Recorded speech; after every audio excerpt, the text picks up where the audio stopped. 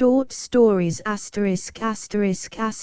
Short stories by Fyodor Dostoyevsky. The world's popular classics books. Inc. Publishers, New York, Boston. Contents page. An honest thief. 1 a.m. novel in 9 letters. 21 An unpleasant predicament. 36 Another man's wife. 101 The heavenly Christmas tree. 151 The peasant Mary. 156 The crocodile. 163 Bobok. 205 The dream of a ridiculous man. 225 An honest thief. One morning, just as I was about to set off to my office, a Grafiner, my cook, washerwoman and housekeeper, came in to me and, to my surprise, entered into conversation.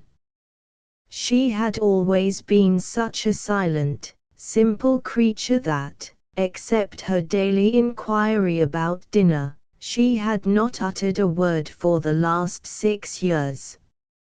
I, at least, had heard nothing else from her. "Here I have come in to have a word with you, sir," she began abruptly. "You really ought to let the little room." "Which little room?"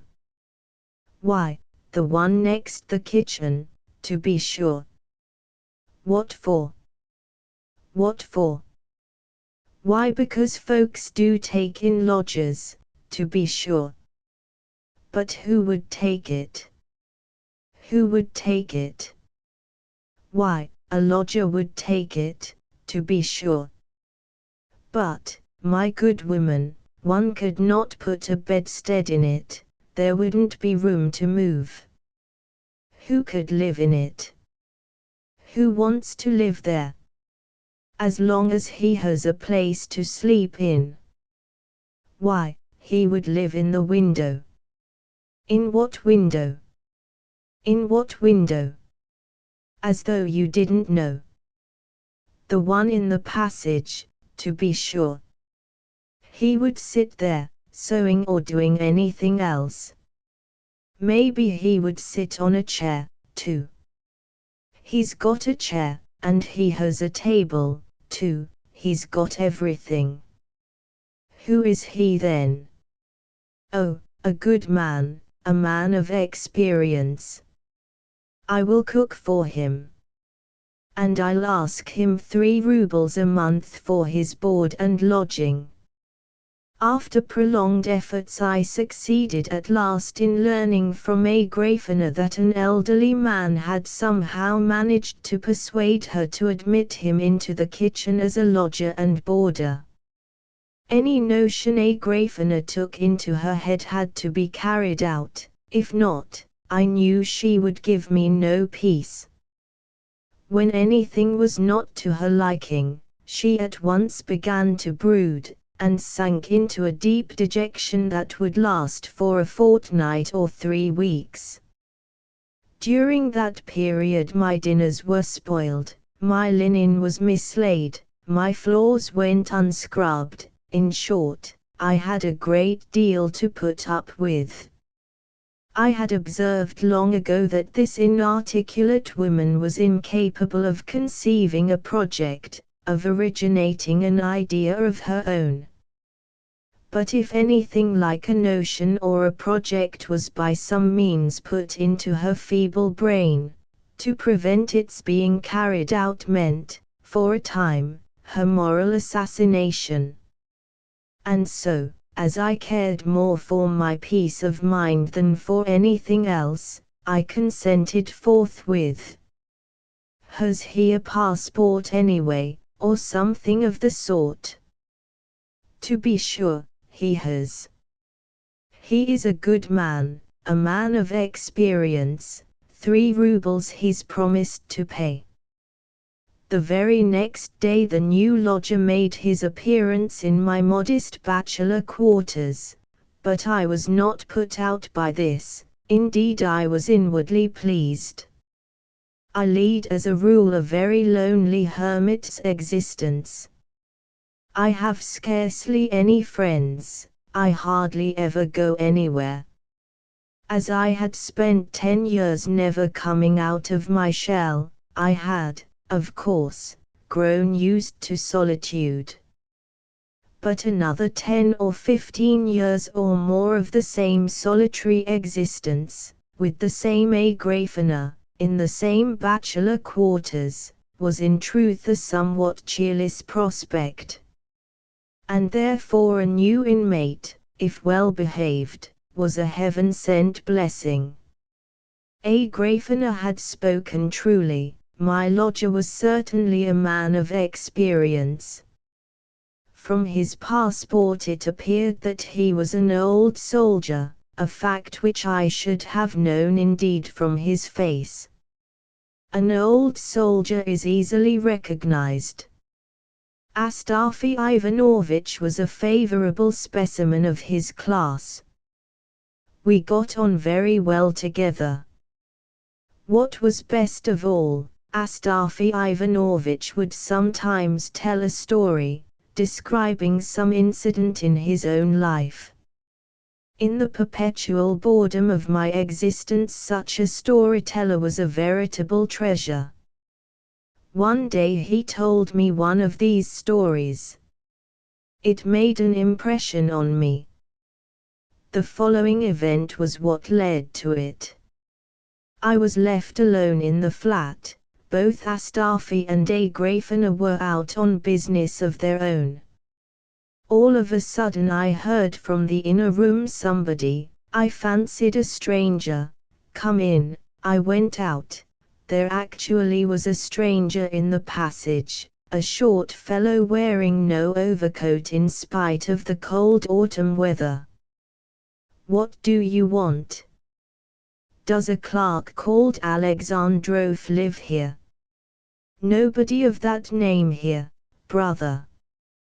"Goodbye." "Why, the dvornik told me it was here," said my visitor, cautiously retiring towards the door. Be off, brother, get along."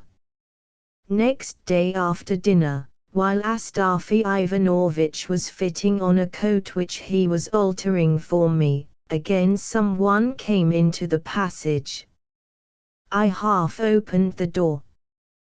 Before my very eyes my yesterday's visitor, with perfect composure, took my wadded greatcoat from the peg and, stuffing it under his arm, darted out of the flat. Agrafena stood all the time staring at him, agape with astonishment and doing nothing for the protection of my property. Astafy Ivanovitch flew in pursuit of the thief and 10 minutes later came back out of breath and empty-handed. He had vanished completely. "Well, there's a piece of luck, Astafy Ivanovitch. It's a good job your cloak is left. Or he would have put you in a plight, the thief." But the whole incident had so impressed Astafy Ivanovitch that I forgot the theft as I looked at him. He could not get over it. Every minute or two he would drop the work upon which he was engaged, and would describe over again how it had all happened, how he had been standing, how the greatcoat had been taken down before his very eyes, not a yard away, and how it had come to pass that he could not catch the thief.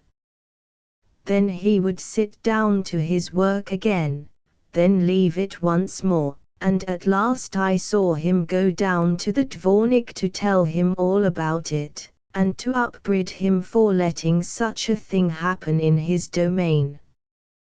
Then he came back and began scolding Agrafena.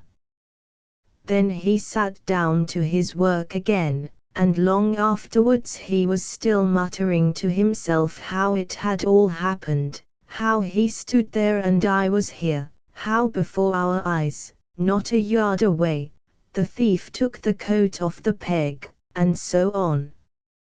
In short, though Astafy Ivanovitch understood his business, he was a terrible slowcoach and busybody. He's made fools of us, Astafy Ivanovitch, I said to him in the evening, as I gave him a glass of tea. I wanted to while away the time by recalling the story of the lost greatcoat, the frequent repetition of which, together with the great earnestness of the speaker, was beginning to become very amusing. Fools, indeed, sir. Even though it is no business of mine, I am put out. It makes me angry though it is not my coat that was lost. To my thinking there is no vermin in the world worse than a thief. Another takes what you can spare, but a thief steals the work of your hands, the sweat of your brow, your time. Ah, it's nasty. One can't speak of it. It's too vexing. How is it you don't feel the loss of your property, sir? Yes, you are right, Astafy Ivanovitch. Better if the thing had been burnt. It's annoying to let the thief have it, it's disagreeable. Disagreeable. I should think so. Yet, to be sure, there are thieves and thieves. And I have happened, sir, to come across an honest thief. An honest thief. But how can a thief be honest, Astafy Ivanovitch? There you are right indeed, sir. How can a thief be honest? There are none such. I only meant to say that he was an honest man, sure enough, and yet he stole. I was simply sorry for him. Why, how was that, Astafy Ivanovitch? It was about 2 years ago, sir. I had been nearly a year out of a place, and just before I lost my place I made the acquaintance of a poor lost creature. We got acquainted in a public house. He was a drunkard, a vagrant, a beggar. He had been in a situation of some sort, but from his drinking habits he had lost his work. Such a ne'er-do-weel. God only knows what he had on. Often you wouldn't be sure if he'd a shirt under his coat. Everything he could lay his hands upon he would drink away.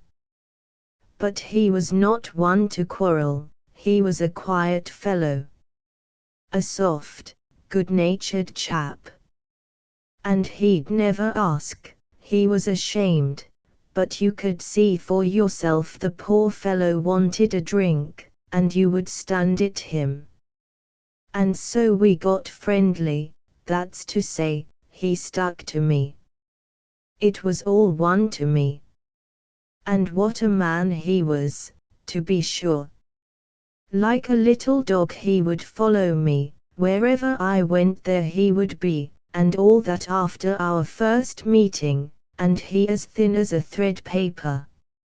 At first it was let me stay the night. Well, I let him stay. I looked at his passport, too. The man was all right. Well, the next day it was the same story, and then the third day he came again and sat all day in the window and stayed the night.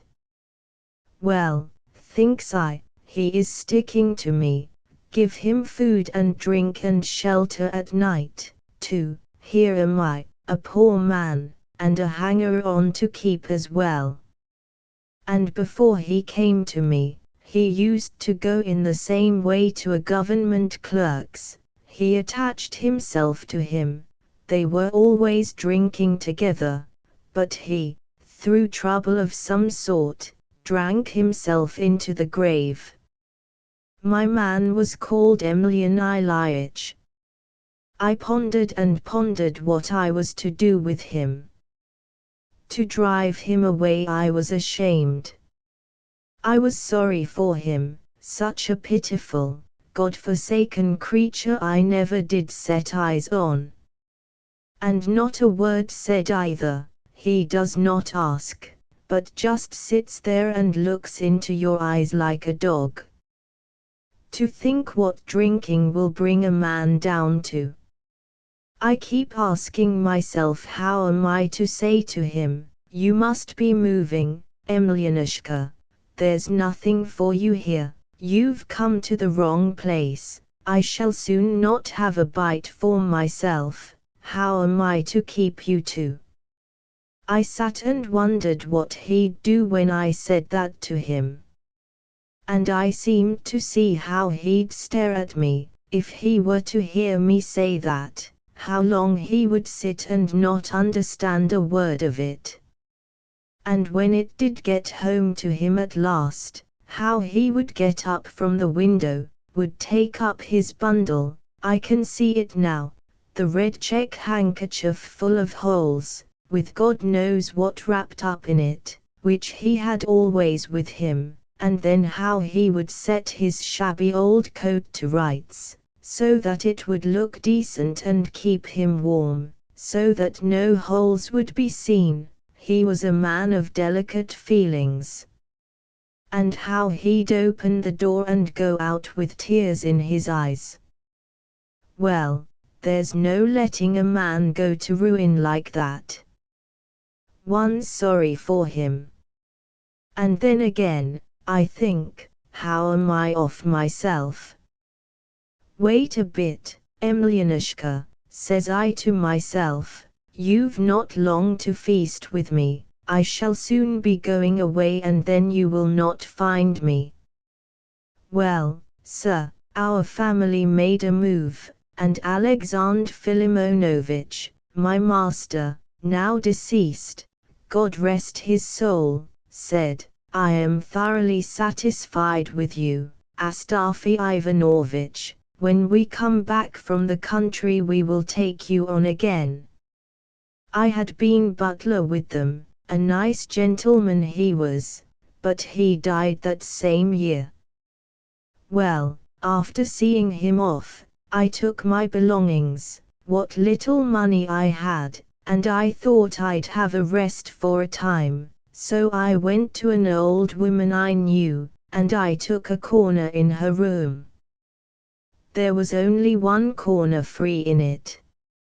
She had been a nurse, so now she had a pension and a room of her own. Well, now goodbye, Emlyanushka, thinks I, you won't find me now, my boy. And what do you think, sir? I had gone out to see a man I knew, and when I came back in the evening, the first thing I saw was Emlyanushka. There he was, sitting on my box and his check bundle beside him. He was sitting in his ragged old coat, waiting for me. And to while away the time he had borrowed a church book from the old lady, and was holding it wrong side upwards. He'd scented me out. My heart sank. Well, thinks I, there's no help for it, why didn't I turn him out at first?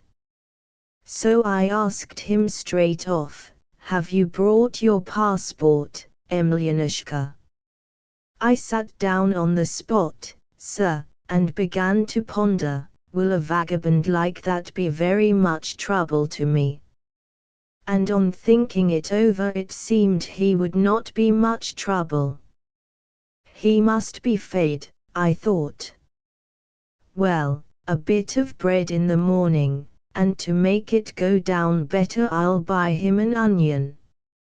At midday I should have to give him another bit of bread and an onion, and in the evening, onion again with kvass, with some more bread if he wanted it.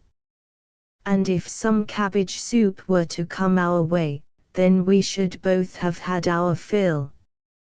I am no great eater myself, and a drinking man, as we all know, never eats, all he wants is herb brandy or green vodka.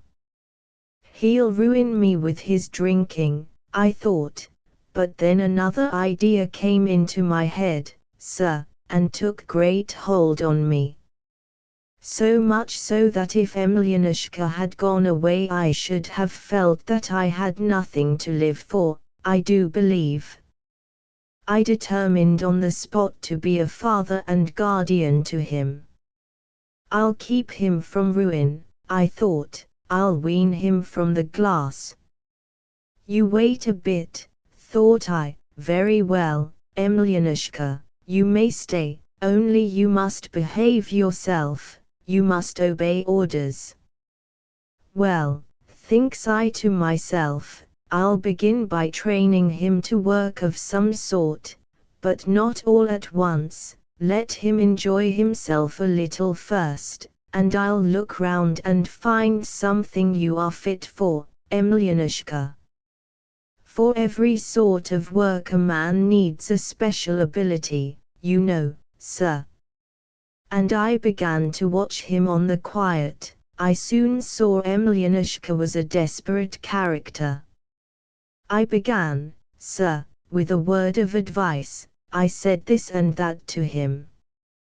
Emelianushka, said I, you ought to take a thought and mend your ways. Have done with drinking. Just look what rags you go about in, that old coat of yours, if I may make bold to say so, is fit for nothing but a sieve. A pretty state of things. It's time to draw the line, sure enough. Emelianushka sat and listened to me with his head hanging down.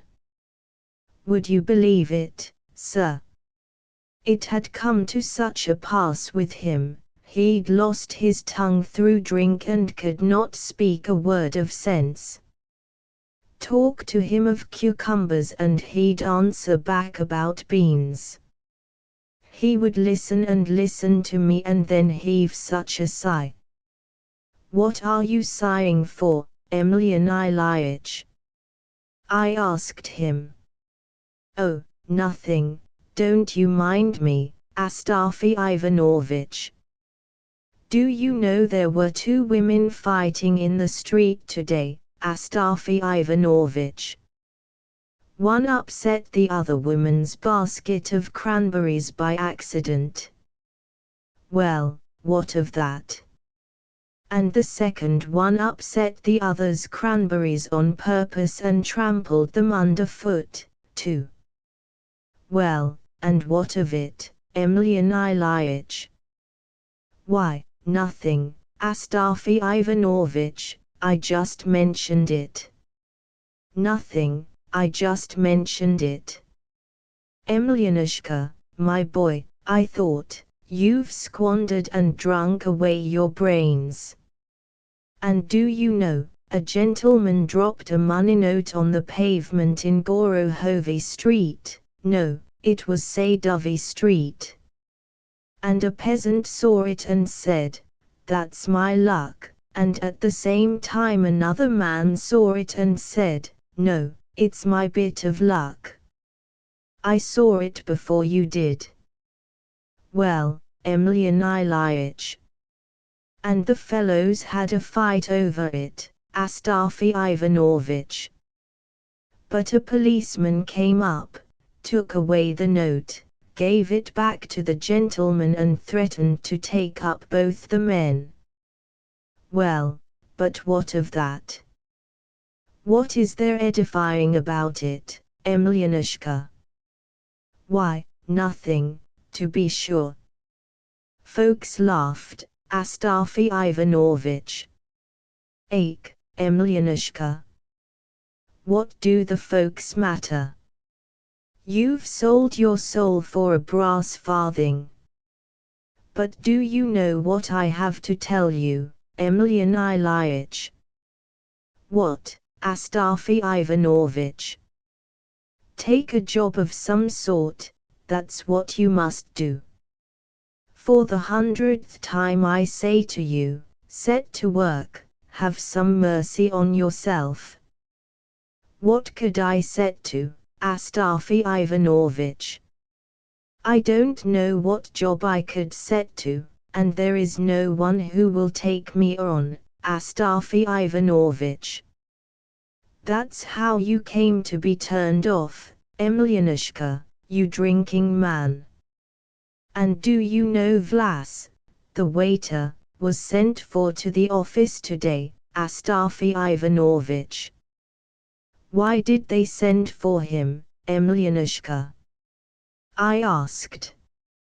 I could not say why, Astafy Ivanovich. I suppose they wanted him there, and that's why they sent for him. Ache, thought I, we are in a bad way, poor Emelianushka. The Lord is chastising us for our sins. Well, sir, what is one to do with such a man? But a cunning fellow he was, and no mistake. He'd listen and listen to me, but at last I suppose he got sick of it. As soon as he sees I am beginning to get angry, he'd pick up his old coat and out he'd slip and leave no trace. He'd wander about all day and come back at night drunk. Where he got the money from, the Lord only knows. I had no hand in that. No, said I, Emelian Ilyich, you'll come to a bad end. Give over drinking, mind what I say now, give it up. Next time you come home in liquor, you can spend the night on the stairs. I won't let you in. After hearing that threat, Emelianushka sat at home that day and the next, but on the third he slipped off again. I waited and waited, he didn't come back. Well, at least I don't mind owning, I was in a fright, and I felt for the man too. What have I done to him? I thought. I've scared him away. Where's the poor fellow gone to now? He'll get lost maybe. Lord have mercy upon us. Night came on, he did not come. In the morning I went out into the porch, I looked, and if he hadn't gone to sleep in the porch. There he was with his head on the step, and chilled to the marrow of his bones. What next, Emelianushka, God have mercy on you. Where will you get to next? Why, you were, sort of, angry with me, Astafy Ivanovich. The other day, you were vexed and promised to put me to sleep in the porch, so I didn't, sort of, venture to come in, Astafy Ivanovich, and so I lay down here. I did feel angry and sorry too. Surely you might undertake some other duty, Emelianushka, instead of lying here guarding the steps, I said. Why, what other duty, Astafy Ivanovich? You lost soul, I was in such a rage, I called him that, if you could but learn tailoring work. Look at your old rag of a coat. It's not enough to have it in tatters, here you are sweeping the steps with it. You might take a needle and boggle up your rags, as decency demands. Ah, you drunken man. What do you think, sir? He actually did take a needle. Of course I said it in jest, but he was so scared he set to work. He took off his coat and began threading the needle. I watched him, as you may well guess, his eyes were all red and bleary, and his hands were all of a shake. He kept shoving and shoving the thread and could not get it through the eye of the needle. He kept screwing his eyes up and wetting the thread and twisting it in his fingers. It was no good. He gave it up and looked at me. Well, said I, this is a nice way to treat me. If there had been folks by to see, I don't know what I should have done. Why, you simple fellow, I said it you in joke, as a reproach. Give over your nonsense, God bless you. Sit quiet and don't put me to shame, don't sleep on my stairs and make a laughing stock of me. Why, what am I to do, Astafy Ivanovitch? I know very well I am a drunkard and good for nothing. I can do nothing but vex you, my bean factor. And at that his blue lips began all of a sudden to quiver, and a tear ran down his white cheek and trembled on his stubbly chin, and then poor Emelianushka burst into a regular flood of tears. Mercy on us! I felt as though a knife were thrust into my heart. The sensitive creature! I'd never have expected it. Who could have guessed it? No, Emelianushka, thought I shall give you up altogether. You can go your way like the rubbish you are. Well, sir, why make a long story of it? And the whole affair is so trifling, it's not worth wasting words upon. Why, you, for instance, sir, would not have given a thought to it, but I would have given a great deal, if I had a great deal to give, that it never should have happened at all. I had a pair of riding breeches by me, sir, deuce take them, fine, first-rate riding breeches they were too, blue with a check on it. They'd been ordered by a gentleman from the country, but he would not have them after all, said they were not full enough, so they were left on my hands.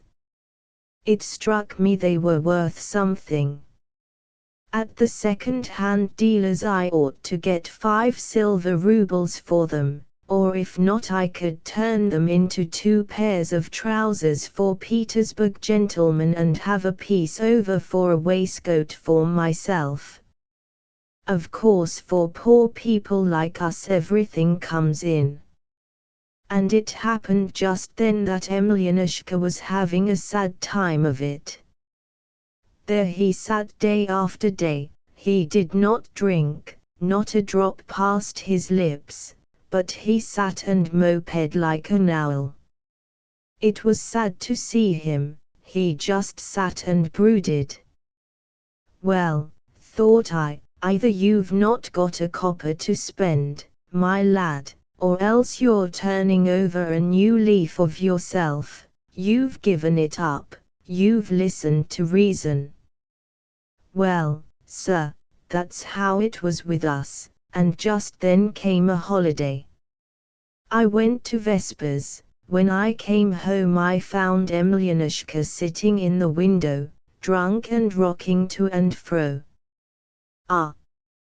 So that's what you've been up to, my lad. And I went to get something out of my chest. And when I looked in, the breeches were not there. I rummaged here and there, they'd vanished. When I'd ransacked everywhere and saw they were not there, something seemed to stab me to the heart. I ran first to the old dame and began accusing her. Of Emelianushka I'd not the faintest suspicion, though there was cause for it in his sitting there drunk. No, said the old body, God be with you, my fine gentleman, what good are riding breeches to me? Am I going to wear such things? Why, a skirt I had I lost the other day through a fellow of your sort. I know nothing, I can tell you nothing about it, she said. Who has been here, who has been in? I asked. Why, nobody has been, my good sir, says she, I've been here all the while. Emelian Ilyich went out and came back again. There he sits, ask him.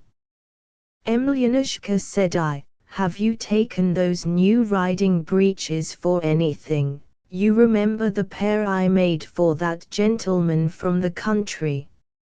No, Astafy Ivanovitch, said he, I've not, sort of, touched them. I was in a state.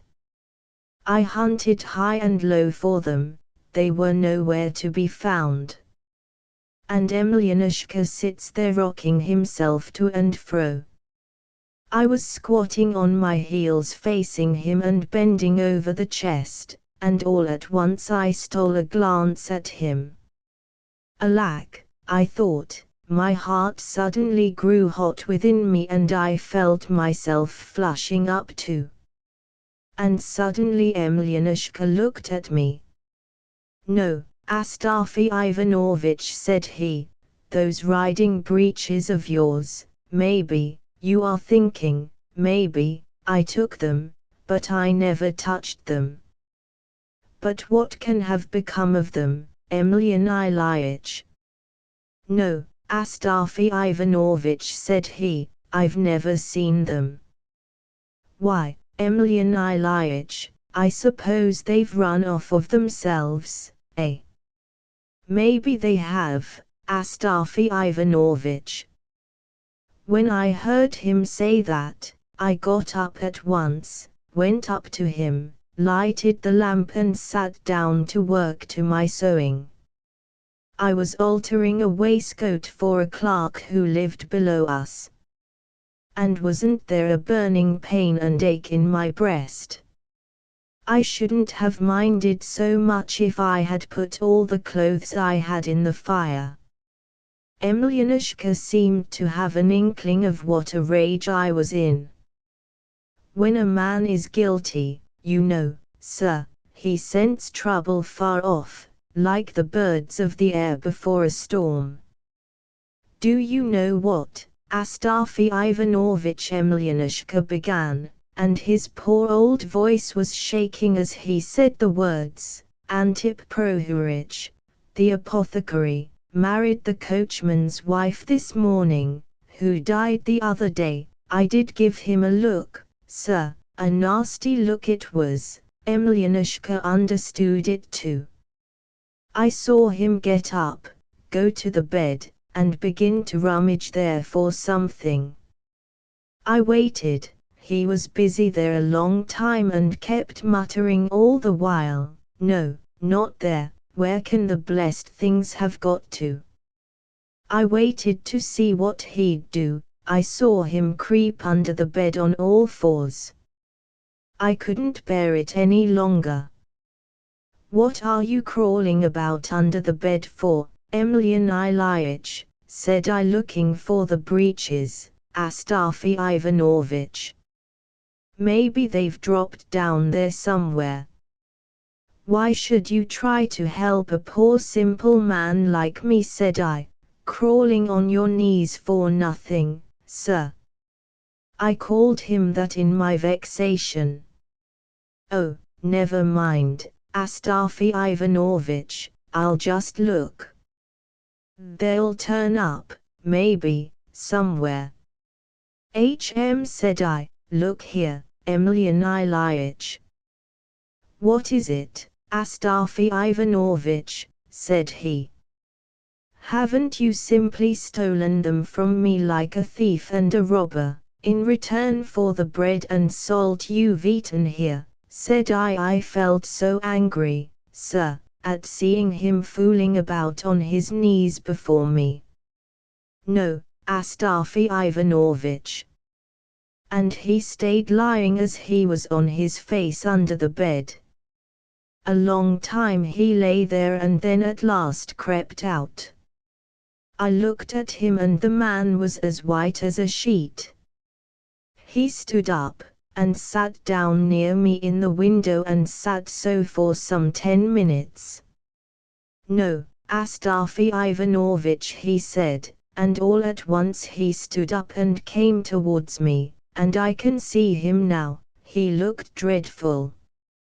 No, Astafy Ivanovitch, said he, I never, sort of, touched your breeches. He was all of a shake, poking himself in the chest with a trembling finger, and his poor old voice shook so that I was frightened, sir, and sat as though I was rooted to the window seat. "Well, Emelian Ilyich," said I, "as you will. Forgive me if I, in my foolishness, have accused you unjustly. As for the breeches, let them go hang, we can live without them. We've still our hands, thank God, we need not go thieving or begging from some other poor man, we'll earn our bread." Emelianushka heard me out and went on standing there before me. I looked up, and he had sat down. And there he sat all the evening without stirring. At last I lay down to sleep. Emelianushka went on sitting in the same place. When I looked out in the morning, he was lying curled up in his old coat on the bare floor. He felt too crushed even to come to bed. Well, sir, I felt no more liking for the fellow from that day. In fact, for the first few days I hated him. I felt, as one may say, as though my own son had robbed me, and done me a deadly hurt. Ache, thought I, Emelianushka, Emelianushka. And Emelianushka, sir, went on drinking for a whole fortnight without stopping. He was drunk all the time, and regularly besotted. He went out in the morning and came back late at night, and for a whole fortnight I didn't get a word out of him. It was as though grief was gnawing at his heart, or as though he wanted to do for himself completely. At last he stopped. He must have come to the end of all he'd got, and then he sat in the window again. I remember he sat there without speaking for 3 days and 3 nights. All of a sudden I saw that he was crying. He was just sitting there, sir, and crying like anything, a perfect stream, as though he didn't know how his tears were flowing. And it's a sad thing, sir, to see a grown-up man and an old man, too, crying from woe and grief. "What's the matter, Emelianushka?" said I. He began to tremble so that he shook all over. I spoke to him for the first time since that evening. "Nothing, Astafy Ivanovitch." "God be with you, Emelianushka, what's lost is lost. Why are you moping about like this?" I felt sorry for him. "Oh, nothing, Astafy Ivanovitch, it's no matter. I want to find some work to do, Astafy Ivanovitch." "And what sort of work, pray, Emelianushka?" "Why, any sort. Perhaps I could find a situation such as I used to have. I've been all ready to ask Fyodor Ivanitch. I don't like to be a burden on you, Astafy Ivanovitch. If I can find a situation, Astafy Ivanovitch, then I'll pay it you all back, and make you a return for all your hospitality." "Enough, Emelianushka, enough, let bygones be bygones, and no more to be said about it. Let us go on as we used to do before." "No, Astafy Ivanovitch, you, maybe, think, but I never touched your riding breeches." "Well, have it your own way, God be with you, Emelianushka." "No, Astafy Ivanovitch, I can't go on living with you, that's clear. You must excuse me, Astafy Ivanovitch." "Why, God bless you, Emelian Ilyich, who's offending you and driving you out of the place, am I doing it?" "No, it's not the proper thing for me to live with you like this, Astafy Ivanovich. I'd better be going." He was so hurt, it seemed, he stuck to his point. I looked at him, and sure enough, up he got and pulled his old coat over his shoulders. "But where are you going, Emelian Ilyich? Listen to reason, what are you about? Where are you off to?" "No, goodbye, Astafy Ivanovich, don't keep me now," and he was blubbering again, "I'd better be going." "You're not the same now." "Not the same as what?" "I am the same." "But you'll be lost by yourself like a poor helpless babe, Emelian Ilyich."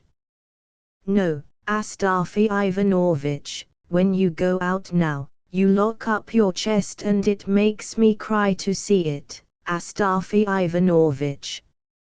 You'd better let me go, Astafy Ivanovich, and forgive me all the trouble I've given you while I've been living with you."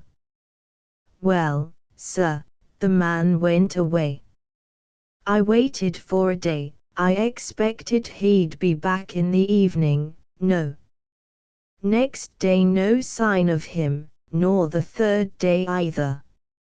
I began to get frightened. I was so worried. I couldn't drink, I couldn't eat, I couldn't sleep. The fellow had quite disarmed me. On the fourth day I went out to look for him. I peeped into all the taverns, to inquire for him, but no, Emelianushka was lost. "Have you managed to keep yourself alive, Emelianushka?" I wondered. "Perhaps he is lying dead under some hedge, poor drunkard, like a sodden log." I went home more dead than alive. Next day I went out to look for him again. And I kept cursing myself that I'd been such a fool as to let the man go off by himself. On the fifth day, it was a holiday, in the early morning I heard the door creak. I looked up and there was my Emelianushka coming in. His face was blue and his hair was covered with dirt as though he'd been sleeping in the street. He was as thin as a match. He took off his old coat, sat down on the chest and looked at me.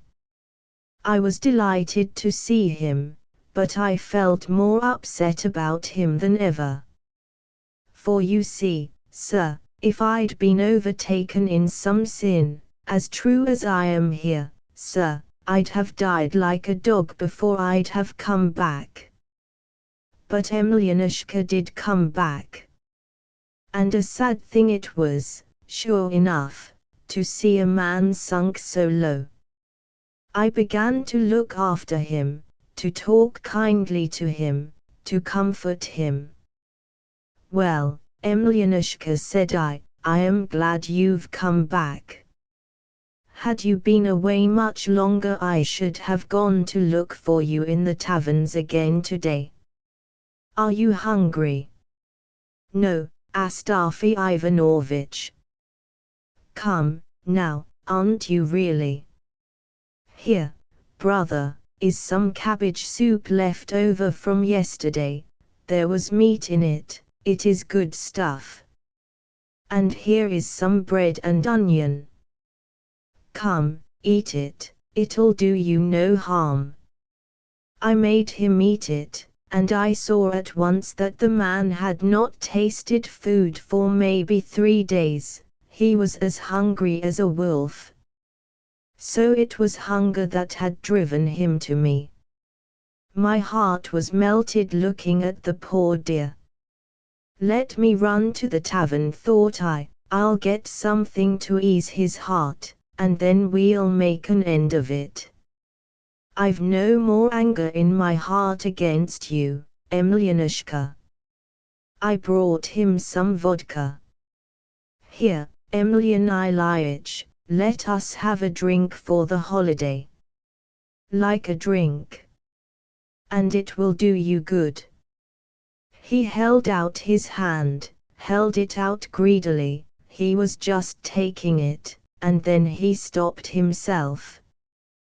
But a minute after I saw him take it, and lift it to his mouth, spilling it on his sleeve. But though he got it to his lips, he set it down on the table again. What is it, Emelianushka? Nothing, Astafy Ivanovich, sort of, won't you drink it? Well, Astafy Ivanovich, I'm not, sort of, going to drink any more, Astafy Ivanovich.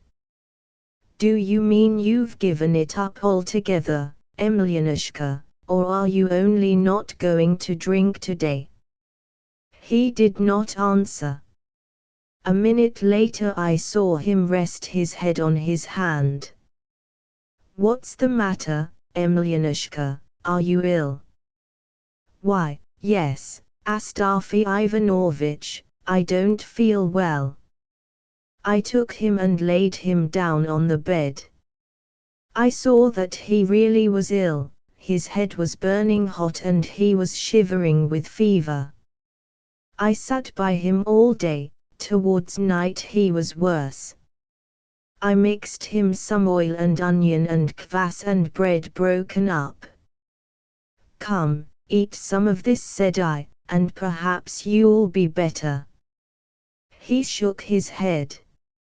No, said he, I won't have any dinner today, Astafy Ivanovich. I made some tea for him, I quite flustered our old woman. He was no better. Well, thinks I, it's a bad lookout. The third morning I went for a medical gentleman. There was one I knew living close by, Kostopravov by name. I'd made his acquaintance when I was in service with the Buzumyagins, he'd attended me. The doctor come and looked at him. He's in a bad way, said he, it was no use sending for me. But if you like I can give him a powder. Well, I didn't give him a powder, I thought that's just the doctor's little game, and then the fifth day came. He lay, sir, dying before my eyes. I sat in the window with my work in my hands. The old woman was heating the stove. We were all silent. My heart was simply breaking over him, the good-for-nothing fellow. I felt as if it were a son of my own I was losing. I knew that Emelianushka was looking at me. I'd seen the man all the day long making up his mind to say something and not daring to. At last I looked up at him, I saw such misery in the poor fellow's eyes. He had kept them fixed on me, but when he saw that I was looking at him, he looked down at once. Astafy Ivanovich. What is it, Emelianushka? If you were to take my old coat to a second-hand dealer's, how much do you think they'd give you for it, Astafy Ivanovich? There's no knowing how much they'd give. Maybe they would give me a ruble for it, Emelian Ilyich. But if I had taken it they wouldn't have given a farthing for it, but would have laughed in my face for bringing such a trumpery thing. I simply said that to comfort the poor fellow, knowing the simpleton he was. But I was thinking, Astafy Ivanovich, they might give you 3 rubles for it, it's made of cloth, Astafy Ivanovich. How could they only give 1 ruble for a cloth coat? I don't know, Emelian Ilyich, said I. If you are thinking of taking it you should certainly ask 3 rubles to begin with. Emelianushka was silent for a time, and then he addressed me again, Astafy Ivanovich. What is it, Emelianushka? I asked. Sell my coat when I die, and don't bury me in it. I can lie as well without it, and it's a thing of some value, it might come in useful. I can't tell you how it made my heart ache to hear him. I saw that the death agony was coming on him. We were silent again for a bit. So an hour passed by. I looked at him again, he was still staring at me, and when he met my eyes he looked down again. Do you want some water to drink, Emelian Ilyich? I asked. Give me some, God bless you, Astafy Ivanovich. I gave him a drink. Thank you, Astafy Ivanovich, said he. Is there anything else you would like, Emelianushka? No, Astafy Ivanovich, there's nothing I want, but what? What is it, Emelianushka? Those riding breeches, it was, I who took them, Astafy Ivanovich. Well, God forgive you, Emelianushka, said I, you poor, sorrowful creature. Depart in peace. And I was choking myself, sir, and the tears were in my eyes. I turned aside for a moment. Astafy Ivanovich, I saw Emelianushka wanted to tell me something, he was trying to sit up, trying to speak, and mumbling something. He flushed red all over suddenly, looked at me, then I saw him turn white again, whiter and whiter, and he seemed to sink away all in a minute. His head fell back, he drew one breath and gave up his soul to God. A novel in 9 letters. From Pio Ivanich to Ivan Petrovich, dear sir and most precious friend, Ivan Petrovich, for the last 2 days I have been, I may say, in pursuit of you, my friend, having to talk over most urgent business with you, and I cannot come across you anywhere. Yesterday, while we were at Semyon Alekheich's, my wife made a very good joke about you, saying that Tatiana Petrovna and you were a pair of birds always on the wing. You have not been married 3 months and you already neglect your domestic hearth. We all laughed heartily, from our genuine kindly feeling for you, of course, but, joking apart, my precious friend, you have given me a lot of trouble. Semyon Alekheyich said to me that you might be going to the ball at the Social Union's club. Leaving my wife with Semyon Alekheich's good lady, I flew off to the Social Union. It was funny and tragic. Fancy my position. Me at the ball, and alone, without my wife. Ivan Andreitch meeting me in the porter's lodge and seeing me alone, at once concluded, the rascal, that I had a passion for dances, and taking me by the arm, wanted to drag me off by force to a dancing class, saying that it was too crowded at the Social Union, that an ardent spirit had not room to turn, and that his head ached from the patchouli and mignonette. I found neither you, nor Tatiana Petrovna. Ivan Andreitch vowed and declared that you would be at Woe from Wit, at the Alexandrinsky Theatre. I flew off to the Alexandrinsky Theatre, you were not there either. This morning I expected to find you at Chistoganov's, no sign of you there.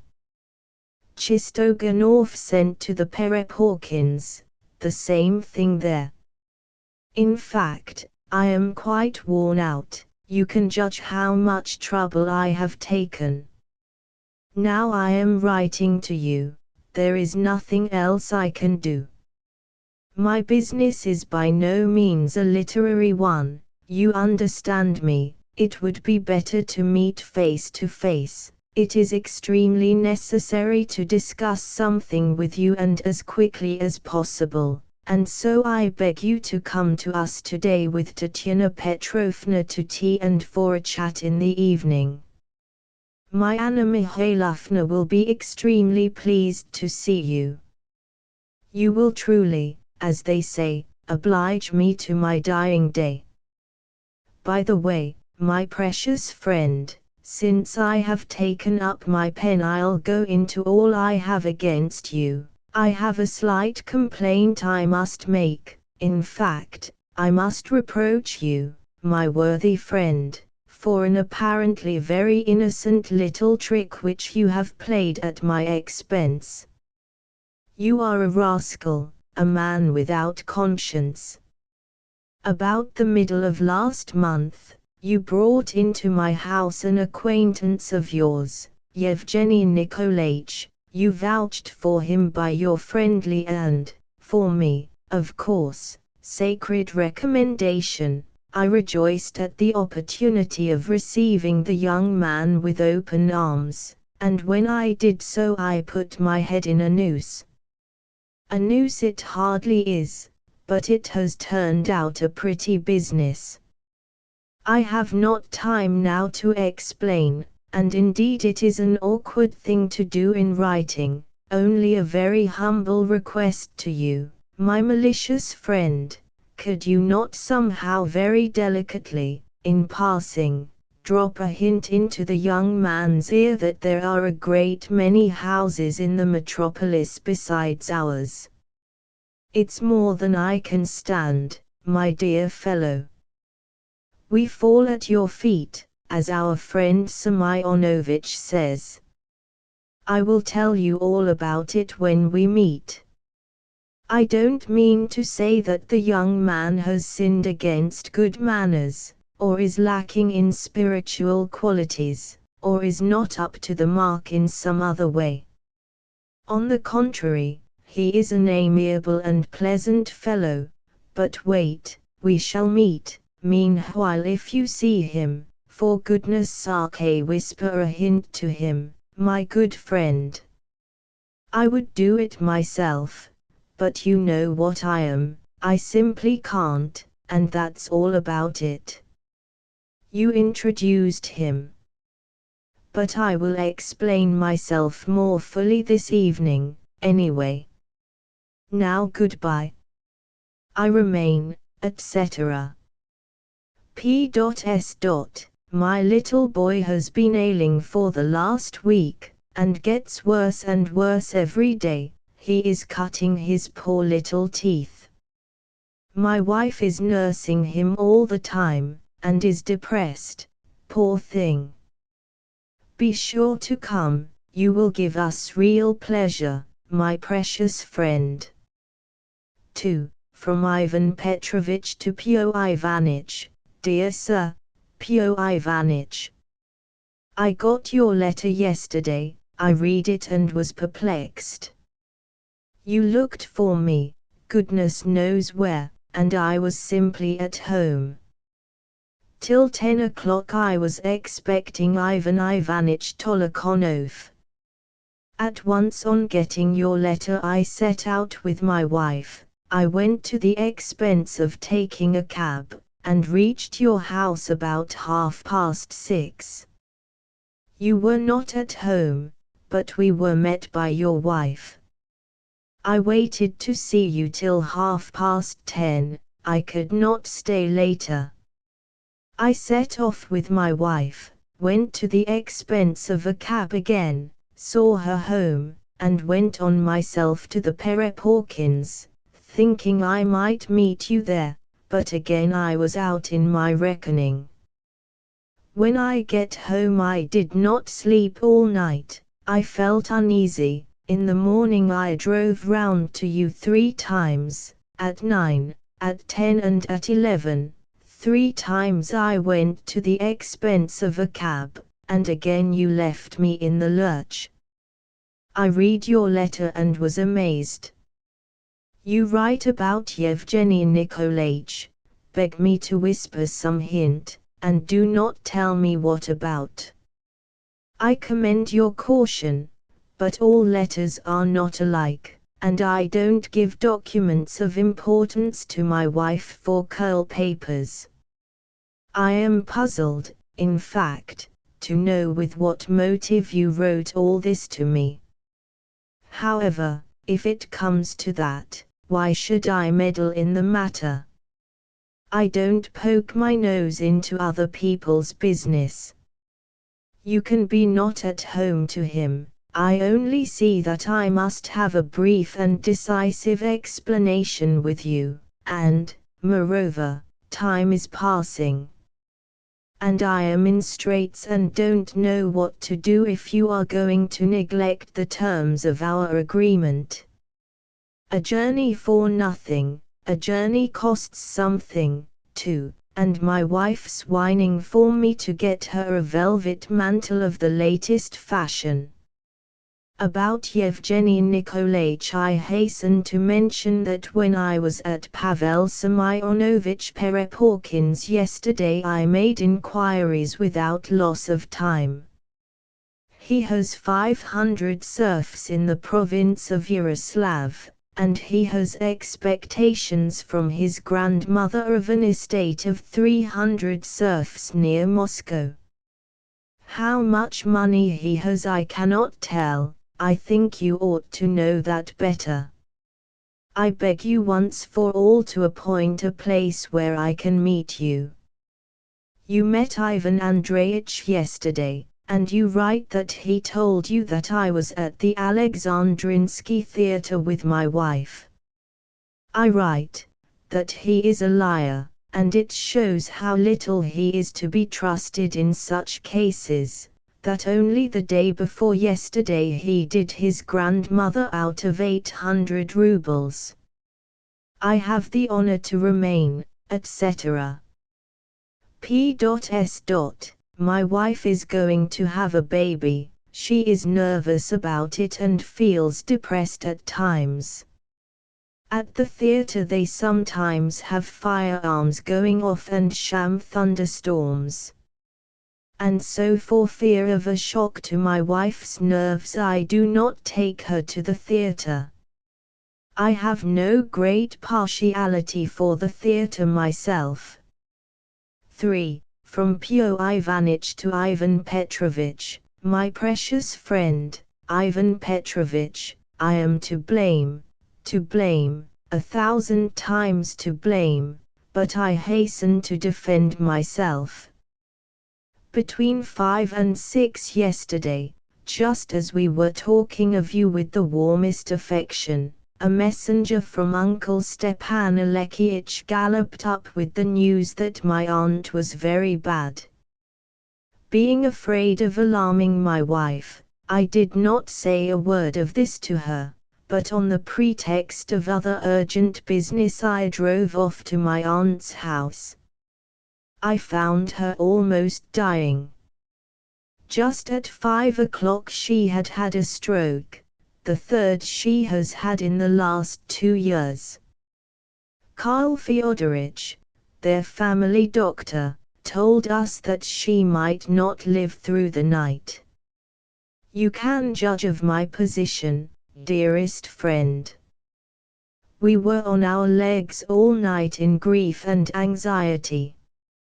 It was not till morning that, utterly exhausted and overcome by moral and physical weakness, I lay down on the sofa. I forgot to tell them to wake me, and only woke at 11:30. My aunt was better. I drove home to my wife. She, poor thing, was quite worn out expecting me.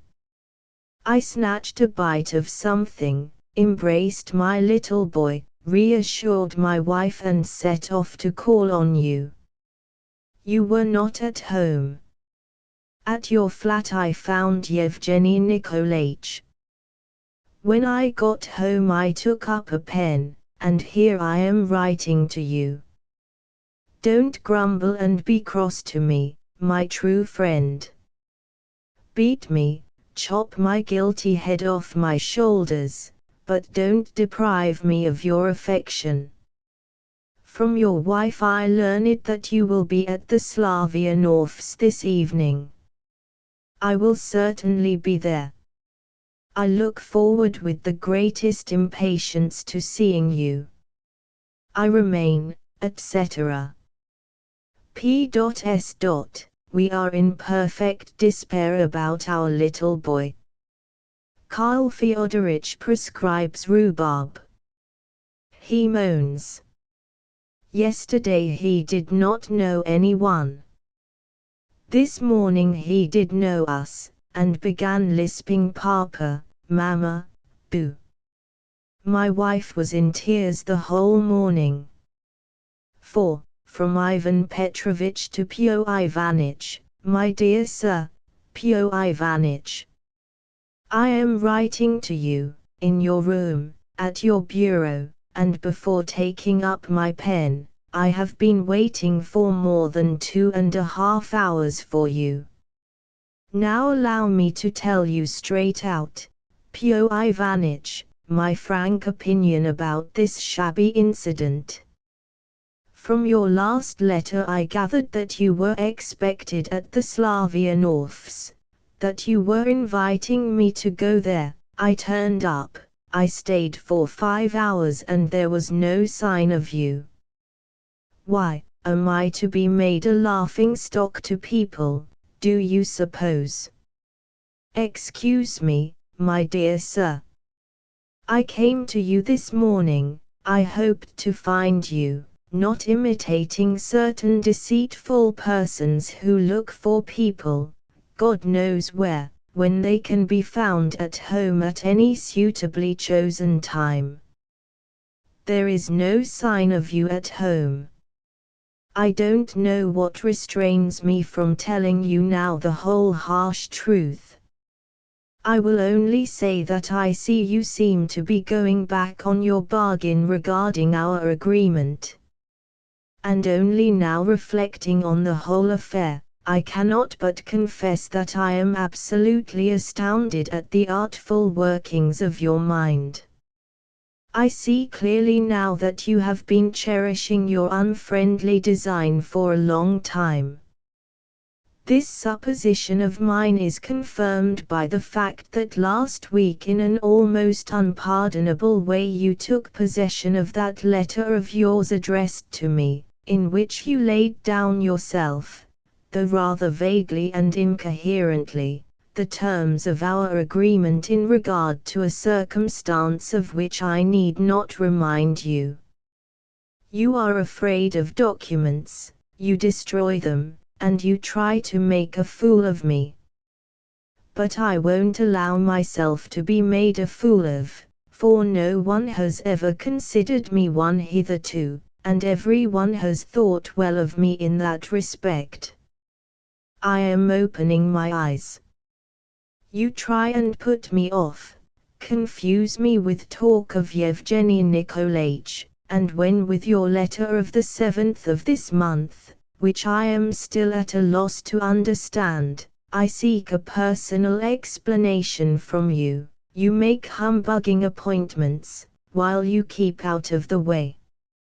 Surely you do not suppose, sir, that I am not equal to noticing all this. You promised to reward me for my services, of which you are very well aware, in the way of introducing various persons, and at the same time, and I don't know how you do it, you contrive to borrow money from me in considerable sums without giving a receipt, as happened no longer ago than last week. Now, having got the money, you keep out of the way, and what's more, you repudiate the service I have done you in regard to Yevgeny Nikolaich. You are probably reckoning on my speedy departure to Simbirsk, and hoping I may not have time to settle your business.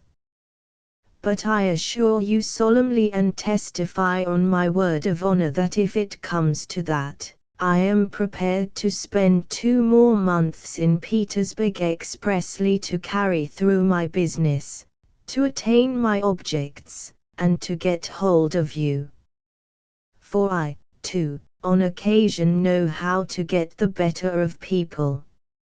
In conclusion, I beg to inform you that if you do not give me a satisfactory explanation today, first in writing, and then personally face to face, and do not make a fresh statement in your letter of the chief points of the agreement existing between us, and do not explain fully your views in regard to Yevgeny Nikolaich, I shall be compelled to have recourse to measures that will be highly unpleasant to you, and indeed repugnant to me also.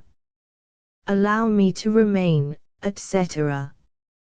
V. From Pio Ivanitch to Ivan Petrovitch, the 11th of November.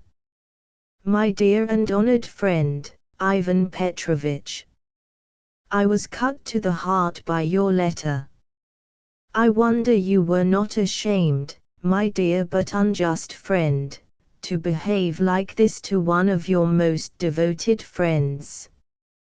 Why be in such a hurry, and without explaining things fully, wound me with such insulting suspicions? But I hasten to reply to your charges. You did not find me yesterday, Ivan Petrovitch, because I was suddenly and quite unexpectedly called away to a deathbed.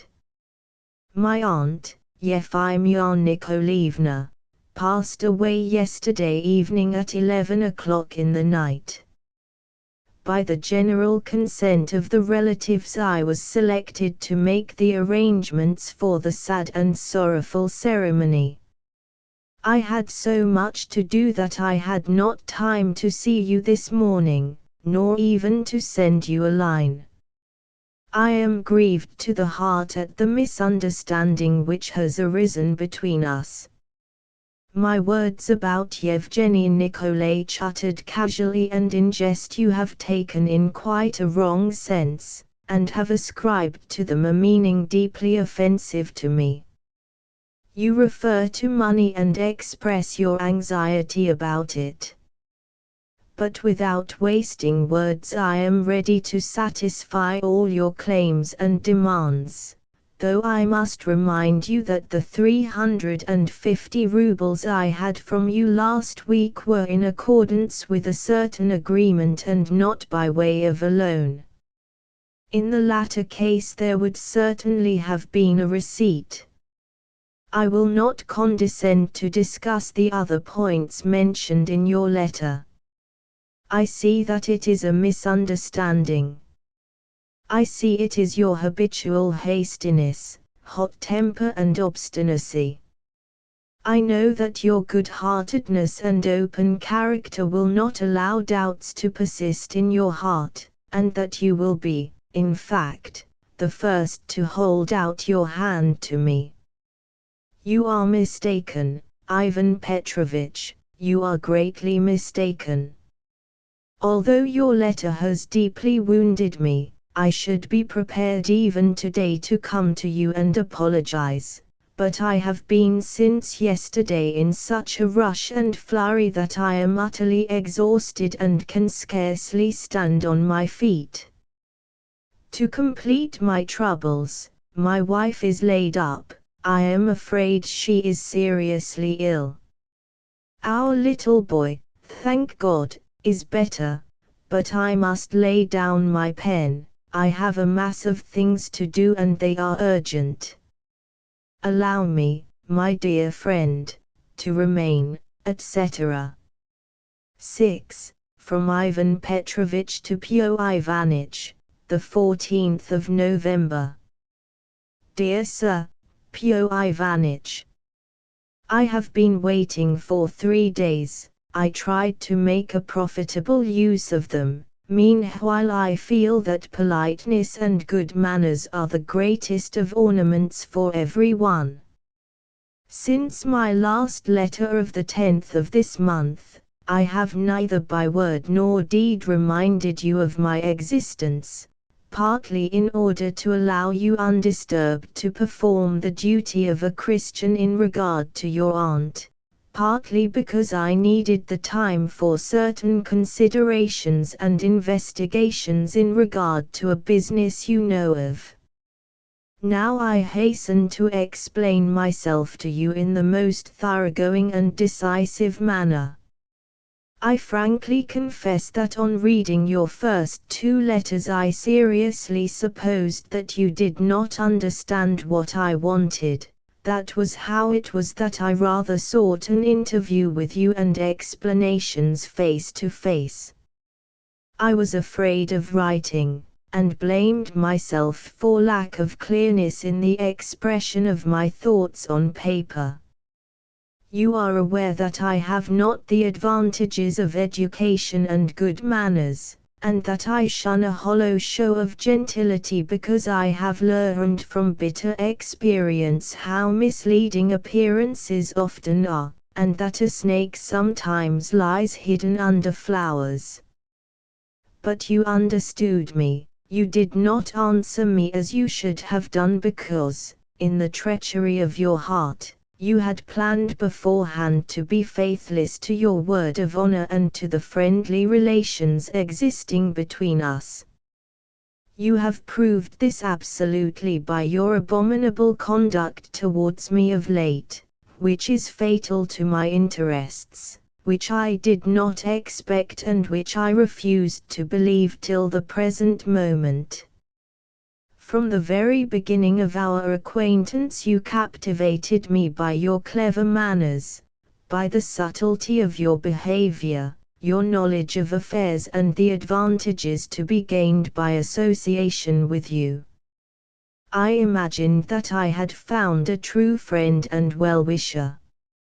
Now I recognize clearly that there are many people who under a flattering and brilliant exterior hide venom in their hearts, who use their cleverness to weave snares for their neighbor and for unpardonable deception, and so are afraid of pen and paper, and at the same time use their fine language not for the benefit of their neighbor and their country, but to drug and bewitch the reason of those who have entered into business relations of any sort with them. Your treachery to me, my dear sir, can be clearly seen from what follows. In the first place, when, in the clear and distinct terms of my letter, I described my position, sir, and at the same time asked you in my first letter what you meant by certain expressions and intentions of yours, principally in regard to Yevgeny Nikolaich, you tried for the most part to avoid answering, and confounding me by doubts and suspicions, you calmly put the subject aside. Then after treating me in a way which cannot be described by any seemly word, you began writing that you were wounded. Pray, what am I to call that, sir? Then when every minute was precious to me and when you had set me running after you all over the town, you wrote, pretending personal friendship, letters in which, intentionally avoiding all mention of business, you spoke of utterly irrelevant matters, to wit, of the illnesses of your good lady for whom I have, in any case, every respect, and of how your baby had been dosed with rhubarb and was cutting a tooth. All this you alluded to in every letter with a disgusting regularity that was insulting to me. Of course I am prepared to admit that a father's heart may be torn by the sufferings of his babe, but why make mention of this when something different, far more important and interesting, was needed? I endured it in silence, but now when time has elapsed I think it my duty to explain myself.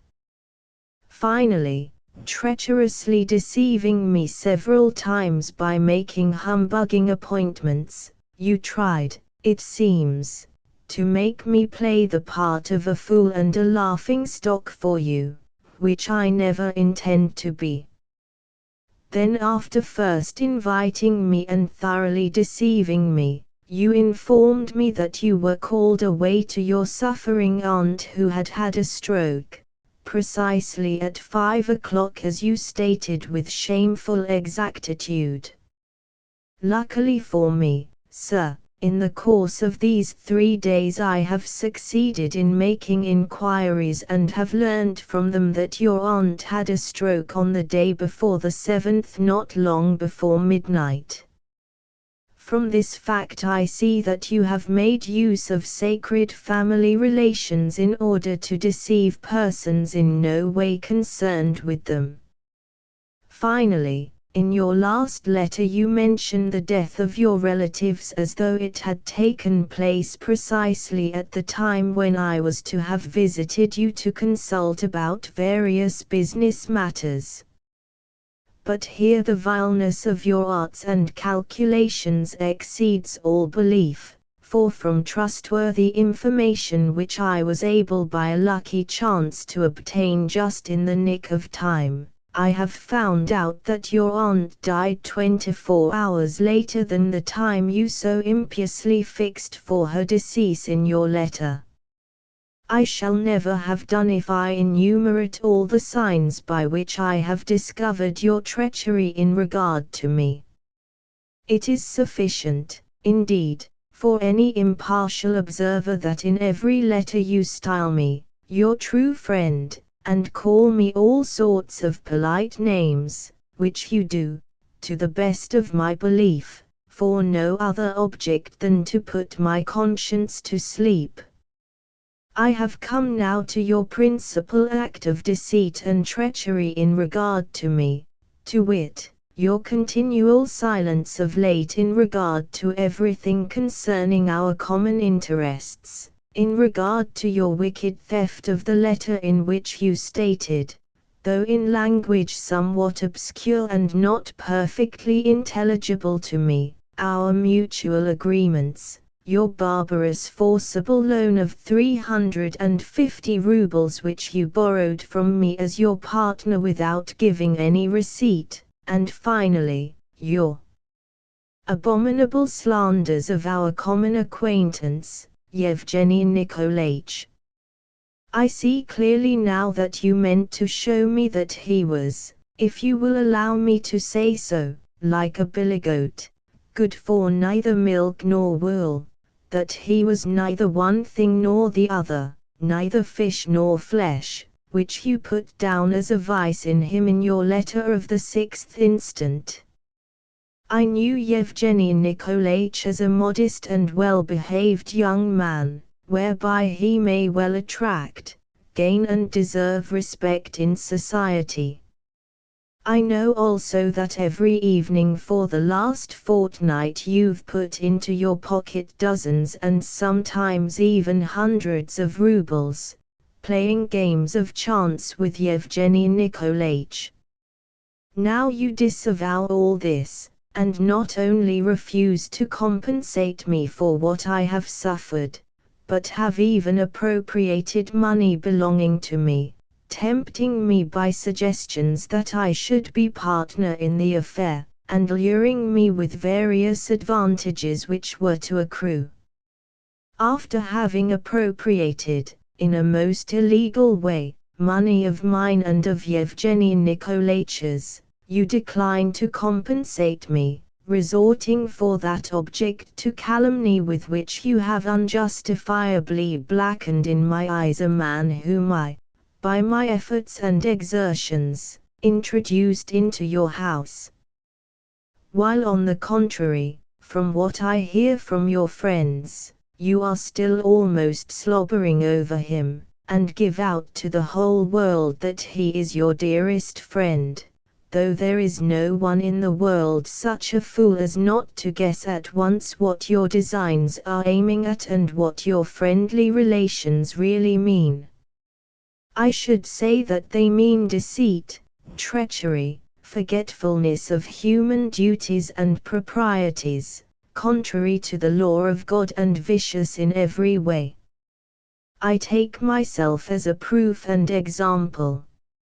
In what way have I offended you, and why have you treated me in this godless fashion? I will end my letter. I have explained myself. Now in conclusion. If, sir, you do not in the shortest possible time after receiving this letter return me in full, first, the 350 rubles I gave you, and, secondly, all the sums that should come to me according to your promise, I will have recourse to every possible means to compel you to return it, even to open force, secondly to the protection of the laws, and finally I beg to inform you that I am in possession of facts, which, if they remain in the hands of your humble servant, may ruin and disgrace your name in the eyes of all the world. Allow me to remain, etc. 7. From Pyo Ivanitch to Ivan Petrovich, the 15th of November. Ivan Petrovich. When I received your vulgar and at the same time queer letter, my impulse for the first minute was to tear it into shreds, but I have preserved it as a curiosity. I do, however, sincerely regret our misunderstandings and unpleasant relations. I did not mean to answer you, but I am compelled by necessity. I must in these lines inform you that it would be very unpleasant for me to see you in my house at any time. My wife feels the same. She is in delicate health and the smell of tar upsets her. My wife sends your wife the book, Don Quixote de la Mancha, with her sincere thanks. As for the galoshes you say you left behind here on your last visit, I must regretfully inform you that they are nowhere to be found. They are still being looked for, but if they do not turn up, then I will buy you a new pair. I have the honor to remain your sincere friend. 8. On the 16th of November, Pyo Ivanitch received by post 2 letters addressed to him. Opening the first envelope, he took out a carefully folded note on pale pink paper. The handwriting was his wife's. It was addressed to Yevgeny Nikolaich and dated November 2nd. There was nothing else in the envelope. Pyo Ivanitch read, Dear Eugene, yesterday was utterly impossible. My husband was at home the whole evening. Be sure to come tomorrow punctually at 11. At 10:30 my husband is going to Zarsko and not coming back till evening. I was in a rage all night. Thank you for sending me the information and the correspondence. What a lot of paper. Did she really write all that? She has style though. Many thanks, dear. I see that you love me. Don't be angry, but, for goodness sake, come tomorrow. Pyo Ivanitch tore open the other letter. Pyo Ivanitch, I should never have set foot again in your house anyway. You need not have troubled to soil paper about it. Next week I am going to Simbirsk. Yevgeny Nikolaich remains your precious and beloved friend. I wish you luck, and don't trouble about the galoshes. 9 On the 17th of November, Ivan Petrovich received by post 2 letters addressed to him. Opening the first letter, he took out a hasty and carelessly written note. The handwriting was his wife's. It was addressed to Yevgeny Nikolaich, and dated August the 4th. There was nothing else in the envelope.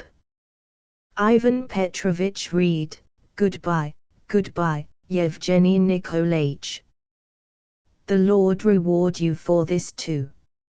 May you be happy, but my lot is bitter, terribly bitter. It is your choice. If it had not been for my aunt, I should not have put such trust in you. Do not laugh at me nor at my aunt. Tomorrow is our wedding.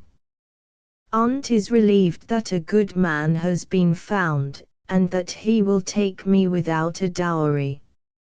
I took a good look at him for the first time today. He seems good-natured. They are hurrying me. Farewell, farewell.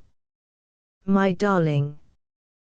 Think of me sometimes, I shall never forget you. Farewell. I sign this last like my first letter, do you remember? Tatiana." The second letter was as follows: "Ivan Petrovich, tomorrow you will receive a new pair of galoshes.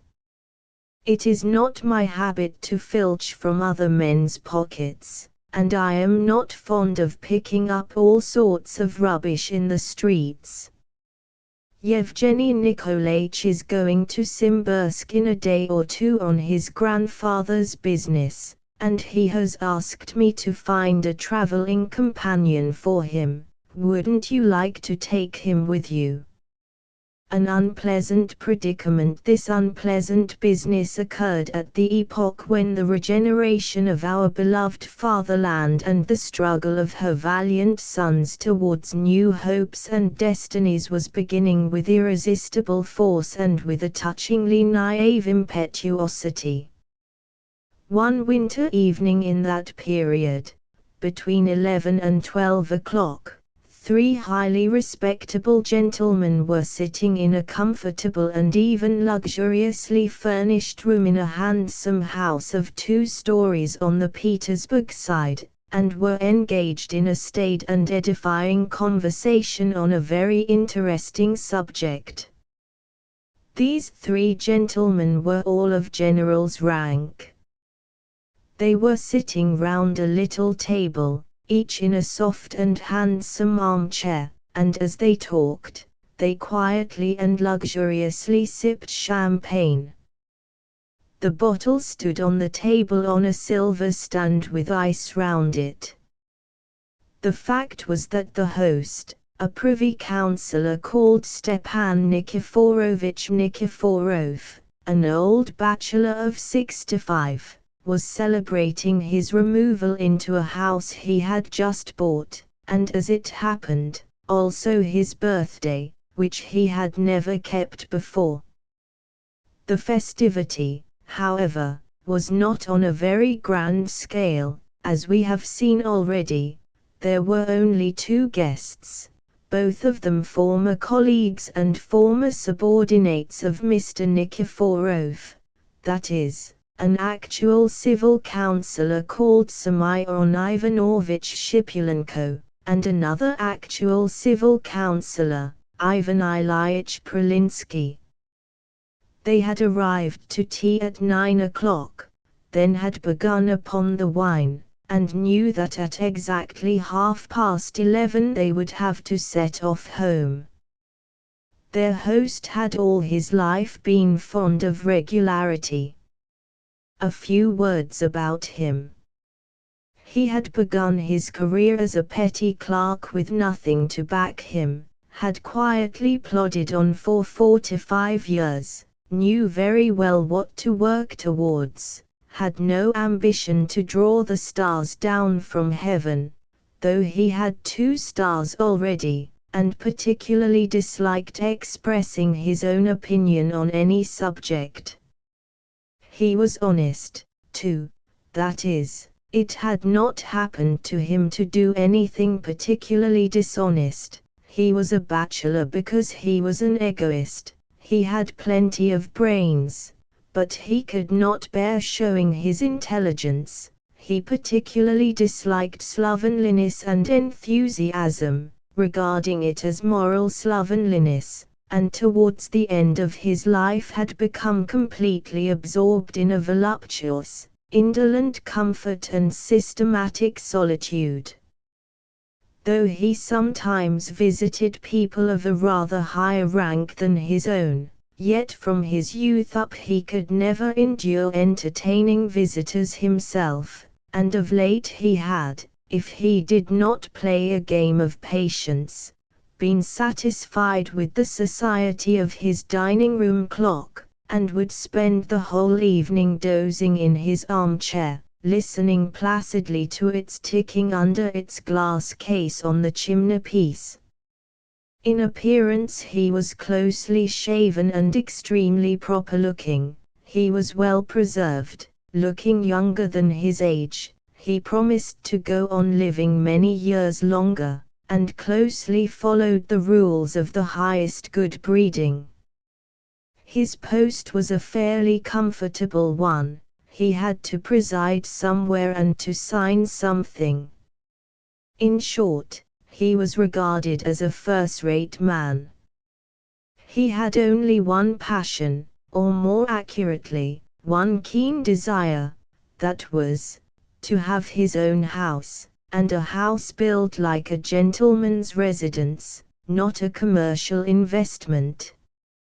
His desire was at last realized. He looked out and bought a house on the Petersburg side, a good way off, it is true, but it had a garden and was an elegant house. The new owner decided that it was better for being a good way off. He did not like entertaining at home, and for driving to see anyone or to the office he had a handsome carriage of a chocolate hue, a coachman, and 2 little but strong and handsome horses. All this was honorably acquired by the careful frugality of 40 years, so that his heart rejoiced over it. This was how it was that Stepan Nikiforovitch felt such pleasure in his placid heart that he actually invited 2 friends to see him on his birthday, which he had hitherto carefully concealed from his most intimate acquaintances. He had special designs on one of these visitors. He lived in the upper story of his new house, and he wanted a tenant for the lower half, which was built and arranged in exactly the same way. Stepan Nikiforovitch was reckoning upon Semyon Ivanovitch Shipulenko, and had twice that evening broached the subject in the course of conversation. But Semyon Ivanovitch made no response. The latter, too, was a man who had doggedly made a way for himself in the course of long years. He had black hair and whiskers, and a face that always had a shade of jaundice. He was a married man of morose disposition who liked to stay at home. He ruled his household with a rod of iron. In his official duties he had the greatest self-confidence. He, too, knew perfectly well what goal he was making for, and better still, what he never would reach. He was in a good position, and he was sitting tight there. Though he looked upon the new reforms with a certain distaste, he was not particularly agitated about them. He was extremely self-confident, and listened with a shade of ironical malice to Ivan Ilyich Pralinsky expatiating on new themes. All of them had been drinking rather freely, however, so that Stepan Nikiforovich himself condescended to take part in a slight discussion with Mr. Pralinsky concerning the latest reforms. But we must say a few words about His Excellency, Mr. Pralinsky, especially as he is the chief hero of the present story. The actual civil councillor Ivan Ilyich Pralinsky had only been His Excellency for 4 months. In short, he was a young general. He was young in years, too, only 43, no more, and he looked and liked to look even younger. He was a tall, handsome man, he was smart in his dress, and prided himself on its solid, dignified character. With great aplomb he displayed an order of some consequence on his breast.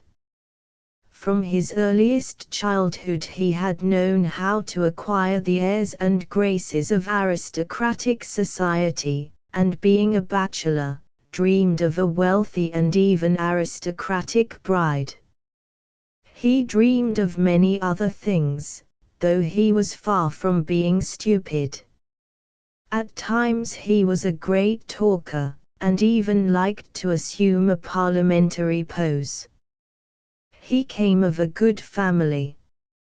He was the son of a general, and brought up in the lap of luxury. In his tender childhood he had been dressed in velvet and fine linen, had been educated at an aristocratic school, and though he acquired very little learning there he was successful in the service, and had worked his way up to being a general.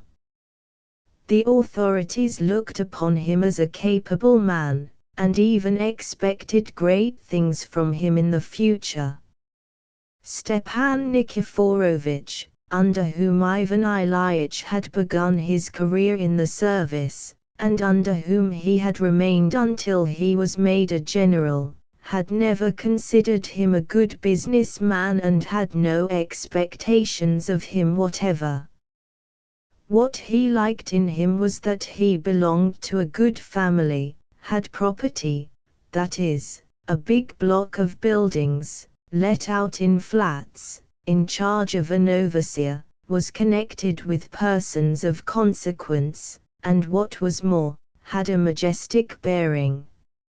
Stepan Nikiforovich blamed him inwardly for excess of imagination and instability. Ivan Ilyich himself felt at times that he had too much amour-propre and even sensitiveness. Strange to say, he had attacks from time to time of morbid tenderness of conscience and even a kind of faint remorse.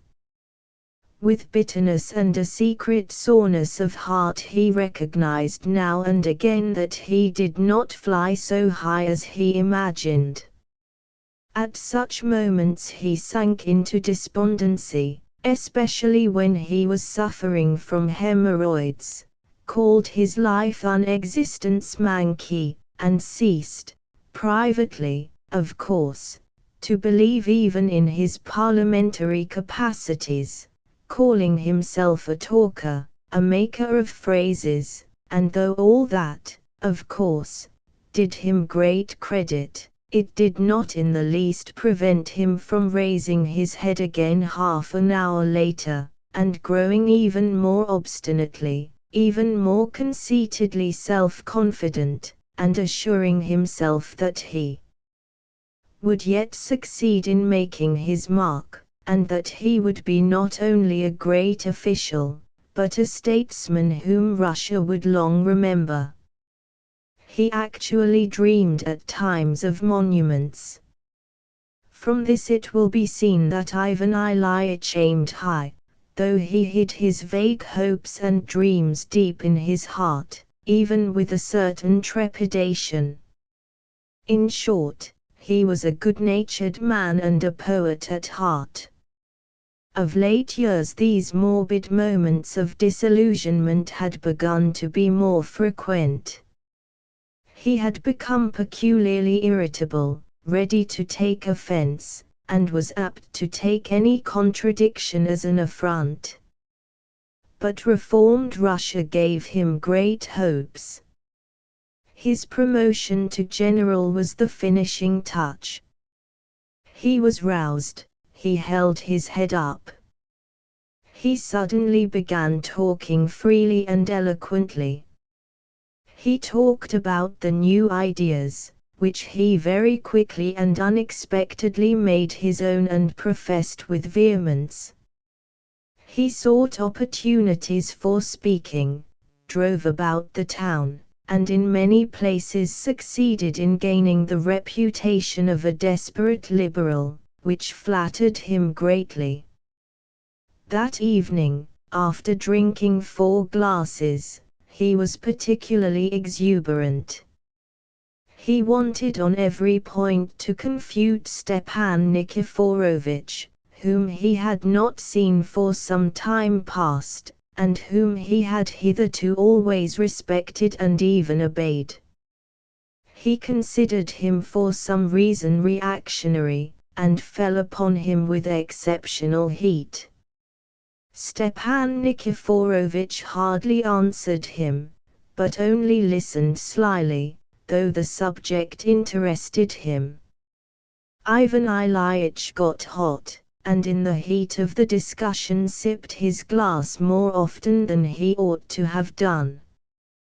Then Stepan Nikiforovitch took the bottle and at once filled his glass again, which for some reason seemed to offend Ivan Ilyitch, especially as Semyon Ivanovitch Shipulenko, whom he particularly despised and indeed feared on account of his cynicism and ill nature, preserved a treacherous silence and smiled more frequently than was necessary. "They seem to take me for a schoolboy," flashed across Ivan Ilyitch's mind. "No, it was time, high time," he went on hotly. "We have put it off too long, and to my thinking humanity is the first consideration, humanity with our inferiors, remembering that they, too, are men. Humanity will save everything and bring out all that is." He was heard from the direction of Semyon Ivanovitch. "But why are you giving us such a talking to?" Stepan Nikiforovitch protested at last, with an affable smile. "I must own, Ivan Ilyitch, I have not been able to make out, so far, what you are maintaining. You advocate humanity. That is love of your fellow creatures, isn't it?" "Yes, if you like." Allow me. As far as I can see, that's not the only thing. Love of one's fellow creatures has always been fitting. The reform movement is not confined to that. All sorts of questions have arisen relating to the peasantry, the law courts, economics, government contracts, morals and those questions are endless, and altogether may give rise to great upheavals, so to say. That is what we have been anxious about, and not simply humanity. Yes, the thing is a bit deeper than that, observed Semyon Ivanovitch. I quite understand, and allow me to observe, Semyon Ivanovitch, that I can't agree to being inferior to you in depth of understanding, Ivan Ilyitch observed sarcastically and with excessive sharpness. However, I will make so bold as to assert, Stepan Nikiforovitch, that you have not understood me either. No, I haven't. And yet I maintain and everywhere advance the idea that humanity and nothing else with one's subordinates, from the official in one's department down to the copying clerk, from the copying clerk down to the house serf, from the servant down to the peasant, humanity, I say, may serve, so to speak, as the cornerstone of the coming reforms and the reformation of things in general. Why? Because. Take a syllogism. I am human, consequently I am loved. I am loved, so confidence is felt in me. There is a feeling of confidence, and so there is trust. There is trust, and so there is love, that is, no, I mean to say that if they trust me they will believe in the reforms, they will understand, so to speak, the essential nature of them, will, so to speak, embrace each other in a moral sense, and will settle the whole business in a friendly way, fundamentally. What are you laughing at, Semyon Ivanovitch? Can't you understand? Stepan Nikiforovitch raised his eyebrows without speaking. He was surprised. I fancy I have drunk a little too much, said Semyon Ivanovitch sarcastically, and so I am a little slow of comprehension. Not quite all my wits about me. Ivan Ilyitch winced. We should break down, Stepan Nikiforovitch pronounced suddenly, after a slight pause of hesitation. How do you mean we should break down? Asked Ivan Ilyitch, surprised at Stepan Nikiforovitch's abrupt remark. Why, we should break under the strain. Stepan Nikiforovitch evidently did not care to explain further. I suppose you are thinking of new wine in old bottles. Ivan Ilyitch replied, not without irony. Well, I can answer for myself, anyway. At that moment the clock struck 11:30. One sits on and on, but one must go at last, said Semyon Ivanovitch, getting up.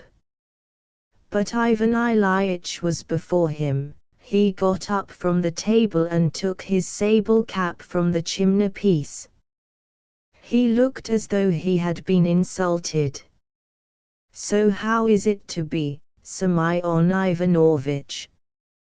Will you think it over, said Stepan Nikiforovitch, as he saw the visitors out.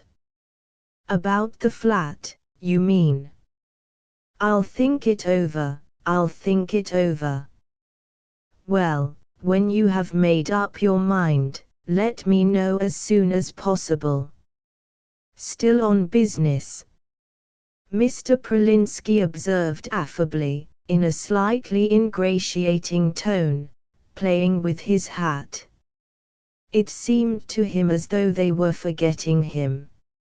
Stepan Nikiforovitch raised his eyebrows and remained mute, as a sign that he would not detain his visitors. Semyon Ivanovitch made haste to bow himself out. Well, after that what is one to expect, if you don't understand the simple rules of good manners? Mr. Pralinsky reflected to himself, and held out his hand to Stepan Nikiforovitch in a particularly off-hand way. In the hall Ivan Ilyitch wrapped himself up in his light, expensive fur coat. He tried for some reason not to notice Semyon Ivanovitch's shabby raccoon, and they both began descending the stairs. The old man seemed offended, said Ivan Ilyitch to the silent Semyon Ivanovitch. No, why, answered the latter with cool composure. Servile flunkey, Ivan Ilyitch thought to himself. They went out at the front door. Semyon Ivanovitch's sledge with a grey ugly horse drove up. What the devil? What has Trifon done with my carriage? cried Ivan Ilyich, not seeing his carriage. The carriage was nowhere to be seen. Stepan Nikiforovich's servant knew nothing about it. They appealed to Volum, Semyon Ivanovitch's coachman, and received the answer that he had been standing there all the time and that the carriage had been there, but now there was no sign of it. An unpleasant predicament, Mr. Shipulenko pronounced. "Shall I take you home?" "Scoundrelly people!" Mr. Pralinsky cried with fury. "He asked me, the rascal, to let him go to a wedding close here in the Petersburg side. Some crony of his was getting married, deuce take her. I sternly forbade him to absent himself, and now I'll bet he has gone off there." "He certainly has gone there, sir," observed Volum, "but he promised to be back in a minute, to be here in time, that is." "Well, there it is. I had a presentiment that this would happen. I'll give it to him." "You'd better give him a good flogging once or twice at the police station, then he will do what you tell him," said Semyon Ivanovitch, as he wrapped the rug round him. "Please don't you trouble, Semyon Ivanovitch." "Well, won't you let me take you along?" "Merci, bon voyage." Semyon Ivanovitch drove off, while Ivan Ilyich set off on foot along the wooden pavement, conscious of a rather acute irritation. "Yes, indeed, I'll give it to you now, you rogue. I am going on foot on purpose to make you feel it, to frighten you. He will come back and hear that his master has gone off on foot, the blackguard." Ivan Ilyich had never abused anyone like this, but he was greatly angered, and besides, there was a buzzing in his head. He was not given to drink, so 5 or 6 glasses soon affected him. But the night was enchanting. There was a frost, but it was remarkably still and there was no wind. There was a clear, starry sky. The full moon was bathing the earth in soft silver light. It was so lovely that after walking some 50 paces Ivan Ilyich almost forgot his troubles. He felt particularly pleased.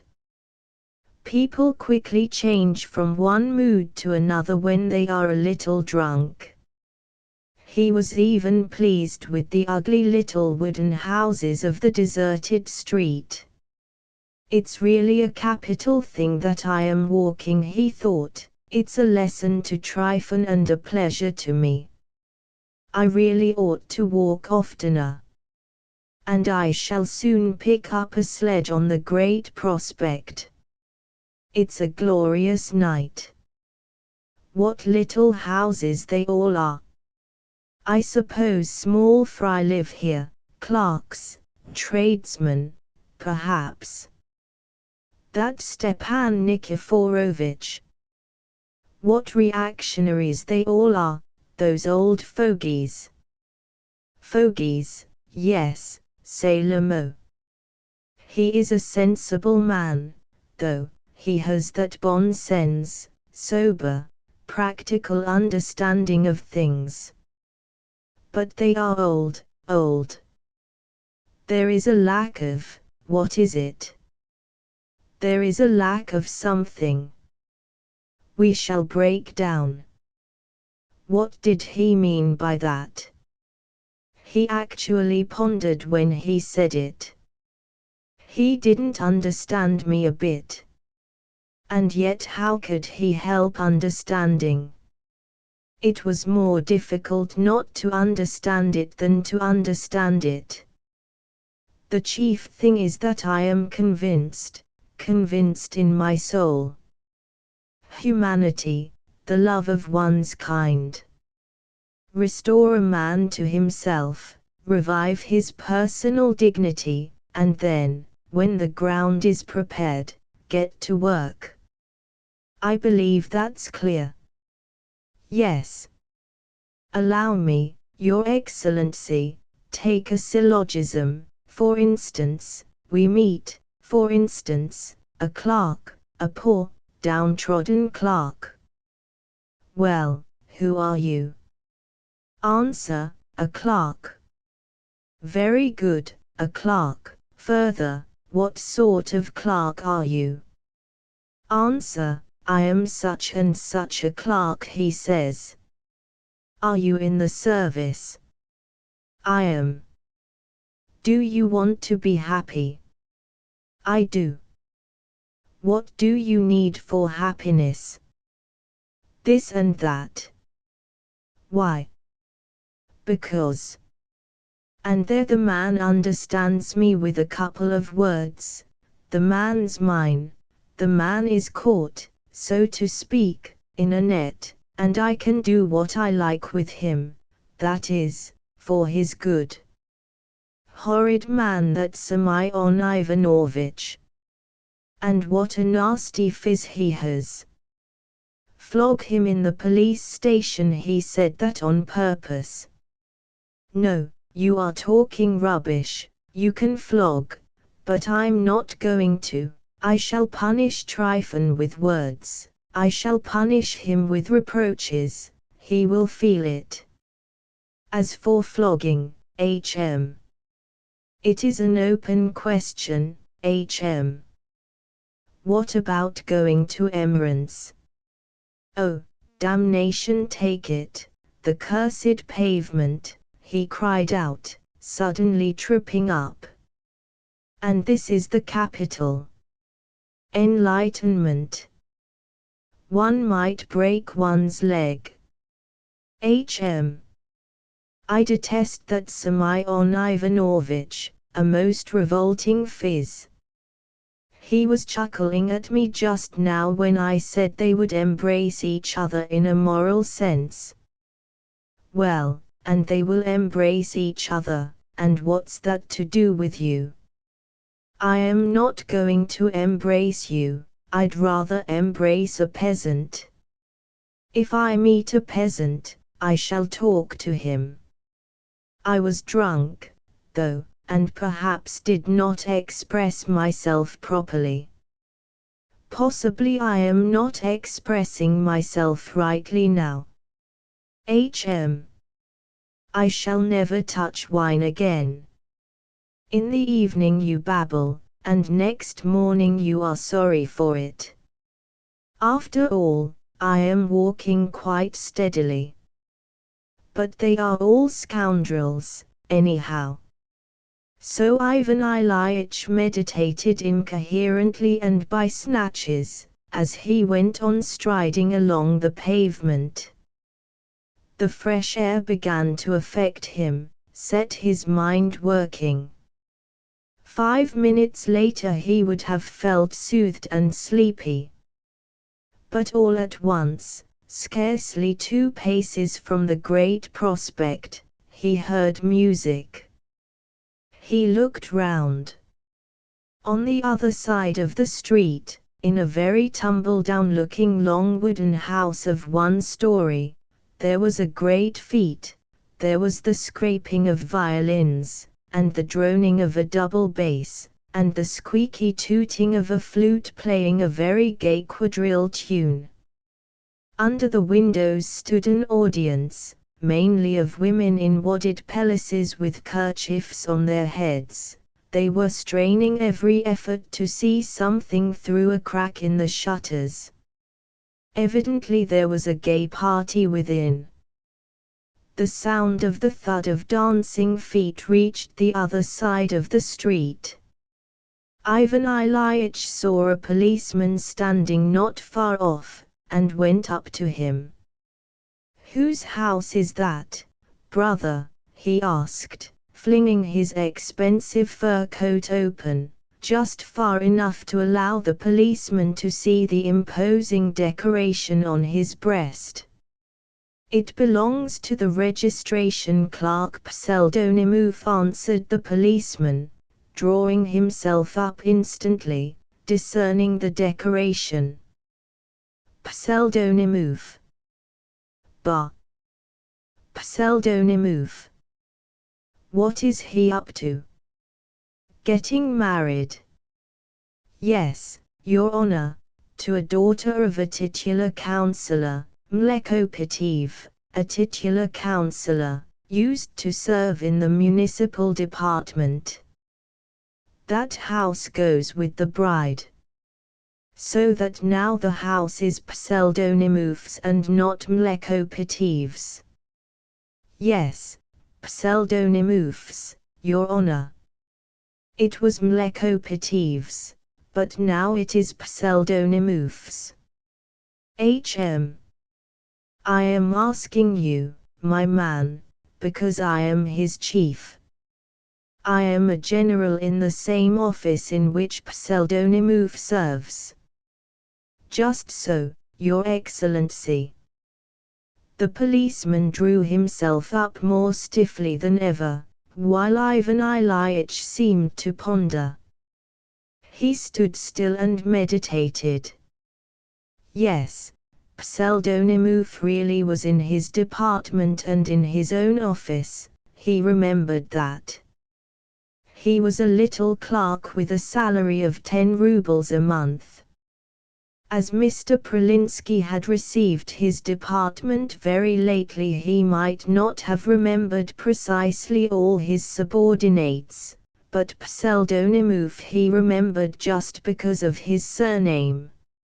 It had caught his eye from the very first, so that at the time he had had the curiosity to look with special attention at the possessor of such a surname. He remembered now a very young man with a long hooked nose, with tufts of flaxen hair, lean and ill-nourished, in an impossible uniform, and with unmentionables so impossible as to be actually unseemly. He remembered how the thought had flashed through his mind at the time, shouldn't he give the poor fellow 10 rubles for Christmas, to spend on his wardrobe? But as the poor fellow's face was too austere, and his expression extremely unprepossessing, even exciting repulsion, the good-natured idea somehow faded away of itself, so Pseldonimov did not get his tip. He had been the more surprised when this same Pseldonimov had not more than a week before asked for leave to be married. Ivan Ilyitch remembered that he had somehow not had time to go into the matter, so that the matter of the marriage had been settled offhand, in haste. But yet he did remember exactly that Pseldonimov was receiving a wooden house and 400 rubles in cash as dowry with his bride. The circumstance had surprised him at the time. He remembered that he had made a slight jest over the juxtaposition of the names Pseldonimov and Mlekopetiv. He remembered all that clearly. He recalled it, and grew more and more pensive. It is well known that whole trains of thought sometimes pass through our brains instantaneously as though they were sensations without being translated into human speech, still less into literary language. But we will try to translate these sensations of our heroes, and present to the reader at least the kernel of them, so to say, what was most essential and nearest to reality in them. For many of our sensations when translated into ordinary language seem absolutely unreal. That is why they never find expression, though everyone has them. Of course Ivan Ilyitch's sensations and thoughts were a little incoherent. But you know the reason. Why flashed through his mind, here we all talk and talk, but when it comes to action, it all ends in nothing. Here, for instance, take this pseldonymov. He has just come from his wedding full of hope and excitement, looking forward to his wedding feast. This is one of the most blissful days of his life. Now he is busy with his guests, is giving a banquet, a modest one, poor, but gay and full of genuine gladness. What if he knew that at this very moment I, his superior, his chief, am standing by his house listening to the music? Yes, really, how would he feel? No, what would he feel if I suddenly walked in? Of course at first he would be frightened, he would be dumb with embarrassment. I should be in his way, and perhaps should upset everything. Yes, that would be so if any other general went in, but not I.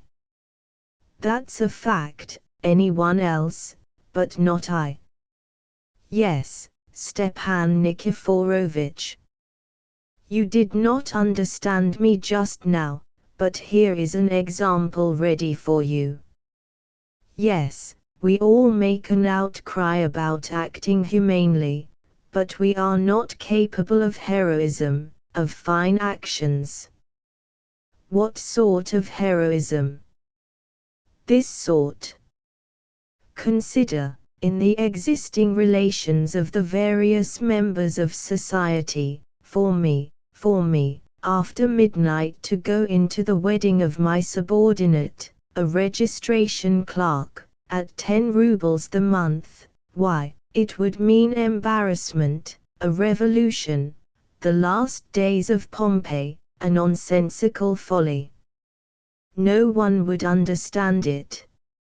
Stepan Nikiforovich would die before he understood it.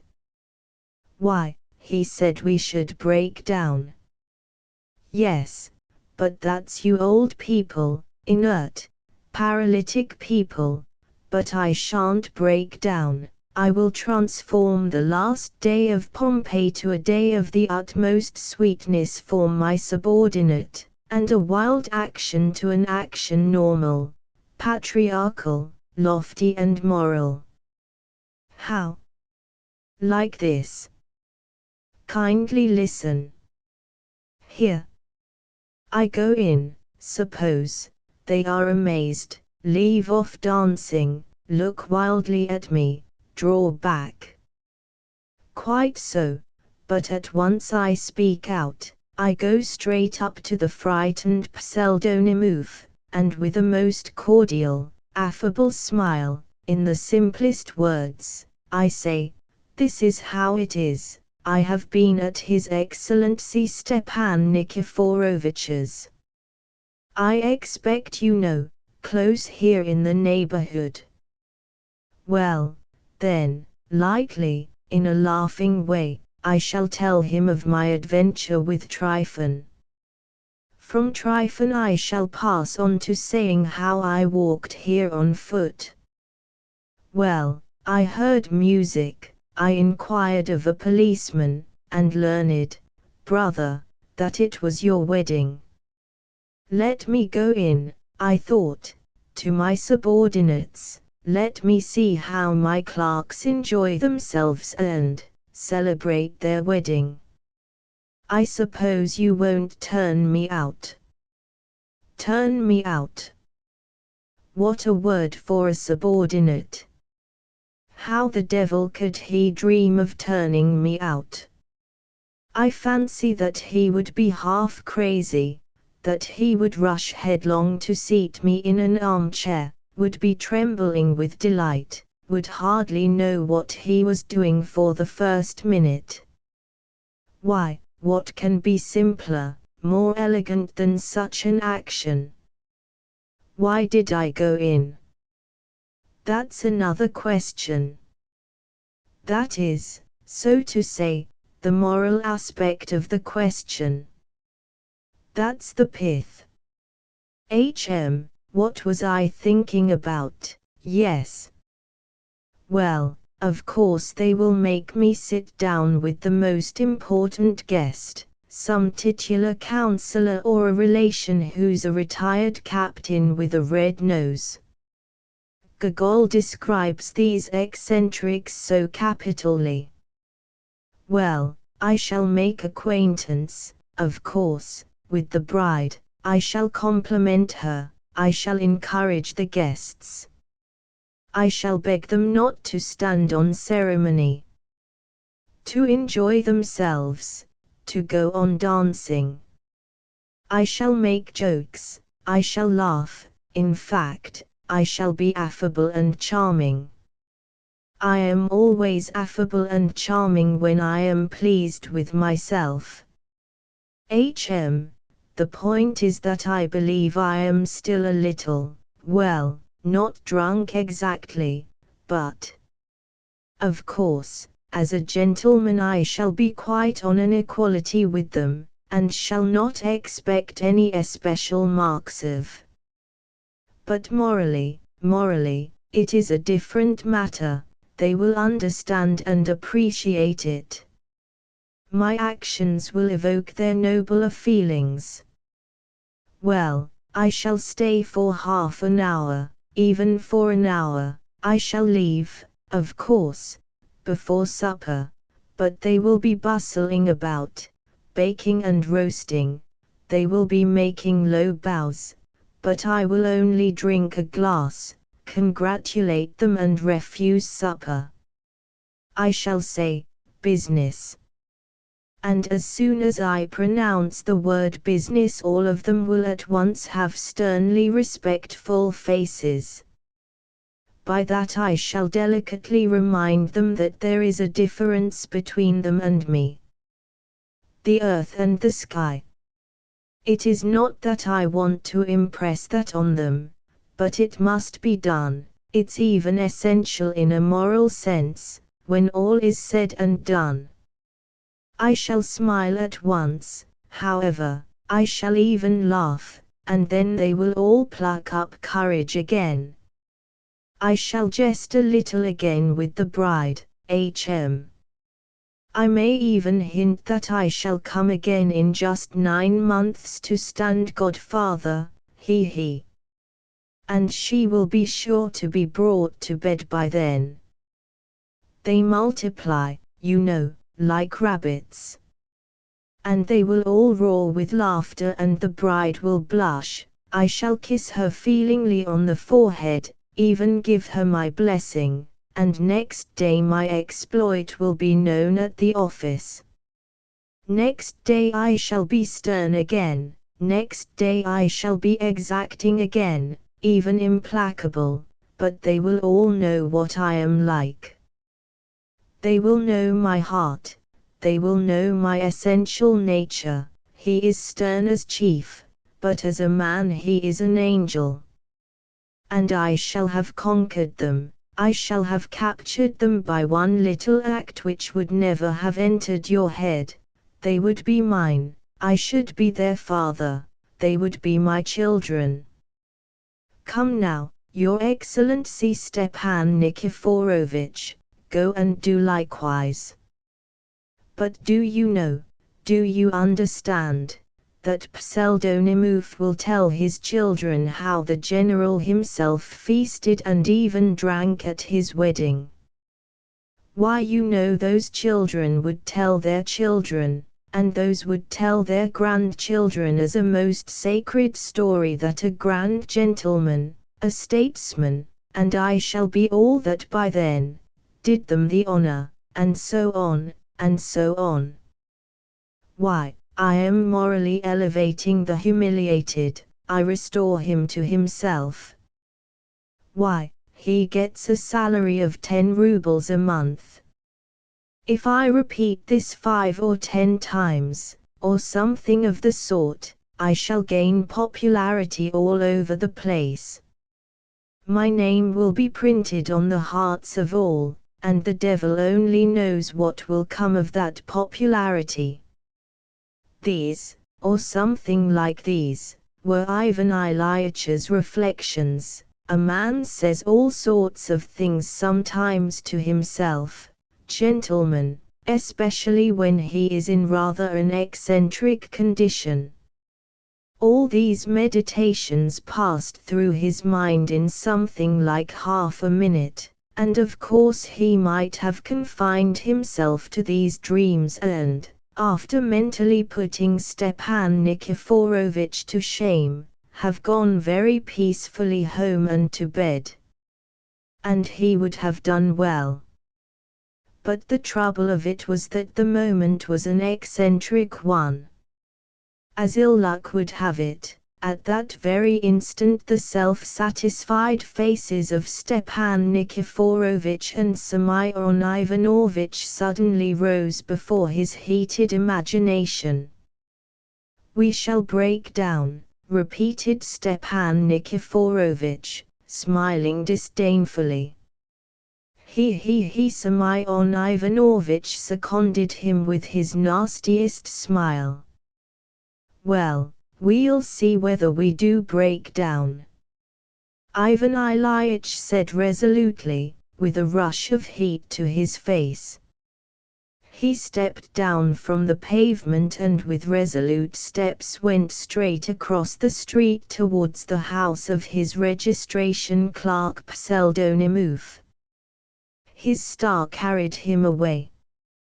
He walked confidently in at the open gate and contemptuously thrust aside with his foot the shaggy, husky little sheepdog who flew at his legs with a hoarse bark, more as a matter of form than with any real intention. Along a wooden plank he went to the covered porch which led like a sentry box to the yard, and by 3 decaying wooden steps he went up to the tiny entry. Here, though a tallow candle or something in the way of a night light was burning somewhere in a corner, it did not prevent Ivan Ilyitch from putting his left foot just as it was, in its galosh, into a galantine which had been stood out there to cool. Ivan Ilyitch bent down, and looking with curiosity, he saw that there were 2 other dishes of some sort of jelly and also 2 shapes apparently of blancmange. The squashed galantine embarrassed him, and for one brief instant the thought flashed through his mind, whether he should not slink away at once. But he considered this too low. Reflecting that no one would have seen him, and that they would never think he had done it, he hurriedly wiped his galosh to conceal all traces, fumbled for the felt-covered door, opened it and found himself in a very little anteroom. Half of it was literally piled up with greatcoats, wadded jackets, cloaks, capes, scarves and galoshes. In the other half the musicians had been installed, 2 violins, a flute, and a double bass, a band of 4, picked up, of course, in the street. They were sitting at an unpainted wooden table, lighted by a single tallow candle, and with the utmost vigor were sawing out the last figure of the quadrille. From the open door into the drawing-room one could see the dancers in the midst of dust, tobacco smoke and fumes. There was a frenzy of gaiety. There were sounds of laughter, shouts and shrieks from the ladies. The gentlemen stamped like a squadron of horses. Above all the bedlam there rang out words of command from the leader of the dance, probably an extremely free and easy, and even unbuttoned gentleman: "Gentlemen advance, ladies chain, set to partners," and so on, and so on. Ivan Ilyitch in some excitement cast off his coat and galoshes, and with his cap in his hand went into the room.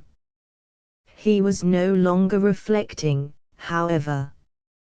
For the first minute nobody noticed him, all were absorbed in dancing the quadrille to the end.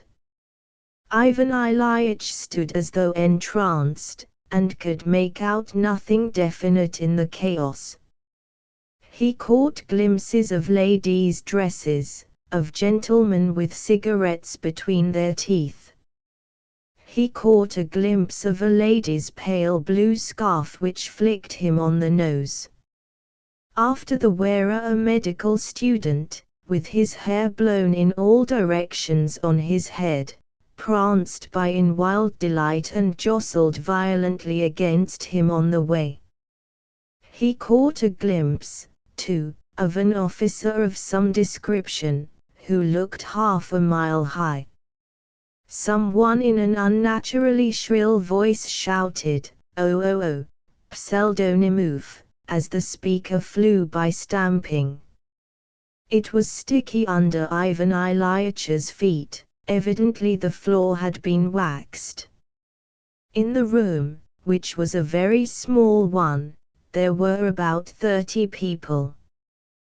But a minute later the quadrille was over, and almost at once the very thing Ivan Ilyich had pictured when he was dreaming on the pavement took place. A stifled murmur, a strange whisper passed over the whole company, including the dancers, who had not yet had time to take breath and wipe their perspiring faces. All eyes, all faces began quickly turning towards the newly arrived guest. Then they all seemed to draw back a little and beat a retreat. Those who had not noticed him were pulled by their coats or dresses and informed. They looked round and at once beat a retreat with the others. Ivan Ilyich was still standing at the door without moving a step forward, and between him and the company there stretched an ever-widening empty space of floor strewn with countless sweetmeat wrappings, bits of paper and cigarette ends. All at once a young man in a uniform, with a shock of flaxen hair and a hooked nose, stepped timidly out into that empty space.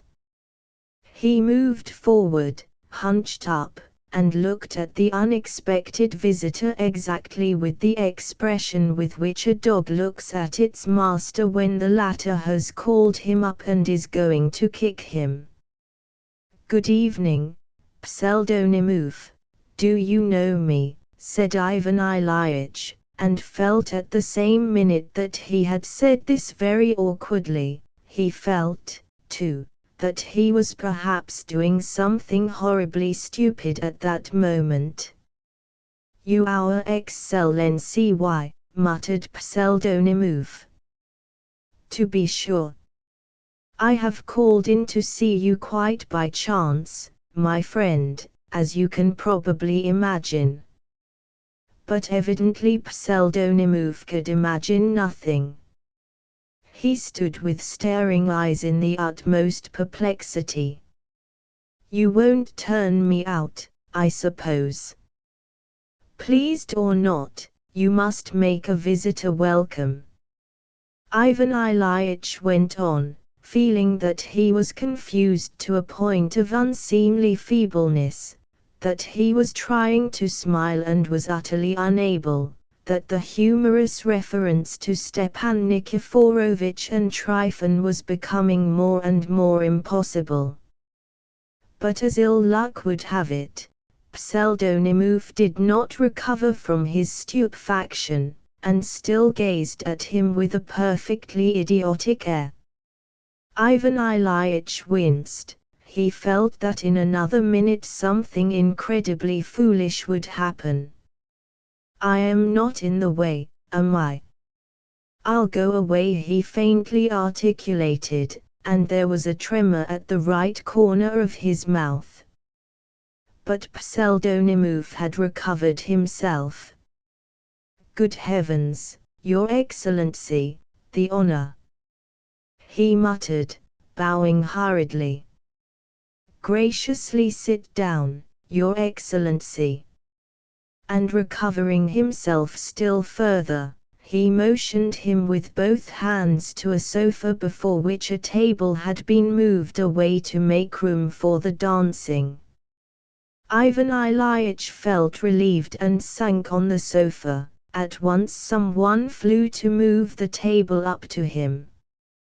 He took a cursory look round and saw that he was the only person sitting down. All the others were standing, even the ladies. A bad sign. But it was not yet time to reassure and encourage them.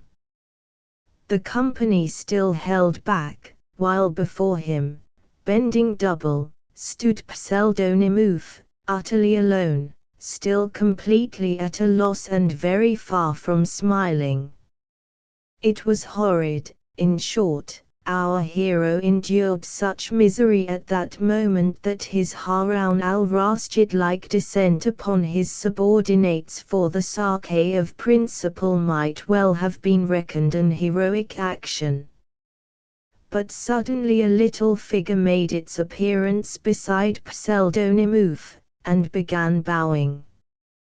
To his inexpressible pleasure and even happiness, Ivan Ilyich at once recognized him as the head clerk of his office, Akim Petrovich Zubikov, and though, of course, he was not acquainted with him, he knew him to be a businesslike and exemplary clerk.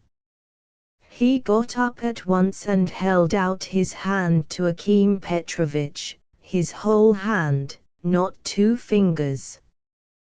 The latter took it in both of his with the deepest respect. The general was triumphant, the situation was saved. And now indeed Pseldonimov was no longer, so to say, the second person, but the third. It was possible to address his remarks to the head clerk in his necessity, taking him for an acquaintance and even an intimate one, and Pseldonimov meanwhile could only be silent and be in a tremor of reverence. So that the proprieties were observed. And some explanation was essential. Ivan Ilyich felt that, he saw that all the guests were expecting something, that the whole household was gathered together in the doorway, almost creeping, climbing over one another in their anxiety to see and hear him. What was horrid was that the head clerk in his foolishness remained standing. "Why are you standing?" said Ivan Ilyich, awkwardly motioning him to a seat on the sofa beside him. "Oh, don't trouble. I'll sit here." And Akim Petrovich hurriedly sat down on a chair, almost as it was being put for him by Pseldonimov, who remained obstinately standing. Can you imagine what happened addressing himself exclusively to Akim Petrovich in a rather quavering, though free and easy voice? He even drawled out his words, with special emphasis on some syllables, pronounced the vowel R like A, in short, felt and was conscious that he was being affected but could not control himself. Some external force was at work. He was painfully conscious of many things at that moment. Can you imagine? I have only just come from Stepan Nikiforovich Nikiforov's. You have heard of him perhaps, the Privy Councillor. You know, on that special committee. Akim Petrovich bent his whole person forward respectfully, as much as to say, "Of course we have heard of him." "He is your neighbor now," Ivan Ilyich went on, for one instant for the sake of ease and good manners addressing Pseldonimov, but he quickly turned away again, on seeing from the latter's eyes that it made absolutely no difference to him. The old fellow, as you know, has been dreaming all his life of buying himself a house. Well, and he has bought it. And a very pretty house too. Yes.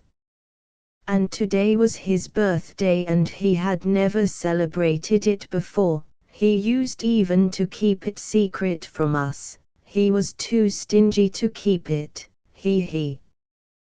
But now he is so delighted over his new house, that he invited Semyon Ivanovich Shipulenko and me, you know. Akim Petrovich bent forward again.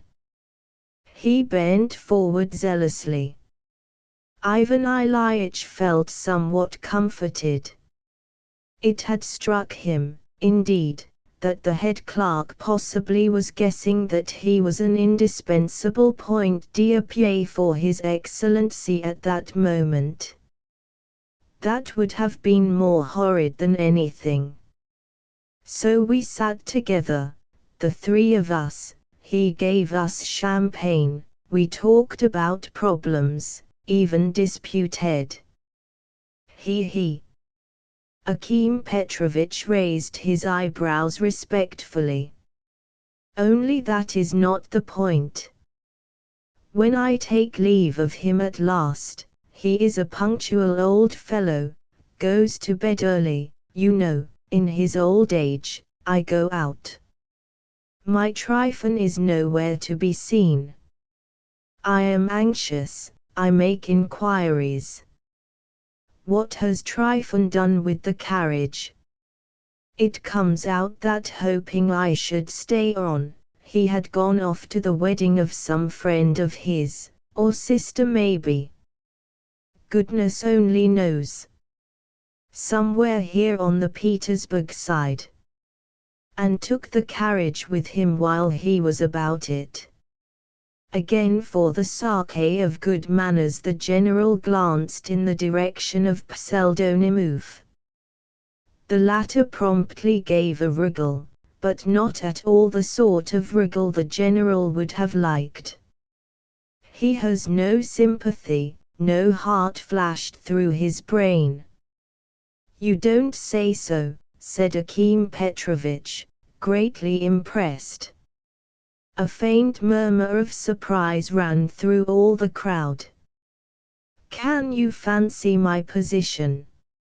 Ivan Ilyich glanced at them all. There was nothing for it, I set off on foot. I thought I would trudge to the Great Prospect, and there find some cabby, he. He. Akim Petrovich echoed. Again a murmur, but this time on a more cheerful note, passed through the crowd.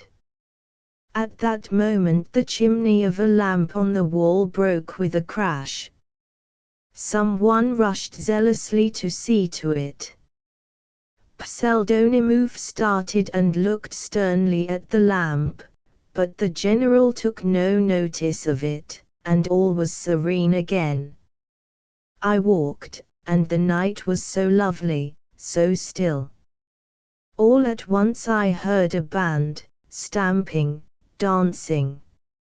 I inquired of a policeman, it is Pseldonimov's wedding.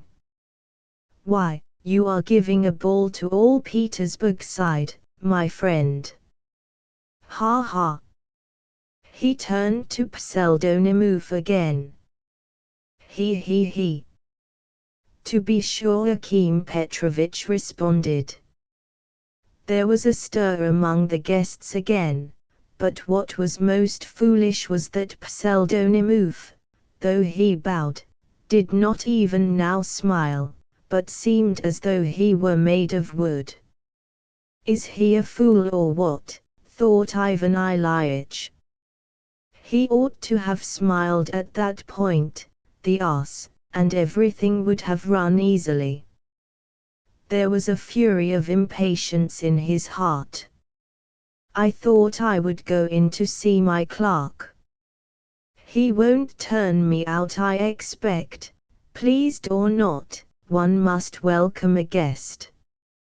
You must please excuse me, my dear fellow. If I am in the way, I will go. I only came in to have a look." But little by little a general stir was beginning. Akim Petrovitch looked at him with a mawkishly sweet expression, as though to say, "How could your Excellency be in the way?" All the guests stirred and began to display the first symptoms of being at their ease. Almost all the ladies sat down. A good sign and a reassuring one. The boldest spirits among them fanned themselves with their handkerchiefs. One of them in a shabby velvet dress said something with intentional loudness. The officer addressed by her would have liked to answer her as loudly, but seeing that they were the only ones speaking aloud, he subsided. The men, for the most part government clerks, with 2 or 3 students among them, looked at one another as though egging each other on to unbend, cleared their throats, and began to move a few steps in different directions. No one, however, was particularly timid, but they were all restive, and almost all of them looked with a hostile expression at the personage who had burst in upon them, to destroy their gaiety.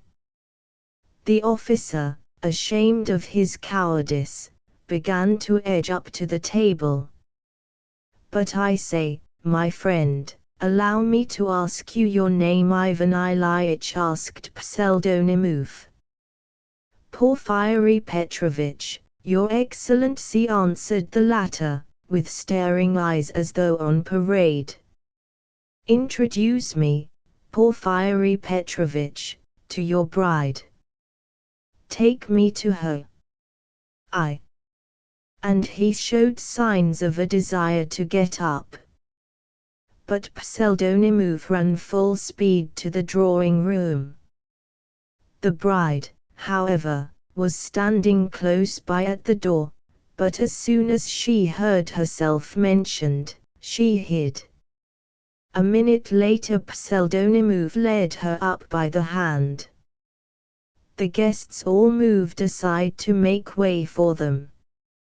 Ivan Ilyitch got up solemnly and addressed himself to her with a most affable smile. "Very, very much pleased to make your acquaintance," he pronounced with a most aristocratic half-bow, "especially on such a day." He gave a meaning smile. There was an agreeable flutter among the ladies. "Charm," the lady in the velvet dress pronounced, almost aloud. The bride was a match for Pseldonimov. She was a thin little lady not more than 17, pale, with a very small face and a sharp little nose.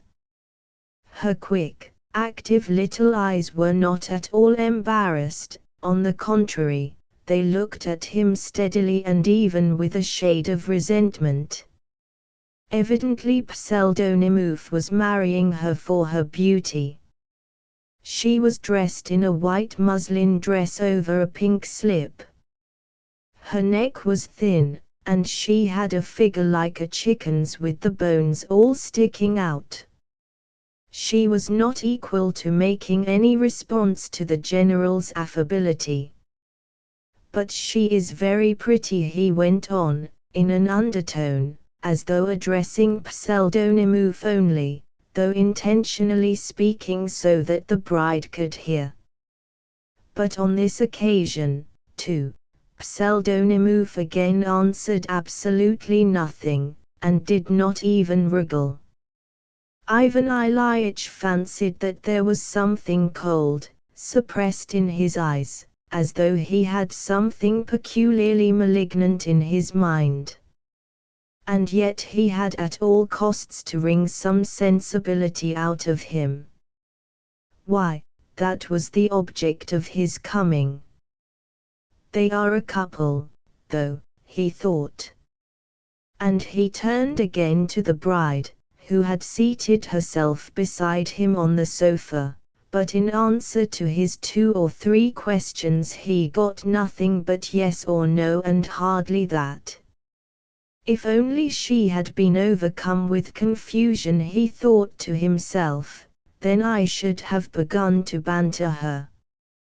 But as it is, my position is impossible. And as ill luck would have it, Akim Petrovich, too, was mute. Though this was only due to his foolishness, it was still unpardonable. My friends, haven't I perhaps interfered with your enjoyment? He said, addressing the whole company. He felt that the very palms of his hands were perspiring.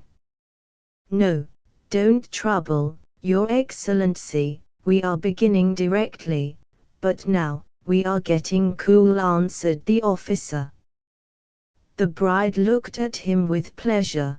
The officer was not old, and wore the uniform of some branch of the service. Pseldonimov was still standing in the same place, bending forward, and it seemed as though his hooked nose stood out further than ever. He looked and listened like a footman standing with the greatcoat on his arm, waiting for the end of his master's farewell conversation. Ivan Ilyich made this comparison himself. He was losing his head. He felt that he was in an awkward position, that the ground was giving way under his feet, that he had got in somewhere and could not find his way out, as though he were in the dark. Suddenly the guests all moved aside, and a short, thick-set, middle-aged woman made her appearance, dressed plainly though she was in her best, with a big shawl on her shoulders, pinned at her throat, and on her head a cap to which she was evidently unaccustomed. In her hands she carried a small round tray on which stood a full but uncorked bottle of champagne and 2 glasses, neither more nor less. Evidently the bottle was intended for only 2 guests. The middle-aged lady approached the general. "Don't look down on us, Your Excellency," she said, bowing. "Since you have deigned to do my son the honor of coming to his wedding, we beg you graciously to drink to the health of the young people. Do not disdain us, do us the honor." Ivan Ilyich clutched at her as though she were his salvation. She was by no means an old woman, 45 or 46, not more, but she had such a good-natured, rosy-cheeked, such a round and candid Russian face, she smiled so good-humoredly, bowed so simply, that Ivan Ilyich was almost comforted and began to hope again. "So you are the mother of your son," he said, getting up from the sofa. "Yes, my mother, Your Excellency," mumbled Pseldonimov, craning his long neck and thrusting forward his long nose again. "Ah! I am delighted to make your acquaintance. Do not refuse us, Your Excellency." "With the greatest pleasure." The tray was put down. Pseldonimov dashed forward to pour out the wine. Ivan Ilyich, still standing, took the glass. "I am particularly glad on this occasion, that I can," he began, "that I can testify before all of you. In short, as your chief. I wish you, madam," he turned to the bride, "and you, friend Porfiry, I wish you the fullest, completest happiness for many long years." And he positively drained the glass with feeling, the 7th he had drunk that evening. Pseldonimov looked at him gravely and even sullenly. The general was beginning to feel an agonizing hatred of him. And that scarecrow, he looked at the officer, keeps obtruding himself. He might at least have shouted hurrah, and it would have gone off, it would have gone off. And you too, Akim Petrovich, drink a glass to their health, added the mother, addressing the head clerk. You are his superior, he is under you. Look after my boy, I beg you as a mother. And don't forget us in the future, our good, kind friend, Akim Petrovich. How nice these old Russian women are, thought Ivan Ilyich. She has livened us all up. I have always loved the democracy. At that moment another tray was brought to the table. It was brought in by a maid wearing a crackling cotton dress that had never been washed, and a crinoline. She could hardly grasp the tray in both hands, it was so big. On it there were numbers of plates of apples, sweets, fruit meringues and fruit cheeses, walnuts and so on, and so on. The tray had been till then in the drawing-room for the delectation of all the guests, and especially the ladies. But now it was brought to the general alone. Do not disdain our humble fare, Your Excellency. What we have we are pleased to offer, the old lady repeated, bowing. Delighted, said Ivan Ilyich, and with real pleasure took a walnut and cracked it between his fingers. He had made up his mind to win popularity at all costs. Meantime the bride suddenly giggled. What is it? Asked Ivan Ilyich with a smile, encouraged by this sign of life. Ivan Kostenkinich, here, makes me laugh, she answered, looking down. The general distinguished, indeed, a flaxen-headed young man, exceedingly good-looking, who was sitting on a chair at the other end of the sofa, whispering something to Madame Pseldonimov. The young man stood up. He was apparently very young and very shy. I was telling the lady about a dream book, Your Excellency, he muttered as though apologizing. About what sort of dream book? Asked Ivan Ilyich condescendingly. There is a new dream book, a literary one. I was telling the lady that to dream of Mr. Panev means spilling coffee on one's shirt front. What innocence, thought Ivan Ilyich, with positive annoyance. Though the young man flushed very red as he said it, he was incredibly delighted that he had said this about Mr. Panev. To be sure, I have heard of it, responded His Excellency. No, there is something better than that, said a voice quite close to Ivan Ilyich. There is a new encyclopedia being published, and they say Mr. Kravsky will write articles, and satirical literature. This was said by a young man who was by no means embarrassed, but rather free and easy. He was wearing gloves and a white waistcoat, and carried a hat in his hand. He did not dance, and looked condescending, for he was on the staff of a satirical paper called The Firebrand, and gave himself airs accordingly. He had come casually to the wedding, invited as an honored guest of the Pseldonimovs, with whom he was on intimate terms and with whom only a year before he had lived in very poor lodgings, kept by a German woman. He drank vodka, however, and for that purpose had more than once withdrawn to a snug little back room to which all the guests knew their way. the general disliked him extremely.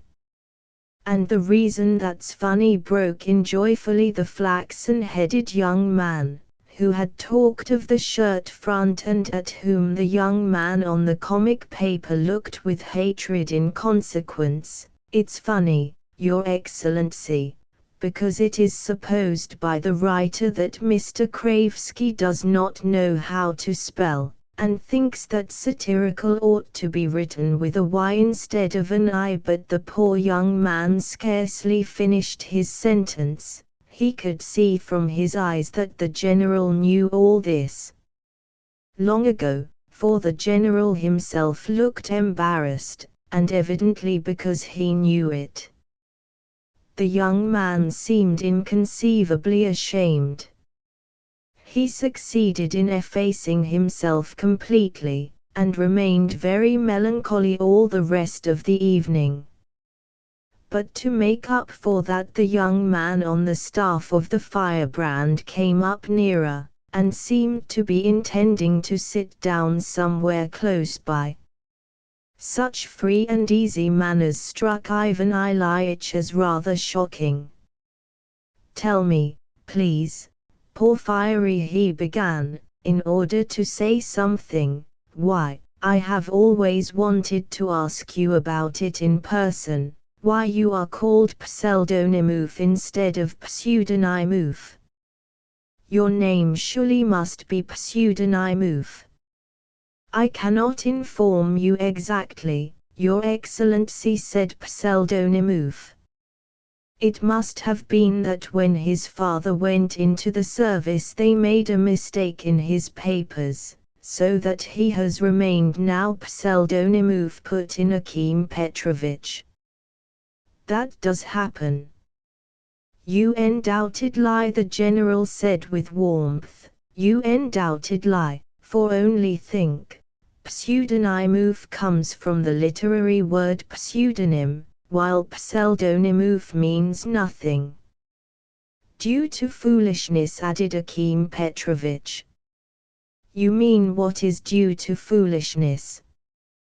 "The Russian common people in their foolishness often alter letters, and sometimes pronounce them in their own way. For instance, they say invalid instead of invalid." "Oh, yes, invalid, he.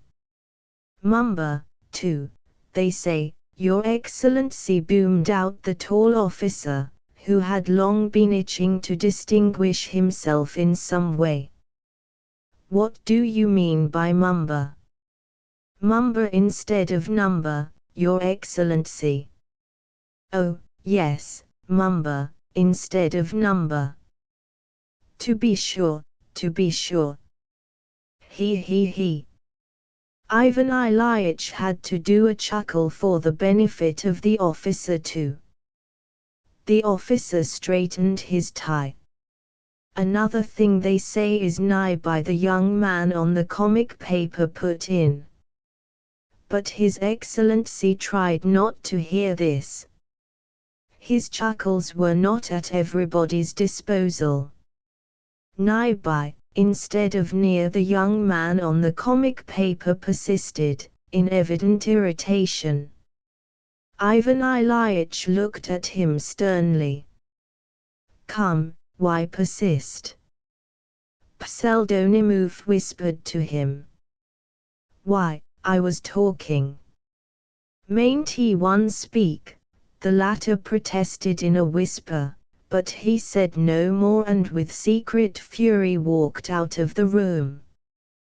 He made his way straight to the attractive little back room where, for the benefit of the dancing gentlemen, vodka of two sorts, salt fish, caviar into slices and a bottle of very strong sherry of Russian make had been set early in the evening on a little table, covered with a Yaroslav cloth.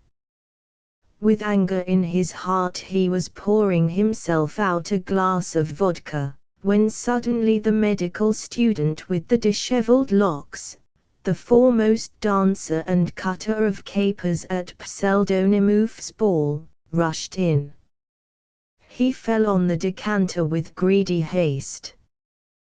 "They are just going to begin," he said rapidly, helping himself. "Come and look, I am going to dance a solo on my head. After supper I shall risk the fish dance. It is just the thing for the wedding." So to speak, a friendly hint to Pseldonimov. "She's a jolly creature, that Cleopatra Semyonovna. You can venture on anything you like with her." "He's a reactionary," said the young man on the comic paper gloomily, as he tossed off his vodka. "Who is a reactionary?" "Why, the personage before whom they set those sweetmeats. He's a reactionary, I tell you."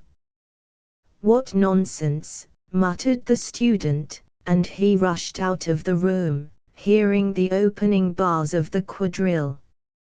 Left alone, the young man on the comic paper poured himself out another glass to give himself more assurance and independence. He drank and ate a snack of something, and never had the actual civil councillor Ivan Ilyich made for himself a bitterer foe more implacably bent on revenge than was the young man on the staff of the Firebrand whom he had so slighted, especially after the latter had drunk 2 glasses of vodka. Alas! Ivan Ilyich suspected nothing of the sort. He did not suspect another circumstance of prime importance either, which had an influence on the mutual relations of the guests and His Excellency. The fact was that though he had given a proper and even detailed explanation of his presence at his clerk's wedding, this explanation did not really satisfy anyone, and the visitors were still embarrassed. But suddenly everything was transformed as though by magic. All were reassured and ready to enjoy themselves, to laugh, to shriek, to dance, exactly as though the unexpected visitor were not in the room. The cause of it was a rumor, a whisper, a report which spread in some unknown way that the visitor was not quite, it seemed, was, in fact, a little top-heavy. And though this seemed at first a horrible calumny, it began by degrees to appear to be justified. Suddenly everything became clear. What was more, they felt all at once extraordinarily free. And it was just at this moment that the quadrille for which the medical student was in such haste, the last before supper, began. And just as Ivan Ilyich meant to address the bride again, intending to provoke her with some innuendo, the tall officer suddenly dashed up to her and with a flourish dropped on one knee before her. She immediately jumped up from the sofa, and whisked off with him to take her place in the quadrille. The officer did not even apologize, and she did not even glance at the general as she went away. She seemed, in fact, relieved to escape. After all, she has a right to be, thought Ivan Ilyich, and of course they don't know how to behave. Don't you stand on ceremony, friend Porfiry, he said, addressing Pseldonimov. Perhaps you have arrangements to make, or something. Please don't put yourself out. Why does he keep guard over me, he thought to himself. Pseldonimov, with his long neck and his eyes fixed intently upon him, began to be insufferable. In fact, all this was not the thing at all. But Ivan Ilyich was still far from admitting this. The quadrille began. "Will you allow me, Your Excellency?" asked Akim Petrovich, holding the bottle respectfully in his hands and preparing to pour from it into His Excellency's glass. I really don't know whether. But Akim Petrovich, with reverent and radiant face, was already filling the glass. After filling the glass, he proceeded, writhing and wriggling, as it were stealthily, as it were furtively, to pour himself out some, with this difference, that he did not fill his own glass to within a finger length of the top, and this seemed somehow more respectful. He was like a woman in travail as he sat beside his chief. What could he talk about, indeed?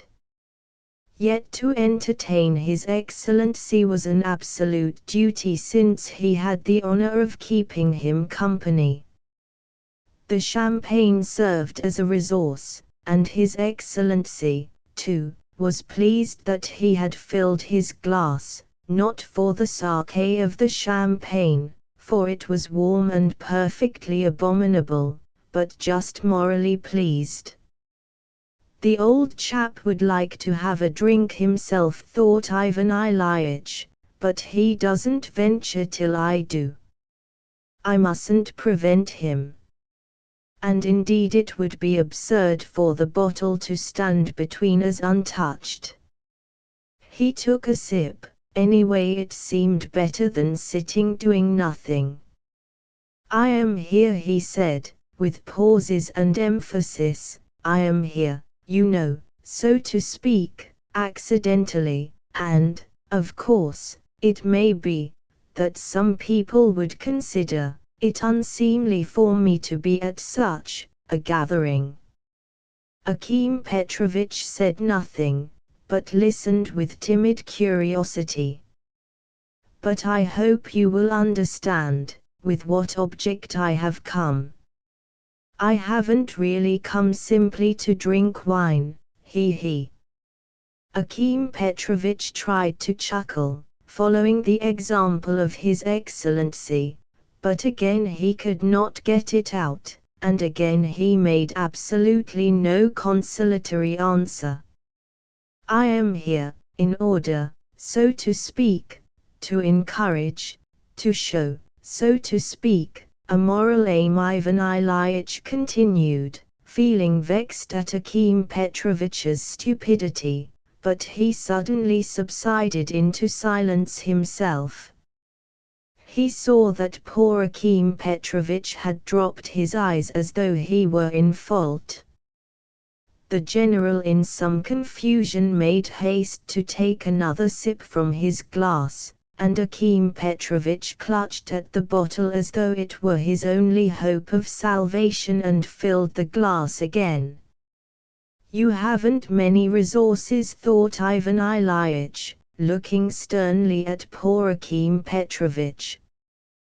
The latter, feeling that stern general-like eye upon him, made up his mind to remain silent for good and not to raise his eyes. So they sat beside each other for a couple of minutes, 2 sickly minutes for Akim Petrovich. A couple of words about Akim Petrovich. He was a man of the old school, as meek as a hen, reared from infancy to obsequious servility, and at the same time a good-natured and even honorable man. He was a Petersburg Russian, that is, his father and his father's father were born, grew up and served in Petersburg and had never once left Petersburg. That is quite a special type of Russian. They have hardly any idea of Russia, though that does not trouble them at all. Their whole interest is confined to Petersburg and chiefly the place in which they serve. All their thoughts are concentrated on preference for farthing points, on the shop, and their month's salary. They don't know a single Russian custom, a single Russian song except Lachinashka, and that only because it is played on the barrel organs. However, there are two fundamental and invariable signs by which you can at once distinguish a Petersburg Russian from a real Russian. The first sign is the fact that Petersburg Russians, all without exception, speak of the newspaper as the academic news and never call it the Petersburg News. The second and equally trustworthy sign is that Petersburg Russians never make use of the word breakfast but always call it frühstück with a special emphasis on the first syllable. By these radical and distinguishing signs you can tell them apart. In short, this is a humble type which has been formed during the last 35 years. Akim Petrovich, however, was by no means a fool. If the general had asked him a question about anything in his own province he would have answered and kept up a conversation. As it was unseemly for a subordinate even to answer such questions as these, though Akim Petrovich was dying from curiosity to know something more detailed about His Excellency's real intentions. And meanwhile Ivan Ilyich sank more and more into meditation and a sort of whirl of ideas. In his absorption he sipped his glass every half-minute. Akim Petrovich at once zealously filled it up. Both were silent. Ivan Ilyich began looking at the dances, and immediately something attracted his attention. One circumstance even surprised him. The dances were certainly lively. Here people danced in the simplicity of their hearts to amuse themselves and even to romp wildly. Among the dancers few were really skillful, but the unskilled stamped so vigorously that they might have been taken for agile ones.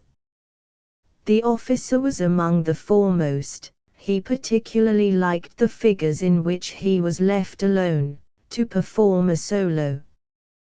Then he performed the most marvelous capers. For instance, standing upright as a post, he would suddenly bend over to one side, so that one expected him to fall over, but with the next step he would suddenly bend over in the opposite direction at the same acute angle to the floor. He kept the most serious face and danced in the full conviction that everyone was watching him. Another gentleman, who had had rather more than he could carry before the quadrille, dropped asleep beside his partner so that his partner had to dance alone.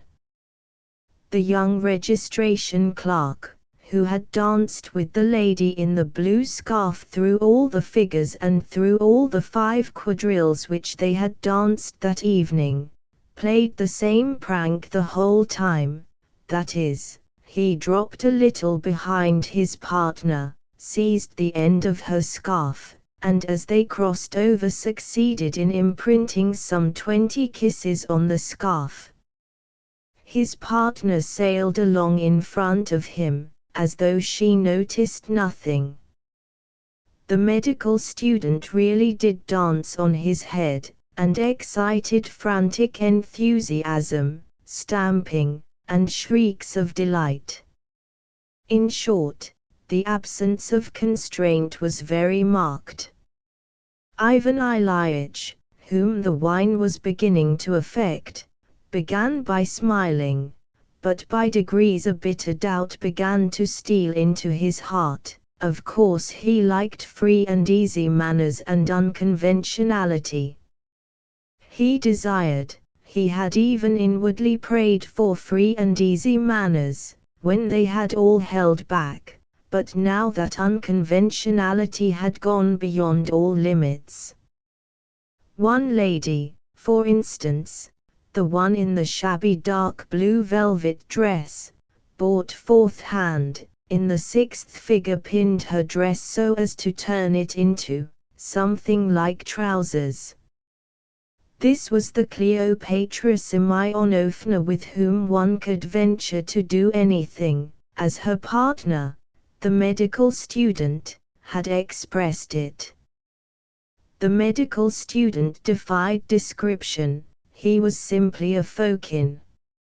How was it? They had held back and now they were so quickly emancipated. One might think it nothing, but this transformation was somehow strange, it indicated something. It was as though they had forgotten Ivan Ilyitch's existence. Of course he was the first to laugh, and even ventured to applaud. Akim Petrovich chuckled respectfully in unison, though, indeed, with evident pleasure and no suspicion that His Excellency was beginning to nourish in his heart a new gnawing anxiety. "You dance capitally, young man," Ivan Ilyitch was obliged to say to the medical student as he walked past him. The student turned sharply towards him, made a grimace, and bringing his face close into unseemly proximity to the face of His Excellency, crowed like a cock at the top of his voice. This was too much. Ivan Ilyitch got up from the table. In spite of that, a roar of inexpressible laughter followed, for the crow was an extraordinarily good imitation, and the whole performance was utterly unexpected. Ivan Ilyitch was still standing in bewilderment, when suddenly Pseldonimov himself made his appearance, and with a bow, began begging him to come to supper. His mother followed him. "Your Excellency," she said, bowing, "do us the honor, do not disdain our humble fare." I really don't know," Ivan Ilyitch was beginning. "I did not come with that idea. I meant to be going." He was, in fact, holding his hat in his hands. What is more, he had at that very moment taken an inward vow at all costs to depart at once and on no account whatever to consent to remain, and he remained. A minute later he led the procession to the table. Pseldonimov and his mother walked in front, clearing the way for him. They made him sit down in the seat of honor, and again a bottle of champagne, opened but not begun, was set beside his plate. By way of hors d'oeuvre there were salt herrings and vodka. He put out his hand, poured out a large glass of vodka and drank it off. He had never drunk vodka before. He felt as though he were rolling down a hill, were flying, that he must stop himself, catch at something, but there was no possibility of it. His position was certainly becoming more and more eccentric. What is more, it seemed as though fate were mocking at him. God knows what had happened to him in the course of an hour or so. When he went in he had, so to say, opened his arms to embrace all humanity, all his subordinates, and here not more than an hour had passed and in all his aching heart he felt and knew that he hated Pseldonimov and was cursing him, his wife and his wedding. What was more, he saw from his face, from his eyes alone, that Pseldonimov himself hated him, that he was looking at him with eyes that almost said, "If only you would take yourself off, curse you. Foisting yourself on us." All this he had read for some time in his eyes. Of course as he sat down to table, Ivan Ilyitch would sooner have had his hand cut off than have owned, not only aloud, but even to himself, that this was really so. The moment had not fully arrived yet. There was still a moral vacillation. But his heart, it ached. It was clamoring for freedom, for air, for rest. Ivan Ilyich was really too good-natured. He knew, of course, that he ought long before to have gone away, not merely to have gone away but to have made his escape. That all this was not the same, but had turned out utterly different from what he had dreamed of on the pavement. Why did I come? Did I come here to eat and drink? He asked himself as he tasted the salt herring. He even had attacks of skepticism. There was at moments a faint stir of irony in regard to his own fine action at the bottom of his heart. He actually wondered at times why he had come in. But how could he go away? To go away like this without having finished the business properly was impossible. What would people say? They would say that he was frequenting low company. Indeed, it really would amount to that if he did not end it properly. What would Stepan Nikiforovich, Semyon Ivanovich say, for of course it would be all over the place by tomorrow. What would be said in the offices, at the Shimbles, at the Shubins? No, he must take his departure in such a way that all should understand why he had come. He must make clear his moral aim. And meantime the dramatic moment would not present itself. They don't even respect me, he went on, thinking. What are they laughing at? They are as free and easy as though they had no feeling. But I have long suspected that all the younger generation are without feeling. I must remain at all costs. They have just been dancing, but now at table they will all be gathered together. I will talk about questions, about reforms, about the greatness of Russia. I can still win their enthusiasm. Yes. Perhaps nothing is yet lost. Perhaps it is always like this in reality.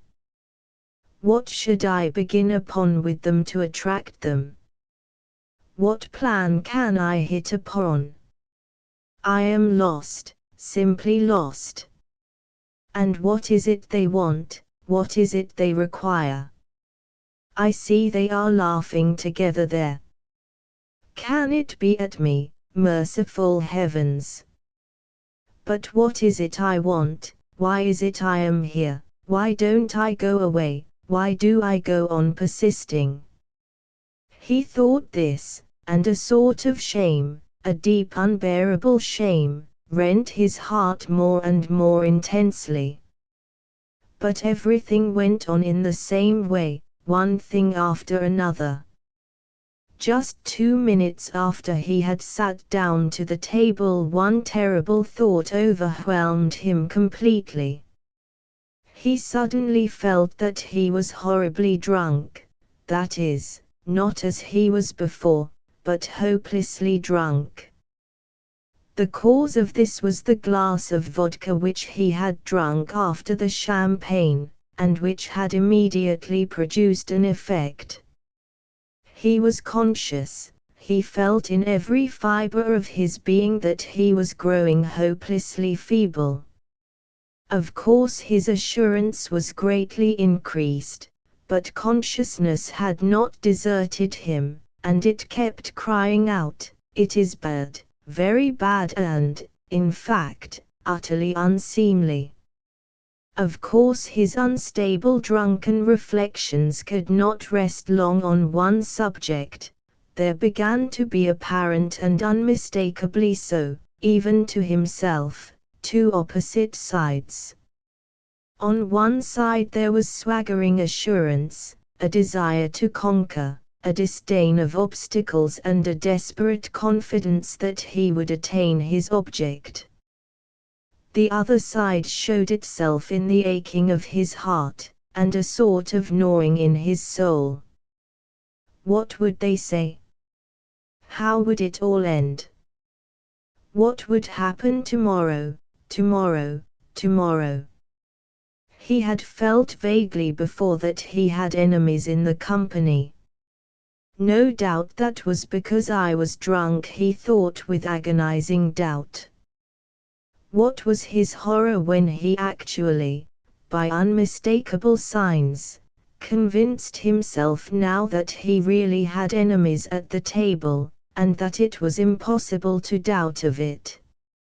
And why, he wondered. At the table there were all the 30 guests, of whom several were quite tipsy. Others were behaving with a careless and sinister independence, shouting and talking at the top of their voices, bawling out the toasts before the time, and pelting the ladies with pellets of bread. One unprepossessing personage in a greasy coat had fallen off his chair as soon as he sat down, and remained so till the end of supper. Another one made desperate efforts to stand on the table, to propose a toast, and only the officer, who seized him by the tails of his coat, moderated his premature ardor. The supper was a pell-mell affair. Although they had hired a cook who had been in the service of a general, there was the galantine, there was tongue and potatoes, there were rissoles with green peas, there was, finally, a goose, and last of all blancmange. Among the drinks were beer, vodka and sherry. The only bottle of champagne was standing beside the general, which obliged him to pour it out for himself and also for Akim Petrovitch, who did not venture at supper to officiate on his own initiative.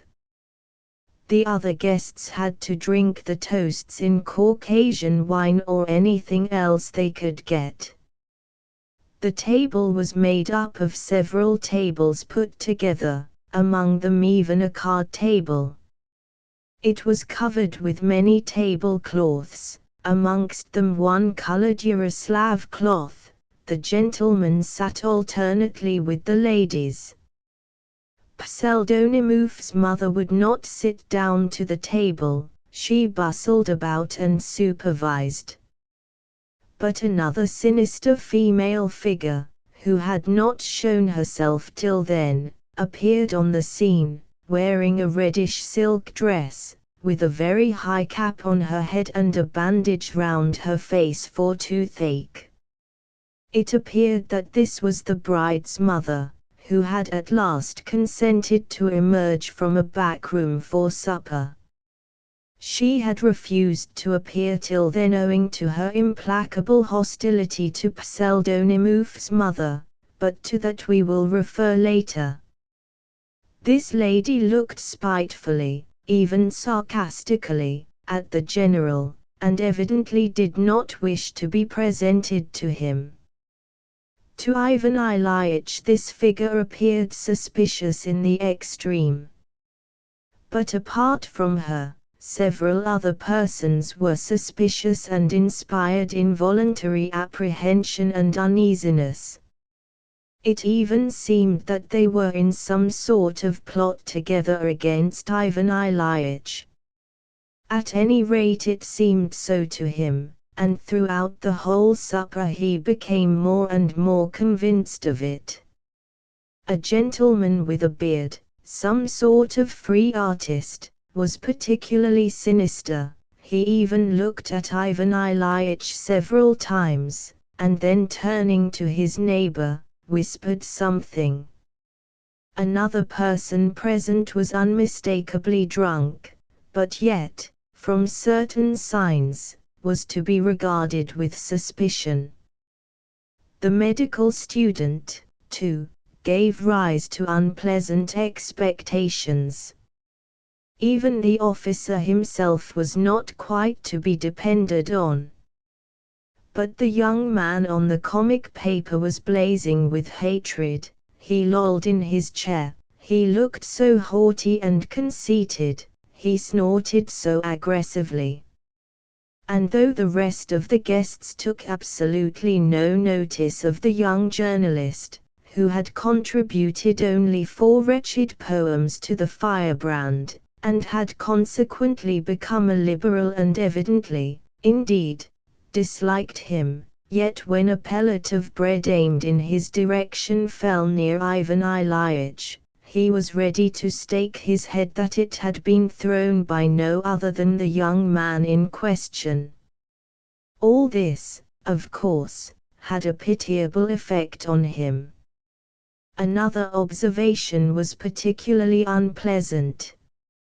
Ivan Ilyitch became aware that he was beginning to articulate indistinctly and with difficulty, that he was longing to say a great deal, but that his tongue refused to obey him. And then he suddenly seemed to forget himself, and worst of all he would suddenly burst into a loud guffaw of laughter, apropos of nothing. This inclination quickly passed off after a glass of champagne which Ivan Ilyitch had not meant to drink, though he had poured it out and suddenly drunk it quite by accident. After that glass he felt at once almost inclined to cry. He felt that he was sinking into a most peculiar state of sentimentality. He began to be again filled with love. He loved everyone, even Pseldonimov, even the young man on the comic paper. He suddenly longed to embrace all of them, to forget everything and to be reconciled. What is more, to tell them everything openly, all, that is, to tell them what a good, nice man he was, with what wonderful talents. What services he would do for his country, how good he was at entertaining the fair sex, and above all, how progressive he was, how humanely ready he was to be indulgent to all, to the very lowest, and finally in conclusion to tell them frankly all the motives that had impelled him to turn up at Pseldonimov's uninvited, to drink 2 bottles of champagne and to make him happy with his presence. The truth, the holy truth and candor before all things. I will capture them by candor. They will believe me, I see it clearly. They actually look at me with hostility, but when I tell them all I shall conquer them completely. They will fill their glasses and drink my health with shouts. The officer will break his glass on his spur. Perhaps they will even shout hurrah. Even if they want to toss me after the hussar fashion I will not oppose them, and indeed it would be very jolly. I will kiss the bride on her forehead, she is charming. Akim Petrovich is a very nice man, too. Pseldonimov will improve, of course, later on. He will acquire, so to speak, a society polish. And although, of course, the younger generation has not that delicacy of feeling, yet I will talk to them about the contemporary significance of Russia among the European states. I will refer to the peasant question, too, yes, and they will all like me and I shall leave with glory. These dreams were, of course, extremely agreeable, but what was unpleasant was that in the midst of these roseate anticipations, Ivan Ilyitch suddenly discovered in himself another unexpected propensity, that was to spit. Anyway, saliva began running from his mouth apart from any will of his own. He observed this on Akim Petrovitch, whose cheek he spluttered upon and who sat not daring to wipe it off from respectfulness. Ivan Ilyitch took his dinner napkin and wiped it himself, but this immediately struck him himself as so incongruous, so opposed to all common sense, that he sank into silence and began wondering. Though Akim Petrovitch emptied his glass, yet he sat as though he were scalded. Ivan Ilyitch reflected now that he had for almost a quarter of an hour been talking to him about some most interesting subject, but that Akim Petrovitch had not only seemed embarrassed as he listened, but positively frightened. Pseldonimov, who was sitting one chair away from him, also craned his neck towards him, and bending his head sideways, listened to him with the most unpleasant air. He actually seemed to be keeping a watch on him. Turning his eyes upon the rest of the company, he saw that many were looking straight at him and laughing. But what was strangest of all was, that he was not in the least embarrassed by it. On the contrary, he sipped his glass again and suddenly began speaking so that all could hear. "I was saying just now," he began as loudly as possible, "I was saying just now, ladies and gentlemen, to Akim Petrovitch, that Russia, yes, Russia, in short, you understand, that I mean to say. Russia is living, it is my profound conviction, through a period of humanity. Humanity was heard at the other end of the table. Tutu. Ivan Ilyitch stopped. Pseldonimov got up from his chair and began trying to see who had shouted. Akim Petrovitch stealthily shook his head, as though admonishing the guests. Ivan Ilyitch saw this distinctly, but in his confusion said nothing. Humanity, he continued obstinately, and this evening, and only this evening, I said to Stepan Nikiforovitch, yes, that the regeneration, so to speak, of things. Your Excellency, was heard a loud exclamation at the other end of the table. What is your pleasure? Answered Ivan Ilyitch, pulled up short and trying to distinguish who had called to him. Nothing at all, Your Excellency. I was carried away. Continue. Continue, the voice was heard again. Ivan Ilyitch felt upset. The regeneration, so to speak, of those same things. Your Excellency, the voice shouted again. What do you want? How do you do? This time Ivan Ilyitch could not restrain himself. He broke off his speech and turned to the assailant who had disturbed the general harmony. He was a very young lad, still at school, who had taken more than a drop too much, and was an object of great suspicion to the general.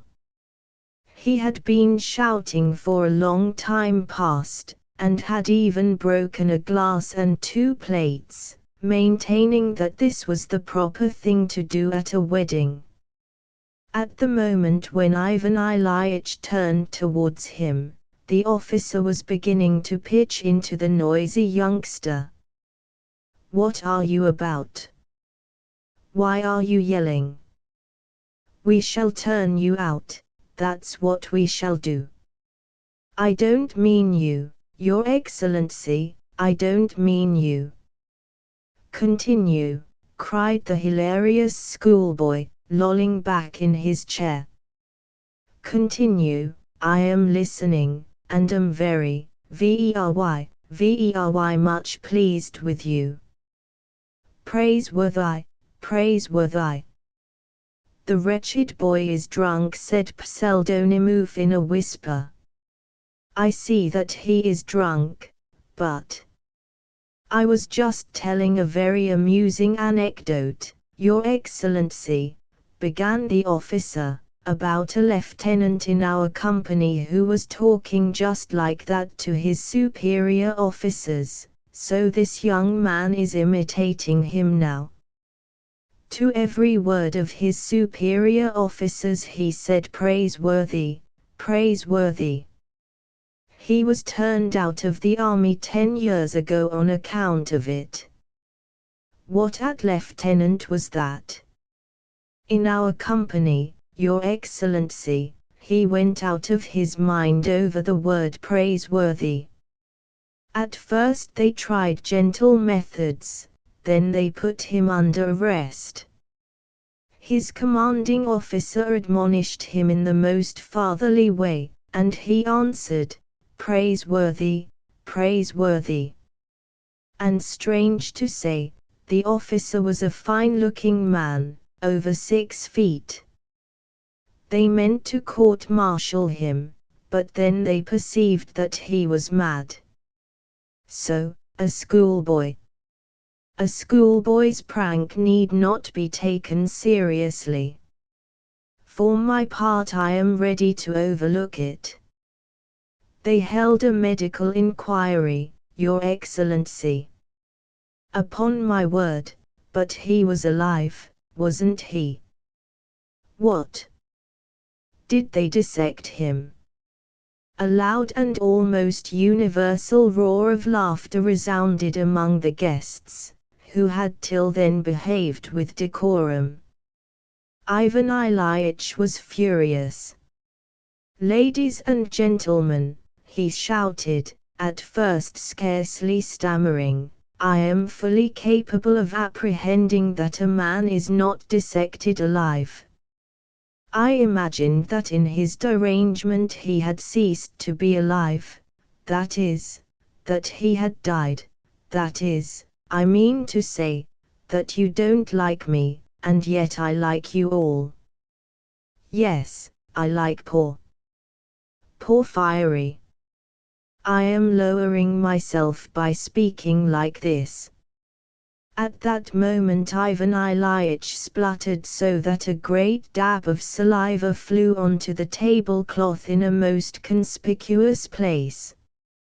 Pseldonimov flew to wipe it off with a table napkin. This last disaster crushed him completely. My friends, this is too much, he cried in despair. The man is drunk, Your Excellency. Pseldonimov prompted him again. Porfiry, I see that you, all, yes. I say that I hope, yes, I call upon you all to tell me in what way have I lowered myself. Ivan Ilyitch was almost crying. Your Excellency, good heavens! Porfiry, I appeal to you. Tell me, when I came, yes, to your wedding, I had an object. I was aiming at moral elevation. I wanted it to be felt. I appeal to all, am I greatly lowered in your eyes or not? A death-like silence. That was just it, a death-like silence, and to such a downright question. They might at least shout at this minute, flashed through His Excellency's head. But the guests only looked at one another. Akim Petrovich sat more dead than alive, while Pseldonimov, numb with terror, was repeating to himself the awful question which had occurred to him more than once already. What shall I have to pay for all this tomorrow? At this point the young man on the comic paper, who was very drunk but who had hitherto sat in morose silence, addressed Ivan Ilyich directly, and with flashing eyes began answering in the name of the whole company. "Yes," he said in a loud voice, "yes, you have lowered yourself. Yes, you are a reactionary. Young man, you are forgetting yourself. To whom are you speaking, so to express it?" Ivan Ilyich cried furiously, jumping up from his seat again. "To you, and secondly, I am not a young man. You've come to give yourself airs and try to win popularity." "Pseldonymov, what does this mean?" cried Ivan Ilyich. But Pseldonymov was reduced to such horror that he stood still like a post and was utterly at a loss what to do. The guests, too, sat mute in their seats. All but the artist and the schoolboy, who applauded and shouted, "Bravo, bravo!" The young man on the comic paper went on shouting with unrestrained violence, "Yes, you came to show off your humanity. You've hindered the enjoyment of everyone. You've been drinking champagne without thinking that it is beyond the means of a clerk at 10 rubles a month. And I suspect that you are one of those high officials who are a little too fond of the young wives of their clerks. What is more, I am convinced that you support state monopolies. Yes, yes, yes. Pseldonymov, Pseldonymov," shouted Ivan Ilyich, holding out his hands to him. He felt that every word uttered by the comic young man was a fresh dagger at his heart. "Directly, Your Excellency. Please do not disturb yourself," Pseldonymov cried energetically, rushing up to the comic young man, seizing him by the collar and dragging him away from the table. Such physical strength could indeed not have been expected from the weakly-looking Pseldonymov. But the comic young man was very drunk, while Pseldonymov was perfectly sober. Then he gave him 2 or 3 cuffs in the back, and thrust him out of the door. "You are all scoundrels," roared the young man of the comic paper. "I will caricature you all tomorrow in the firebrand." They all leapt up from their seats. "Your Excellency, Your Excellency," cried Pseldonymov, his mother and several others, crowding round the general, "Your Excellency, do not be disturbed." "No, no," cried the general, "I am annihilated. I meant to bless you, so to speak.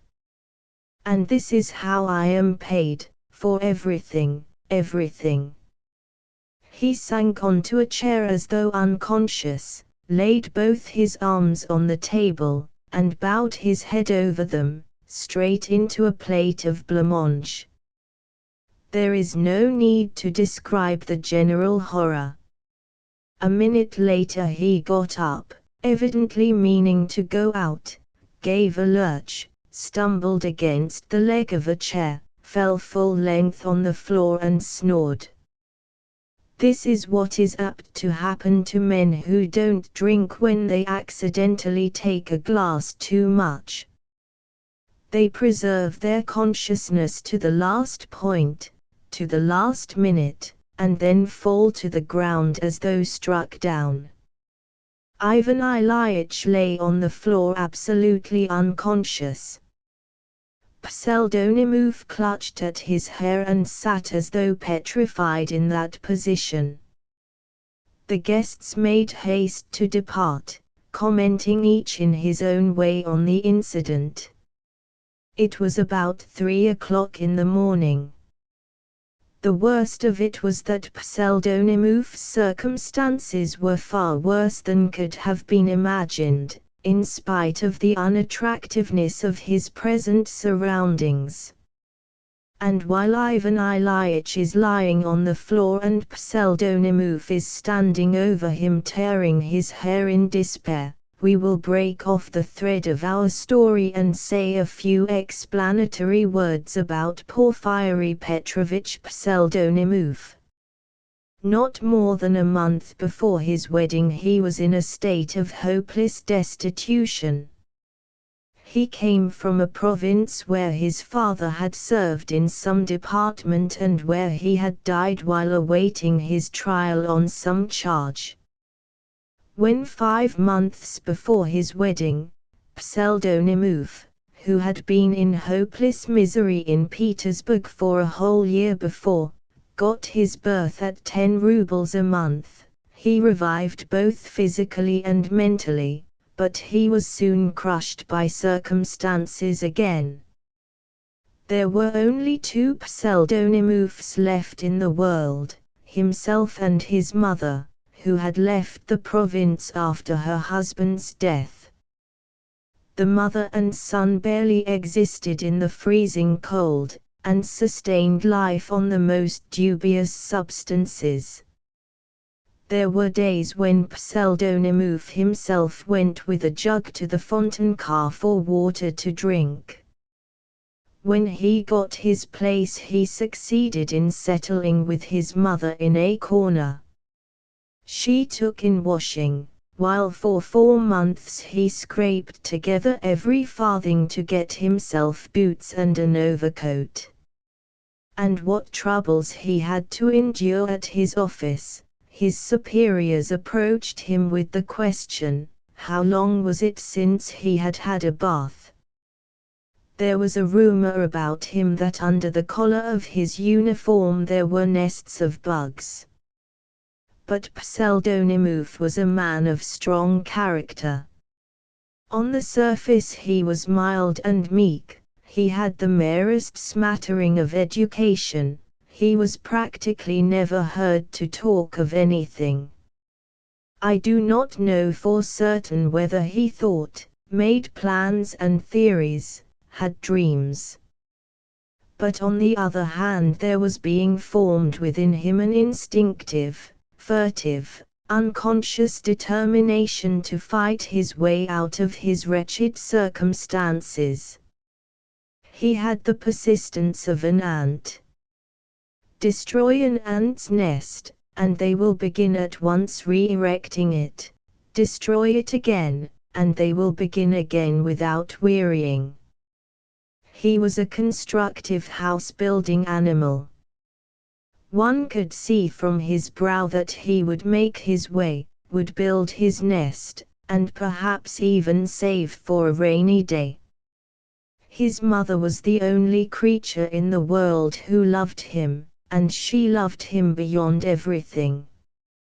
She was a woman of resolute character, hard-working and indefatigable, and at the same time good-natured. So perhaps they might have lived in their corner for 5 or 6 years till their circumstances changed, if they had not come across the retired titular councillor Mlekopitiev, who had been a clerk in the treasury and had served at one time in the provinces, but had latterly settled in Petersburg and had established himself there with his family.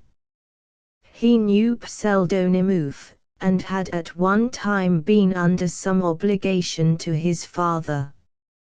He had a little money, not a large sum, of course, but there it was. How much it was no one knew, not his wife, nor his elder daughter, nor his relations. He had 2 daughters, and as he was an awful bully, a drunkard, a domestic tyrant, and in addition to that an invalid, he took it into his head one day to marry one of his daughters to Pseldonimov. I knew his father, he would say, he was a good fellow and his son will be a good fellow. Mlekopitiev did exactly as he liked, his word was law. He was a very queer bully. For the most part he spent his time sitting in an armchair, having lost the use of his legs from some disease which did not, however, prevent him from drinking vodka. For days together he would be drinking and swearing. He was an ill-natured man. He always wanted to have someone whom he could be continually tormenting. And for that purpose he kept several distant relations, his sister, a sickly and peevish woman, two of his wife's sisters, also ill-natured and very free with their tongues, and his old aunt, who had through some accident a broken rib. He kept another dependent also, a Russianized German, for the sake of her talent for entertaining him with stories from the Arabian Nights. His sole gratification consisted in jeering at all these unfortunate women and abusing them every minute with all his energies, though the latter, not excepting his wife, who had been born with toothache, dared not utter a word in his presence. He set them at loggerheads at one another, inventing and fostering spiteful backbiting and dissensions among them, and then laughed and rejoiced seeing how they were ready to tear one another to pieces. He was very much delighted when his elder daughter, who had lived in great poverty for 10 years with her husband, an officer of some sort, and was at last left a widow, came to live with him with 3 little sickly children.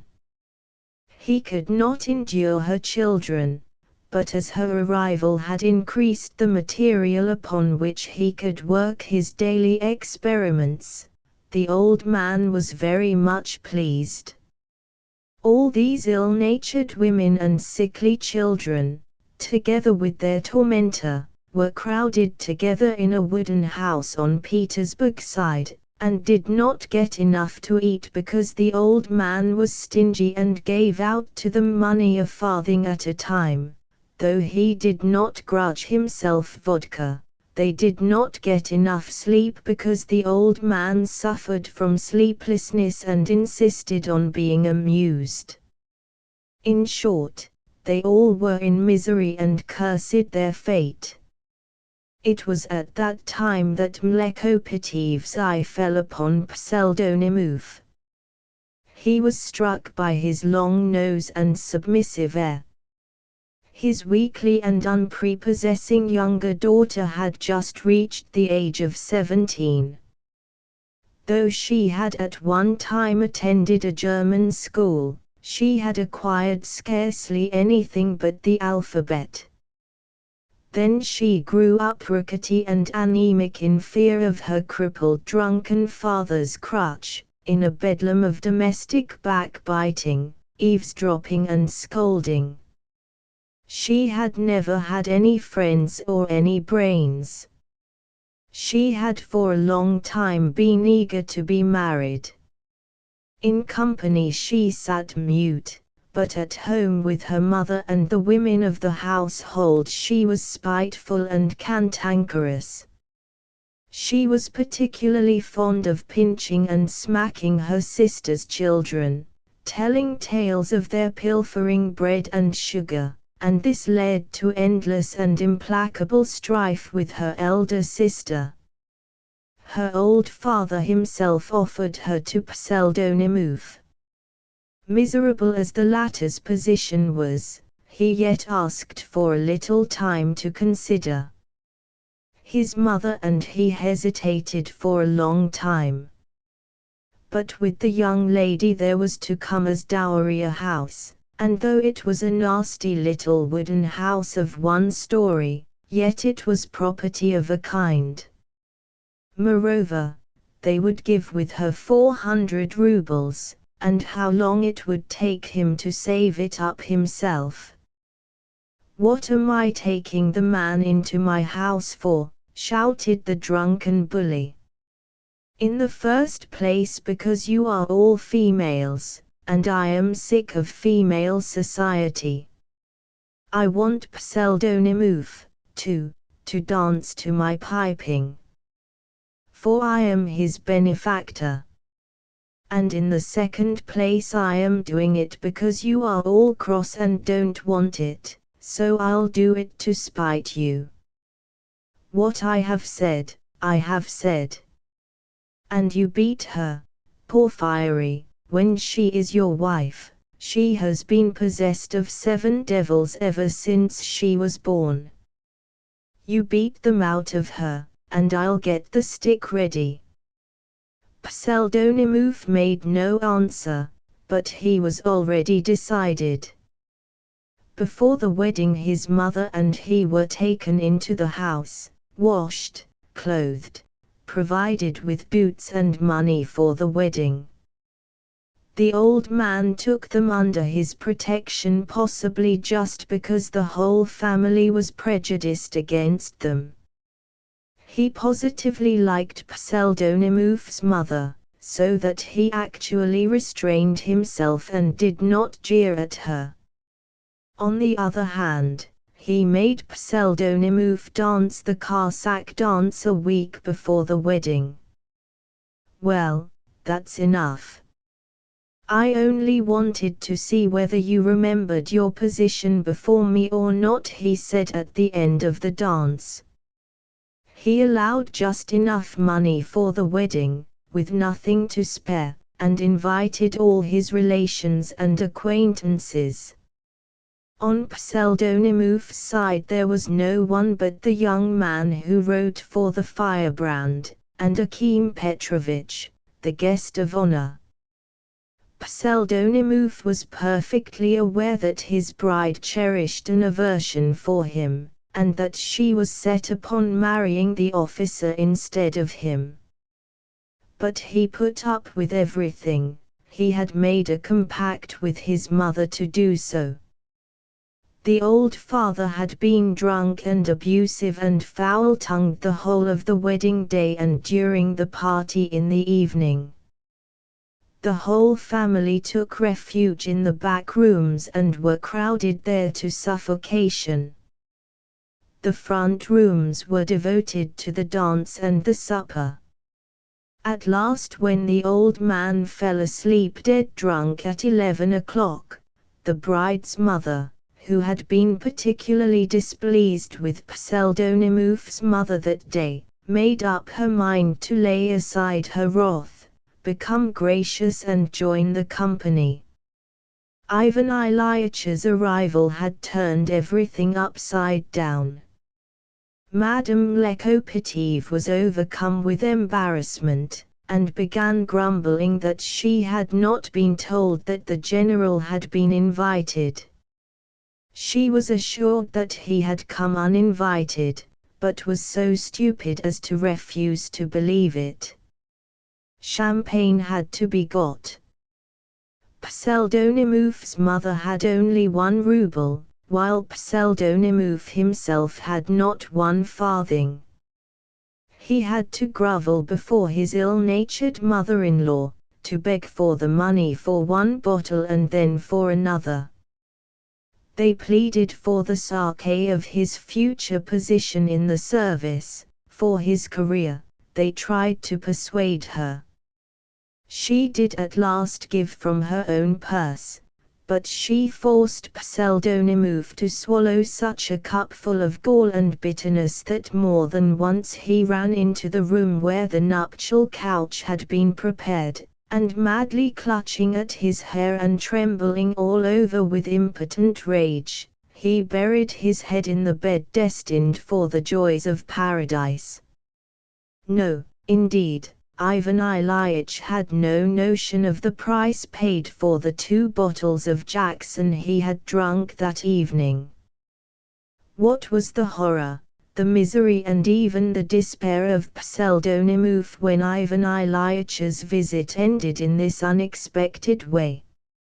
He had a prospect again of no end of misery, and perhaps a night of tears and outcries from his peevish bride, and upbraidings from her unreasonable relations.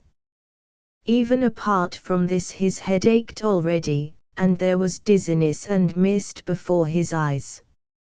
And here Ivan Ilyitch needed looking after. At 3 o'clock at night he had to hunt for a doctor or a carriage to take him home, and a carriage it must be, for it would be impossible to let an ordinary cabby take him home in that condition. And where could he get the money even for a carriage? Madame Lekopetiev, furious that the general had not addressed 2 words to her, and had not even looked at her at supper, declared that she had not a farthing. Possibly she really had not a farthing. Where could he get it? What was he to do? Yes, indeed, he had good cause to tear his hair. Meanwhile Ivan Ilyitch was moved to a little leather sofa that stood in the dining room. While they were clearing the tables and putting them away, Pseldonimov was rushing all over the place to borrow money. He even tried to get it from the servants, but it appeared that nobody had any. He even ventured to trouble Akim Petrovitch, who had stayed after the other guests. But good-natured as he was, the latter was reduced to such bewilderment and even alarm at the mention of money that he uttered the most unexpected and foolish phrases. Another time, with pleasure he muttered, "But now, you really must excuse me." And taking his cap, he ran as fast as he could out of the house. Only the good-natured youth who had talked about the dream book was any use at all, and even that came to nothing. He, too, stayed after the others, showing genuine sympathy with Pseldonimov's misfortunes. At last Pseldonimov, together with his mother and the young man, decided in consultation not to send for a doctor, but rather to fetch a carriage and take the invalid home, and meantime to try certain domestic remedies till the carriage arrived, such as moistening his temples and his head with cold water, putting ice on his head, and so on. Pseldonimov's mother undertook this task. The friendly youth flew off in search of a carriage. As there were not even ordinary cabs to be found on the Petersburg side at that hour, he went off to some livery stables at a distance to wake up the coachman. They began bargaining, and declared that 5 rubles would be little to ask for a carriage at that time of night. They agreed to come, however, for 3. When at last, just before 5 o'clock, the young man arrived at Pseldonimov's with the carriage, they had changed their minds. It appeared that Ivan Ilyitch, who was still unconscious, had become so seriously unwell, was moaning and tossing so terribly, that to move him and take him home in such a condition was impossible and actually unsafe. "What will it lead to next?" said Pseldonimov, utterly disheartened. What was to be done? A new problem arose. If the invalid remained in the house, where should he be moved and where could they put him? There were only 2 bedsteads in the house, one large double bed in which old Mlekopetiev and his wife slept, and another double bed of imitation walnut which had just been purchased and was destined for the newly married couple. All the other inhabitants of the house slept on the floor side by side on feather beds, for the most part in bad condition and stuffy, anything but presentable in fact, and even of these the supply was insufficient, there was not one to spare. Where could the invalid be put? A feather bed might perhaps have been found, it might in the last resort have been pulled from under someone, but where and on what could a bed have been made up? It seemed that the bed must be made up in the drawing room, for that room was the furthest from the bosom of the family and had a door into the passage.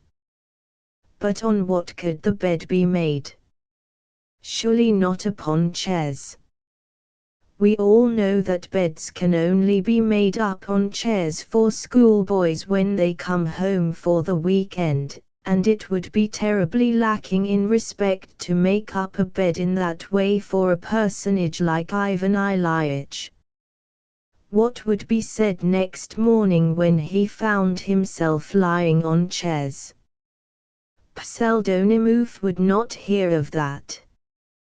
The only alternative was to put him on the bridal couch. This bridal couch, as we have mentioned already, was in a little room that opened out of the dining room. On the bedstead was a double mattress actually newly bought first-hand, clean sheets, 4 pillows in pink calico covered with frilled muslin cases. The quilt was of pink satin, and it was quilted in patterns. Muslin curtains hung down from a golden ring overhead. In fact, it was all just as it should be, and the guests who had all visited the bridal chamber had admired the decoration of it. Though the bride could not endure Pseldonimov, she had several times in the course of the evening run in to have a look at it on the sly. What was her indignation, her wrath, when she learned that they meant to move an invalid, suffering from something not unlike a mild attack of cholera, to her bridal couch. The bride's mother took her part, broke into abuse and vowed she would complain to her husband next day, but Pseldonimov asserted himself and insisted. Ivan Ilyich was moved into the bridal chamber, and a bed was made up on chairs for the young people. The bride whimpered, would have liked to pinch him, but dared not disobey. Her papa had a crutch with which she was very familiar, and she knew that her papa would call her to account next day. To console her, they carried the pink satin quilt and the pillows in muslin cases into the drawing room.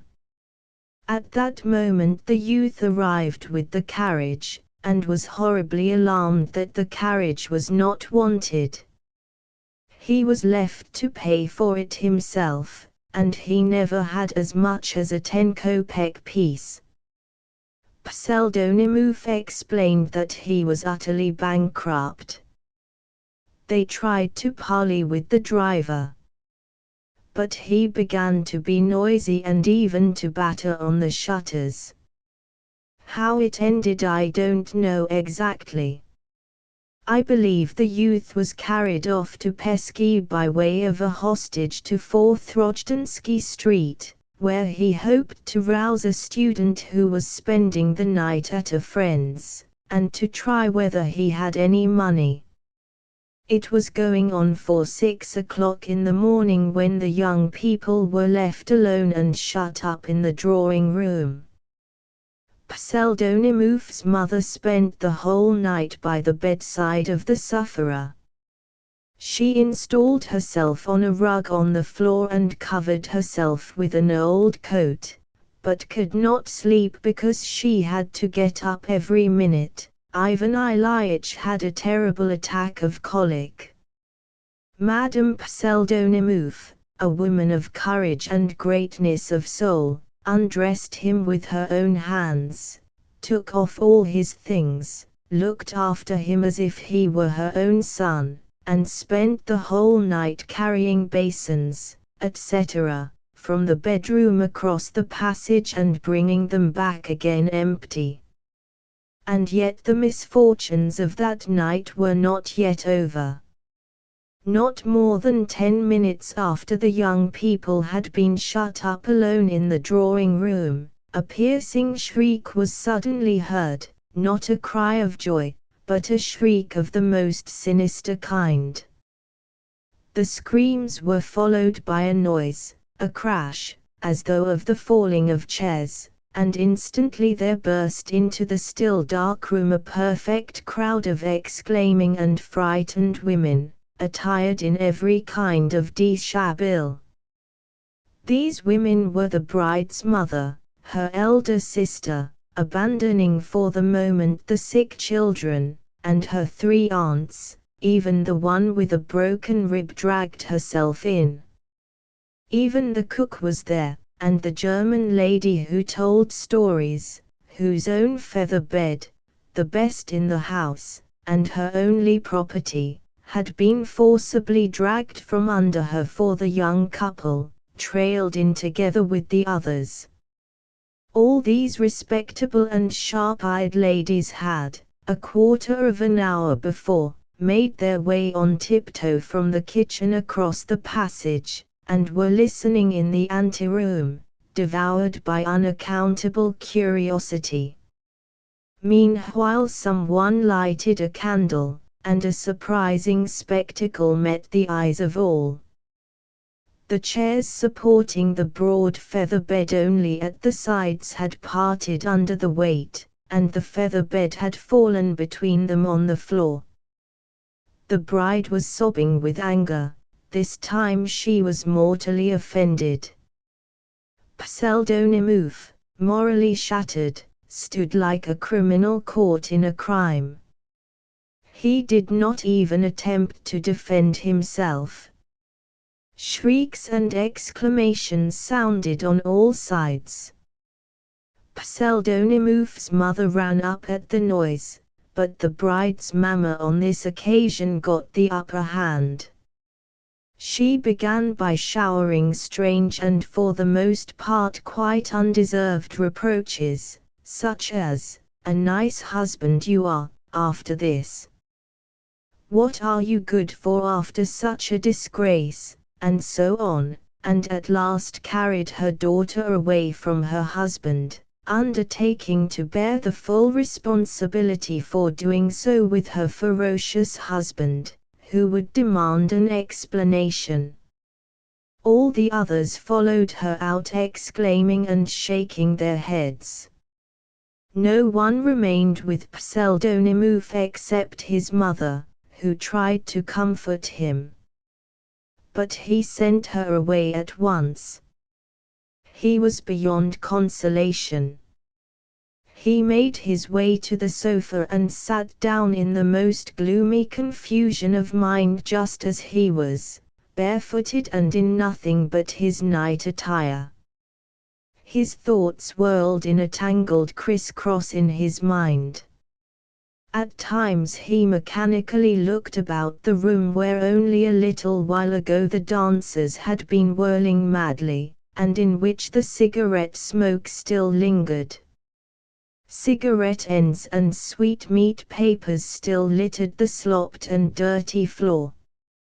The wreck of the nuptial couch and the overturned chairs bore witness to the transitoriness of the fondest and surest earthly hopes and dreams. He sat like this almost an hour. The most oppressive thoughts kept coming into his mind, such as the doubt, what was in store for him in the office now? He recognized with painful clearness that he would have, at all costs, to exchange into another department, that he could not possibly remain where he was after all that had happened that evening. He thought, too, of Mlekopitiev, who would probably make him dance the Cossack dance next day to test his meekness. He reflected, too, that though Mlekopitiev had given 50 rubles for the wedding festivities, every farthing of which had been spent, he had not thought of giving him the 400 rubles yet. No mention had been made of it, in fact. And, indeed, even the house had not been formally made over to him. He thought, too, of his wife who had left him at the most critical moment of his life, of the tall officer who had dropped on one knee before her. He had noticed that already. He thought of the 7 devils which, according to the testimony of her own father, were in possession of his wife, and of the crutch in readiness to drive them out. Of course he felt equal to bearing a great deal, but destiny had let loose such surprises upon him that he might well have doubts of his fortitude. So Pseldonimov mused dolefully. Meanwhile the candle end was going out, its fading light, falling straight upon Pseldonimov's profile, threw a colossal shadow of it on the wall, with a drawn-out neck, a hooked nose, and with 2 tufts of hair sticking out on his forehead and the back of his head. At last, when the air was growing cool with the chill of early morning, he got up, frozen and spiritually numb, crawled to the feather bed that was lying between the chairs, and without rearranging anything, without putting out the candle end, without even laying the pillow under his head, fell into a leaden, death-like sleep, such as the sleep of men condemned to flogging on the morrow must be. On the other hand, what could be compared with the agonizing night spent by Ivan Ilyich Pralinsky on the bridal couch of the unlucky Pseldonimov? For some time, headache, vomiting and other most unpleasant symptoms did not leave him for 1 second. He was in the torments of hell. The faint glimpses of consciousness that visited his brain lighted up such an abyss of horrors, such gloomy and revolting pictures, that it would have been better for him not to have returned to consciousness. Everything was still in a turmoil in his mind, however. He recognized Pseldonimov's mother, for instance, heard her gentle admonitions, such as, "Be patient, my dear, be patient, good sir, it won't be so bad presently." He recognized her, but could give no logical explanation of her presence beside him. Revolting phantoms haunted him. Most frequently of all he was haunted by Semyon Ivanitch, but looking more intently, he saw that it was not Semyon Ivanitch but Pseldonimov's nose. He had visions, too, of the free and easy artist, and the officer and the old lady with her face tied up. What interested him most of all was the gilt ring which hung over his head, through which the curtains hung. He could distinguish it distinctly in the dim light of the candle end which lighted up the room, and he kept wondering inwardly, what was the object of that ring, why was it there, what did it mean? He questioned the old lady several times about it, but apparently did not say what he meant, and she evidently did not understand it, however much he struggled to explain.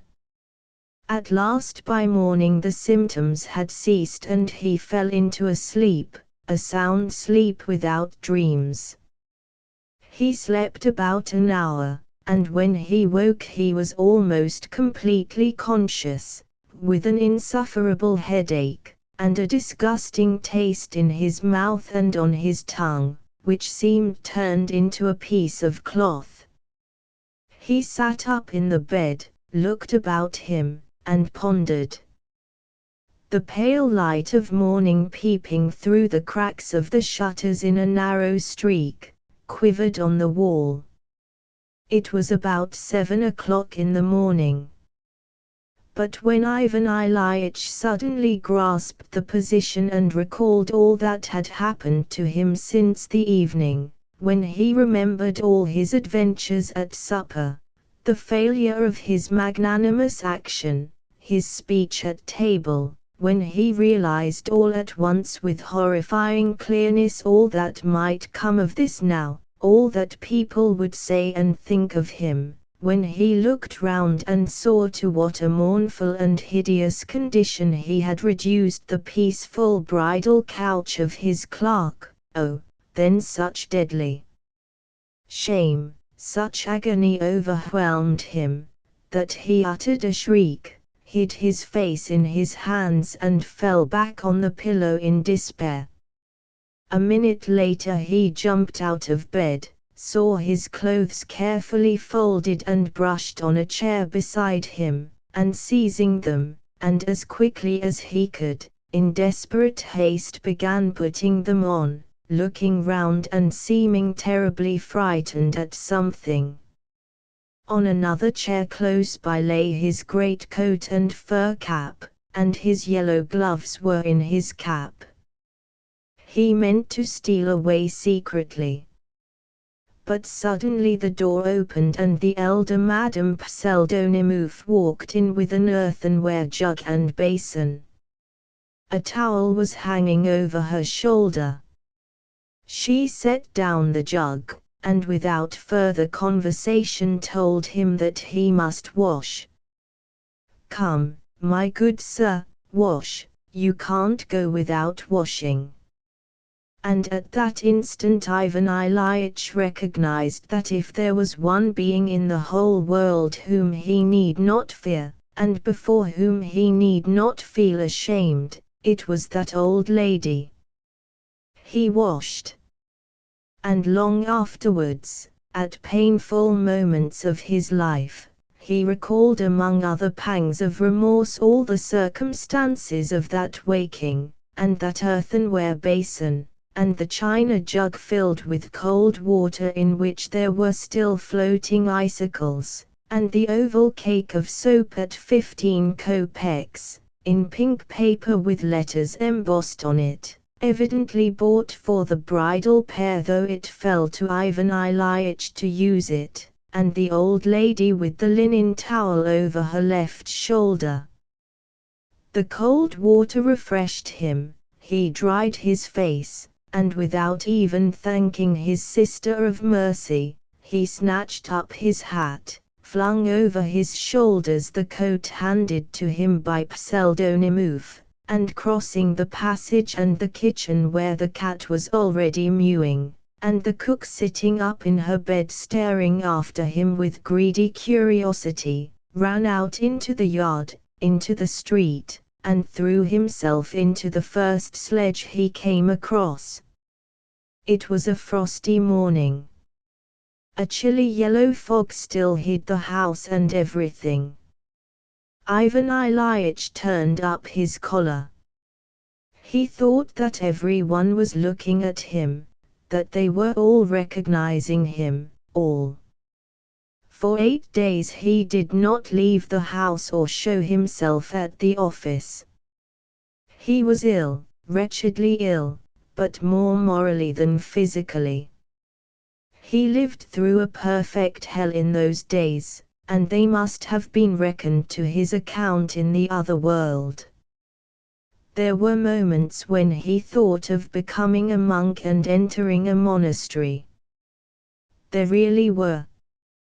His imagination, indeed, took special excursions during that period. He pictured subdued subterranean singing, an open coffin, living in a solitary cell, forests and caves, but when he came to himself he recognized almost at once that all this was dreadful nonsense and exaggeration, and was ashamed of this nonsense. Then began attacks of moral agony on the theme of his existence manky. Then shame flamed up again in his soul, took complete possession of him at once, consumed him like fire and reopened his wounds. He shuddered as pictures of all sorts rose before his mind. What would people say about him? What would they think when he walked into his office? What a whisper would dog his steps for a whole year, 10 years, his whole life. His story would go down to posterity. He sometimes fell into such dejection that he was ready to go straight off to Semyon Ivanovich and ask for his forgiveness and friendship. He did not even justify himself, there was no limit to his blame of himself. He could find no extenuating circumstances, and was ashamed of trying to. He had thoughts, too, of resigning his post at once and devoting himself to human happiness as a simple citizen, in solitude. In any case he would have completely to change his whole circle of acquaintances, and so thoroughly as to eradicate all memory of himself. Then the thought occurred to him that this, too, was nonsense, and that if he adopted greater severity with his subordinates it might all be set right. Then he began to feel hope and courage again. At last, at the expiration of 8 days of hesitation and agonies, he felt that he could not endure to be in uncertainty any longer, and bo matin he made up his mind to go to the office. He had pictured 1,000 times over his return to the office as he sat at home in misery. With horror and conviction he told himself that he would certainly hear behind him an ambiguous whisper, would see ambiguous faces, would intercept ominous smiles. What was his surprise when nothing of the sort happened? He was greeted with respect, he was met with bows, everyone was grave, everyone was busy. His heart was filled with joy as he made his way to his own room. He set to work at once with the utmost gravity, he listened to some reports and explanations, settled doubtful points. He felt as though he had never explained knotty points and given his decisions so intelligently, so judiciously as that morning. He saw that they were satisfied with him, that they respected him, that he was treated with respect. The most thin-skinned sensitiveness could not have discovered anything. At last Akim Petrovich made his appearance with some document. The sight of him sent a stab to Ivan Ilyitch's heart, but only for an instant. He went into the business with Akim Petrovich, talked with dignity, explained things, and showed him what was to be done. The only thing he noticed was that he avoided looking at Akim Petrovich for any length of time, or rather Akim Petrovich seemed afraid of catching his eye, but at last Akim Petrovich had finished and began to collect his papers.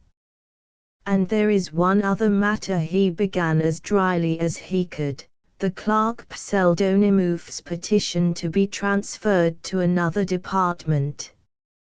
His Excellency Semyon Ivanovich Shipulenko has promised him a post.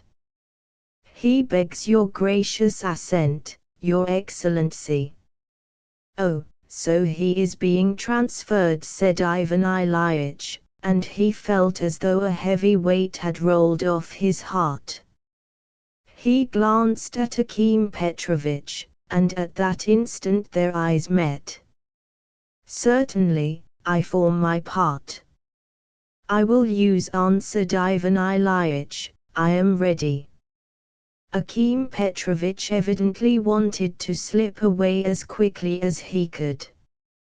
But in a rush of generous feeling Ivan Ilyitch determined to speak out. Apparently some inspiration had come to him again. Tell him, he began, bending a candid glance full of profound meaning upon Akim Petrovich, tell Pseldonimov that I feel no ill will, no, I do not. That on the contrary I am ready to forget all that is past, to forget it all. But all at once Ivan Ilyich broke off, looking with wonder at the strange behavior of Akim Petrovich, who suddenly seemed transformed from a sensible person into a fearful fool. Instead of listening and hearing Ivan Ilyich to the end, he suddenly flushed crimson in the silliest way, began with positively unseemly haste making strange little bows, and at the same time edging towards the door. His whole appearance betrayed a desire to sink through the floor, or more accurately, to get back to his table as quickly as possible. Ivan Ilyich, left alone, got up from his chair in confusion. He looked in the looking-glass without noticing his face. No, severity, severity and nothing but severity, he whispered almost unconsciously, and suddenly a vivid flush overspread his face. He felt suddenly more ashamed, more weighed down than he had been in the most insufferable moments of his 8 days of tribulation. I did break down, he said to himself, and sank helplessly into his chair. Another man's wife or the husband under the bed, an extraordinary adventure. I be so kind, sir, allow me to ask you.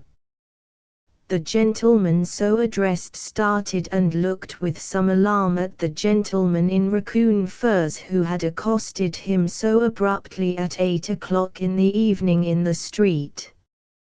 We all know that if a Petersburg gentleman suddenly in the street speaks to another gentleman with whom he is unacquainted, the second gentleman is invariably alarmed. And so the gentleman addressed started and was somewhat alarmed. "Excuse me for troubling you," said the gentleman in raccoon, "but I really don't know, you will pardon me, no doubt, you see, I am a little upset." Only then the young man in the wadded overcoat observed that this gentleman in the raccoon furs certainly was upset. His wrinkled face was rather pale, his voice was trembling.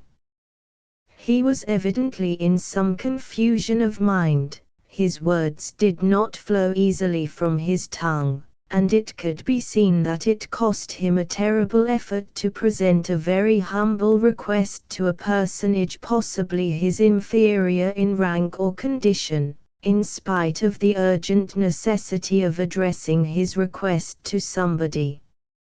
And indeed the request was in any case unseemly, undignified, strange, coming from a man who had such a dignified fur coat, such a respectable jacket of a superb dark green color, and such distinguished decorations adorning that jacket. It was evident that the gentleman in raccoon was himself confused by all this, so that at last he could not stand it, but made up his mind to suppress his emotion and politely to put an end to the unpleasant position he had himself brought about. "Excuse me, I am not myself, but it is true you don't know me, forgive me for disturbing you. I have changed my mind." Here, from politeness, he raised his hat and hurried off. "But allow me." The little gentleman had, however, vanished into the darkness, leaving the gentleman in the wadded overcoat in a state of stupefaction. "What a queer fellow," thought the gentleman in the wadded overcoat. After wondering, as was only natural, and recovering at last from his stupefaction, he bethought him of his own affairs, and began walking to and fro, staring intently at the gates of a house with an endless number of stories. A fog was beginning to come on, and the young man was somewhat relieved at it, for his walking up and down was less noticeable in the fog, though indeed no one could have noticed him but some cabman who had been waiting all day without a fare.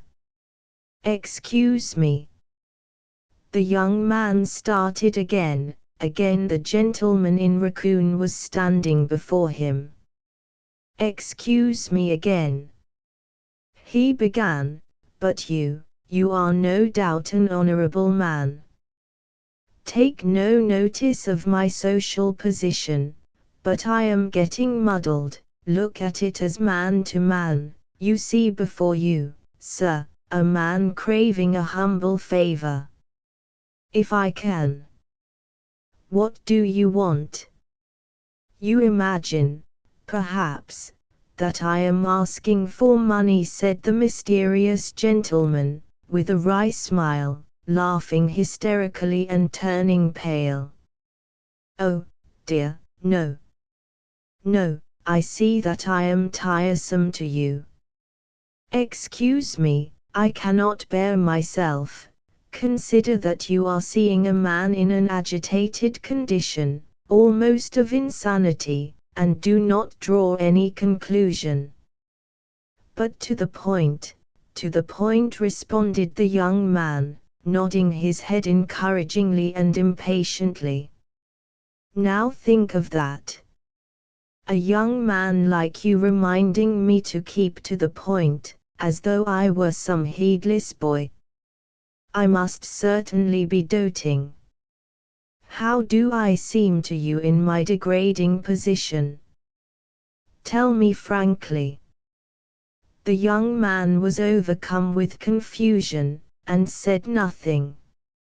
"Allow me to ask you openly, have you not seen a lady?" "That is all that I have to ask you," the gentleman in the raccoon coat said resolutely at last. "Lady?" "Yes, a lady. Yes, I have seen, but I must say lots of them have passed." "Just so," answered the mysterious gentleman, with a bitter smile. "I am muddled. I did not mean to ask that. Excuse me, I meant to say, haven't you seen a lady in a fox fur cape, in a dark velvet hood and a black veil?" "No, I haven't noticed one like that. No, I think I haven't seen one." "Well, in that case, excuse me." The young man wanted to ask a question, but the gentleman in raccoon vanished again. Again he left his patient listener in a state of stupefaction. "Well, the devil take him," thought the young man in the wadded overcoat, evidently troubled. With annoyance he turned up his beaver collar, and began cautiously walking to and fro again before the gates of the house of many stories. He was raging inwardly. "Why doesn't she come out?" he thought. "It will soon be 8 o'clock. The town clock struck 8. Oh, devil take you! Excuse me. Excuse me for speaking like that, but you came upon me so suddenly that you quite frightened me," said the young man, frowning and apologizing. "Here I am again. I must strike you as tiresome and queer. Be so good as to explain at once, without more ado. I don't know what it is you want. You are in a hurry. Do you see, I will tell you everything openly, without wasting words. It cannot be helped. Circumstances sometimes bring together people of very different characters. But I see you are impatient, young man. So here, though I really don't know how to tell you, I am looking for a lady. I have made up my mind to tell you all about it. You see, I must know where that lady has gone. Who she is. I imagine there is no need for you to know her name, young man. Well, what next? What next? But what a tone you take with me. Excuse me, but perhaps I have offended you by calling you young man, but I had nothing. In short, if you are willing to do me a very great service, here it is, a lady, that is, I mean a gentlewoman of a very good family, of my acquaintance. I have been commissioned. I have no family, you see. Oh.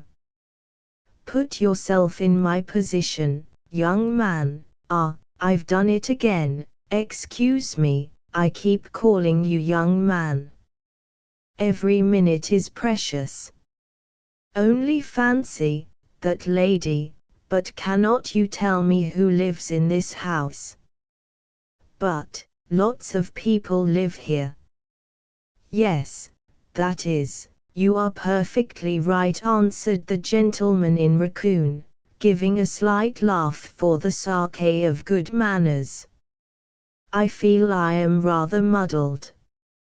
But why do you take that tone?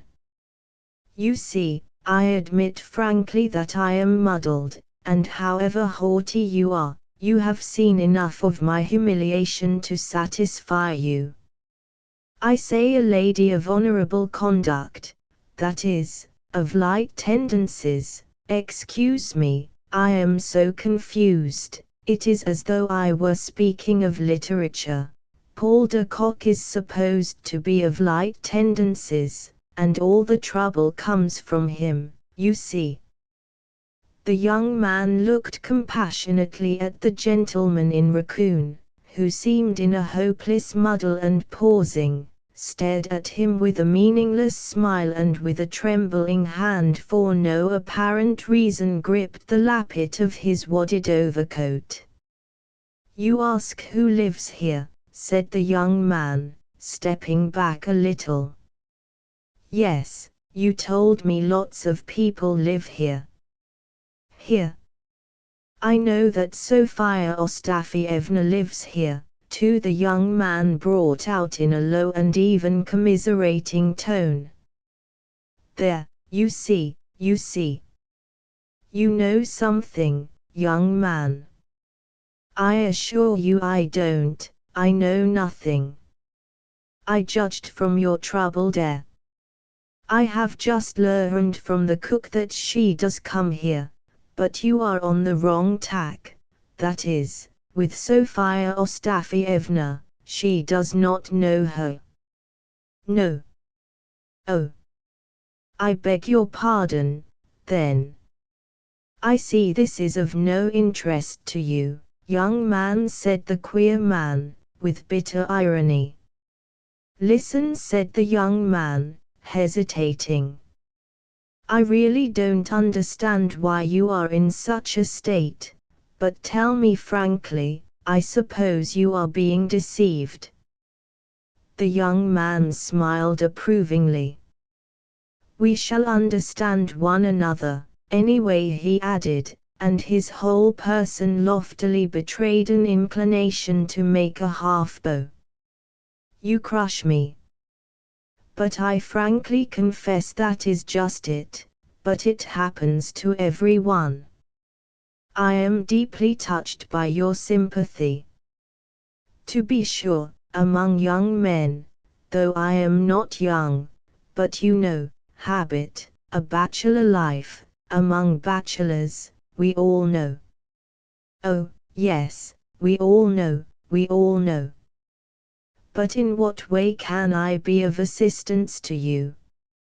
Why, look here, admitting a visit to Sofia Ostafievna, though I don't know for a fact where the lady has gone, I only know that she is in that house, but seeing you walking up and down, and I am walking up and down on the same side myself, I thought, you see, I am waiting for that lady. I know that she is there. I should like to meet her and explain to her how shocking and improper it is. In fact, you understand me. Well, I am not acting for myself, don't imagine it, it is another man's wife. Her husband is standing over there on the Voznesensky Bridge, he wants to catch her, but he doesn't dare, he is still loath to believe it, as every husband is. Here the gentleman in raccoon made an effort to smile.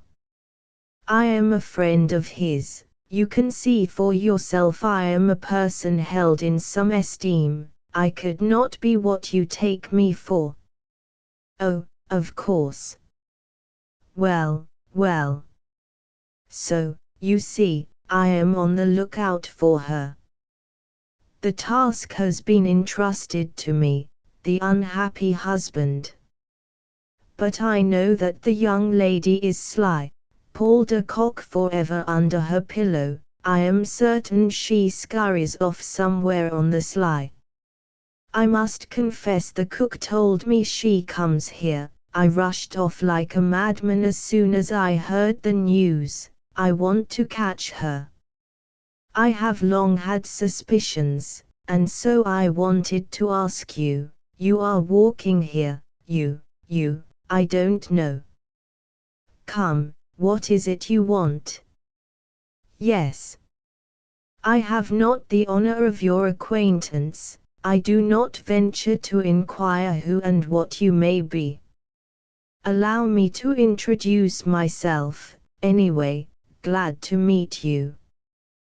The gentleman, quivering with agitation, warmly shook the young man's hand.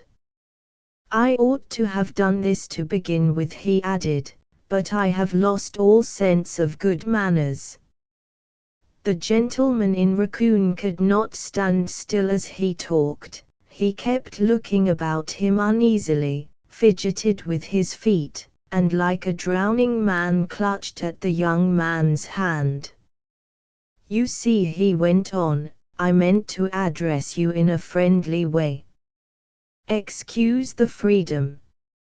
I meant to ask you to walk along the other side and down the side street, where there is a back entrance. I, too, on my side, will walk from the front entrance, so that we cannot miss her. I'm afraid of missing her by myself, I don't want to miss her. When you see her, stop her and shout to me. But I'm mad. Only now I see the foolishness and impropriety of my suggestion. No, why, no. It's all right. Don't make excuses for me, I am so upset. I have never been in such a state before. As though I were being tried for my life. I must own indeed, I will be straightforward and honorable with you, young man, I actually thought you might be the lover. That is, to put it simply, you want to know what I am doing here. You are an honorable man, my dear sir. I am far from supposing that you are he, I will not insult you with such a suspicion, but, give me your word of honor that you are not the lover. Oh, very well, I'll give you my word of honor that I am a lover, but not of your wife, otherwise I shouldn't be here in the street, but should be with her now. Wife? Who told you she was my wife, young man? I am a bachelor, that is, I am a lover myself. You told me there is a husband on Voznesensky Bridge. Of course, I am talking too freely, but there are other ties. And you know, young man, a certain lightness of character, that is. Yes, to be sure. That is, I am not her husband at all. Oh, no doubt. But I tell you frankly that in reassuring you now, I want to set my own mind at rest, and that is why I am candid with you. You are upsetting me and in my way. I promise that I will call you. But I most humbly beg you to move further away and let me alone. I am waiting for someone to. Certainly, certainly, I will move further off. I respect the passionate impatience of your heart. Oh, how well I understand you at this moment. Oh, all right, all right. Till we meet again. But excuse me, young man, here I am again. I don't know how to say it. Give me your word of honor once more, as a gentleman, that you are not her lover. Oh, mercy on us. One more question, the last. Do you know the surname of the husband of your, that is, I mean the lady who is the object of your devotion? Of course I do, it is not your name, and that is all about it. Why, how do you know my name? But, I say, you had better go, you are losing time, she might go away 1,000 times. Why, what do you want? Your lady's in a fox cape and a hood, while mine is wearing a plaid cloak and a pale blue velvet hat. What more do you want? What else? A pale blue velvet hat. She has a plaid cloak and a pale blue velvet hat, cried the pertinacious man, instantly turning back again. Oh, hang it all! Why, that may well be. And, indeed, my lady does not come here. Where is she, then, your lady? You want to know that? What is it to you? I must own, I am still. Tfu! Mercy on us! Why, you have no sense of decency, none at all. Well, my lady has friends here, on the 3rd story looking into the street. Why, do you want me to tell you their names? My goodness, I have friends too, who live on the 3rd story, and their windows look onto the street. General. General. A general. If you like I will tell you what general, well, then. General Polovitsyn. You don't say so. No, that is not the same. Oh, damnation, damnation, dot. Not the same. No, not the same. Both were silent, looking at each other in perplexity. Why are you looking at me like that? Exclaimed the young man, shaking off his stupefaction and air of uncertainty with vexation. The gentleman was in a fluster. I must own. Come, allow me, let us talk more sensibly now. It concerns us both. Explain to me, whom do you know there? You mean, who are my friends? Yes, your friends. Well, you see. I see from your eyes that I have guessed right. Hang it all. No, hang it all. Are you blind? Why, I am standing here before you, I am not with her. Oh, well. I don't care, whether you say so or not. Twice in his fury the young man turned on his heel with a contemptuous wave of his hand. Oh, I meant nothing, I assure you. As an honorable man I will tell you all about it. At first my wife used to come here alone. They are relatives of hers. I had no suspicions. Yesterday I met His Excellency. He told me that he had moved 3 weeks ago from here to another flat, and that is, not mine, but somebody else's, the husband's on the Voznesensky Bridge. That lady had told me that she was with them the day before yesterday, in this flat I mean, and the cook told me that His Excellency's flat had been taken by a young man called Bobinitsin. Oh, damn it all, damn it all. My dear sir, I am in terror, I am in alarm. Oh, hang it. What is it to me that you are in terror and in alarm? Ah! Over there, someone flitted by, over there. Where? You just shout, Ivan Andreyich, and I will run. All right. Oh, confound it. Ivan Andreyich. Here I am, cried Ivan Andreyich, returning, utterly breathless. What is it? Where? Oh, no, I didn't mean anything. I wanted to know what this lady's name is. Glafira. No, not Glafira. Excuse me, I cannot tell you her name. As he said this the worthy man was as white as a sheet. Oh, of course it is not Glafira, I know it is not Glafira, and mine's not Glafira, but with whom can she be? Where? There. Oh, damn it. The young man was in such a fury that he could not stand still. There, you see. How did you know that her name was Glafira? Oh, damn it all, really.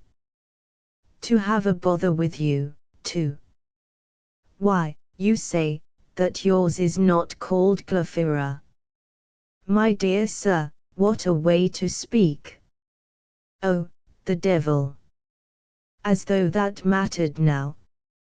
What is she? Your wife? No, that is, I am not married.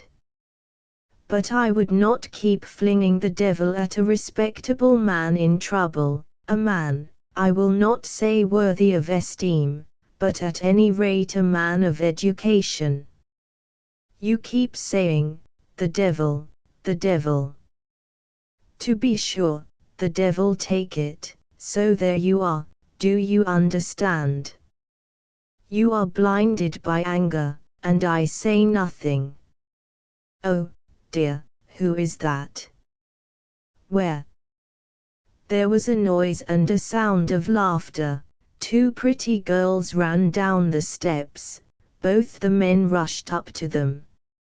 Oh, what manners! What do you want? Where are you shoving? They are not the right ones. Aha, so you've pitched on the wrong ones. Cab. Where do you want to go, mademoiselle? To Parkrove. Get in, Anushka, I'll take you. Oh, I'll sit on the other side, off. Now, mind you drive quickly. The cab drove off. Where did they come from? Oh, dear. Hadn't we better go there? Where? Why, to Bobinitsin's. No, that's out of the question. Why? I would go there, of course, but then she would tell me some other story, she would, get out of it. She would say that she had come on purpose to catch me with someone, and I should get into trouble. and, she may be there. But I don't know for what reason, why, you might go to the general's.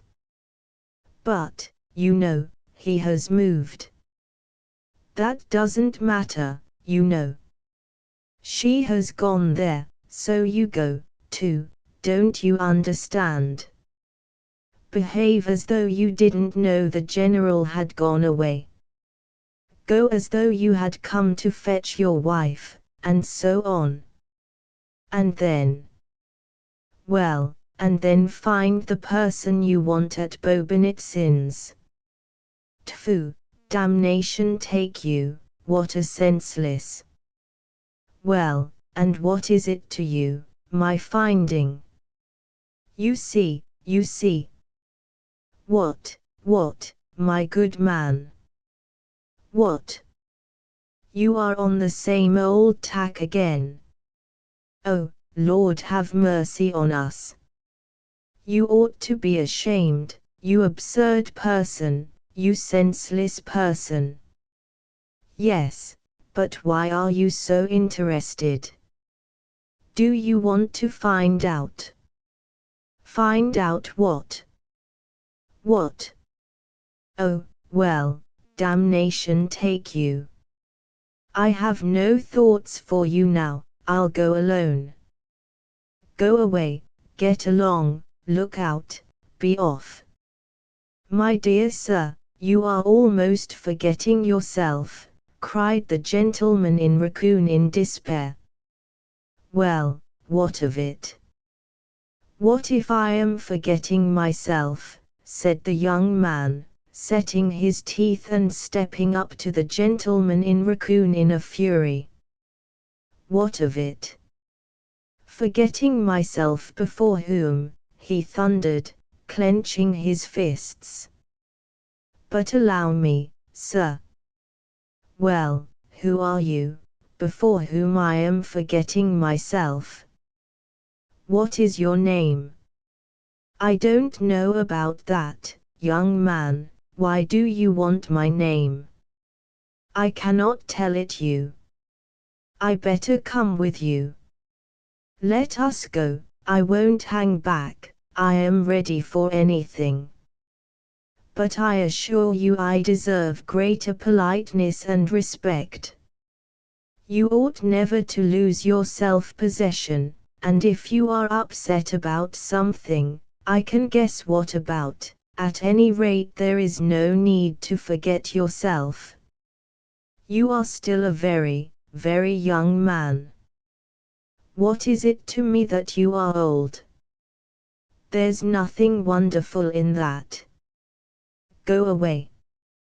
Why are you dancing about here? How am I old? Of course, in position, but I am not dancing about. I can see that. But get away with you. No, I'll stay with you, you cannot forbid me, I am mixed up in it, too, I will come with you. Well, then, keep quiet, hold your tongue. They both went up the steps and ascended the stairs to the third story. It was rather dark. Stay, have you got matches? Matches? What matches? Do you smoke cigars? Oh, yes, I have, here they are, here, stay. The gentleman in raccoon rummaged in a fluster. Tfu, what a senseless, damnation. I believe this is the door. This.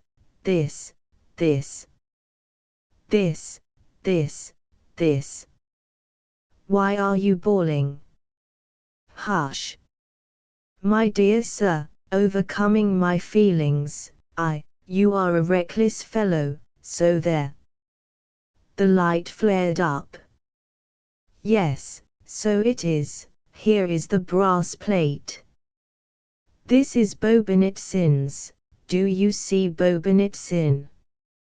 I see it, I see it. Hush.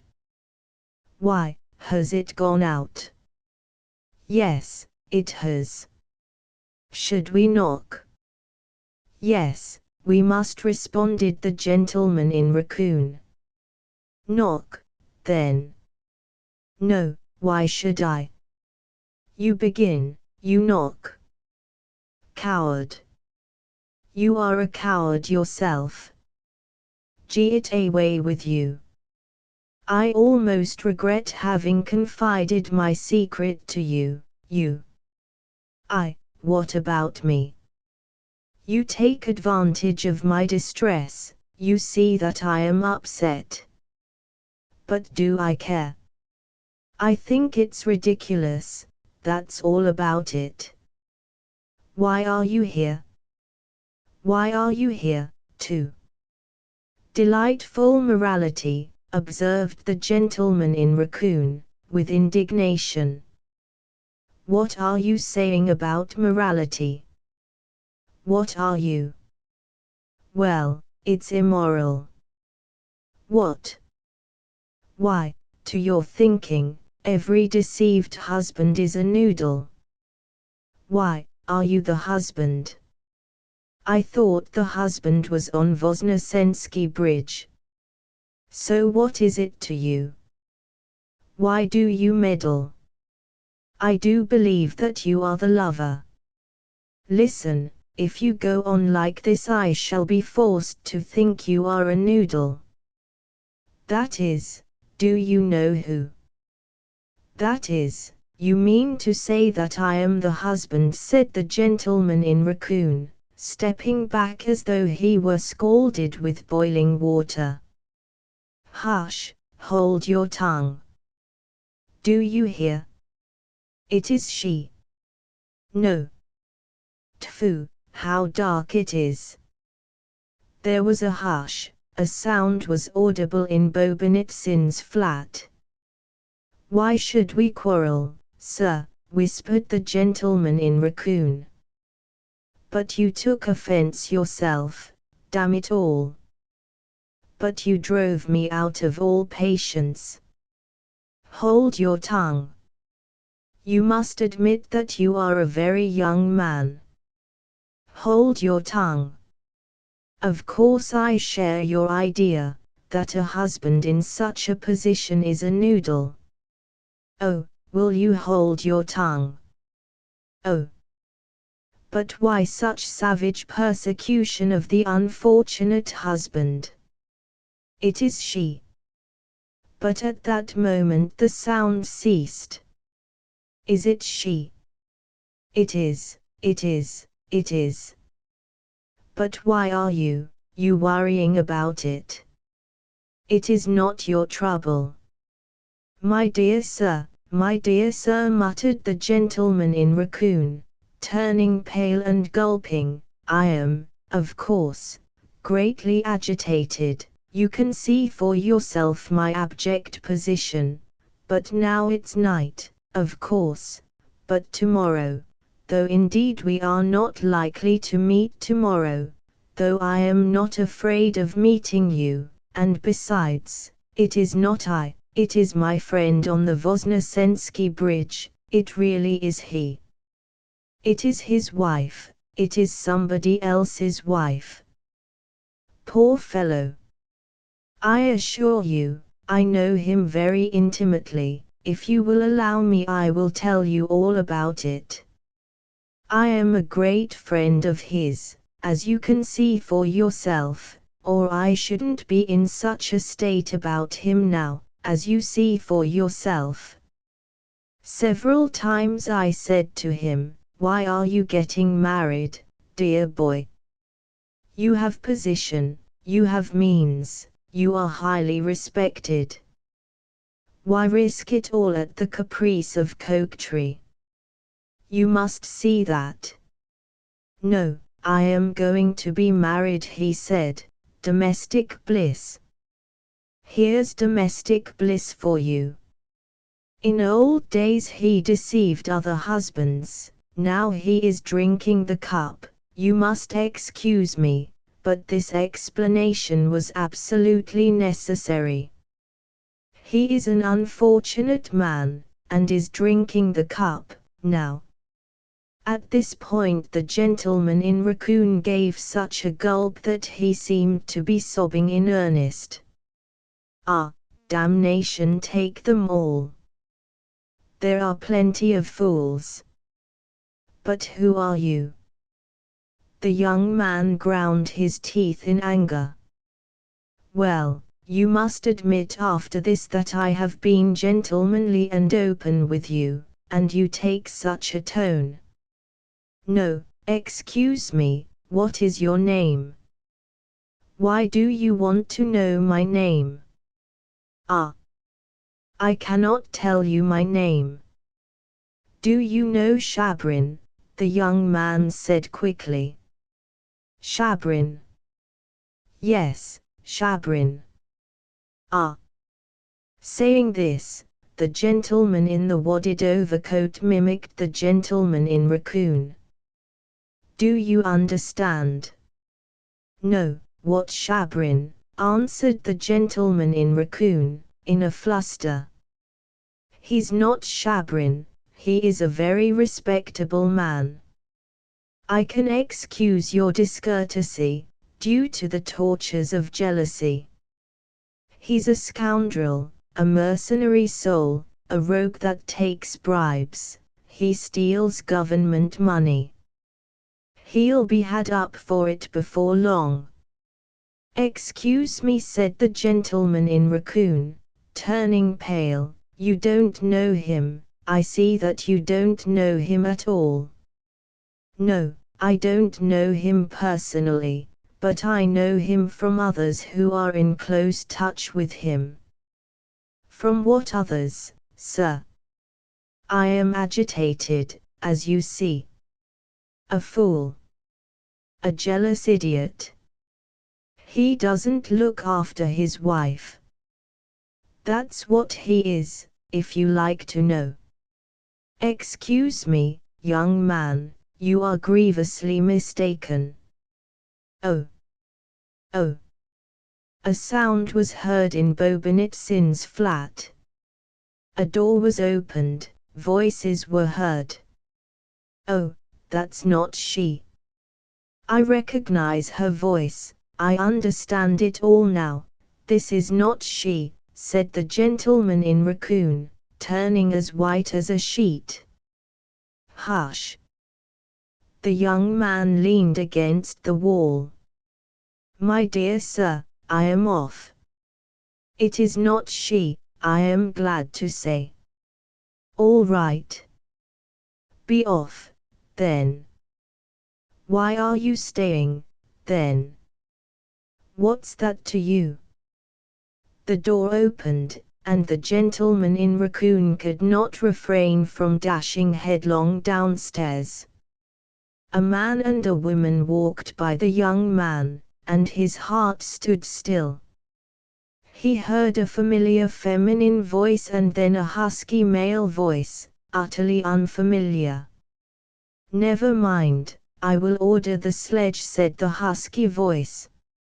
Oh, yes, yes, very well, do. It will be here directly. The lady was left alone. Glafira. Where are your vows? Cried the young man in the wadded overcoat, clutching the lady's arm.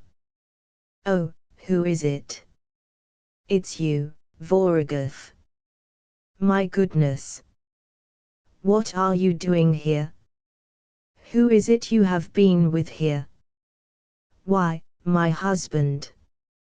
Go away, he'll be coming out directly, from, in there, from the Polovitsins. Go away, for goodness sake, go away. It's 3 weeks since the Polovitsins moved. I know all about it. Aye.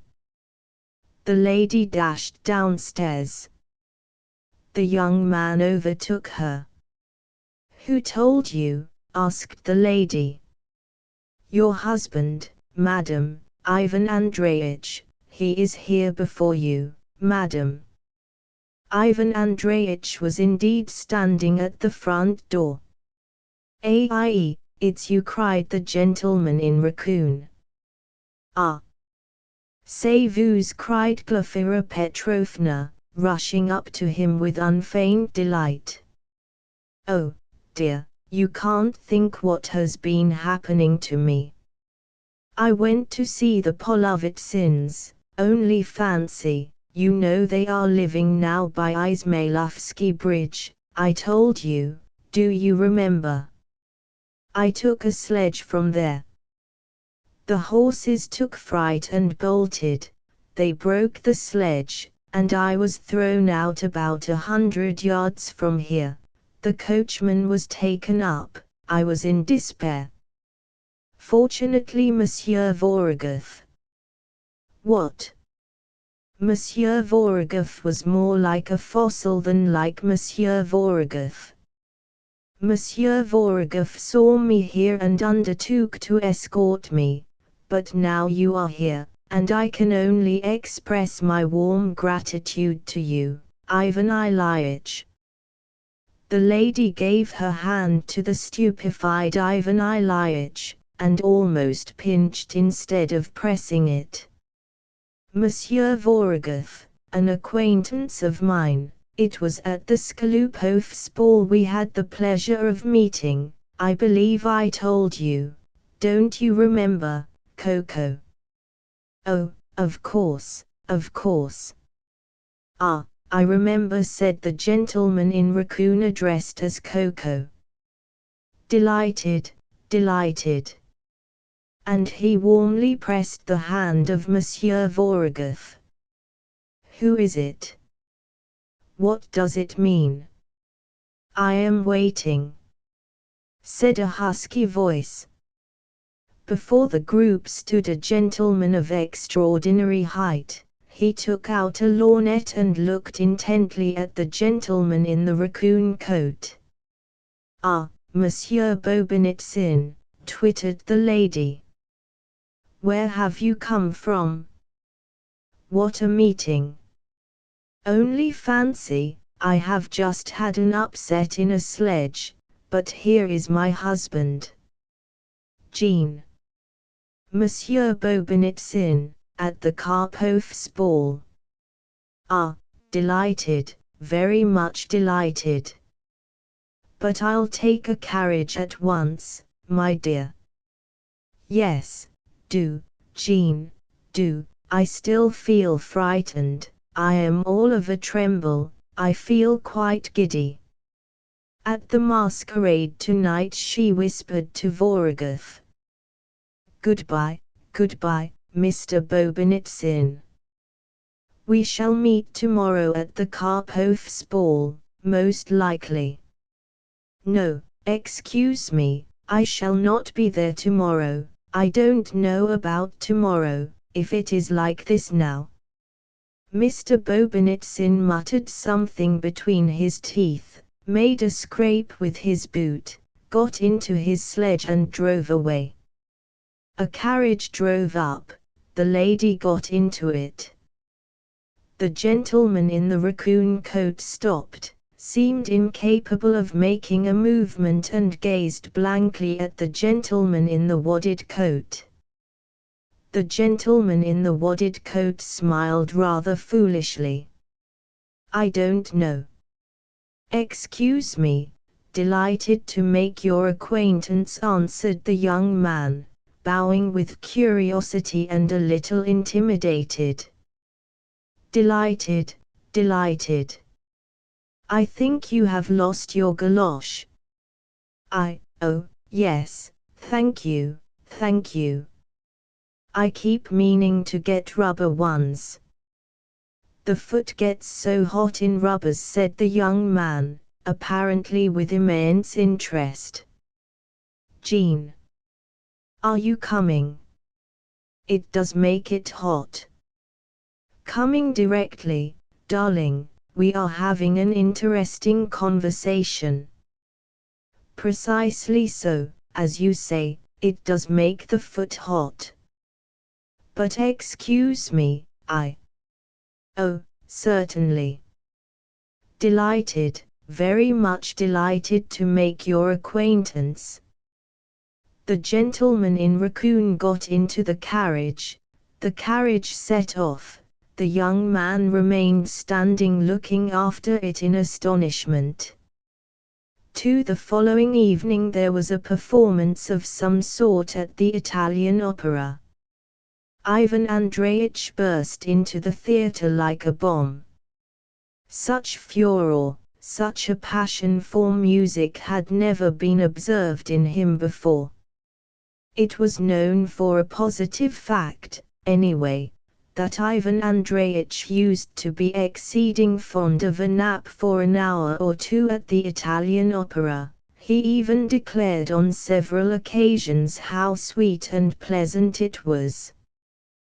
Why, the prima donna, he used to say to his friends, muse a lullaby to you like a little white kitten. But it was a long time ago, last season, that he used to say this. Now, alas! Even at home Ivan Andreyitch did not sleep at nights. Nevertheless he burst into the crowded opera house like a bomb. Even the conductor started suspiciously at the sight of him, and glanced out of the corner of his eye at his side pocket in the full expectation of seeing the hilt of a dagger hidden there in readiness. It must be observed that there were at that time two parties, each supporting the superior claims of its favorite prima donna. They were called the Sists and the Nists. Both parties were so devoted to music, that the conductors actually began to be apprehensive of some startling manifestation of the passion for the good and the beautiful embodied in the two prima donnas.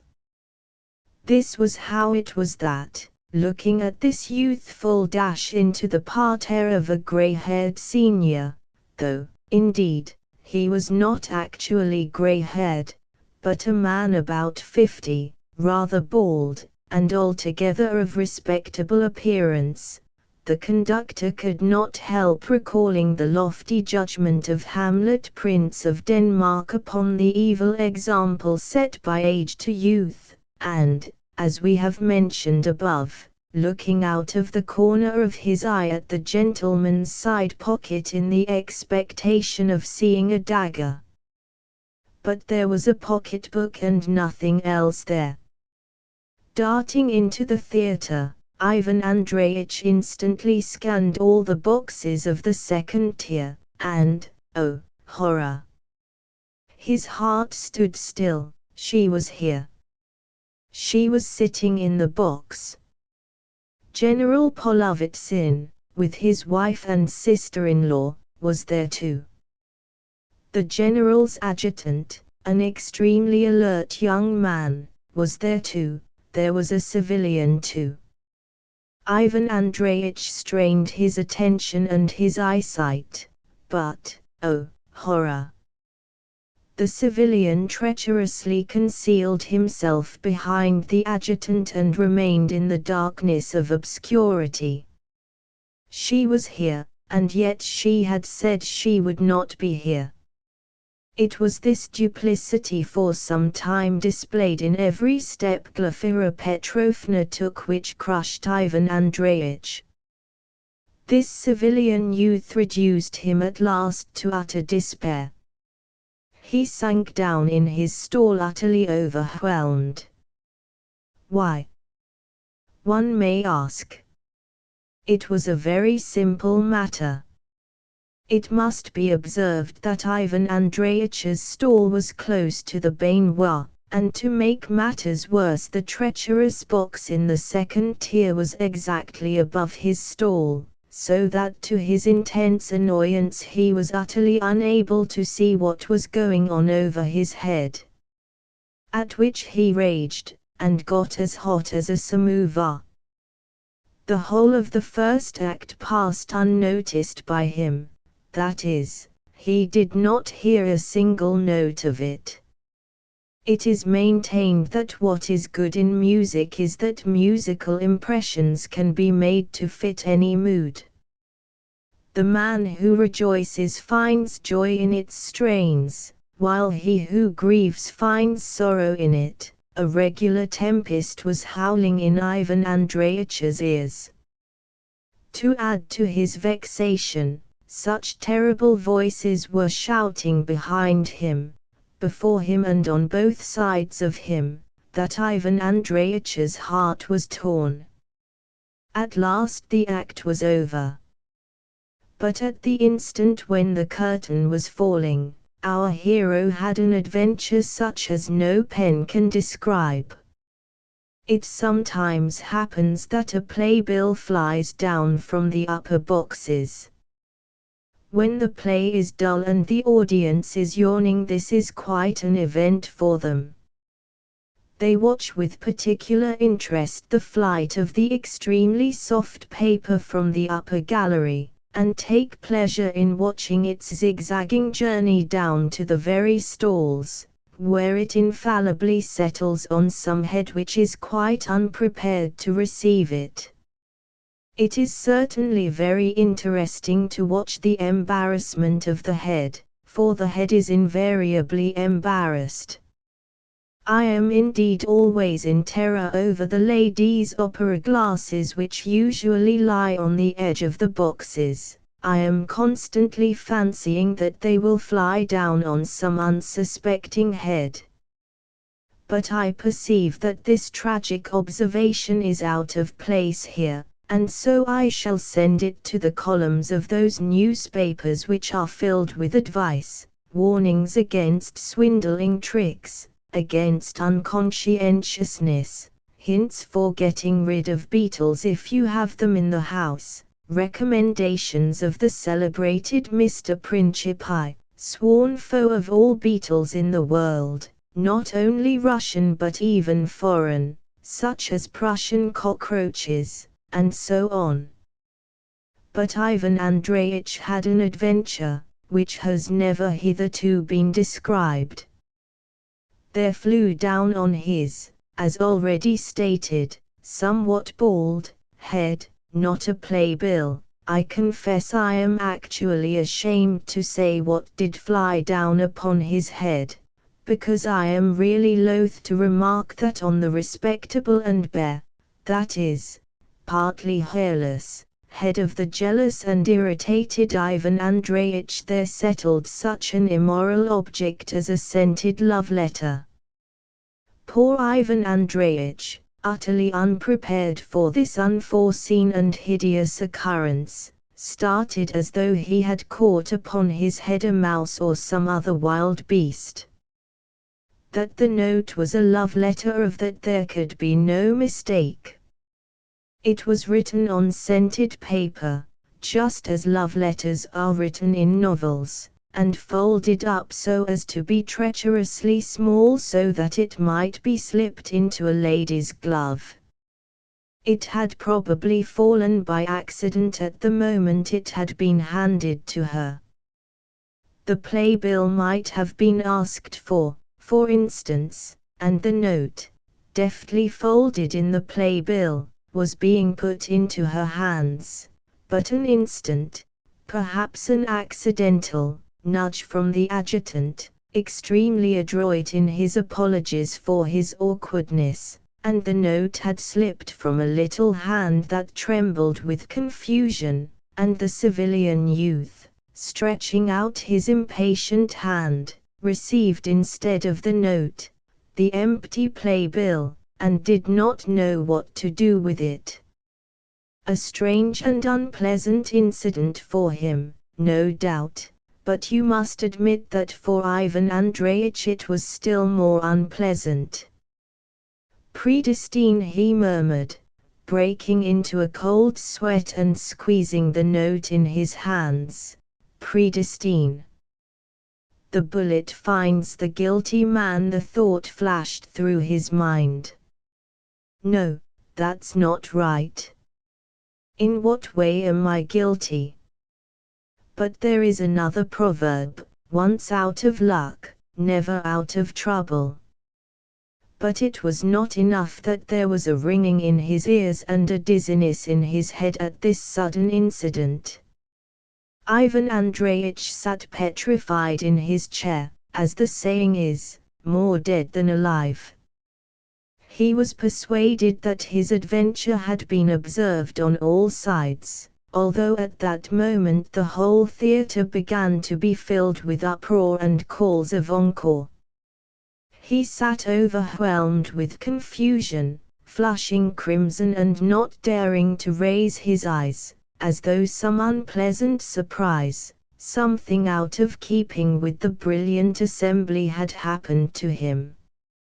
At last he ventured to lift his eyes. Charmingly sung, he observed, to a dandy sitting on his left side. The dandy, who was in the last stage of enthusiasm, clapping his hands and still more actively stamping with his feet, gave Ivan Andreyitch a cursory and absent-minded glance, and immediately putting up his hands like a trumpet to his mouth, so as to be more audible, shouted the prima donna's name. Ivan Andreyitch, who had never heard such a roar, was delighted. He has noticed nothing, he thought, and turned round, but the stout gentleman who was sitting behind him had turned round too, and with his back to him was scrutinizing the boxes through his opera glass. He is all right too, thought Ivan Andreyitch. In front, of course, nothing had been seen. Timidly and with a joyous hope in his heart, he stole a glance at the baignoire, near which was his stall, and started with the most unpleasant sensation. A lovely lady was sitting there who, holding her handkerchief to her mouth and leaning back in her chair, was laughing as though in hysterics. "Ah, these women," murmured Ivan Andreyitch, and treading on people's feet, he made for the exit. "Now I ask my readers to decide, I beg them to judge between me and Ivan Andreyitch. Was he right at that moment? The Grand Theatre, as we all know, contains 4 tiers of boxes and a 5th row above the gallery. Why must he assume that the note had fallen from one particular box, from that very box and no other? Why not, for instance, from the gallery where there are often ladies too? But passion is an exception to every rule, and jealousy is the most exceptional of all passions. Ivan Andreyitch rushed into the foyer, stood by the lamp, broke the seal and read, "Today immediately after the performance, in G Street at the corner of X Lane, K Buildings, on the 3rd floor, the first on the right from the stairs. The front entrance. Be there, sang Faut, for God's sake." Ivan Andreyitch did not know the handwriting, but he had no doubt it was an assignation. To track it out, to catch it and nip the mischief in the bud was Ivan Andreyitch's first idea. The thought occurred to him to unmask the infamy at once on the spot, but how could it be done? Ivan Andreyitch even ran up to the 2nd row of boxes, but judiciously came back again. He was utterly unable to decide where to run. Having nothing clear he could do, he ran round to the other side and looked through the open door of somebody else's box at the opposite side of the theatre. Yes, it was so, it was. Young ladies and young men were sitting in all the seats vertically one above another in all the 5 tiers. The note might have fallen from all tiers at once, for Ivan Andreyitch suspected all of them of being in a plot against him. But nothing made him any better, no probabilities of any sort. The whole of the second act he was running up and down all the corridors and could find no peace of mind anywhere. He would have dashed into the box office in hope of finding from the attendant there the names of the persons who had taken boxes on all the 4 tiers, but the box office was shut. At last there came an outburst of furious shouting and applause. The performance was over. Calls for the singers began, and 2 voices from the top gallery were particularly deafening, the leaders of the opposing factions. But they were not what mattered to Ivan Andreyitch. Already thoughts of what he was to do next flitted through his mind. He put on his overcoat and rushed off to G Street to surprise them there, to catch them unawares, to unmask them, and in general to behave somewhat more energetically than he had done the day before. He soon found the house, and was just going in at the front door, when the figure of a dandy in an overcoat darted forward right in front of him, passed him and went up the stairs to the 3rd story. It seemed to Ivan Andreyitch that this was the same dandy, though he had not been able at the time to distinguish his features in the theatre. His heart stood still. The dandy was 2 flights of stairs ahead of him. At last he heard a door opened on the 3rd floor, and opened without the ringing of a bell, as though the visitor was expected. The young man disappeared into the flat. Ivan Andreyitch mounted to the 3rd floor, before there was time to shut the door.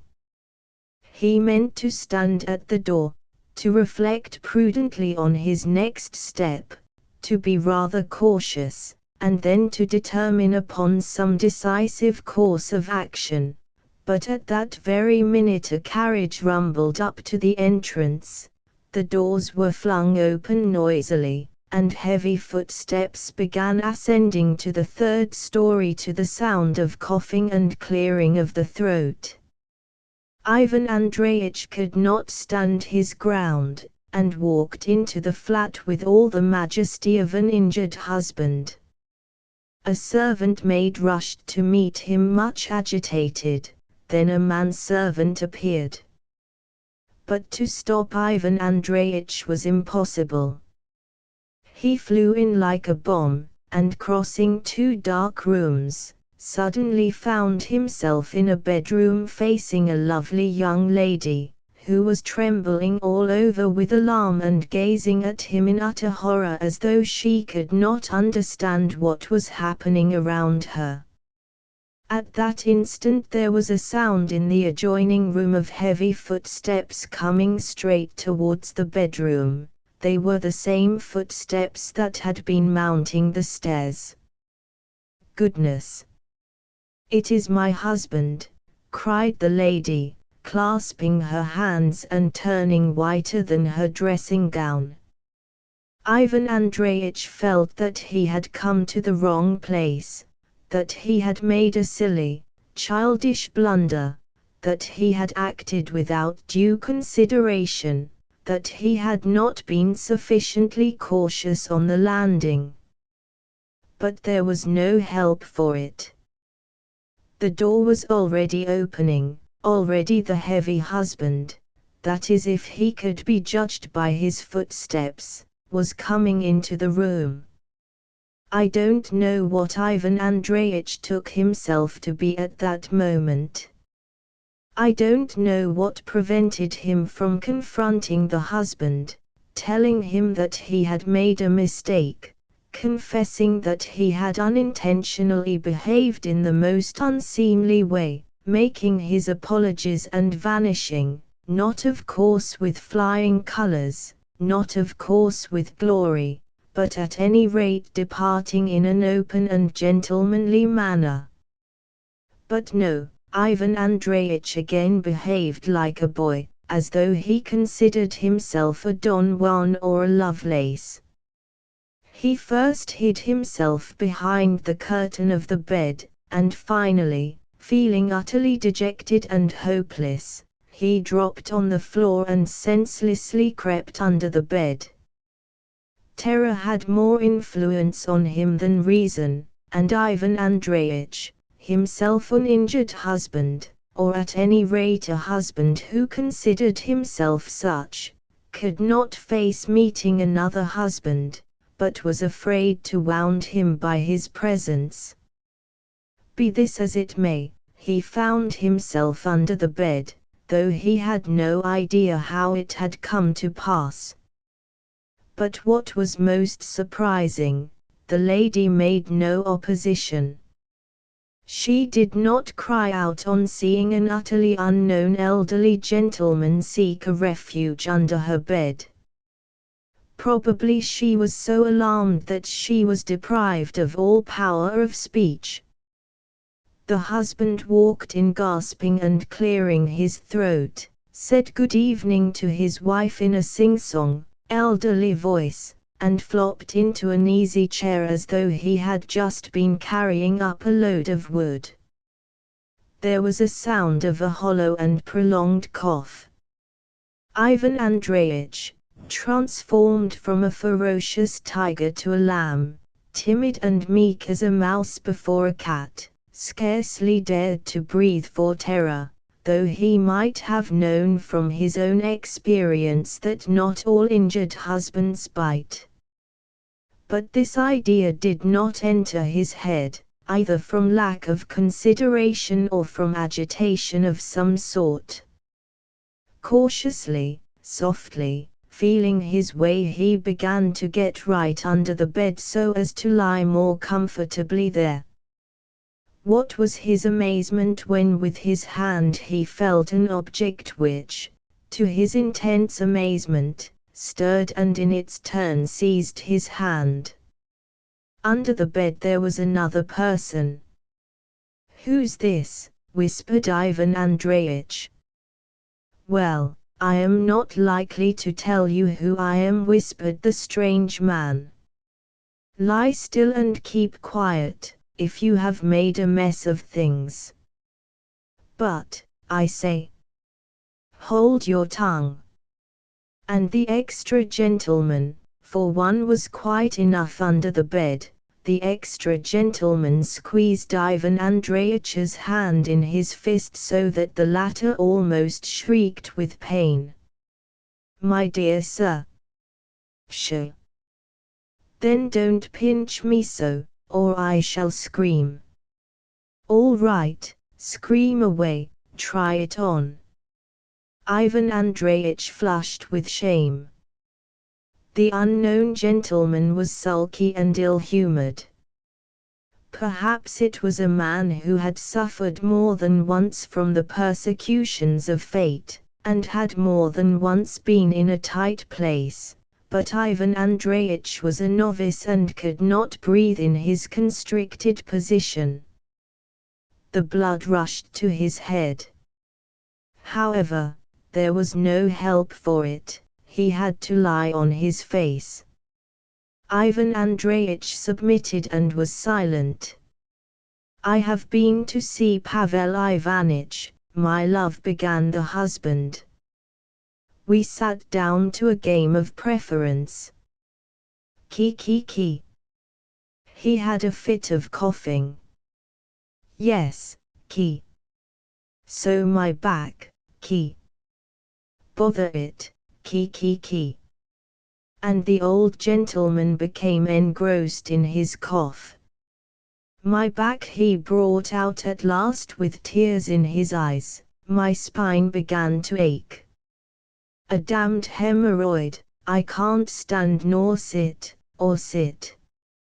Ark Ki. And it seemed as though the cough that followed was destined to last longer than the old gentleman in possession of it. The old gentleman grumbled something in its intervals, but it was utterly impossible to make out a word. "Dear sir, for goodness sake, move a little, whispered the unhappy Ivan Andreitch. How can I? There's no room. But you must admit that it is impossible for me. It is the first time that I have found myself in such a nasty position. And I in such unpleasant society. But, young man, hold your tongue. Hold my tongue. You are very uncivil, young man.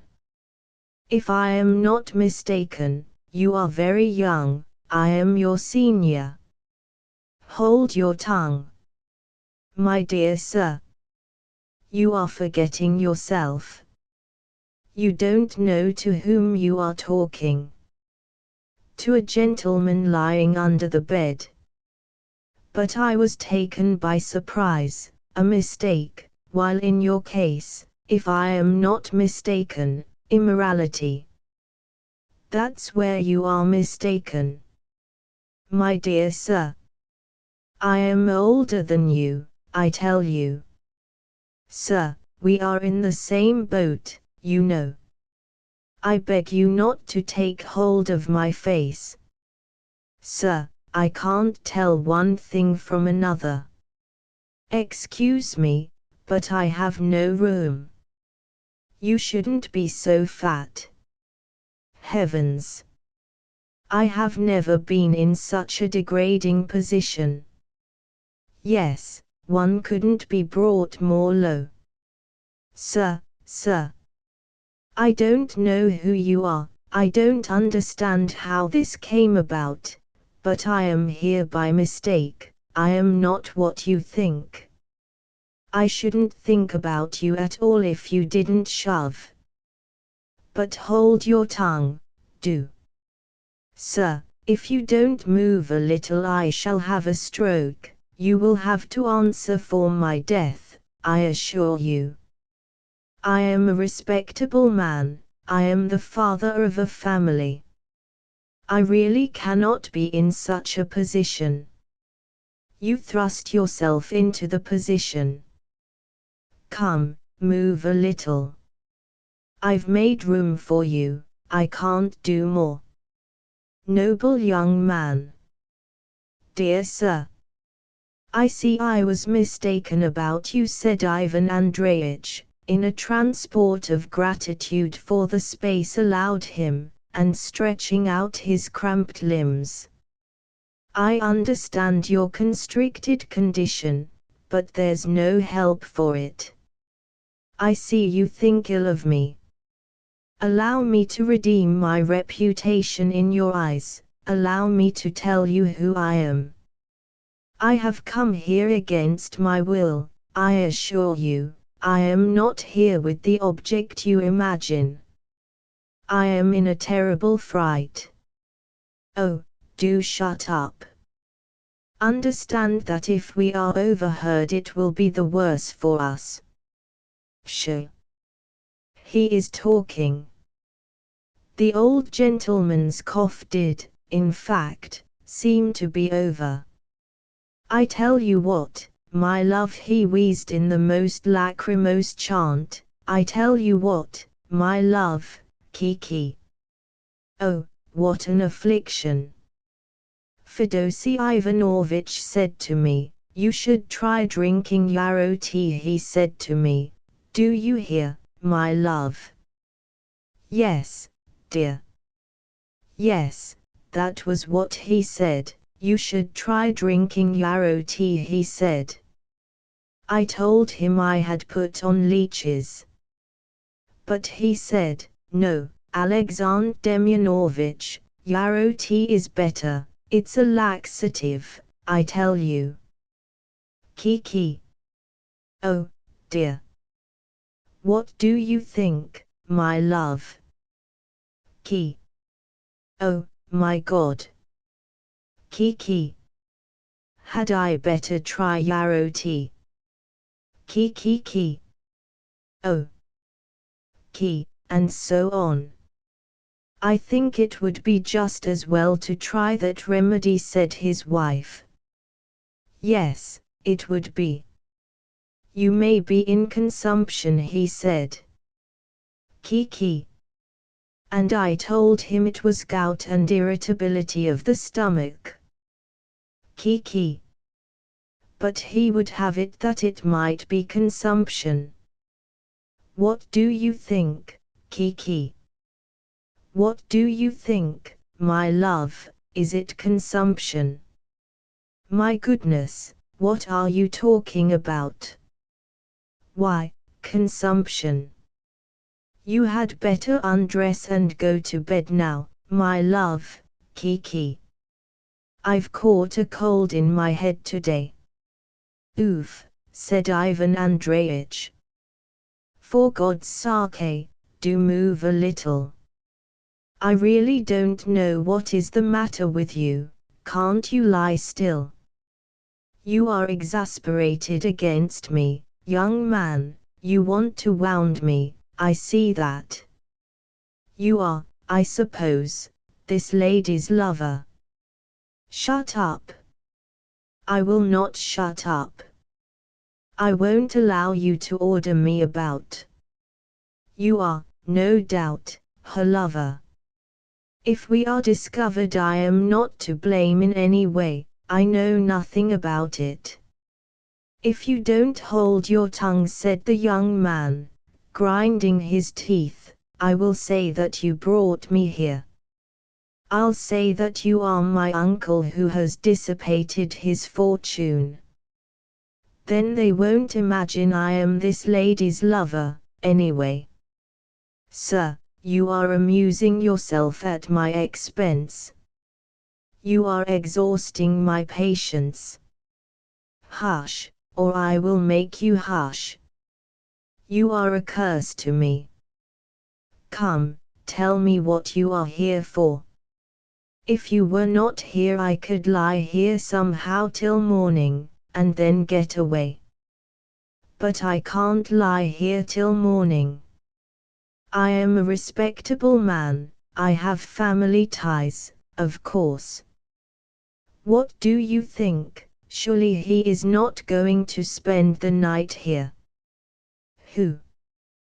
Why, this old gentleman. Of course he will.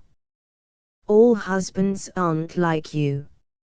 Some of them spend their nights at home. My dear sir, cried Ivan Andreitch, turning cold with terror, I assure you I spend my nights at home too, and this is the first time, but, my God, I see you know me. Who are you, young man? Tell me at once, I beseech you, from disinterested friendship, who are you?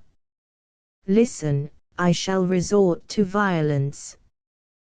But allow me, sir, to tell you, allow me to explain all this horrid business.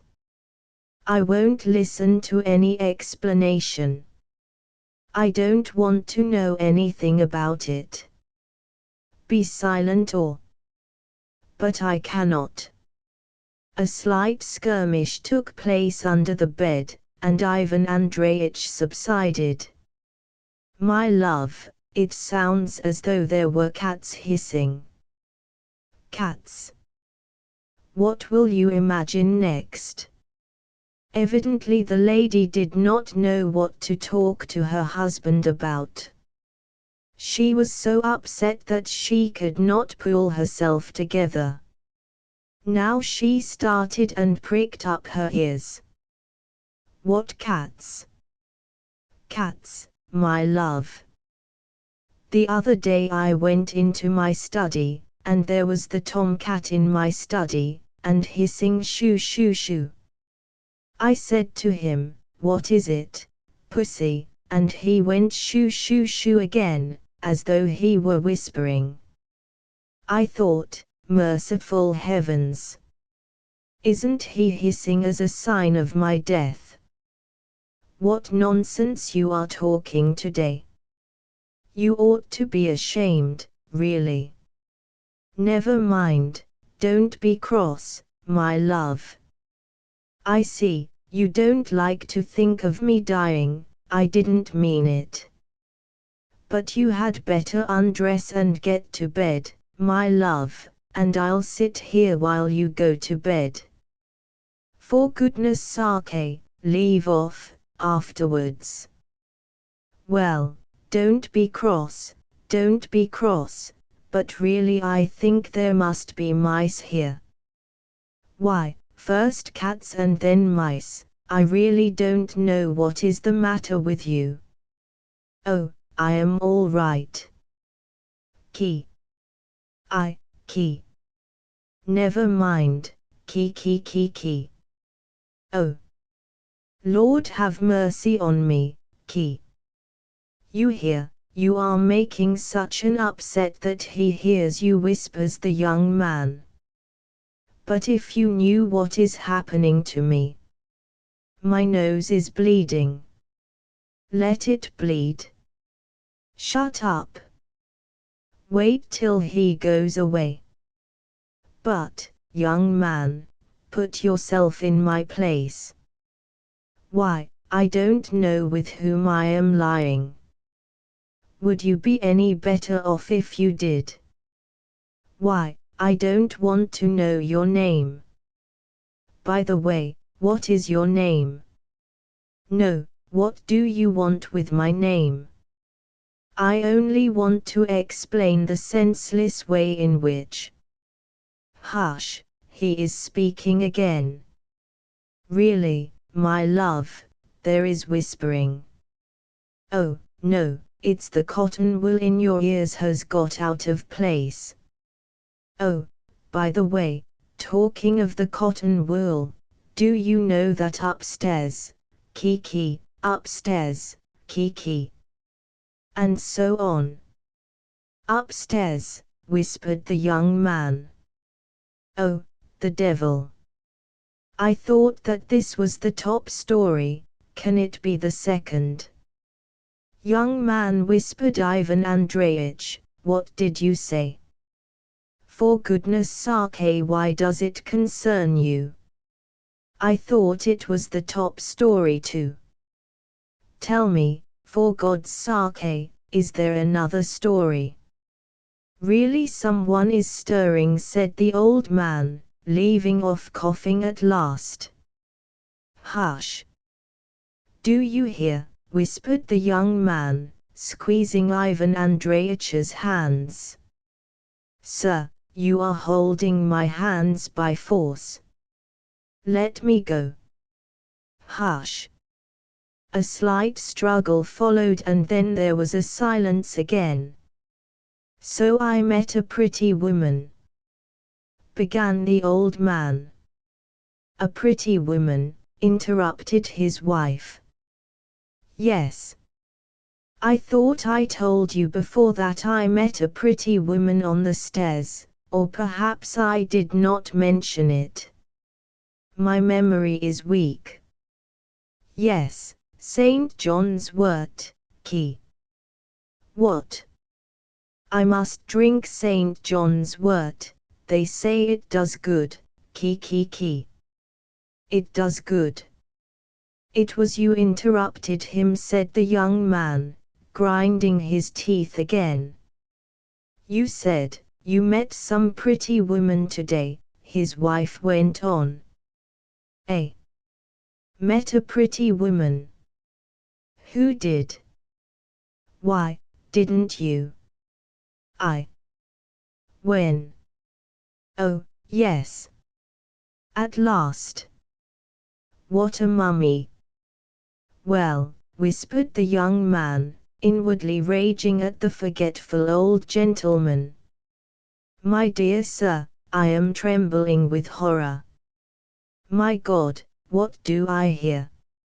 It's like yesterday, exactly like yesterday. Hush. Yes, to be sure. I remember, a sly puss, such eyes, in a blue hat. In a blue hat. Aie. It's she. She has a blue hat. My God, cried Ivan Andreevich. She. Who is she? Whispered the young man, squeezing Ivan Andreyitch's hands. Hush! Ivan Andreyitch exhorted in his turn. He is speaking. Ah, my God, my God! Though, after all, who hasn't a blue hat? And such a sly little rogue, the old gentleman went on. She comes here to see friends. She is always making eyes. And other friends come to see those friends too. Phoo! How tedious, the lady interrupted. Really, how can you take interest in that? Oh, very well, very well. Don't be cross, the old gentleman responded in a wheedling chant. I won't talk if you don't care to hear me. You seem a little out of humor this evening. But how did you get here? The young man began. Ah, you see. Now you are interested, and before you wouldn't listen. Oh, well, I don't care. Please don't tell me. Oh, damnation take it, what a mess. Don't be cross, young man, I don't know what I am saying. I didn't mean anything, I only meant to say that there must be some good reason for your taking such an interest. But who are you, young man? I see you are a stranger, but who are you? Oh, dear, I don't know what I am saying. Ah, leave off, please, the young man interrupted, as though he were considering something. But I will tell you all about it. You think, perhaps, that I will not tell you. That I feel resentment against you. Oh, no. Here is my hand. I am only feeling depressed, nothing more. But for God's sake, first tell me how you came here yourself. Through what chance? As for me, I feel no ill will, no, indeed, I feel no ill will. Here is my hand. I have made it rather dirty, it is so dusty here, but that's nothing, when the feeling is true. Ah, get away with your hand. There is no room to turn, and he keeps thrusting his hand on me. But, my dear sir, but you treat me, if you will allow me to say so, as though I were an old shoe, said Ivan Andreyitch in a rush of the meekest despair, in a voice full of entreaty. Treat me a little more civilly, just a little more civilly, and I will tell you all about it. We might be friends. I am quite ready to ask you home to dinner. We can't lie side by side like this, I tell you plainly. You are in error, young man, you do not know. When was it he met her? The young man muttered, evidently in violent emotion. Perhaps she is expecting me now. I'll certainly get away from here. She. Who is she? My God, of whom are you speaking, young man?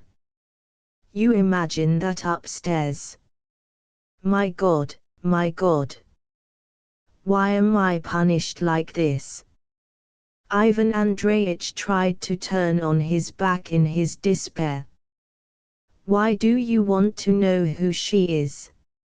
Oh, the devil, whether it was she or not, I will get out. My dear sir. What are you thinking about? What will become of me? Whispered Ivan Andreyitch, clutching at the tails of his neighbor's dress coat in his despair. Well, what's that to me? You can stop here by yourself. And if you won't, I'll tell them that you are my uncle, who has squandered all his property, so that the old gentleman won't think that I am his wife's lover. But that is utterly impossible, young man. It's unnatural I should be your uncle. Nobody would believe you. Why, a baby wouldn't believe it, Ivan Andreitch whispered in despair. Well, don't babble then, but lie as flat as a pancake. Most likely you will stay the night here and get out somehow tomorrow. No one will notice you.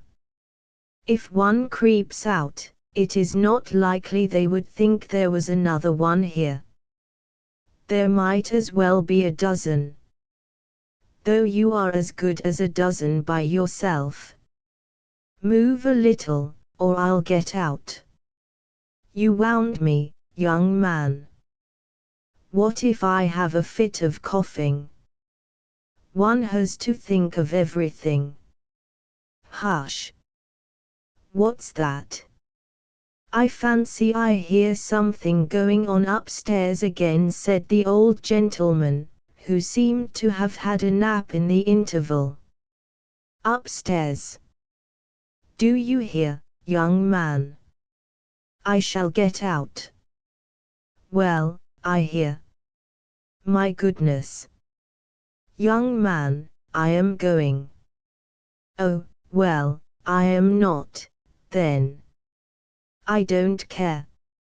If there is an upset I don't mind. But do you know what I suspect? I believe you are an injured husband, so there. Good heavens, what cynicism! Can you possibly suspect that? Why a husband?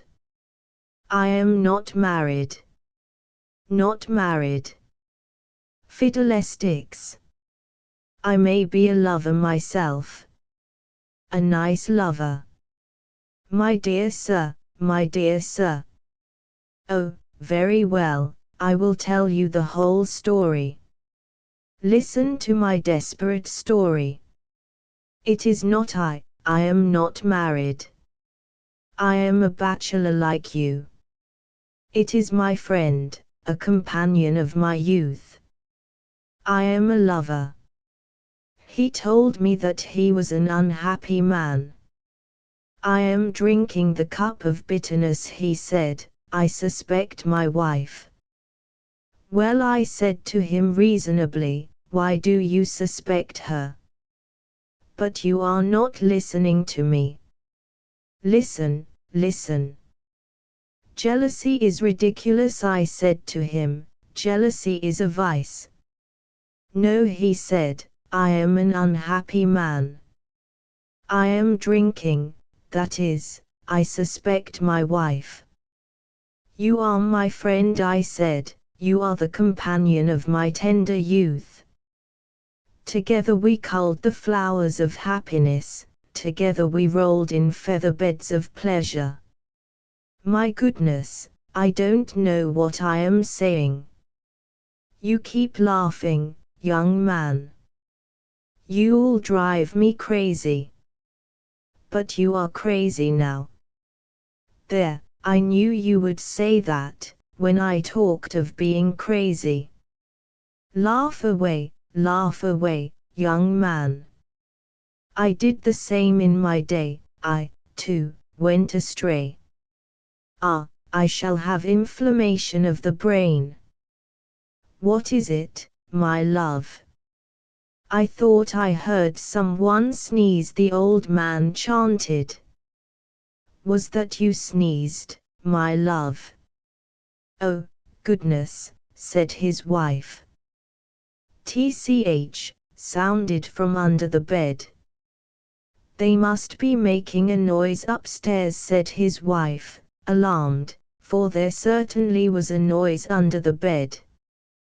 Yes, upstairs, said the husband. Upstairs, I told you just now, I met a, Kiki, that I met a young swell with moustaches. Oh, dear, my spine, a young swell with moustaches. With moustaches. My goodness, that must have been you, whispered Ivan Andreitch. Merciful heavens, what a man! Why, I am here, lying here with you.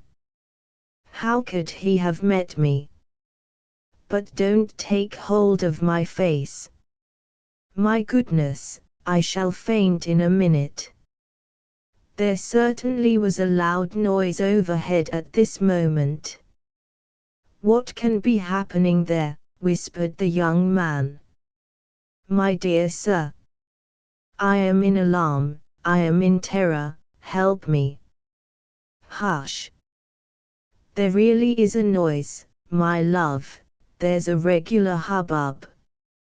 And just over your bedroom, too. Hadn't I better send up to inquire? Well, what will you think of next?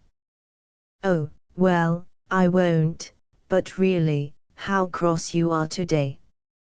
Oh, dear, you had better go to bed. Lisa, you don't love me at all. Oh, yes, I do. For goodness sake, I am so tired. Well, well, I am going. Oh, no, no, don't go, cried his wife, or, no, better go. Why, what is the matter with you? 1 minute I am to go, and the next I'm not. Kiki. It really is bedtime, Kiki. The Panafidin's little girl, Kiki, their little girl, Ki. I saw their little girl's Nuremberg doll, Kiki. Well, now it's dolls. Kiki, a pretty doll, Kiki. He is saying goodbye, said the young man, he is going, and we can get away at once. Do you hear? You can rejoice. Oh, God grant it. It's a lesson to you. Young man, a lesson for what? I feel it, but you are young, you cannot teach me. I will, though. Listen. Oh, dear, I am going to sneeze. Hush, if you dare. But what can I do? There is such a smell of mice here, I can't help it. Take my handkerchief cut of my pocket, I can't stir. Oh, my God, why am I so punished? Here's your handkerchief. I will tell you what you are punished for. You are jealous. Goodness knows on what grounds. You rush about like a madman, burst into other people's flats, create a disturbance. Young man, I have not created a disturbance. Hush. Young man, you can't lecture to me about morals, I am more moral than you. Hush. Oh, my God, oh, my God. You create a disturbance, you frighten a young lady, a timid woman who does not know what to do for terror, and perhaps will be ill. You disturb a venerable old man suffering from a complaint and who needs repose above everything, and all this what for? Because you imagine some nonsense which sets you running all over the neighborhood. Do you understand what a horrid position you are in now? I do very well, sir. I feel it, but you have not the right. Hold your tongue. What has right got to do with it? Do you understand that this may have a tragic ending? Do you understand that the old man, who is fond of his wife, may go out of his mind when he sees you creep out from under the bed? But no, you are incapable of causing a tragedy. When you crawl out, I expect everyone who looks at you will laugh. I should like to see you in the light, you must look very funny. And you? You must be funny, too, in that case. I should like to have a look at you too. I dare say you would. You must carry the stamp of immorality, young man. Ah. You are talking about morals, how do you know why I'm here? I am here by mistake, I made a mistake in the story. And the deuce knows why they let me in. I suppose she must have been expecting someone, not you, of course. I hid under the bed when I heard your stupid footsteps, when I saw the lady was frightened. Besides, it was dark. And why should I justify myself to you? You are a ridiculous, jealous old man, sir. Do you know why I don't crawl out? Perhaps you imagine I am afraid to come out. No, sir, I should have come out long ago, but I stay here from compassion for you. Why, what would you be taken for, if I were not here? You'd stand facing them, like a post, you know you wouldn't know what to do. Why like that object? Couldn't you find anything else to compare me with, young man? Why shouldn't I know what to do? I should know what to do. Oh, my goodness, how that wretched dog keeps barking. Hush. Oh, it really is. That's because you keep jabbering. You've waked the dog, now there will be trouble.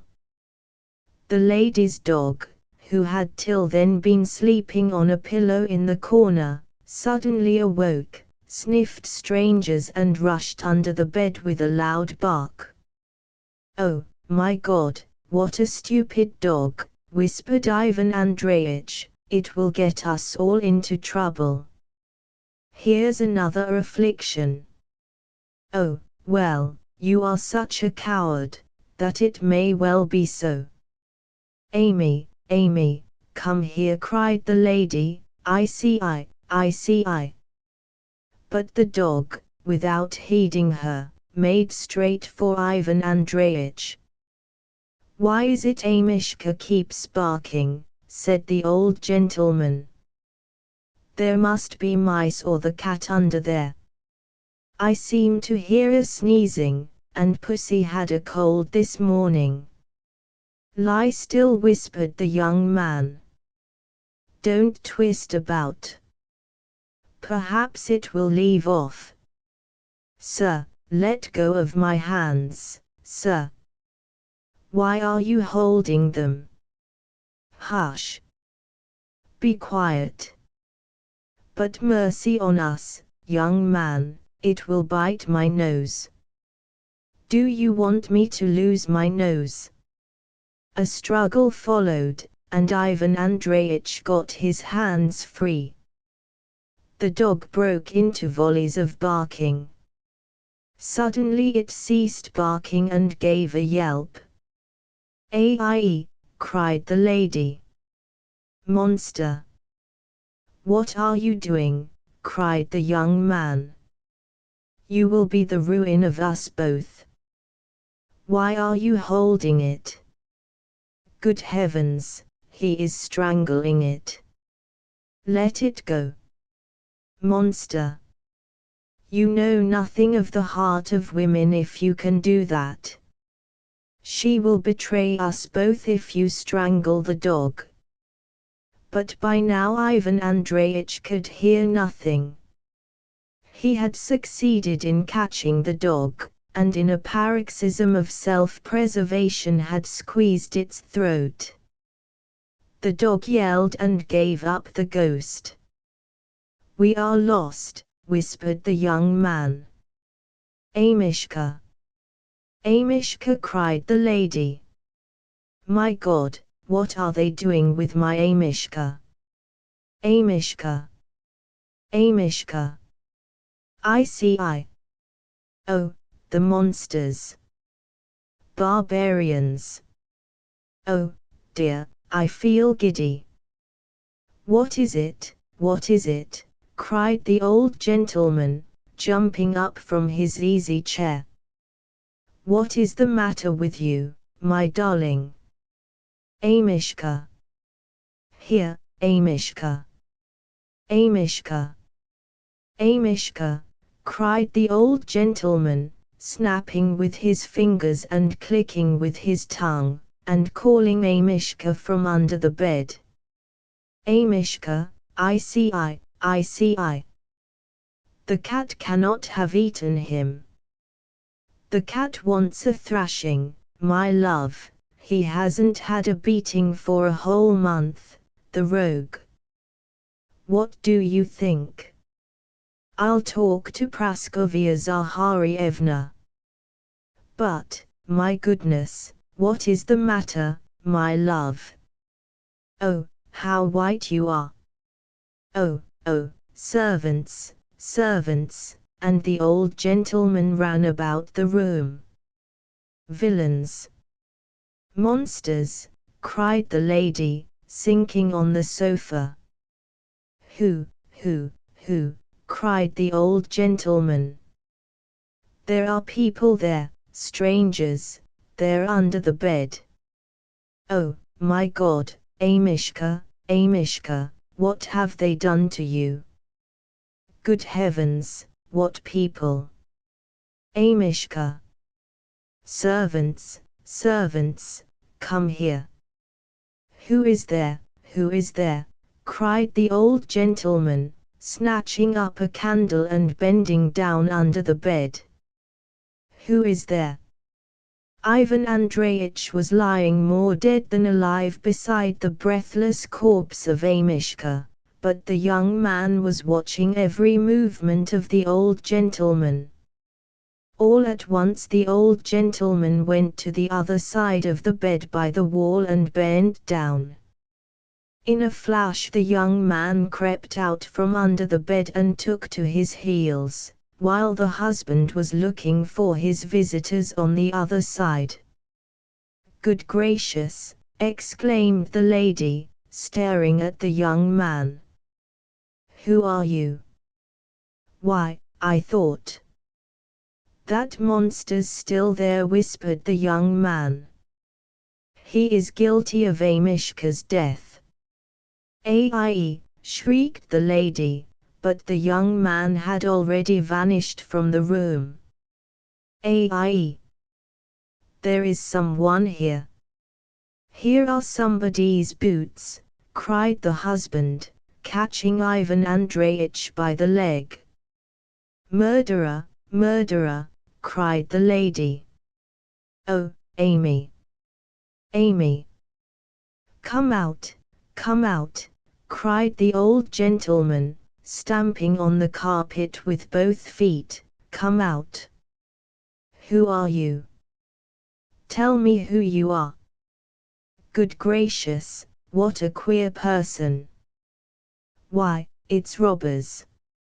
For God's sake, cried Ivan Andreyitch, creeping out, for God's sake, Your Excellency, don't call the servants. Your Excellency, don't call anyone. It is quite unnecessary. You can't kick me out. I am not that sort of person. I am a different case. Your Excellency, it has all been due to a mistake. I'll explain directly, Your Excellency, exclaimed Ivan Andreyitch, sobbing and gasping. It's all my wife that is not my wife, but somebody else's wife. I am not married, I am only. It's my comrade, a friend of youthful days. What friend of youthful days? Cried the old gentleman, stamping. You are a thief, you have come to steal, and not a friend of youthful days. No, I am not a thief, Your Excellency, I am really a friend of youthful days. I have only blundered by accident, I came into the wrong place. Yes, sir, yes, I see from what place you've crawled out. Your Excellency, I am not that sort of man. You are mistaken. I tell you, you are cruelly mistaken, Your Excellency. Only glance at me, look at me, and by signs and tokens you will see that I can't be a thief. Your Excellency. Your Excellency, cried Ivan Andreyitch, folding his hands and appealing to the young lady. You are a lady, you will understand me. It was I who killed Amishka. But it was not my fault. It was really not my fault. It was all my wife's fault. I am an unhappy man, I am drinking the cup of bitterness. But really, what has it to do with me that you are drinking the cup of bitterness? Perhaps it's not the only cup you've drunk. It seems so, to judge from your condition. But how did you come here, sir? Cried the old gentleman, quivering with excitement, though he certainly was convinced by certain signs and tokens that Ivan Andreyitch could not be a thief. I ask you, how did you come here? You break in like a robber. Not a robber, Your Excellency. I simply came to the wrong place, I am really not a robber. It is all because I was jealous. I will tell you all about it, Your Excellency, I will confess it all frankly, as I would to my own father, for at your venerable age I might take you for a father. What do you mean by venerable age? Your Excellency. Perhaps I have offended you. Of course such a young lady, and your age, it is a pleasant sight, Your Excellency, it really is a pleasant sight, such a union, in the prime of life. But don't call the servants, for God's sake, don't call the servants, servants would only laugh. I know them, that is, I don't mean that I am only acquainted with footmen, I have a footman of my own, Your Excellency, and they are always laughing, the asses. Your Highness. I believe I am not mistaken, I am addressing a prince. No, I am not a prince, sir, I am an independent gentleman. Please do not flatter me with Your Highness. How did you get here, sir? How did you get here? Your Highness, that is, Your Excellency. Excuse me, I thought that you were Your Highness. I looked. I imagined, it does happen. You are so like Prince Korokuhov, whom I have had the honor of meeting at my friend Mr. Puziev's. You see, I am acquainted with princes, too, I have met princes, too, at the houses of my friends. You cannot take me for what you take me for. I am not a thief. Your Excellency, don't call the servants, what will be the good of it if you do call them? But how did you come here? Cried the lady. Who are you?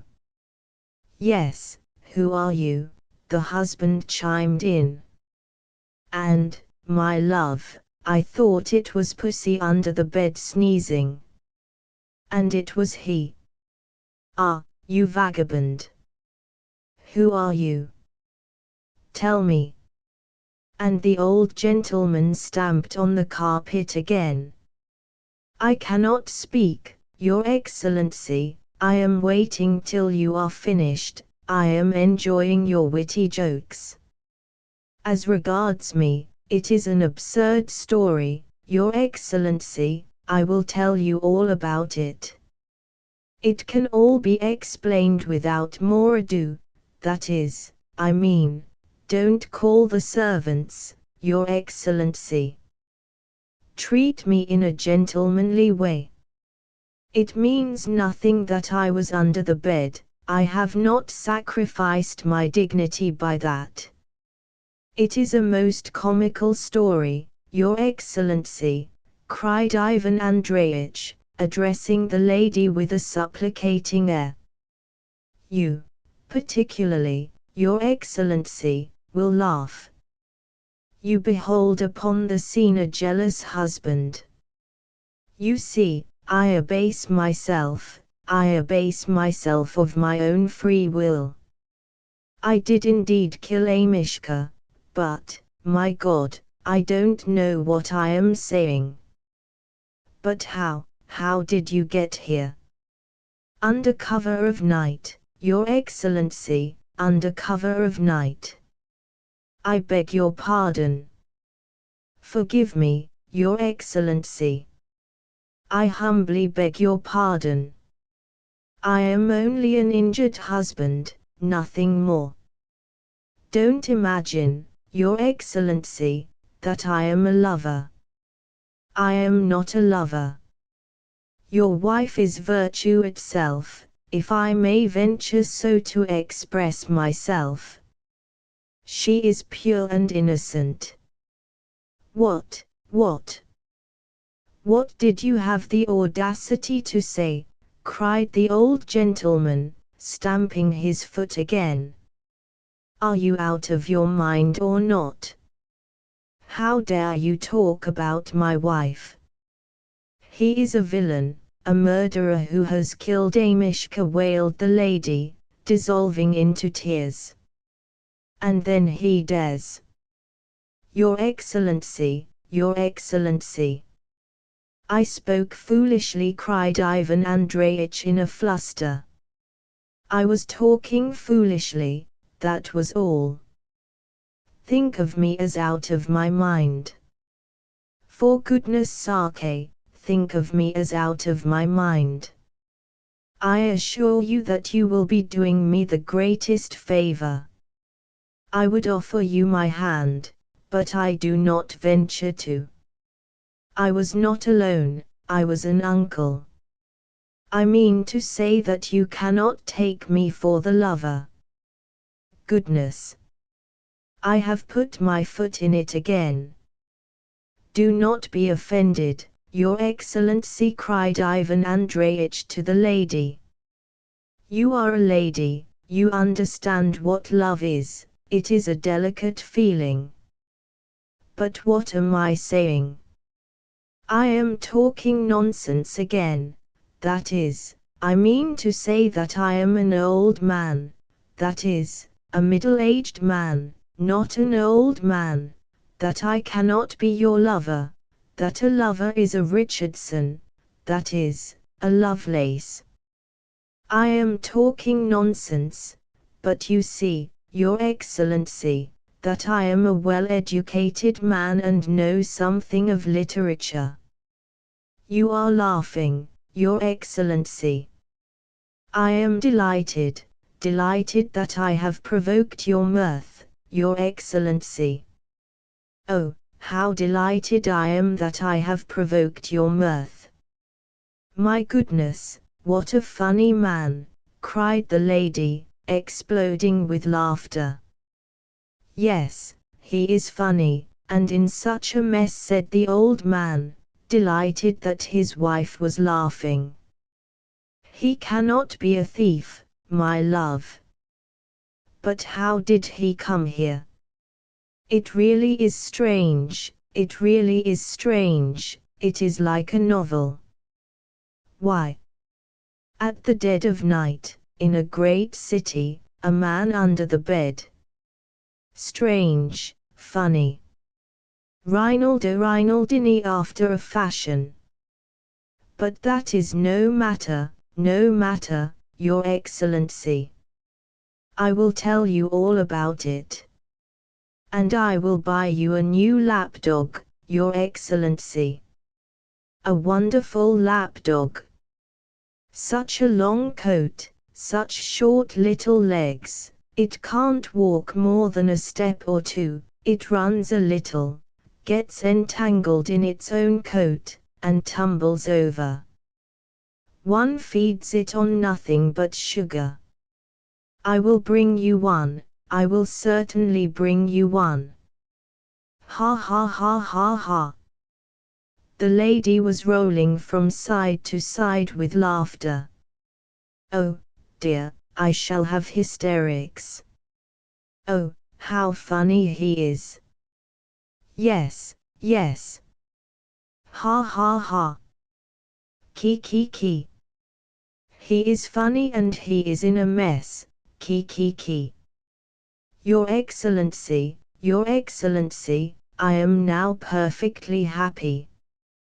I would offer you my hand, but I do not venture to, Your Excellency. I feel that I have been in error, but now I am opening my eyes.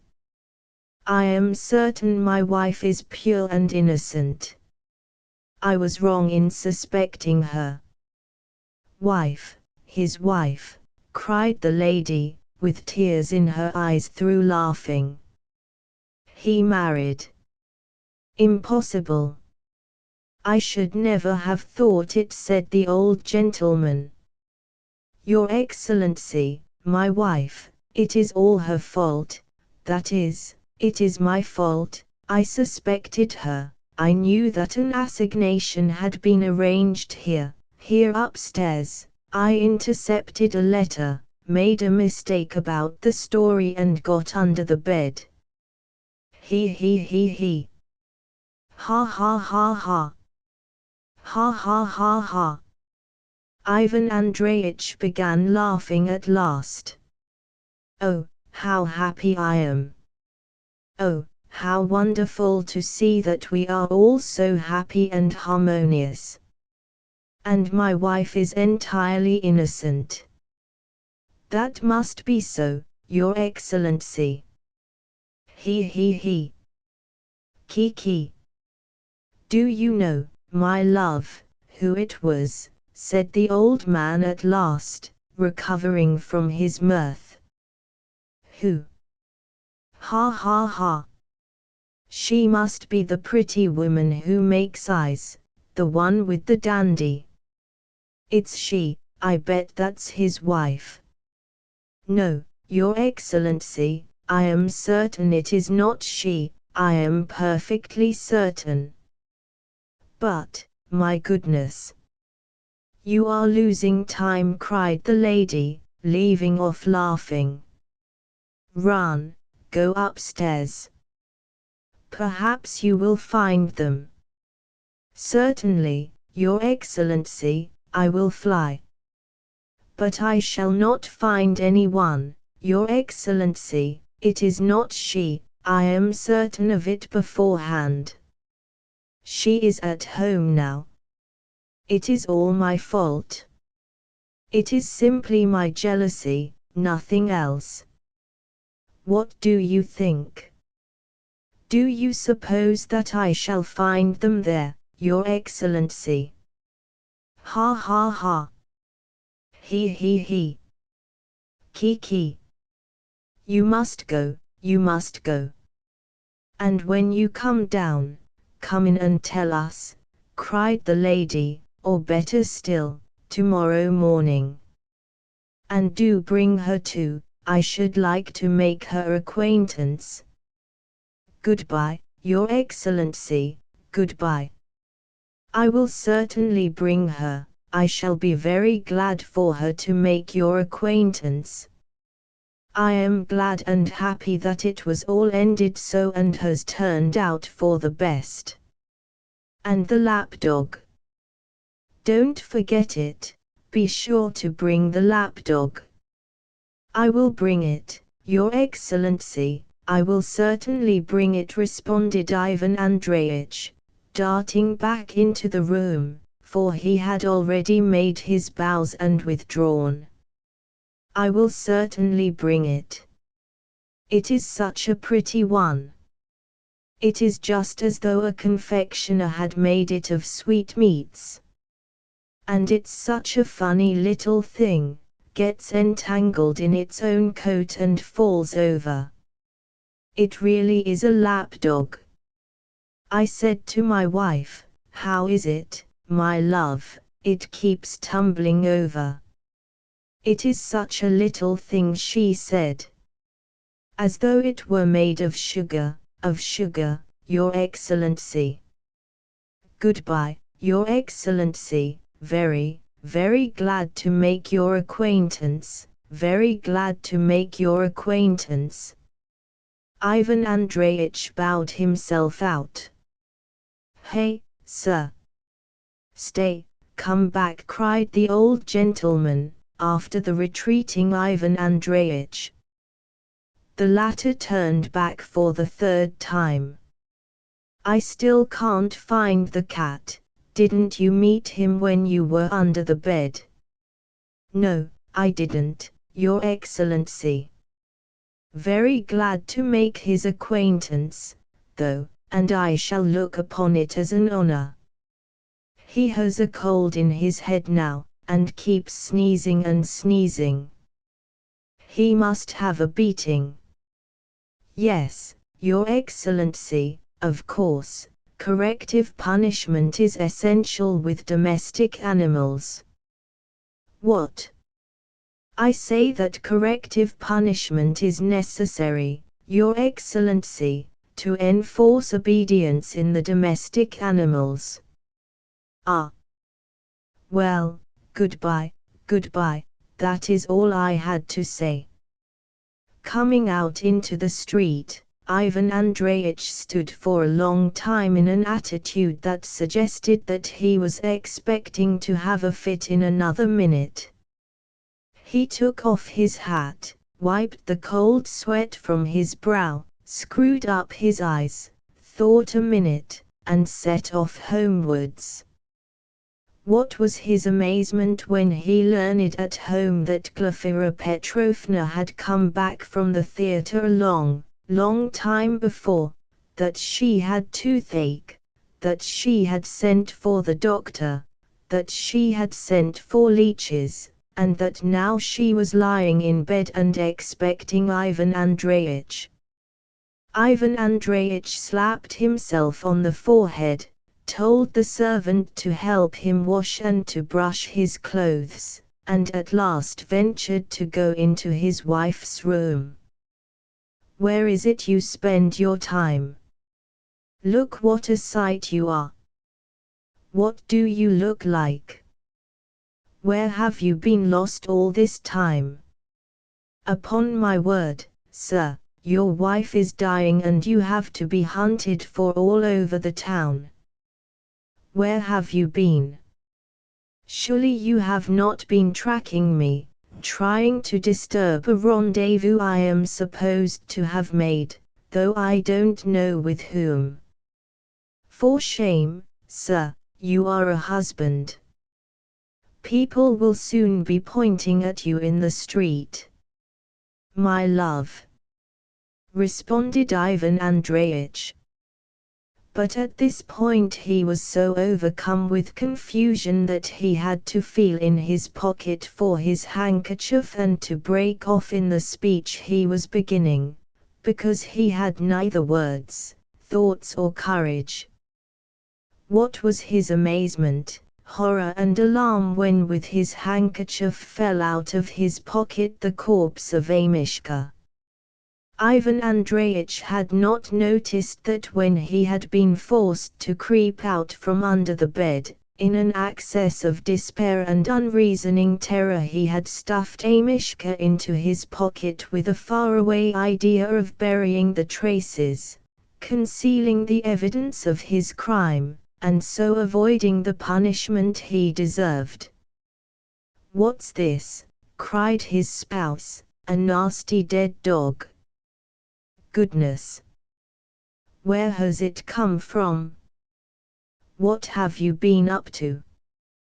Where have you been? Tell me at once, where have you been?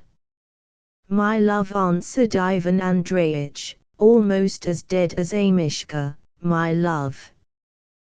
But here we will leave our hero, till another time, for a new and quite different adventure begins here. Some day we will describe all these calamities and misfortunes, gentlemen. But you will admit that jealousy is an unpardonable passion, and what is more, it is a positive misfortune. The heavenly Christmas tree. I am a novelist, and I suppose I have made up this story. I write I suppose, though I know for a fact that I have made it up, but yet I keep fancying that it must have happened somewhere at some time, that it must have happened on Christmas Eve in some great town in a time of terrible frost. I have a vision of a boy, a little boy, 6 years old or even younger. This boy woke up that morning in a cold, damp cellar. He was dressed in a sort of little dressing gown and was shivering with cold. There was a cloud of white steam from his breath, and sitting on a box in the corner, he blew the steam out of his mouth and amused himself in his dullness watching it float away. But he was terribly hungry. Several times that morning he went up to the plank bed where his sick mother was lying on a mattress as thin as a pancake, with some sort of bundle under her head for a pillow. How had she come here? She must have come with her boy from some other town and suddenly fallen ill. The landlady who let the corners had been taken 2 days before to the police station. The lodgers were out and about as the holiday was so near, and the only one left had been lying for the last 24 hours dead drunk, not having waited for Christmas. In another corner of the room a wretched old woman of 80, who had once been a children's nurse but was now left to die friendless, was moaning and groaning with rheumatism, scolding and grumbling at the boy so that he was afraid to go near her corner. He had got a drink of water in the outer room, but could not find a crust anywhere, and had been on the point of waking his mother a dozen times. He felt frightened at last in the darkness. It had long been dusk, but no light was kindled. Touching his mother's face, he was surprised that she did not move at all, and that she was as cold as the wall. It is very cold here, he thought. He stood a little, unconsciously letting his hands rest on the dead woman's shoulders. Then he breathed on his fingers to warm them, and then quietly fumbling for his cap on the bed, he went out of the cellar. He would have gone earlier, but was afraid of the big dog which had been howling all day at the neighbor's door at the top of the stairs. But the dog was not there now, and he went out into the street. Mercy on us, what a town! He had never seen anything like it before. In the town from which he had come, it was always such black darkness at night. There was one lamp for the whole street. The little, low-pitched, wooden houses were closed up with shutters. There was no one to be seen in the street after dusk. All the people shut themselves up in their houses, and there was nothing but the howling of packs of dogs, hundreds and thousands of them barking and howling all night. But there it was so warm and he was given food, while here, oh dear, if he only had something to eat. And what a noise and rattle here, what light and what people, horses and carriages, and what a frost. The frozen steam hung in clouds over the horses, over their warmly breathing mouths. Their hoofs clanged against the stones through the powdery snow, and every one pushed so, and, oh dear, how he longed for some morsel to eat, and how wretched he suddenly felt. A policeman walked by and turned away to avoid seeing the boy. Here was another street, oh, what a wide one! Here he would be run over for certain. How everyone was shouting, racing and driving along, and the light, the light. And what was this? A huge glass window, and through the window a tree reaching up to the ceiling. It was a fir tree, and on it were ever so many lights, gold papers and apples and little dolls and horses. And there were children clean and dressed in their best running about the room, laughing and playing and eating and drinking something. And then a little girl began dancing with one of the boys. What a pretty little girl! And he could hear the music through the window. The boy looked and wondered and laughed, though his toes were aching with the cold and his fingers were red and stiff so that it hurt him to move them. And all at once the boy remembered how his toes and fingers hurt him, and began crying, and ran on, and again through another window pane he saw another Christmas tree, and on a table cakes of all sorts, almond cakes, red cakes and yellow cakes. And 3 grand young ladies were sitting there, and they gave the cakes to anyone who went up to them, and the door kept opening. Lots of gentlemen and ladies went in from the street. The boy crept up, suddenly opened the door and went in. Oh, how they shouted at him and waved him back. One lady went up to him hurriedly and slipped a kopeck into his hand, and with her own hands opened the door into the street for him.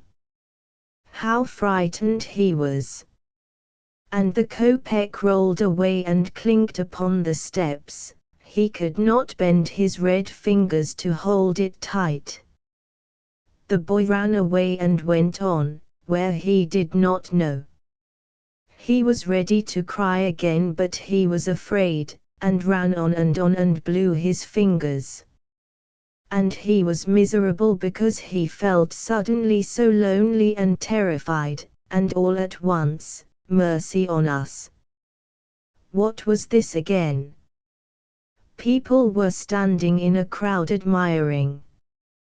Behind a glass window there were 3 little dolls, dressed in red and green dresses, and exactly as though they were alive.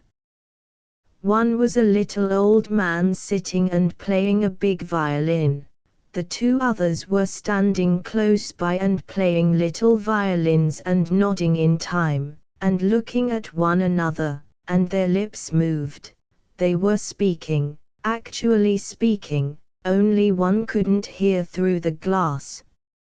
And at first the boy thought they were alive, and when he grasped that they were dolls he laughed.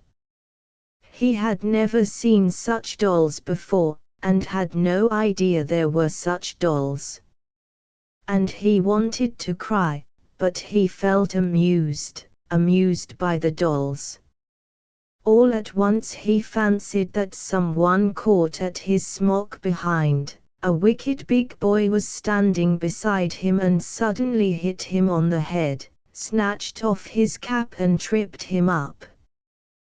The boy fell down on the ground. At once there was a shout. He was numb with fright. He jumped up and ran away. He ran, and not knowing where he was going, ran in at the gate of someone's courtyard, and sat down behind a stack of wood. They won't find me here, besides it's dark. He sat huddled up and was breathless from fright, and all at once, quite suddenly, he felt so happy. His hands and feet suddenly left off aching and grew so warm as though he were on a stove. Then he shivered all over. Then he gave a start. Why, he must have been asleep. How nice to have a sleep here. I'll sit here a little and go and look at the dolls again, said the boy, and smiled thinking of them. Just as though they were alive. And suddenly he heard his mother singing over him. "Mammy, I am asleep, how nice it is to sleep here.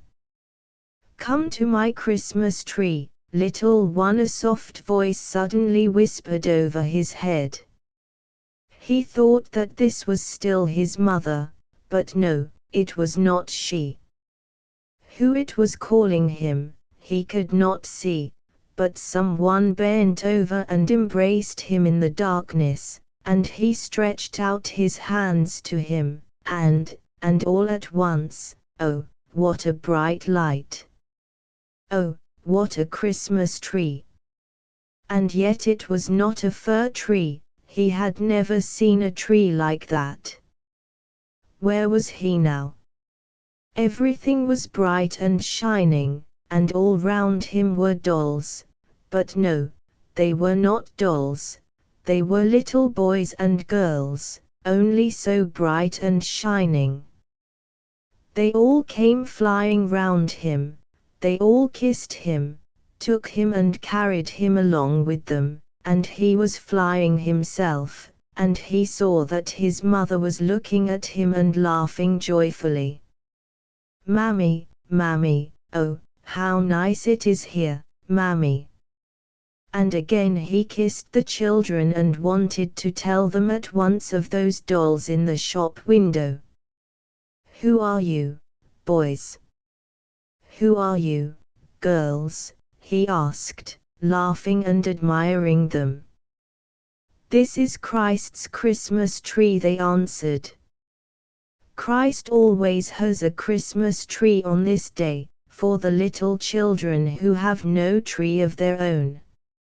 And he found out that all these little boys and girls were children just like himself, that some had been frozen in the baskets in which they had as babies been laid on the doorsteps of well-to-do Petersburg people. Others had been boarded out with Finnish women by the foundling and had been suffocated. Others had died at their starved mothers' breasts, in the summer of famine. Others had died in the third-class railway carriages from the foul air, and yet they were all here, they were all like angels about Christ, and he was in the midst of them and held out his hands to them and blessed them and their sinful mothers. And the mothers of these children stood on one side weeping, each one knew her boy or girl, and the children flew up to them and kissed them and wiped away their tears with their little hands, and begged them not to weep because they were so happy. And down below in the morning the porter found the little dead body of the frozen child on the wood stack. They sought out his mother too. She had died before him. They met before the Lord God in heaven. Why have I made up such a story, so out of keeping with an ordinary diary, and a writer's above all? And I promised 2 stories dealing with real events. But that is just it, I keep fancying that all this may have happened really, that is, what took place in the cellar and on the wood stack. But as for Christ's Christmas tree, I cannot tell you whether that could have happened or not. The peasant Mary. It was the 2nd day in Easter week. The air was warm, the sky was blue, the sun was high, warm, bright, but my soul was very gloomy. I sauntered behind the prison barracks. I stared at the palings of the stout prison fence, counting the movers, but I had no inclination to count them, though it was my habit to do so. This was the second day of the holidays in the prison. The convicts were not taken out to work. There were numbers of men drunk. Loud abuse and quarreling was springing up continually in every corner. There were hideous, disgusting songs and card parties installed beside the platform beds. Several of the convicts who had been sentenced by their comrades, for special violence, to be beaten till they were half dead, were lying on the platform bed, covered with sheepskins till they should recover and come to themselves again. Knives had already been drawn several times. For these 2 days of holiday all this had been torturing me till it made me ill. And indeed I could never endure without repulsion the noise and disorder of drunken people, and especially in this place. On these days even the prison officials did not look into the prison, made no searches, did not look for vodka, understanding that they must allow even these outcasts to enjoy themselves once a year, and that things would be even worse if they did not. At last a sudden fury flamed up in my heart. A political prisoner called M met me. He looked at me gloomily, his eyes flashed and his lips quivered. "J.E.'s brigands," he hissed to me through his teeth, and walked on. I returned to the prison ward, though only a quarter of an hour before I had rushed out of it, as though I were crazy, when 6 stalwart fellows had all together flung themselves upon the drunken Tartar Gazin to suppress him and had begun beating him. They beat him stupidly. A camel might have been killed by such blows, but they knew that this Hercules was not easy to kill, and so they beat him without uneasiness. Now on returning I noticed on the bed in the furthest corner of the room Gazin lying unconscious, almost without sign of life.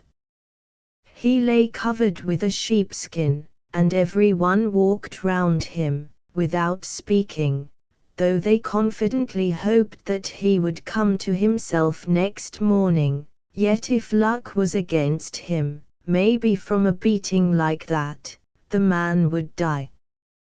I made my way to my own place opposite the window with the iron grating, and lay on my back with my hands behind my head and my eyes shut. I liked to lie like that. A sleeping man is not molested, and meanwhile one can dream and think.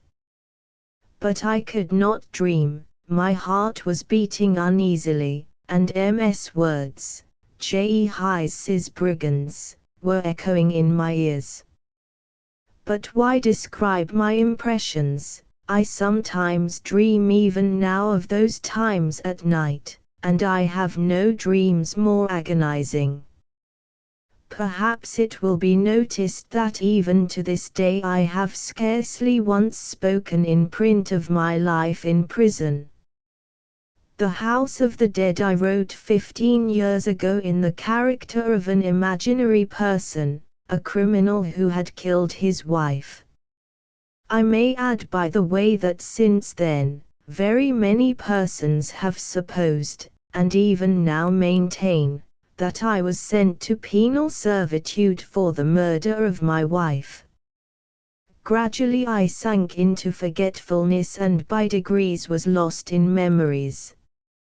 During the whole course of my 4 years in prison I was continually recalling all my past, and seemed to live over again the whole of my life in recollection. These memories rose up of themselves. It was not often that of my own will I summoned them. It would begin from some point, some little thing, at times unnoticed, and then by degrees there would rise up a complete picture, some vivid and complete impression. I used to analyze these impressions, give new features to what had happened long ago, and best of all, I used to correct it continually. That was my great amusement. On this occasion, I suddenly for some reason remembered an unnoticed moment in my early childhood when I was only 9 years old, a moment which I should have thought I had utterly forgotten, but at that time I was particularly fond of memories of my early childhood. I remembered the month of August in our country house, a dry bright day but rather cold and windy. Summer was waning and soon we should have to go to Moscow to be bored all the winter over French lessons, and I was so sorry to leave the country. I walked past the threshing floor and, going down the ravine, I went up to the dense thicket of bushes that covered the further side of the ravine as far as the copse. And I plunged right into the midst of the bushes, and heard a peasant ploughing alone on the clearing about 30 paces away.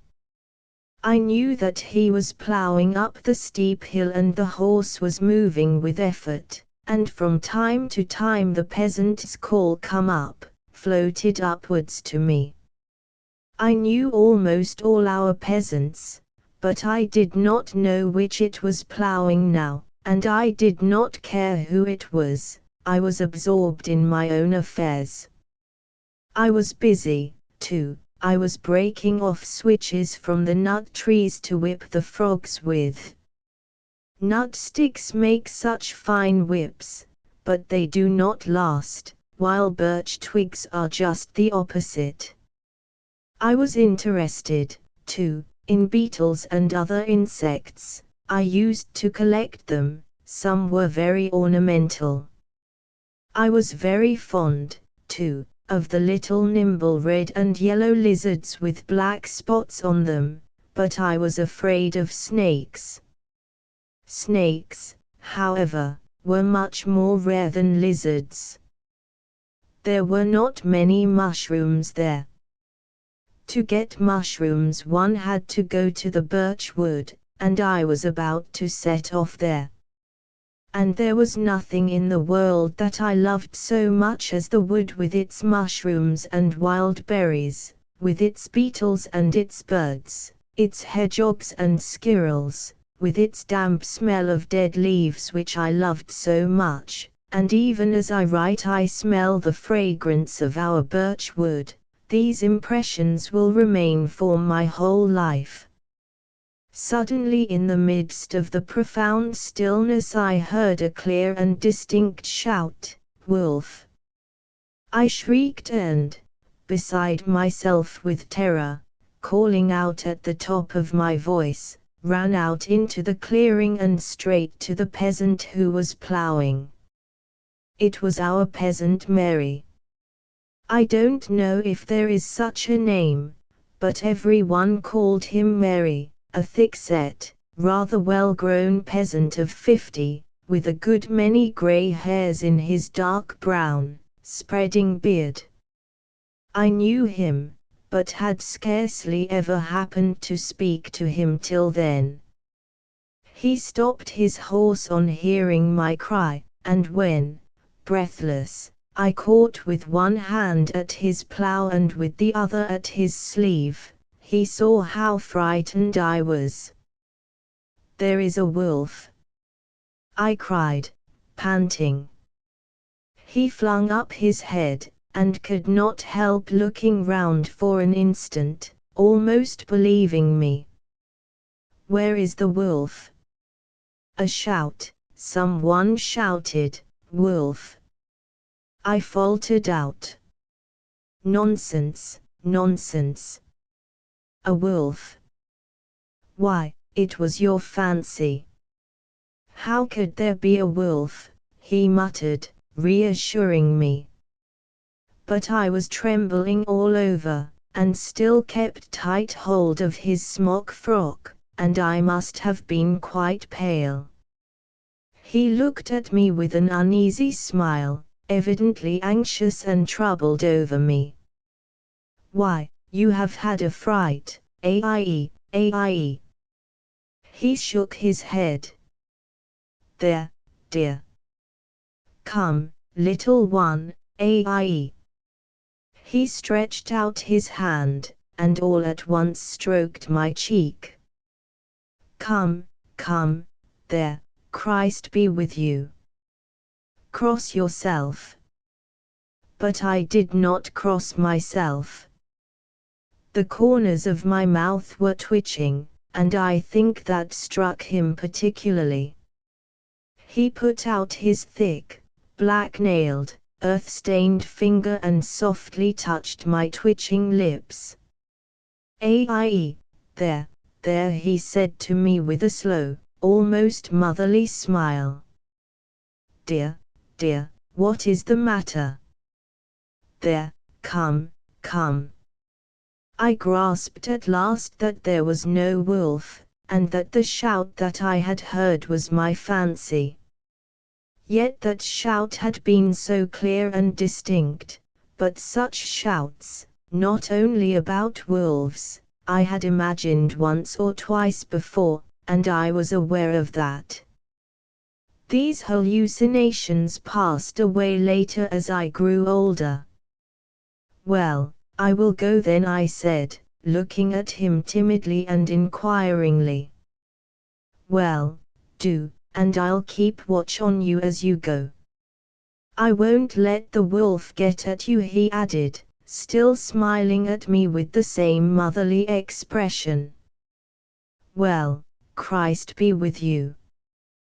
Come, run along then, and he made the sign of the cross over me and then over himself.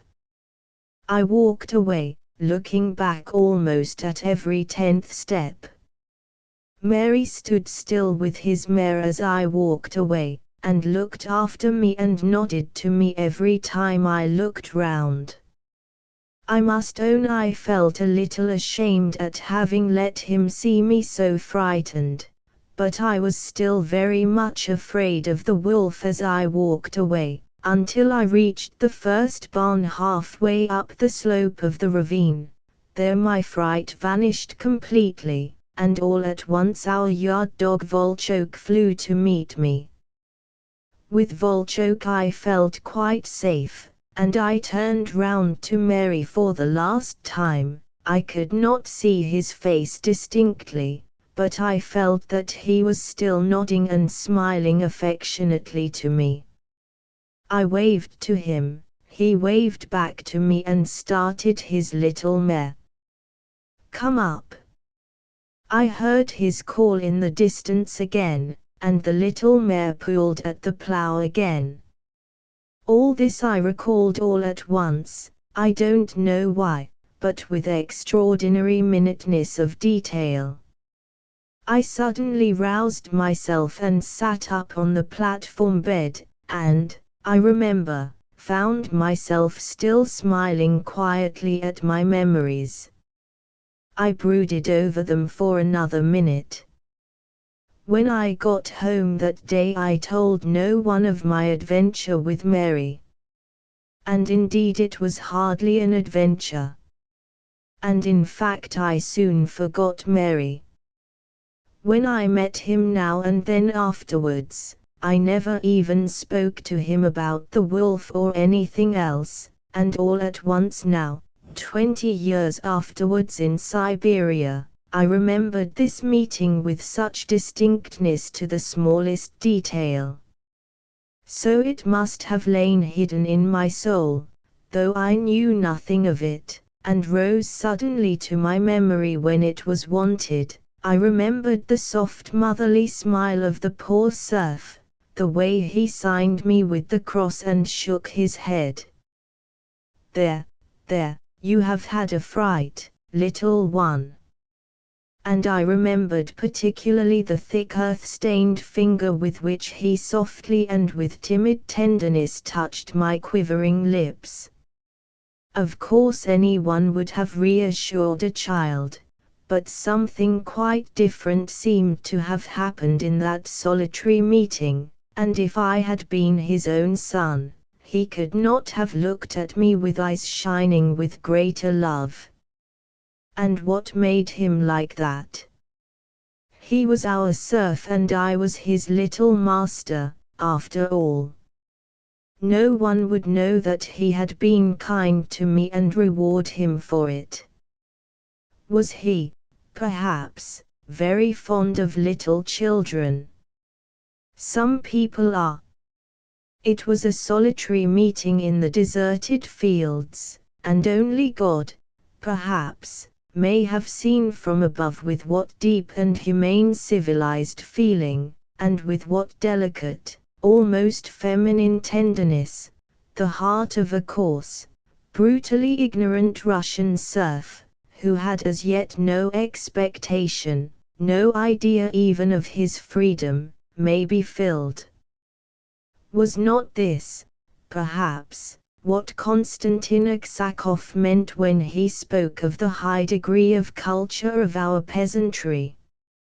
And when I got down off the bed and looked around me, I remember I suddenly felt that I could look at these unhappy creatures with quite different eyes, and that suddenly by some miracle all hatred and anger had vanished utterly from my heart. I walked about, looking into the faces that I met. That shaven peasant, branded on his face as a criminal, bawling his hoarse, drunken song, may be that very merry, I cannot look into his heart. I met him again that evening. Poor fellow! He could have no memories of Russian peasants, and no other view of these people but His brigands. Yes, the Polish prisoners had more to bear than I. The crocodile, an extraordinary incident, a true story of how a gentleman of a certain age and of respectable appearance was swallowed alive by the crocodile in the arcade, and of the consequences that followed. O Lambert! O Uist Lambert! As to vous Lambert! I on the 13th of January of this present year, 1865, at 12:30 in the day, Elena Ivanovna, the wife of my cultured friend Ivan Matveyevich, who is a colleague in the same department, and may be said to be a distant relation of mine, too, expressed the desire to see the crocodile now on view at a fixed charge in the arcade. As Ivan Matveyevich had already in his pocket his ticket for a tour abroad, not so much for the sake of his health as for the improvement of his mind, and was consequently free from his official duties and had nothing whatever to do that morning, he offered no objection to his wife's irresistible fancy, but was positively aflame with curiosity himself. "A capital idea," he said, with the utmost satisfaction. "We'll have a look at the crocodile. On the eve of visiting Europe it is as well to acquaint ourselves on the spot with its indigenous inhabitants." And with these words, taking his wife's arm, he set off with her at once for the arcade. I joined them, as I usually do, being an intimate friend of the family. I have never seen Ivan Matveyevich in a more agreeable frame of mind than he was on that memorable morning. How true it is that we know not beforehand the fate that awaits us. On entering the arcade he was at once full of admiration for the splendors of the building, and when we reached the shop in which the monster lately arrived in Petersburg was being exhibited, he volunteered to pay the quarter-ruble for me to the crocodile owner, a thing which had never happened before. Walking into a little room, we observed that besides the crocodile there were in it parrots of the species known as cockatoo, and also a group of monkeys in a special case in a recess. Near the entrance, along the left wall stood a big tin tank that looked like a bath covered with a thin iron grating, filled with water to the depth of 2 inches. In this shallow pool was kept a huge crocodile, which lay like a log absolutely motionless and apparently deprived of all its faculties by our damp climate, so inhospitable to foreign visitors. This monster at first aroused no special interest in any one of us. "So this is the crocodile," said Elena Ivanovna, with a pathetic cadence of regret. "Why, I thought it was something different." Most probably she thought it was made of diamonds. The owner of the crocodile, a German, came out and looked at us with an air of extraordinary pride. "He has a right to be," Ivan Matveyevich whispered to me. "He knows he is the only man in Russia exhibiting a crocodile." This quite nonsensical observation I ascribe also to the extremely good-humored mood which had overtaken Ivan Matveyevich, who was on other occasions of rather envious disposition.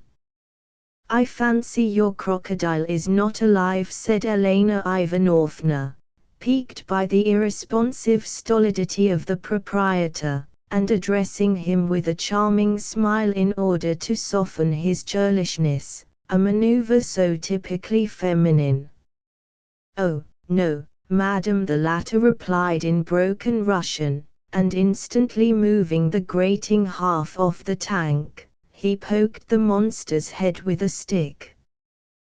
Then the treacherous monster, to show that it was alive, faintly stirred its paws and tail, raised its snout and emitted something like a prolonged snuffle. "Come, don't be cross, Karlchin," said the German caressingly, gratified in his vanity. "How horrid that crocodile is!" "I am really frightened," Elena Ivanovna twittered, still more coquettishly. "I know I shall dream of him now." "But he won't bite you if you do dream of him," the German retorted gallantly, and was the first to laugh at his own jest, but none of us responded.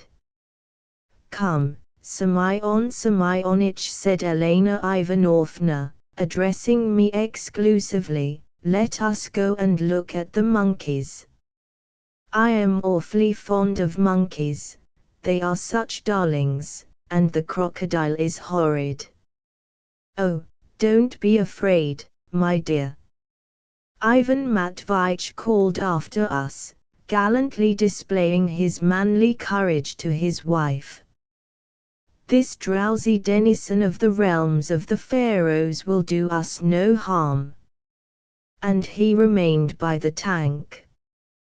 What is more, he took his glove and began tickling the crocodile's nose with it, wishing, as he said afterwards, to induce him to snort. The proprietor showed his politeness to a lady by following Elena Ivanovna to the case of monkeys. So everything was going well, and nothing could have been foreseen. Elena Ivanovna was quite skittish in her raptures over the monkeys, and seemed completely taken up with them. With shrieks of delight she was continually turning to me, as though determined not to notice the proprietor, and kept gushing with laughter at the resemblance she detected between these monkeys and her intimate friends and acquaintances. I, too, was amused, for the resemblance was unmistakable. The German did not know whether to laugh or not, and so at last was reduced to frowning. And it was at that moment that a terrible, I may say unnatural, scream set the room vibrating. Not knowing what to think, for the first moment I stood still, numb with horror, but noticing that Elena Ivanovna was screaming too, I quickly turned round, and what did I behold? I saw, oh, Heavens! I saw the luckless Ivan Matveitch in the terrible jaws of the crocodile, held by them round the waist, lifted horizontally in the air and desperately kicking. Then, one moment, and no trace remained of him. But I must describe it in detail, for I stood all the while motionless, and had time to watch the whole process taking place before me with an attention and interest such as I never remember to have felt before. What I thought at that critical moment, what if all that had happened to me instead of to Ivan Matveitch, how unpleasant it would have been for me. But to return to my story. The crocodile began by turning the unhappy Ivan Matveitch in his terrible jaws so that he could swallow his legs first, then bringing up Ivan Matveitch, who kept trying to jump out and clutching at the sides of the tank, sucked him down again as far as his waist. Then bringing him up again, gulped him down, and so again and again. In this way Ivan Matveitch was visibly disappearing before our eyes. At last, with a final gulp, the crocodile swallowed my cultured friend entirely, this time leaving no trace of him. From the outside of the crocodile we could see the protuberances of Ivan Matveitch's figure as he passed down the inside of the monster. I was on the point of screaming again when destiny played another treacherous trick upon us. The crocodile made a tremendous effort, probably oppressed by the magnitude of the object he had swallowed, once more opened his terrible jaws, and with a final hiccup he suddenly let the head of Ivan Matveitch pop out for a second, with an expression of despair on his face. In that brief instant the spectacles dropped off his nose to the bottom of the tank. It seemed as though that despairing countenance had only popped out to cast one last look on the objects around it, to take its last farewell of all earthly pleasures. But it had not time to carry out its intention. The crocodile made another effort, gave a gulp and instantly it vanished again, this time forever. This appearance and disappearance of a still living human head was so horrible, but at the same, either from its rapidity and unexpectedness or from the dropping of the spectacles, there was something so comic about it that I suddenly quite unexpectedly exploded with laughter. But pulling myself together and realizing that to laugh at such a moment was not the thing for an old family friend, I turned at once to Elena Ivanovna and said with a sympathetic air, "Now it's all over with our friend Ivan Matveitch." I cannot even attempt to describe how violent was the agitation of Elena Ivanovna during the whole process.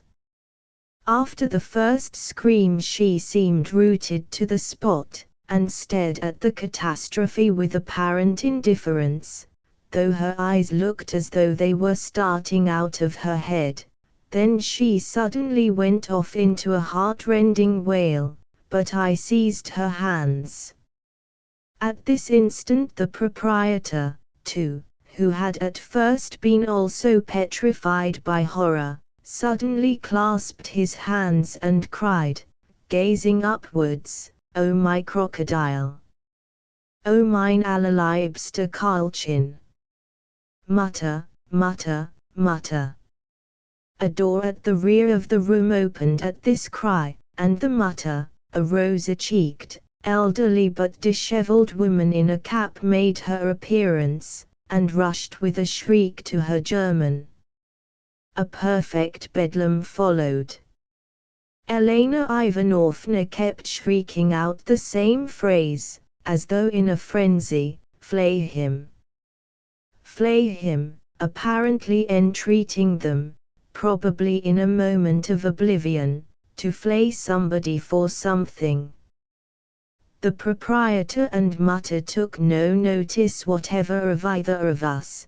They were both bellowing like calves over the crocodile. He did for himself. He will burst himself at once, for he did swallow a ganz official, cried the proprietor.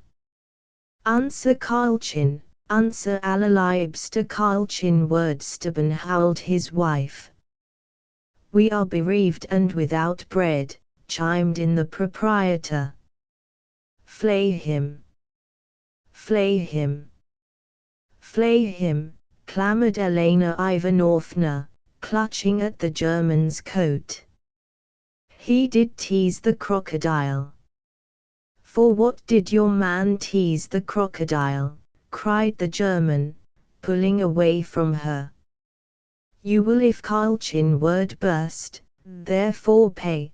Das war mein Sohn, das war mein einziger Sohn. I must own I was intensely indignant at the sight of such egoism in the German and the cold-heartedness of his dishevelled mutter. At the same time Elena Ivanovna's reiterated shriek of flay him, troubled me even more and absorbed at last my whole attention, positively alarming me. I may as well say straight off that I entirely misunderstood this strange exclamation. It seemed to me that Elena Ivanovna had for the moment taken leave of her senses, but nevertheless wishing to avenge the loss of her beloved Ivan Matveyich, was demanding by way of compensation that the crocodile should be severely thrashed, while she was meaning something quite different. Looking round at the door, not without embarrassment, I began to entreat Elena Ivanovna to calm herself, and above all not to use the shocking word flay. For such a reactionary desire here, in the midst of the arcade and of the most cultured society, not 2 paces from the hall where at this very minute Mr. Lavrov was perhaps delivering a public lecture, was not only impossible but unthinkable, and might at any moment bring upon us the hisses of culture and the caricatures of Mr. Stepanov. To my horror I was immediately proved to be correct in my alarmed suspicions. The curtain that divided the crocodile room from the little entry where the quarter rubles were taken suddenly parted, and in the opening there appeared a figure with moustaches and beard, carrying a cap, with the upper part of its body bent a long way forward, though the feet were scrupulously held beyond the threshold of the crocodile room in order to avoid the necessity of paying the entrance money. Such a reactionary desire, madam, said the stranger, trying to avoid falling over in our direction and to remain standing outside the room, does no credit to your development, and is conditioned by lack of phosphorus in your brain. You will be promptly held up to shame in the Chronicle of Progress and in our satirical prints. But he could not complete his remarks. The proprietor, coming to himself, and seeing with horror that a man was talking in the crocodile room without having paid entrance money, rushed furiously at the progressive stranger and turned him out with a punch from each fist. For a moment both vanished from our sight behind a curtain, and only then I grasped that the whole uproar was about nothing. Elena Ivanovna turned out quite innocent. She had, as I have mentioned already, no idea whatever of subjecting the crocodile to a degrading corporal punishment, and had simply expressed the desire that he should be opened and her husband released from his interior. What? You wish that my crocodile be perished? The proprietor yelled, running in again. No. Let your husband be perished first, before my crocodile. Mein Vater showed crocodile, mein Großvater showed crocodile, mein Sohn will show crocodile, and I will show crocodile. All will show crocodile. I am known to ganz Europa, and you are not known to ganz Europa, and you must pay me a strafe. J.A. put in the vindictive German woman, we shall not let you go. Strafe, since Karlchen is burst. And, indeed, it's useless to flay the creature, I added calmly, anxious to get Elena Ivanovna away home as quickly as possible, as our dear Ivan Matveyevich is by now probably soaring somewhere in the Empire Aeon. My dear, we suddenly heard, to our intense amazement, the voice of Ivan Matveyevich. My dear, my advice is to apply direct to the superintendent's office, as without the assistance of the police the German will never be made to see reason. These words, uttered with firmness and aplomb, and expressing an exceptional presence of mind, for the first minute so astounded us that we could not believe our ears. But, of course, we ran at once to the crocodile's tank, and with equal reverence and incredulity listened to the unhappy captive. His voice was muffled, thin and even squeaky, as though it came from a considerable distance. It reminded one of a jocose person who, covering his mouth with a pillow, shouts from an adjoining room, trying to mimic the sound of two peasants calling to one another in a deserted plain or across a wide ravine, a performance to which I once had the pleasure of listening in a friend's house at Christmas.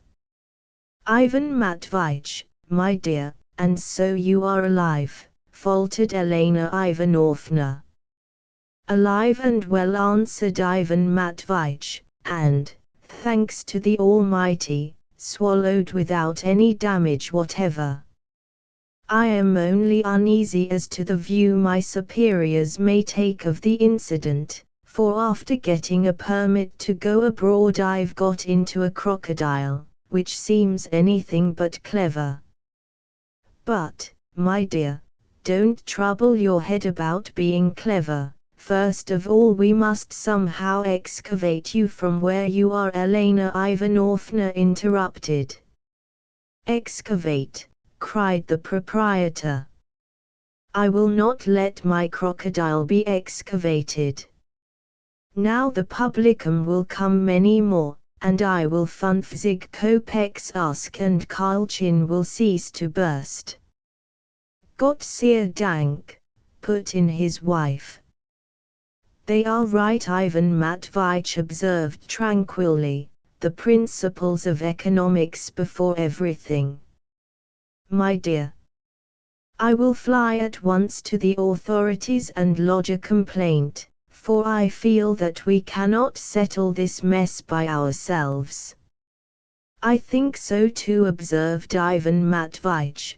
But in our age of industrial crisis it is not easy to rip open the belly of a crocodile without economic compensation, and meanwhile the inevitable question presents itself, what will the German take for his crocodile? And with it another, how will it be paid? For, as you know, I have no means. Perhaps out of your salary, I observed timidly, but the proprietor interrupted me at once. I will not the crocodile sell, I will for 3,000 the crocodile sell. I will for 4,000 the crocodile sell. Now the publicum will come very many. I will for 5,000 the crocodile sell. In fact he gave himself insufferable airs. Covetousness and a revolting greed gleamed joyfully in his eyes. I am going," I cried indignantly. "And I too. I shall go to Andrei Osipich himself. I will soften him with my tears," whined Elena Ivanovna. "Don't do that, my dear," Ivan Matveyevich hastened to interpose. He had long been jealous of Andrei Osipich on his wife's account, and he knew she would enjoy going to weep before a gentleman of refinement, for tears suited her.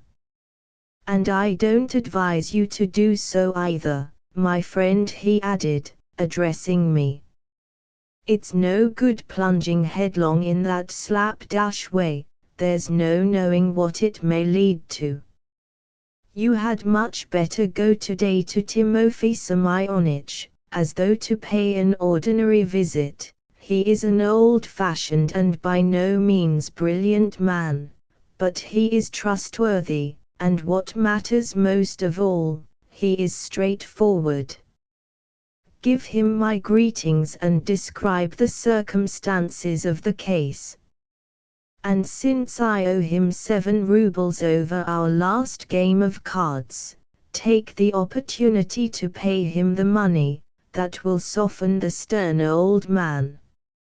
In any case his advice may serve as a guide for us. And meanwhile take Elena Ivanovna home. Calm yourself, my dear," he continued, addressing her. "I am weary of these outcries and feminine squabblings, and should like a nap. It's soft and warm in here, though I have hardly had time to look round in this unexpected haven." "Look round?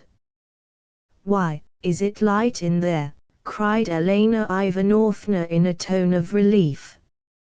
"I am surrounded by impenetrable night," answered the poor captive, "but I can feel and, so to speak, have a look round with my hands.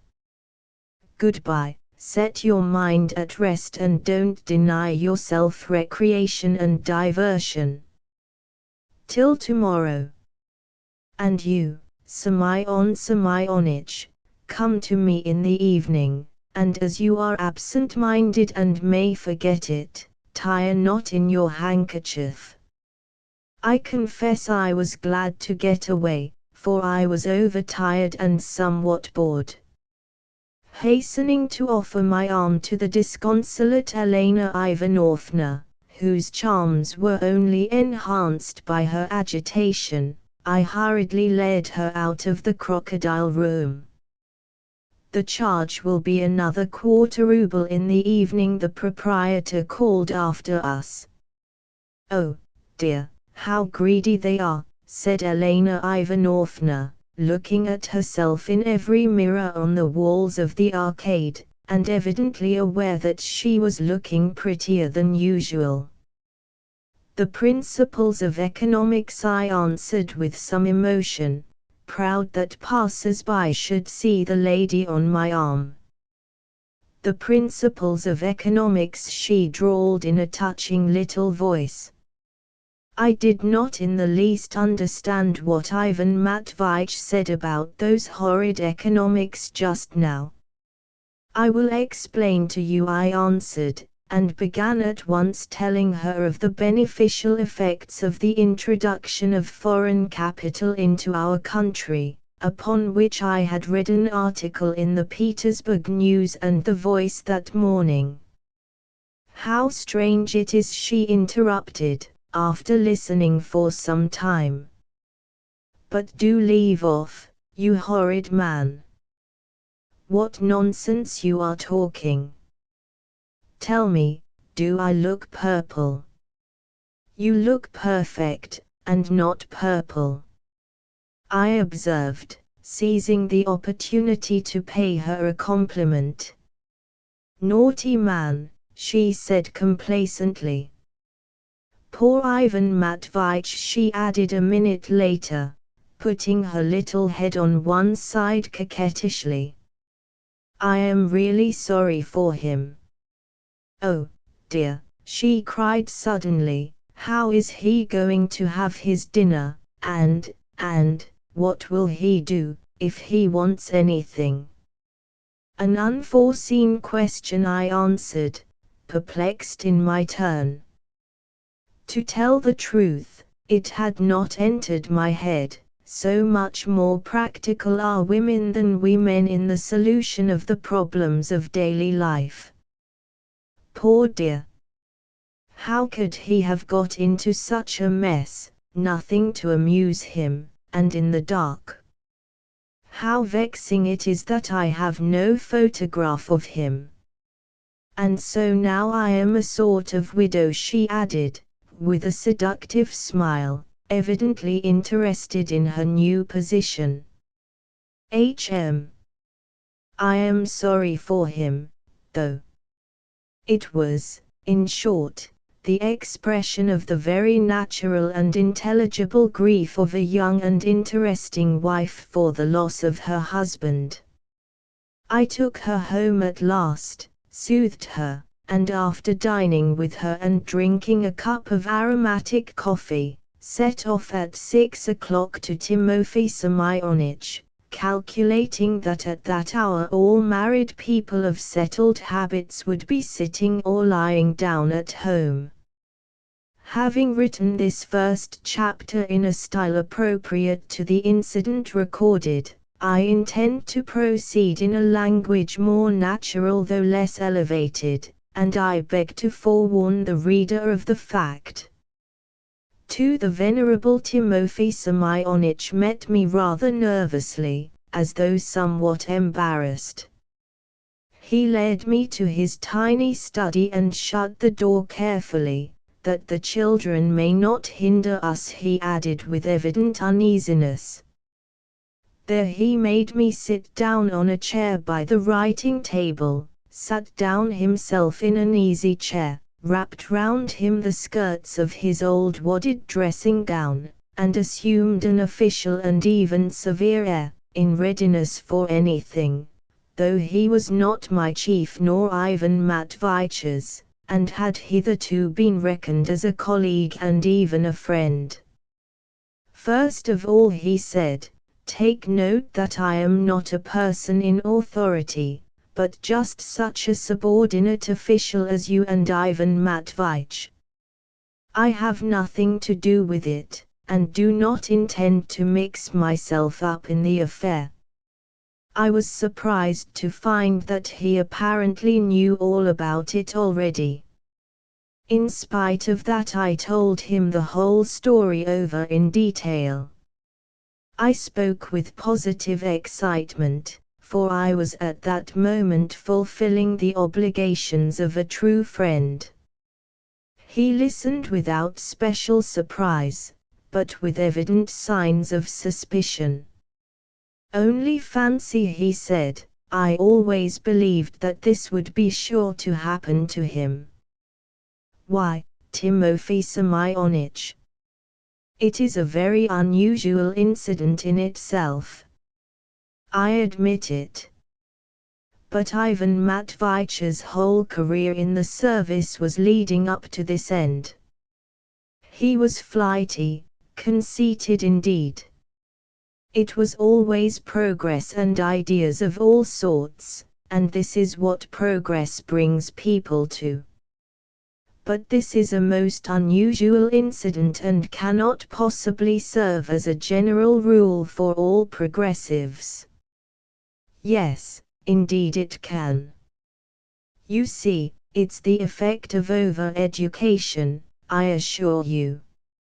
For over-education leads people to poke their noses into all sorts of places, especially where they are not invited. Though perhaps you know best," he added, as though offended. "I am an old man and not of much education. I began as a soldier's son, and this year has been the jubilee of my service." "Oh, no, Timofey Semyonich, not at all. On the contrary, Ivan Matveitch is eager for your advice, he is eager for your guidance. He implores it, so to say, with tears. So to say, with tears. Those are crocodile's tears, and one cannot quite believe in them. Tell me, what possessed him to want to go abroad? And how could he afford to go? Why, he has no private means. He had saved the money from his last bonus, I answered plaintively. He only wanted to go for 3 months, to Switzerland, to the land of William Tell. William Tell. He wanted to meet the spring at Naples, to see the museums, the customs, the animals. The animals. I think it was simply from pride. What animals? Animals, indeed. Haven't we animals enough? We have museums, menageries, camels. There are bears quite close to Petersburg. And here he's got inside a crocodile himself. Oh, come, Timofey Semyonich. The man is in trouble, the man appeals to you as to a friend, as to an older relation, craves for advice, and you reproach him.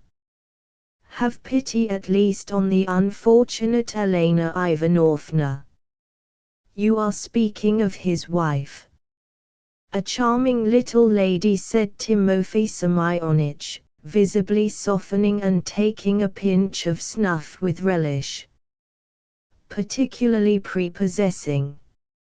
And so plump, and always putting her pretty little head on one side.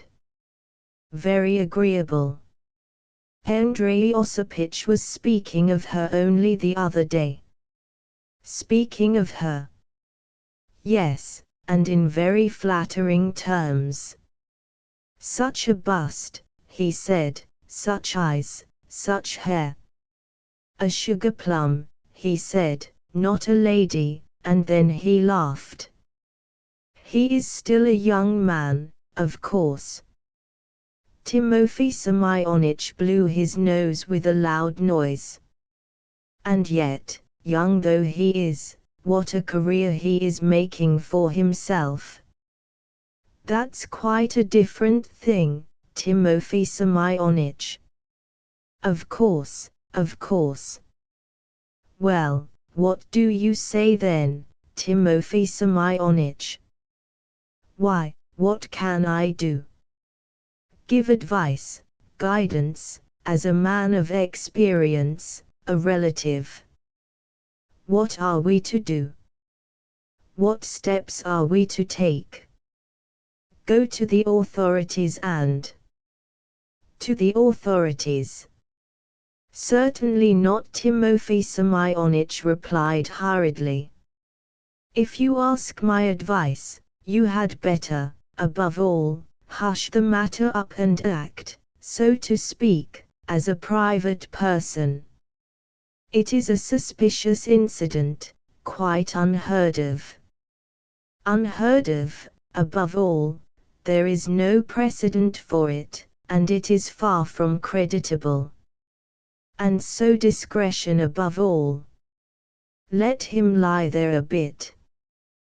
We must wait and see. But how can we wait and see, Timofey Semyonich? What if he is stifled there? Why should he be? I think you told me that he made himself fairly comfortable there. I told him the whole story over again. Timofey Semyonich pondered. He said, twisting his snuff box in his hands. To my mind it's really a good thing he should lie there a bit, instead of going abroad. Let him reflect at his leisure. Of course he mustn't be stifled, and so he must take measures to preserve his health, avoiding a cough, for instance, and so on. And as for the German, it's my personal opinion he is within his rights, and even more so than the other side, because it was the other party who got into his crocodile without asking permission, and not he who got into Ivan Matveitch's crocodile without asking permission, though, so far as I recollect, the latter has no crocodile. And a crocodile is private property, and so it is impossible to slit him open without compensation. For the saving of human life, Timofey Semyonich. Oh, well, that's a matter for the police. You must go to them. But Ivan Matveitch may be needed in the department. He may be asked for. Ivan Matveitch needed. Ha ha. Besides, he is on leave, so that we may ignore him, let him inspect the countries of Europe. It will be a different matter if he doesn't turn up when his leave is over. Then we shall ask for him and make inquiries. 3 months. Timofey Semyonich, for pity's sake. It's his own fault. Nobody thrust him there. At this rate we should have to get a nurse to look after him at government expense, and that is not allowed for in the regulations. But the chief point is that the crocodile is private property, so that the principles of economics apply in this question. And the principles of economics are paramount. Only the other evening, at Luka Andreyich's, Ignatiy Prokofyevich was saying so. Do you know Ignatiy Prokofyevich? A capitalist, in a big way of business, and he speaks so fluently. We need industrial development, he said. There is very little development among us. We must create it.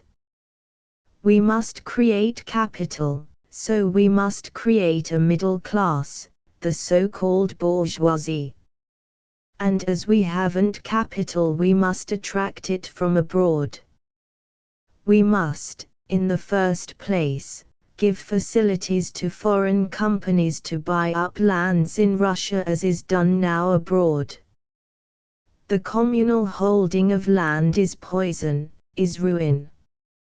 And, you know, he spoke with such heat. Well, that's all right for him, a wealthy man, and not in the service. With the communal system, he said, there will be no improvement in industrial development or agriculture. Foreign companies, he said, must as far as possible buy up the whole of our land in big lots, and then split it up,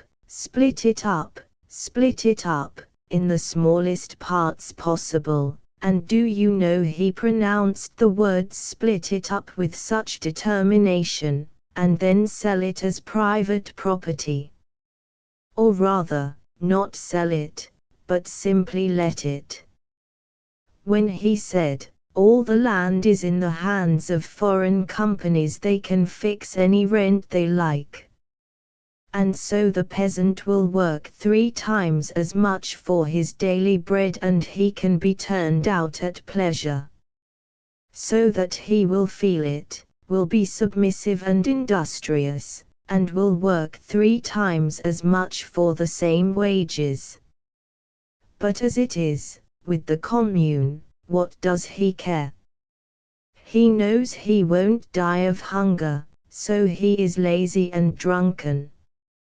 And meanwhile money will be attracted into Russia, capital will be created, and the bourgeoisie will spring up. The English political and literary paper, The Times, in an article the other day on our finances, stated that the reason our financial position was so unsatisfactory was that we had no middle class, no big fortunes, no accommodating proletariat. Ignatiy Prokofyevich speaks well. He is an orator. He wants to lay a report on the subject before the authorities, and then to get it published in the news. That's something very different from verses like Ivan Matveitch's. But how about Ivan Matveitch? I put in, after letting the old man babble on. Timofey Semyonich was sometimes fond of talking and showing that he was not behind the times, but knew all about things. How about Ivan Matveitch? Why, I am coming to that. Here we are, anxious to bring foreign capital into the country, and only consider, as soon as the capital of a foreigner, who has been attracted to Petersburg, has been doubled through Ivan Matveitch, instead of protecting the foreign capitalist, we are proposing to rip open the belly of his original capital, the crocodile. Is it consistent? To my mind, Ivan Matveitch, as the true son of his fatherland, ought to rejoice and to be proud that through him the value of a foreign crocodile has been doubled and possibly even trebled. That's just what is wanted to attract capital. If one man succeeds, mind you, another will come with a crocodile, and a third will bring 2 or 3 of them at once, and capital will grow up about them. There you have a bourgeoisie. It must be encouraged. Upon my word, Timofey Semyonich, I cried, you are demanding almost supernatural self-sacrifice from poor Ivan Matveitch. I demand nothing, and I beg you, before everything, as I have said already, to remember that I am not a person in authority and so cannot demand anything of anyone. I am speaking as a son of the fatherland, that is, not as the son of the fatherland, but as a son of the fatherland. Again, what possessed him to get into the crocodile? A respectable man, a man of good grade in the service, lawfully married, and then to behave like that. Is it consistent? But it was an accident. Who knows? And where is the money to compensate the owner to come from? Perhaps out of his salary, Timofey Semyonich. Would that be enough? No, it wouldn't, Timofey Semyonich, I answered sadly. The proprietor was at first alarmed that the crocodile would burst, but as soon as he was sure that it was all right, he began to bluster and was delighted to think that he could double the charge for entry. Treble and quadruple perhaps. The public will simply stampede the place now, and crocodile owners are smart people. Besides, it's not Lent yet, and people are keen on diversions, and so I say again, the great thing is that Ivan Matveitch should preserve his incognito, don't let him be in a hurry. Let everybody know, perhaps, that he is in the crocodile, but don't let them be officially informed of it. Ivan Matveitch is in particularly favorable circumstances for that, for he is reckoned to be abroad. It will be said he is in the crocodile, and we will refuse to believe it. That is how it can be managed.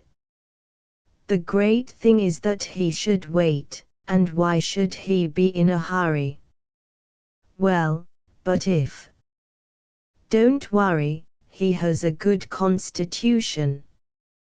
Well, and afterwards, when he has waited. Well, I won't conceal from you that the case is exceptional in the highest degree. One doesn't know what to think of it, and the worst of it is there is no precedent. If we had a precedent we might have something to go by.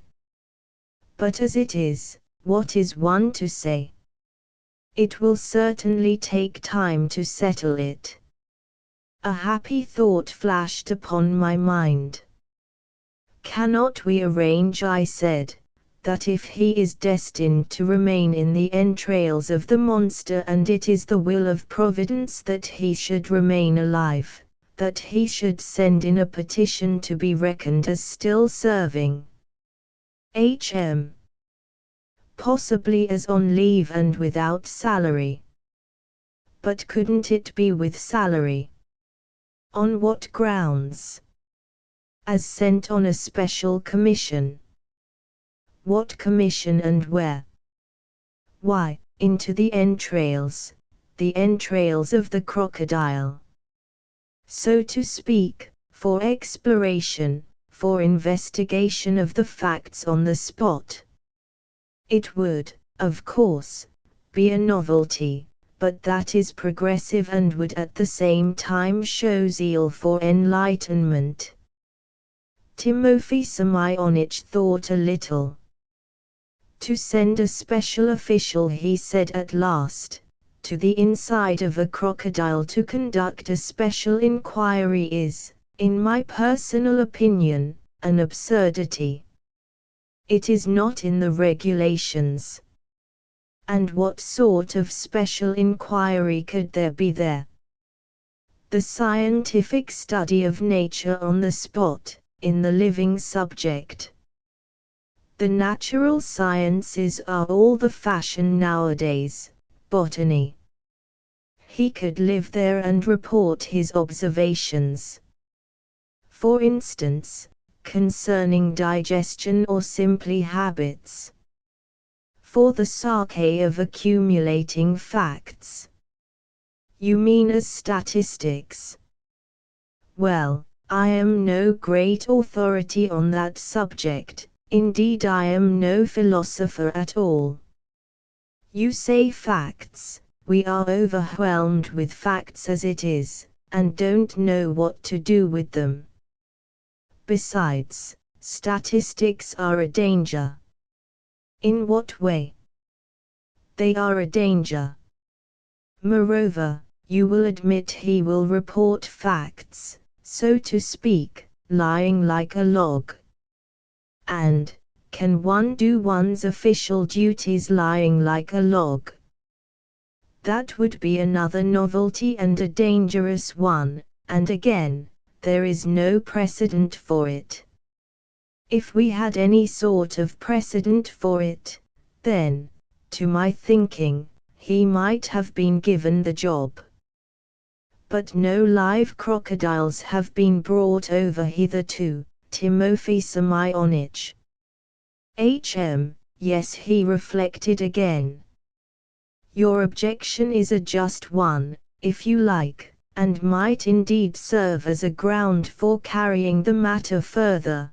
But consider again, that if with the arrival of living crocodiles government clerks begin to disappear, and then on the ground that they are warm and comfortable there, expect to receive the official sanction for their position, and then take their ease there, you must admit it would be a bad example. We should have everyone trying to go the same way to get a salary for nothing.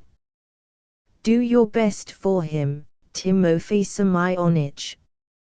By the way, Ivan Matveyevich asked me to give you 7 rubles he had lost to you at cards. Ah, he lost that the other day at Nikifor Nikiforich's. I remember. And how gay and amusing he was, and now. The old man was genuinely touched. Intercede for him, Timofey Semyonich. I will do my best. I will speak in my own name, as a private person, as though I were asking for information. And meanwhile, you find out indirectly, unofficially, how much would the proprietor consent to take for his crocodile. Timofey Semyonich was visibly more friendly. Certainly, I answered. And I will come back to you at once to report. And his wife, is she alone now? Is she depressed? You should call on her, Timofey Semyonich. I will. I thought of doing so before, it's a good opportunity. And what on earth possessed him to go and look at the crocodile? Though, indeed, I should like to see it myself. Go and see the poor fellow, Timofey Semyonich. I will. Of course, I don't want to raise his hopes by doing so. I shall go as a private person. Well, goodbye, I am going to Nikifor Nikiforich's again, shall you be there? No, I am going to see the poor prisoner. Yes, now he is a prisoner. Ah, that's what comes of thoughtlessness. I said goodbye to the old man. Ideas of all kinds were straying through my mind. A good-natured and most honest man, Timofey Semyonich, yet, as I left him, I felt pleased at the thought that he had celebrated his 50th year of service, and that Timofey Semyonichs are now a rarity among us. I flew at once, of course, to the arcade to tell poor Ivan Matveyich all the news.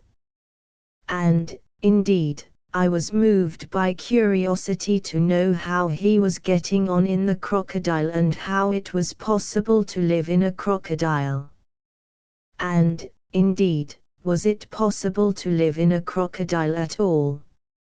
At times it really seemed to me as though it were all an outlandish, monstrous dream, especially as an outlandish monster was the chief figure in it. And yet it was not a dream, but actual, indubitable fact. Should I be telling the story if it were not? But to continue. It was late, about 9 o'clock, before I reached the arcade, and I had to go into the crocodile room by the back entrance, for the German had closed the shop earlier than usual that evening.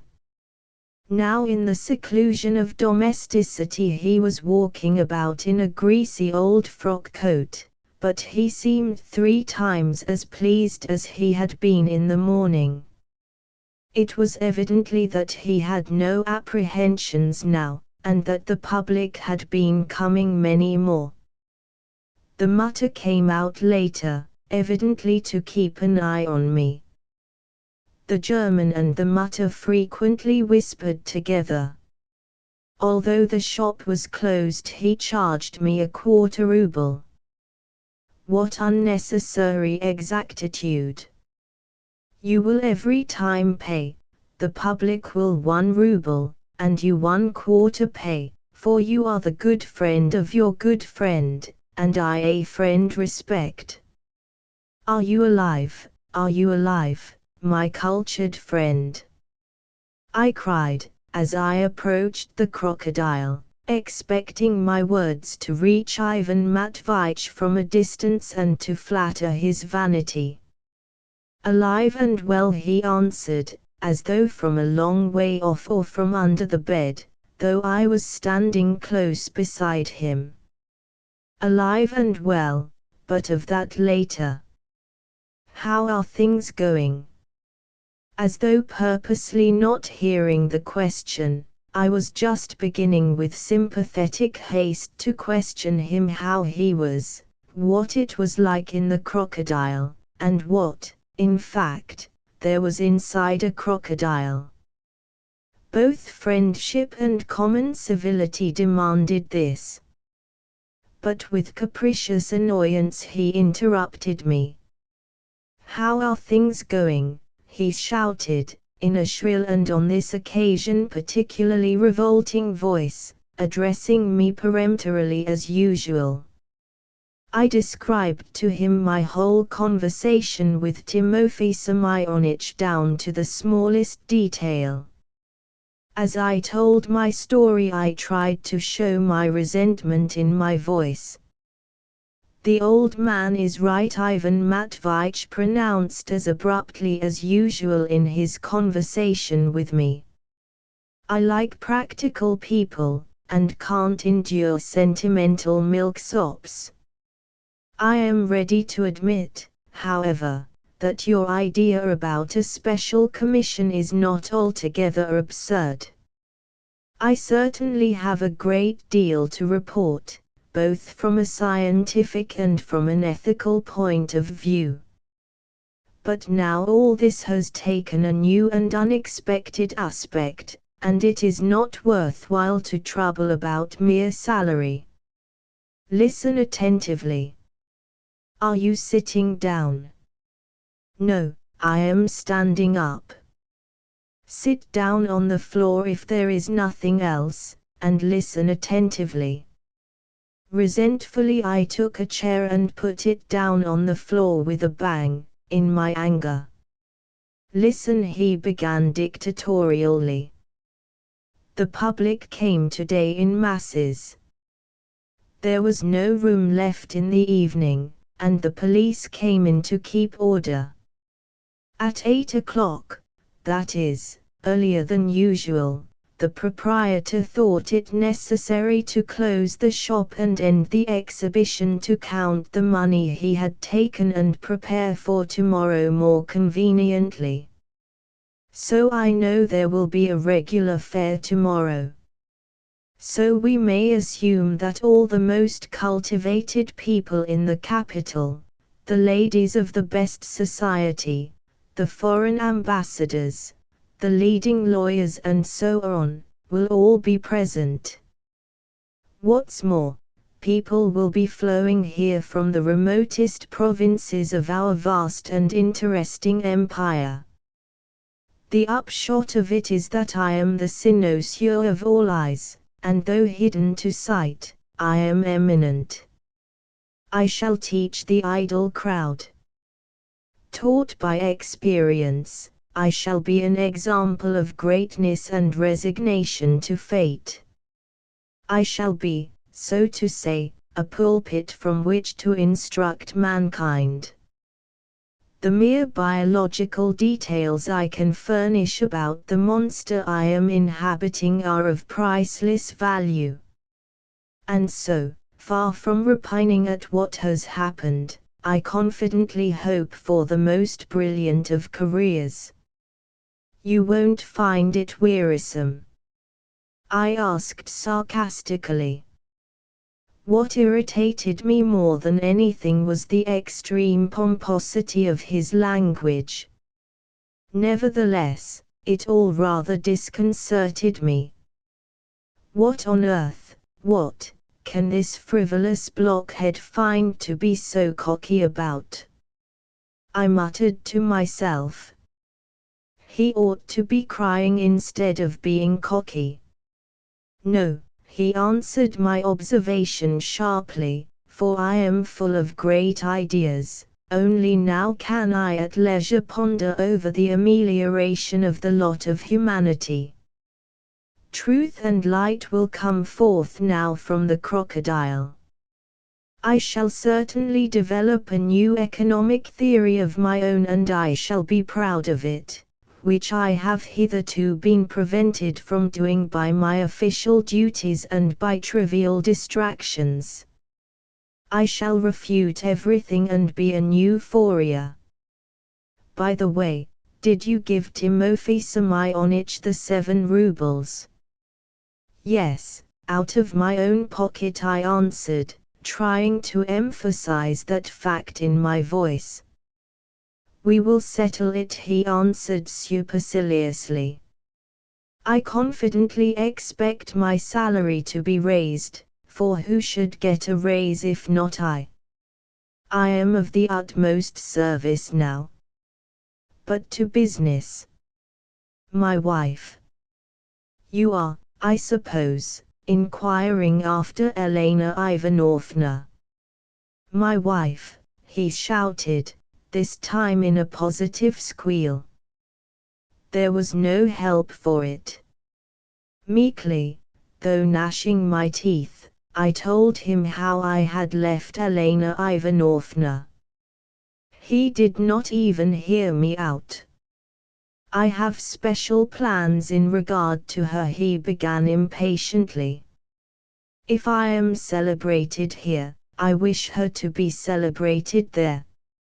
Savants, poets, philosophers, foreign mineralogists, statesmen, after conversing in the morning with me, will visit her salon in the evening.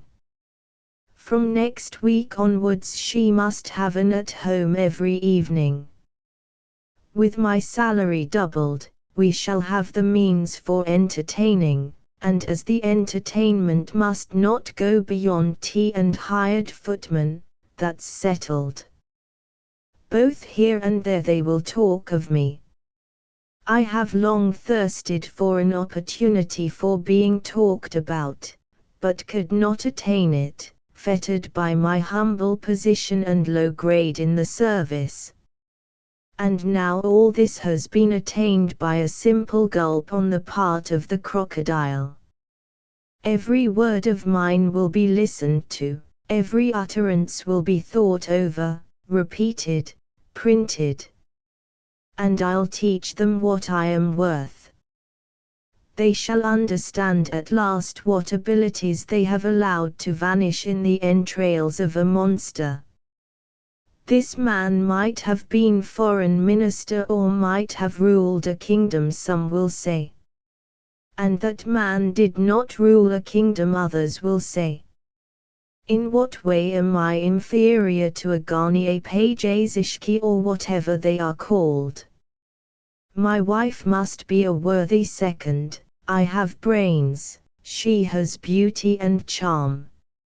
She is beautiful, and that is why she is his wife, some will say. She is beautiful because she is his wife, others will amend. To be ready for anything, let Elena Ivanovna buy tomorrow the encyclopedia edited by Andrei Kravsky, that she may be able to converse on any topic. Above all, let her be sure to read the political leader in the Petersburg News, comparing it every day with the Voice. I imagine that the proprietor will consent to take me sometimes with the crocodile to my wife's brilliant salon. I will be in a tank in the middle of the magnificent drawing room, and I will scintillate with witticisms which I will prepare in the morning.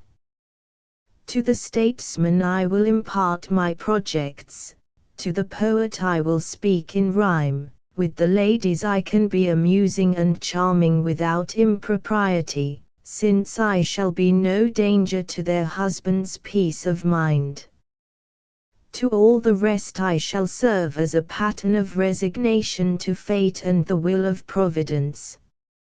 I shall make my wife a brilliant literary lady. I shall bring her forward and explain her to the public. As my wife she must be full of the most striking virtues, and if they are right in calling Andrei Alexandrovich our Russian Alfred de Musset, they will be still more right in calling her our Russian Yevgenia Tur.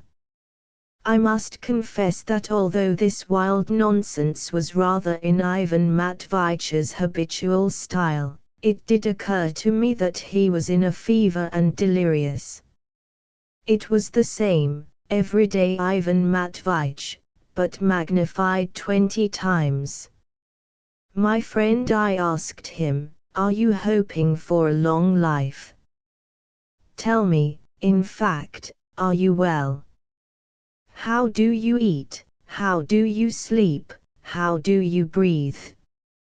I am your friend, and you must admit that the incident is most unnatural, and consequently my curiosity is most natural. Idle curiosity and nothing else, he pronounced sententiously, but you shall be satisfied. You ask how I am managing in the entrails of the monster.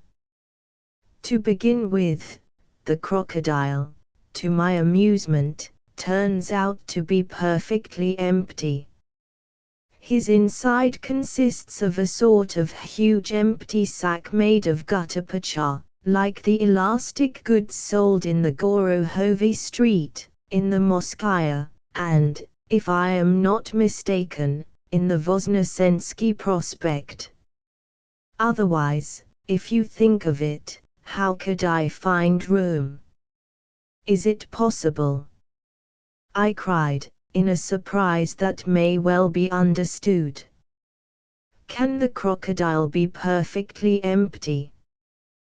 Perfectly, Ivan Matveyevich maintained sternly and impressively. And in all probability, it is so constructed by the laws of nature. The crocodile possesses nothing but jaws furnished with sharp teeth, and besides the jaws, a tail of considerable length. That is all, properly speaking. The middle part between these two extremities is an empty space enclosed by something of the nature of gutta percha, probably really gutta percha. But the ribs, the stomach, the intestines, the liver, the heart. I interrupted quite angrily. There is nothing, absolutely nothing of all that, and probably there never has been. All that is the idle fancy of frivolous travelers. As one inflates an air cushion, I am now with my person inflating the crocodile. He is incredibly elastic. Indeed, you might, as the friend of the family, get in with me if you were generous and self-sacrificing enough, and even with you here there would be room to spare. I even think that in the last resort I might send for Elena Ivanovna. However, this void, hollow formation of the crocodile is quite in keeping with the teachings of natural science. If, for instance, one had to construct a new crocodile, the question would naturally present itself. What is the fundamental characteristic of the crocodile? The answer is clear: to swallow human beings. How is one, in constructing the crocodile, to secure that he should swallow people? The answer is clearer still: construct him hollow. It was settled by physics long ago that nature abhors a vacuum. Hence the inside of the crocodile must be hollow so that it may abhor the vacuum, and consequently swallow and so fill itself with anything it can come across. And that is the sole rational cause why every crocodile swallows men. It is not the same in the constitution of man. The emptier a man's head is, for instance, the less he feels the thirst to fill it, and that is the one exception to the general rule. It is all as clear as day to me now. I have deduced it by my own observation and experience, being, so to say, in the very bowels of nature, in its retort, listening to the throbbing of its pulse. Even etymology supports me, for the very word crocodile means voracity. Crocodile, crocodilo, is evidently an Italian word, dating perhaps from the Egyptian pharaohs, and evidently derived from the French verb croquer, which means to eat, to devour, in general to absorb nourishment. All these remarks I intend to deliver as my first lecture in Elena Ivanovna's salon when they take me there in the tank. My friend, oughtn't you at least to take some purgative? I cried involuntarily. He is in a fever, he is feverish. I repeated to myself in alarm. Nonsense, he answered contemptuously. Besides, in my present position it would be most inconvenient. I knew, though, you would be sure to talk of taking medicine. But, my friend, how do you take food now? Have you dined today? No, but I am not hungry, and most likely I shall never take food again. And that, too, is quite natural. Filling the whole interior of the crocodile I make him feel always full. Now he need not be fed for some years. On the other hand, nourished by me, he will naturally impart to me all the vital juices of his body. It is the same as with some accomplished coquettes who embed themselves and their whole persons for the night in raw steak, and then, after their morning bath, are fresh, supple, buxom and fascinating. In that way, nourishing the crocodile, I myself obtain nourishment from him, consequently we mutually nourish one another. But as it is difficult even for a crocodile to digest a man like me, he must, no doubt, be conscious of a certain weight in his stomach, an organ which he does not, however, possess, and that is why, to avoid causing the creature suffering, I do not often turn over, and although I could turn over I do not do so from humanitarian motives. This is the one drawback of my present position, and in an allegorical sense Timofey Semyonich was right in saying I was lying like a log. But I will prove that even lying like a log, nay, that only lying like a log, one can revolutionize the lot of mankind. All the great ideas and movements of our newspapers and magazines have evidently been the work of men who were lying like logs. That is why they call them divorced from the realities of life. But what does it matter? They're saying that. I am constructing now a complete system of my own, and you wouldn't believe how easy it is. You have only to creep into a secluded corner or into a crocodile, to shut your eyes, and you immediately devise a perfect millennium for mankind. When you went away this afternoon I set to work at once and have already invented 3 systems, now I am preparing the 4th. It is true that at first one must refute everything that has gone before. But from the crocodile it is so easy to refute it. Besides, it all becomes clearer, seen from the inside of the crocodile. There are some drawbacks, though small ones. In my position, however, it is somewhat damp here and covered with a sort of slime. Moreover, there is a smell of India rubber like the smell of my old galoshes. That is all, there are no other drawbacks. Ivan Matveyevich interrupted, all this is a miracle in which I can scarcely believe. And can you intend never to dine again? What trivial nonsense you are troubling about, you thoughtless, frivolous creature. I talk to you about great ideas, and you understand that I am sufficiently nourished by the great ideas which light up the darkness in which I am enveloped. The good-natured proprietor has, however, after consulting the kindly mutter, decided with her that they will every morning insert into the monster's jaws a bent metal tube, something like a whistle pipe, by means of which I can absorb coffee or broth with bread soaked in it. The pipe has already been bespoken in the neighborhood, but I think this is superfluous luxury.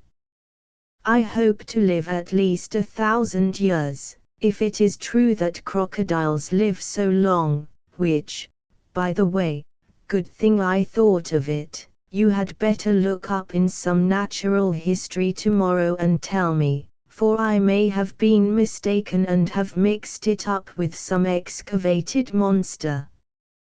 There is only one reflection rather troubles me. As I am dressed in cloth and have boots on, the crocodile can obviously not digest me. Besides, I am alive, and so am opposing the process of digestion with my whole willpower, for you can understand that I do not wish to be turned into what all nourishment turns into, for that would be too humiliating for me. But there is one thing I am afraid of. In 1,000 years the cloth of my coat, unfortunately of Russian make, may decay, and then, left without clothing, I might perhaps, in spite of my indignation, begin to be digested, and though by day nothing would induce me to allow it, at night, in my sleep, when a man's will deserts him, I may be overtaken by the humiliating destiny of a potato, a pancake, or veal. Such an idea reduces me to fury. This alone is an argument for the revision of the tariff and the encouragement of the importation of English cloth, which is stronger and so will withstand nature longer when one is swallowed by a crocodile. At the first opportunity I will impart this idea to some statesman and at the same time to the political writers on our Petersburg dailies.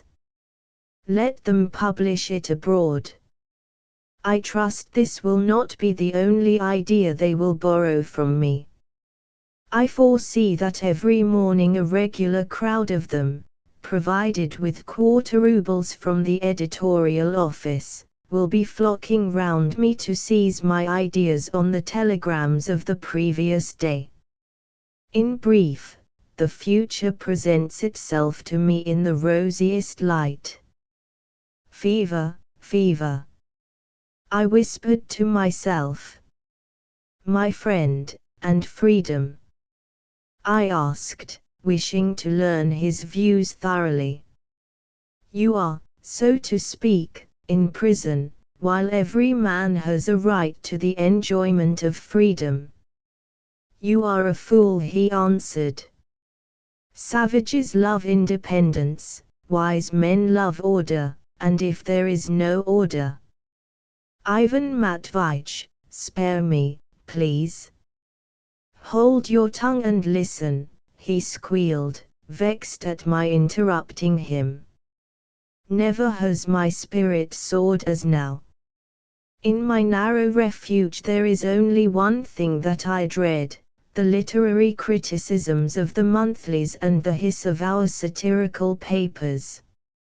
I am afraid that thoughtless visitors, stupid and envious people and nihilists in general, may turn me into ridicule. But I will take measures.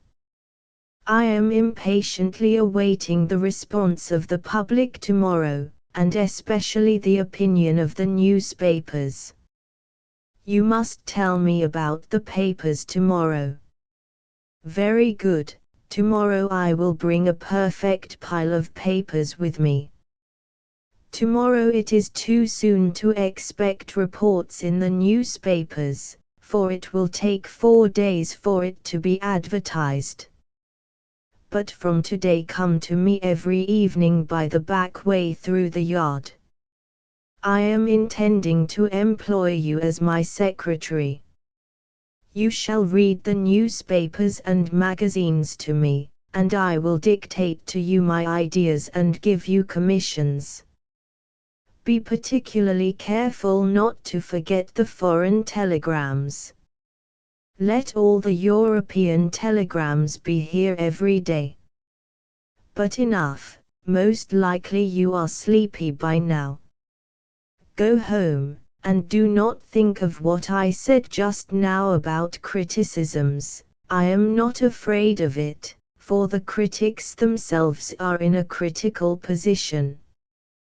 One has only to be wise and virtuous, and one will certainly get onto a pedestal. If not Socrates, then Diogenes, or perhaps both of them together. That is my future role among mankind. So frivolously and boastfully did Ivan Matveitch hasten to express himself before me, like feverish weak-willed women who, as we are told by the proverb, cannot keep a secret. All that he told me about the crocodile struck me as most suspicious. How was it possible that the crocodile was absolutely hollow? I don't mind betting that he was bragging from vanity and partly to humiliate me. It is true that he was an invalid and one must make allowances for invalids, but I must frankly confess, I never could endure Ivan Matveitch. I have been trying all my life, from a child up, to escape from his tutelage and have not been able to. 1,000 times over I have been tempted to break with him altogether, and every time I have been drawn to him again, as though I were still hoping to prove something to him or to revenge myself on him. A strange thing, this friendship. I can positively assert that 9/10 of my friendship for him was made up of malice. On this occasion, however, we parted with genuine feeling. Your friend a very clever man, the German said to me in an undertone as he moved to see me out. He had been listening all the time attentively to our conversation. Apropos, I said, while I think of it, how much would you ask for your crocodile in case anyone wanted to buy it? Ivan Matveitch, who heard the question, was waiting with curiosity for the answer. It was evident that he did not want the German to ask too little. Anyway, he cleared his throat in a peculiar way on hearing my question. At first the German would not listen, was positively angry. No one will dare my own crocodile to buy, he cried furiously, and turned as red as a boiled lobster. Me not want to sell the crocodile. I would not for the crocodile 1,000,000 thalers take. I took 130 thalers from the public today, and I shall tomorrow 10,000 take, and then 100,000 every day I shall take. I will not him sell. Ivan Matveitch positively chuckled with satisfaction. Controlling myself, for I felt it was a duty to my friend, I hinted coolly and reasonably to the crazy German that his calculations were not quite correct, that if he makes 100,000 every day, all Petersburg will have visited him in 4 days, and then there will be no one left to bring him rubles, that life and death are in God's hands, that the crocodile may burst or Ivan Matveitch may fall ill and die, and so on and so on. The German grew pensive. I will him drops from the chemist's get, he said, after pondering, and will save your friend that he die not. Drops are all very well, I answered, but consider, too, that the thing may get into the law courts. Ivan Matveitch's wife may demand the restitution of her lawful spouse. You are intending to get rich, but do you intend to give Elena Ivanovna a pension? No, me not intend, said the German in stern decision. No, we not intend, said the mutter, with positive malignancy. And so would it not be better for you to accept something now, at once, a secure and solid though moderate sum, than to leave things to chance? I ought to tell you that I am inquiring simply from curiosity. The German drew the mutter aside to consult with her in a corner where there stood a case with the largest and ugliest monkey of his collection. Well, you will see, said Ivan Matveitch. As for me, I was at that moment burning with the desire, first, to give the German a thrashing, next, to give the mutter an even sounder one, and, thirdly, to give Ivan Matveitch the soundest thrashing of all for his boundless vanity. But all this paled beside the answer of the rapacious German. After consultation with the mutter, he demanded for his crocodile 50,000 rubles in bonds of the last Russian loan with lottery voucher attached, a brick house in Gorohovy Street with a chemist's shop attached, and in addition the rank of Russian colonel. You see, Ivan Matveitch cried triumphantly. I told you so. Apart from this last senseless desire for the rank of a colonel, he is perfectly right, for he fully understands the present value of the monster he is exhibiting. The economic principle before everything. Upon my word! I cried furiously to the German. But what should you be made a colonel for? What exploit have you performed? What service have you done? In what way have you gained military glory? You are really crazy.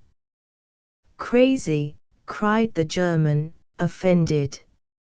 No, a person very sensible, but you very stupid.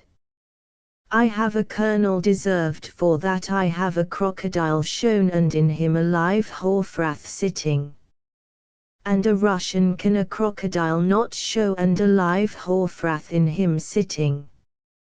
Me extremely clever man and much wish colonel to be. Well, goodbye, then, Ivan Matveitch. I cried, shaking with fury, and I went out of the crocodile room almost at a run. I felt that in another minute I could not have answered for myself. The unnatural expectations of these two blockheads were insupportable.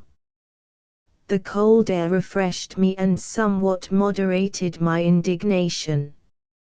At last, after spitting vigorously 15 times on each side, I took a cab, got home, undressed and flung myself into bed. What vexed me more than anything was my having become his secretary. Now I was to die of boredom there every evening, doing the duty of a true friend. I was ready to beat myself for it, and I did, in fact, after putting out the candle and pulling up the bedclothes, punch myself several times on the head and various parts of my body. That somewhat relieved me, and at last I fell asleep fairly soundly, in fact, for I was very tired. All night long I could dream of nothing but monkeys, but towards morning I dreamt of Elena Ivanovna. For the monkeys I dreamed about, I surmise, because they were shut up in the case at the Germans, but Elena Ivanovna was a different story. I may as well say at once, I loved the lady, but I make haste, post haste, to make a qualification. I loved her as a father, neither more nor less. I judge that because I often felt an irresistible desire to kiss her little head or her rosy cheek. And though I never carried out this inclination, I would not have refused even to kiss her lips. And not merely her lips, but her teeth, which always gleamed so charmingly like two rows of pretty, well-matched pearls when she laughed. She laughed extraordinarily often. Ivan Matveyevich in demonstrative moments used to call her his darling absurdity, a name extremely happy and appropriate. She was a perfect sugar plum, and that was all one could say of her. Therefore I am utterly at a loss to understand what possessed Ivan Matveyevich to imagine his wife as a Russian Yevgenia Tur. Anyway, my dream, with the exception of the monkeys, left a most pleasant impression upon me, and going over all the incidents of the previous day as I drank my morning cup of tea, I resolved to go and see Elena Ivanovna at once on my way to the office, which, indeed, I was bound to do as the friend of the family. In a tiny little room out of the bedroom, the so-called little drawing room, though their big drawing room was little too, Elena Ivanovna was sitting, in some half-transparent morning wrapper, on a smart little sofa before a little tea table, drinking coffee out of a little cup in which she was dipping a minute biscuit. She was ravishingly pretty, but struck me as being at the same time rather pensive. "Ah, that's you, naughty man," she said, greeting me with an absent-minded smile. "Sit down, Featherhead, have some coffee. Well, what were you doing yesterday? Were you at the masquerade?" "Why, were you?" "I don't go, you know. Besides, yesterday I was visiting our captive." I sighed and assumed a pious expression as I took the coffee. "Whom? What captive?" "Oh, yes. Poor fellow." "Well, how is he, bored?" "Do you know? I wanted to ask you. I suppose I can ask for a divorce now?" "A divorce?" I cried in indignation and almost spilled the coffee. "It's that swarthy fellow," I thought to myself bitterly. There was a certain swarthy gentleman with little moustaches who was something in the architectural line, and who came far too often to see them, and was extremely skillful in amusing Elena Ivanovna. I must confess I hated him, and there was no doubt that he had succeeded in seeing Elena Ivanovna yesterday either at the masquerade or even here, and putting all sorts of nonsense into her head. Why, Elena Ivanovna rattled off hurriedly, as though it were a lesson she had learnt, "If he is going to stay on in the crocodile, perhaps not come back all his life, while I sit waiting for him here. A husband ought to live at home, and not in a crocodile." But this was an unforeseen occurrence. I was beginning, in very comprehensible agitation. "Oh, no, don't talk to me, I won't listen, I won't listen," she cried, suddenly getting quite cross. "You are always against me, you wretch. There's no doing anything with you, you will never give me any advice. Other people tell me that I can get a divorce because Ivan Matveyevich will not get his salary now. Elena Ivanovna, is it you I hear?" I exclaimed pathetically. "What villain could have put such an idea into your head?" and divorce on such a trivial ground as a salary is quite impossible. And poor Ivan Matveyich is, so to speak, burning with love for you even in the bowels of the monster. What's more, he is melting away with love like a lump of sugar. Yesterday, while you were enjoying yourself at the masquerade, he was saying that he might in the last resort send for you as his lawful spouse to join him in the entrails of the monster, especially as it appears the crocodile is exceedingly roomy, not only able to accommodate 2 but even 3 persons. And then I told her all that interesting part of my conversation the night before with Ivan Matveyich. What, she cried, in surprise. You want me to get into the monster too, to be with Ivan Matveyich? What an idea! And how am I to get in there, in my hat and crinoline?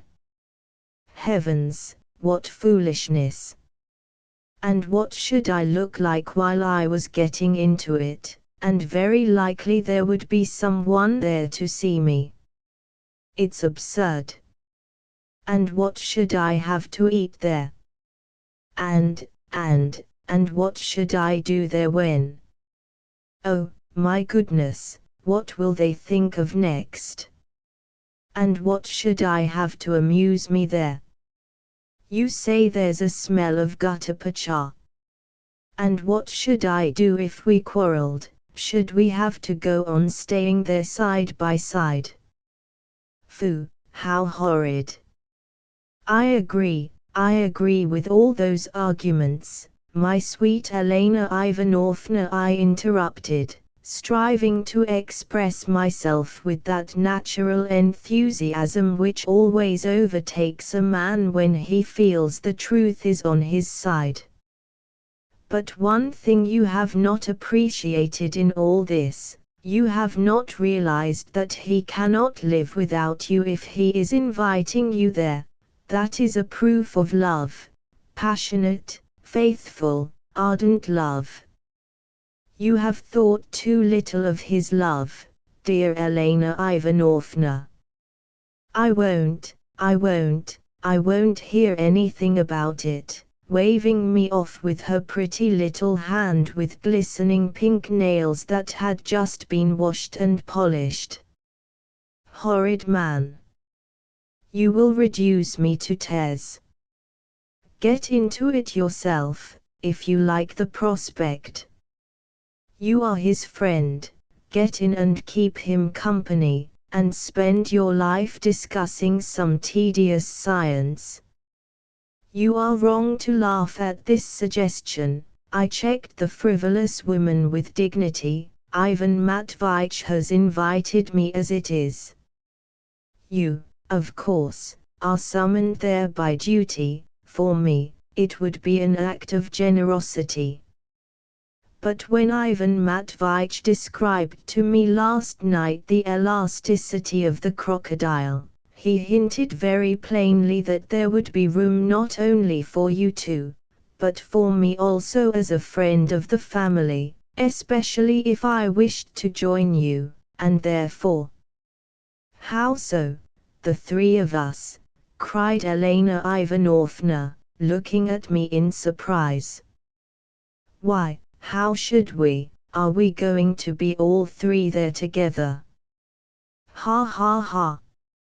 How silly you both are! Ha ha ha! I shall certainly pinch you all the time, you wretch! Ha ha ha! Ha ha ha! And falling back on the sofa, she laughed till she cried.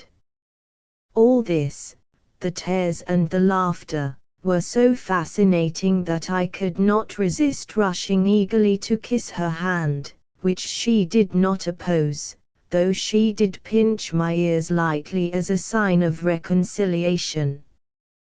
Then we both grew very cheerful, and I described to her in detail all Ivan Matveyich's plans.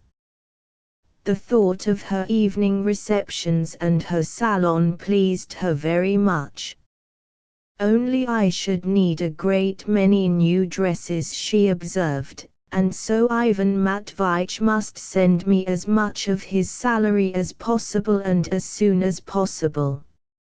Only I don't know about that, she added thoughtfully. How can he be brought here in the tank? That's very absurd. I don't want my husband to be carried about in a tank. I should feel quite ashamed for my visitors to see it. I don't want that, no, I don't. By the way, while I think of it, was Timofey Semyonich here yesterday? Oh, yes, he was. He came to comfort me. And do you know, we played cards all the time. He played for sweetmeats, and if I lost he was to kiss my hands. What a wretch he is! And only fancy, he almost came to the masquerade with me, really. He was carried away by his feelings, I observed. And who would not be with you? You charmer. Oh, get along with your compliments. Stay, I'll give you a pinch as a parting present. I've learned to pinch awfully well lately. Well, what do you say to that? By the way, you say Ivan Matveyevich spoke several times of me yesterday. No, not exactly. I must say he is thinking more now of the fate of humanity, and wants. Oh, let him. You needn't go on. I am sure it's fearfully boring. I'll go and see him sometime. I shall certainly go tomorrow. Only not today, I've got a headache, and besides, there will be such a lot of people there today. They'll say, that's his wife, and I shall feel ashamed. Goodbye. You will be there this evening, won't you? To see him, yes. He asked me to go and take him the papers. That's capital. Go and read to him. But don't come and see me today. I am not well, and perhaps I may go and see someone. Goodbye, you naughty man. It's that swarthy fellow is going to see her this evening, I thought. At the office, of course, I gave no sign of being consumed by these cares and anxieties. But soon I noticed some of the most progressive papers seemed to be passing particularly rapidly from hand to hand among my colleagues, and were being read with an extremely serious expression of face. The first one that reached me was the news sheet, a paper of no particular party but humanitarian in general, for which it was regarded with contempt among us, though it was read. Not without surprise I read in it the following paragraph. Yesterday strange rumors were circulating among the spacious ways and sumptuous buildings of our vast metropolis. A certain well-known bon vivant of the highest society, probably weary of the cuisine at Borel's and at the X-Club, went into the arcade, into the place where an immense crocodile recently brought to the metropolis is being exhibited, and insisted on its being prepared for his dinner. After bargaining with the proprietor, he at once set to work to devour him, that is, not the proprietor, a very meek and punctilious German, but his crocodile, cutting juicy morsels with his penknife from the living animal, and swallowing them with extraordinary rapidity. By degrees the whole crocodile disappeared into the vast recesses of his stomach, so that he was even on the point of attacking an ichneumon, a constant companion of the crocodile, probably imagining that the latter would be as savory. We are by no means opposed to that new article of diet with which foreign gourmands have long been familiar. We have, indeed, predicted that it would come. English lords and travellers make up regular parties for catching crocodiles in Egypt, and consume the back of the monster cooked like beefsteak, with mustard, onions and potatoes. The French who followed in the train of Lesseps prefer the paws baked in hot ashes, which they do, however, in opposition to the English, who laugh at them. Probably both ways would be appreciated among us. For our part, we are delighted at a new branch of industry, of which our great and varied fatherland stands preeminently in need.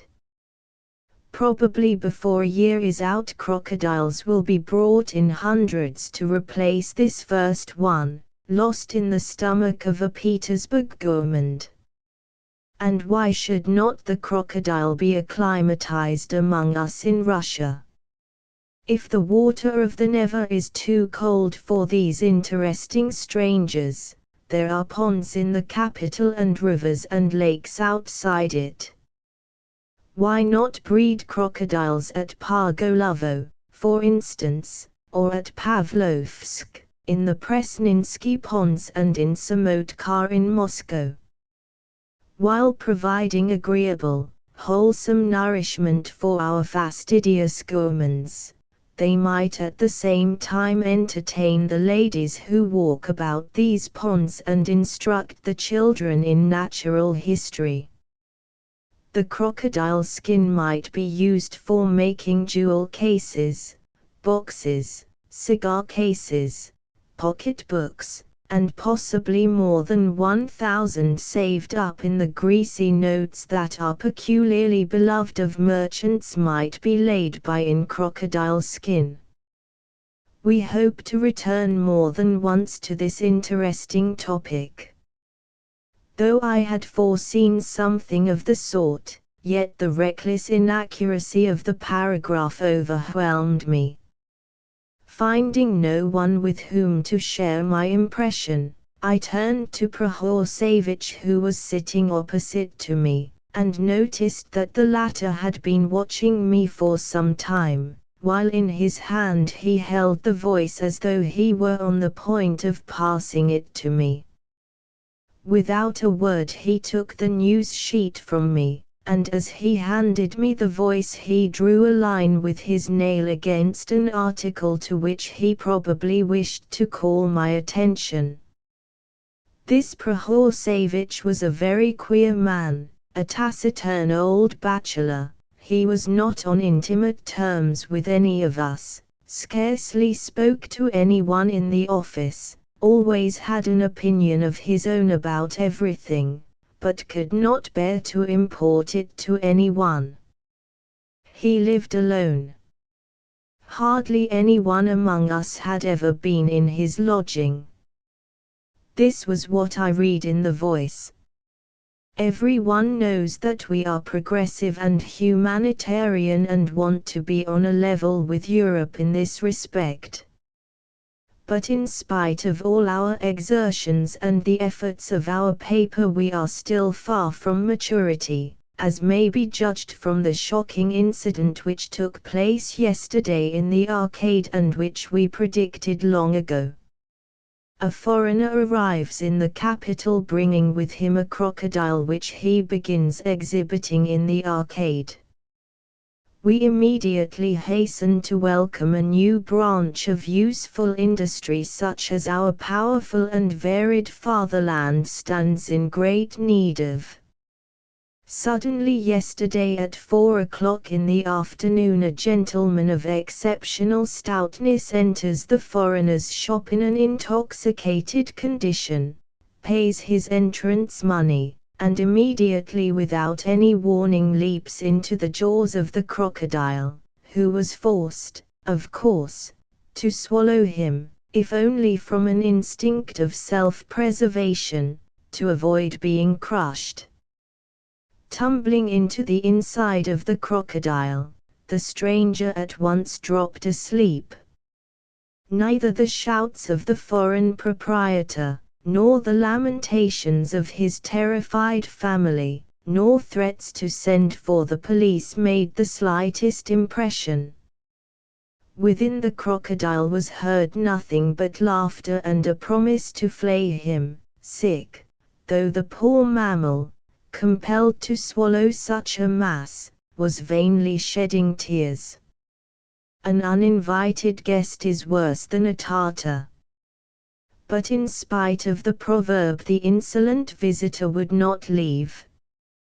We do not know how to explain such barbarous incidents which prove our lack of culture and disgrace us in the eyes of foreigners. The recklessness of the Russian temperament has found a fresh outlet. It may be asked what was the object of the uninvited visitor. A warm and comfortable abode. But there are many excellent houses in the capital with very cheap and comfortable lodgings, with the never water laid on, and a staircase lighted by gas, frequently with a hall porter maintained by the proprietor.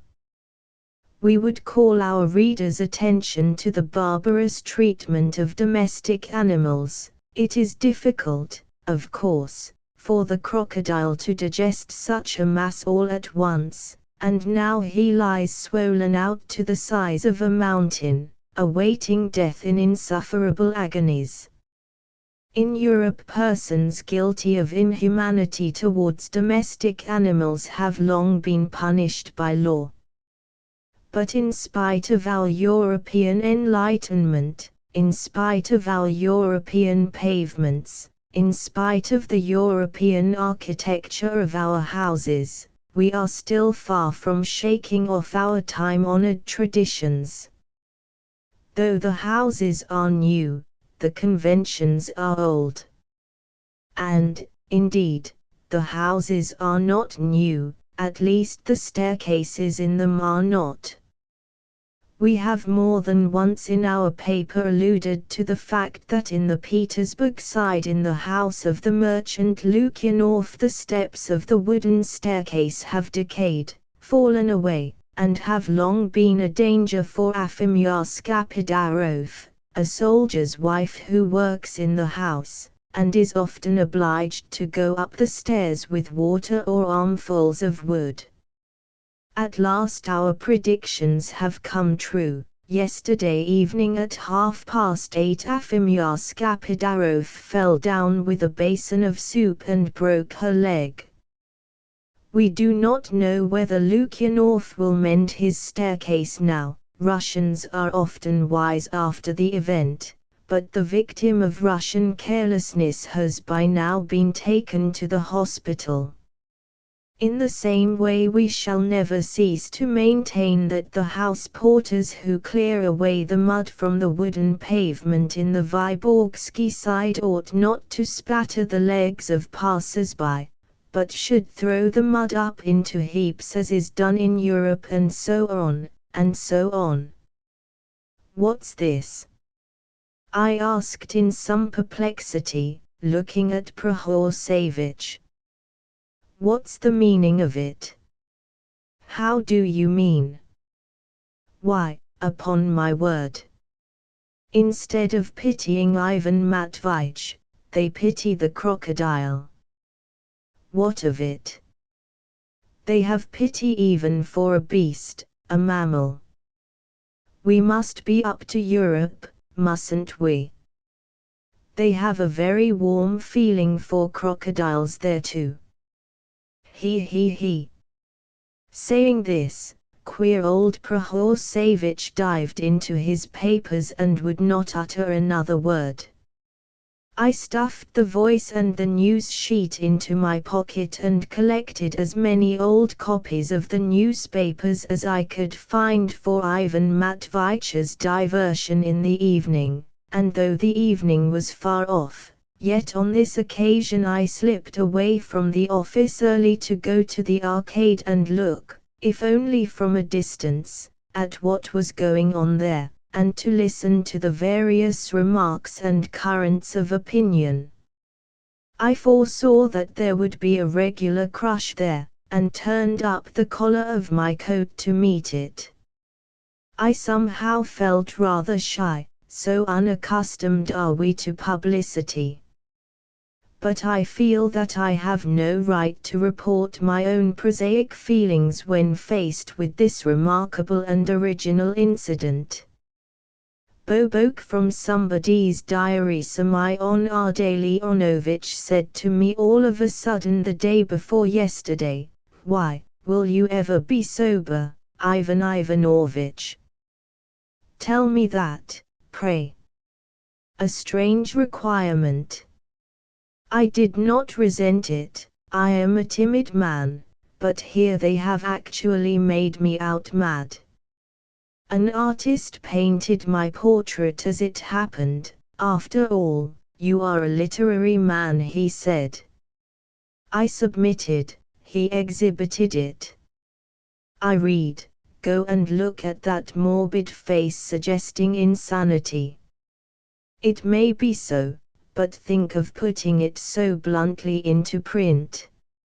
In print everything ought to be decorous.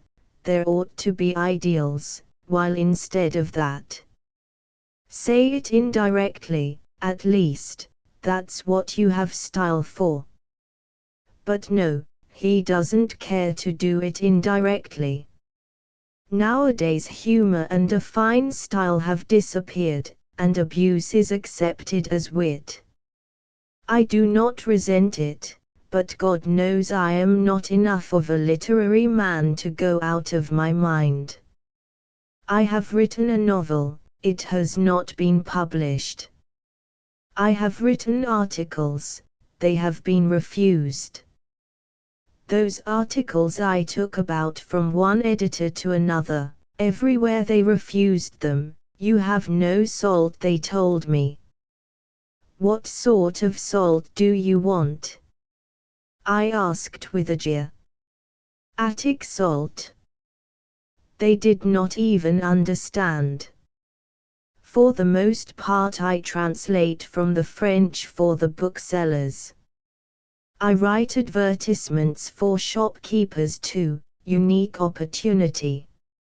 Fine tea, from our own plantations.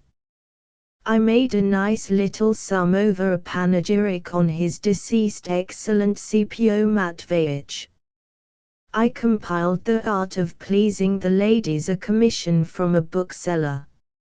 I have brought out some 6 little works of this kind in the course of my life.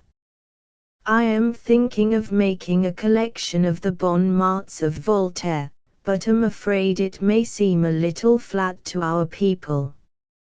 Voltaire's no good now. Nowadays we want a cudgel, not Voltaire.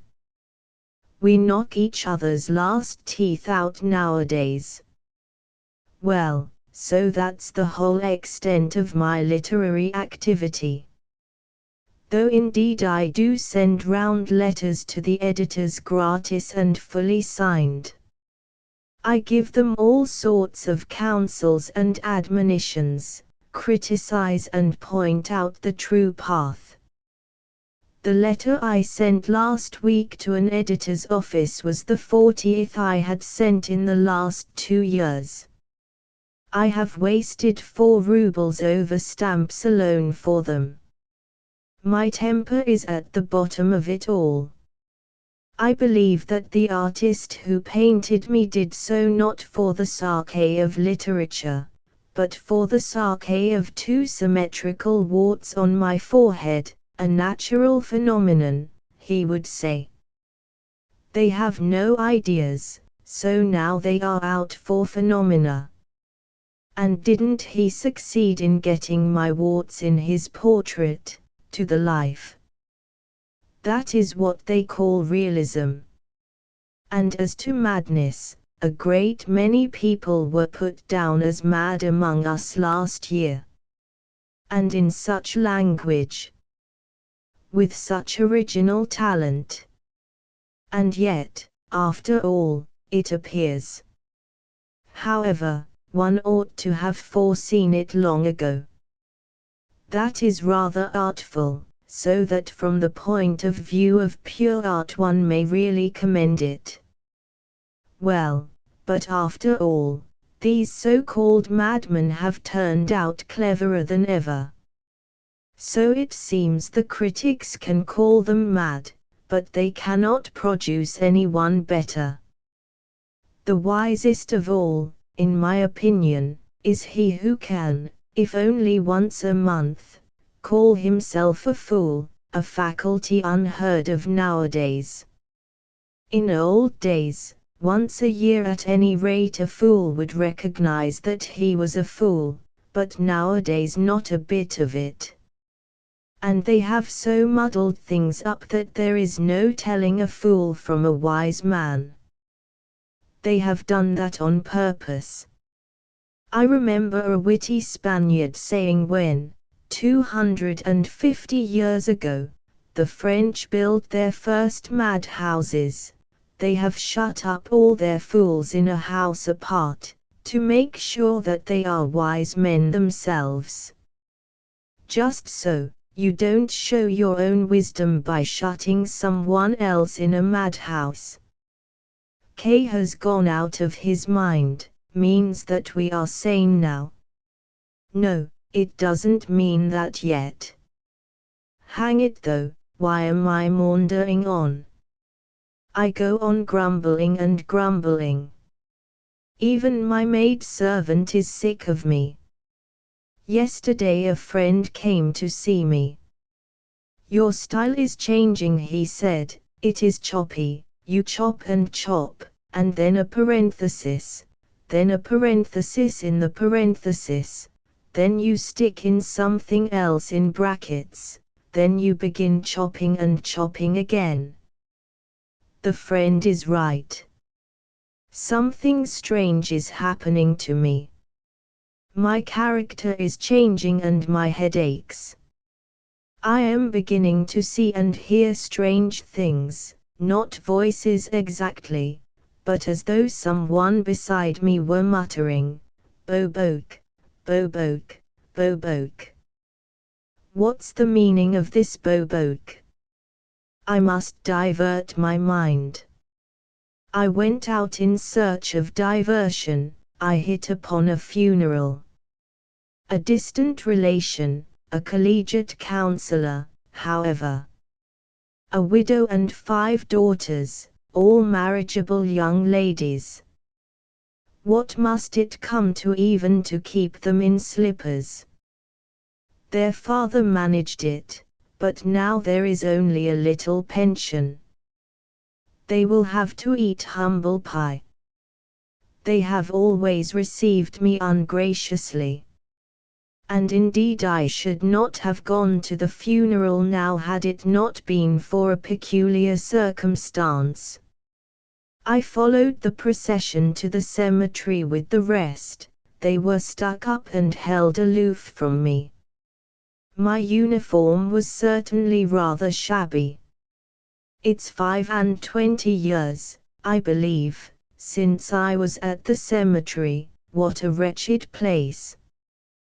To begin with the smell. There were 15 hearses, with palls varying in expensiveness. There were actually 2 catafalques. One was a general's and one some ladies'. There were many mourners, a great deal of feigned mourning and a great deal of open gaiety. The clergy have nothing to complain of, it brings them a good income. But the smell, the smell. I should not like to be one of the clergy here. I kept glancing at the faces of the dead cautiously, distrusting my impressionability. Some had a mild expression, some looked unpleasant. As a rule the smiles were disagreeable, and in some cases very much so. I don't like them, they haunt one's dreams. During the service I went out of the church into the air. It was a grey day, but dry. It was cold too, but then it was October.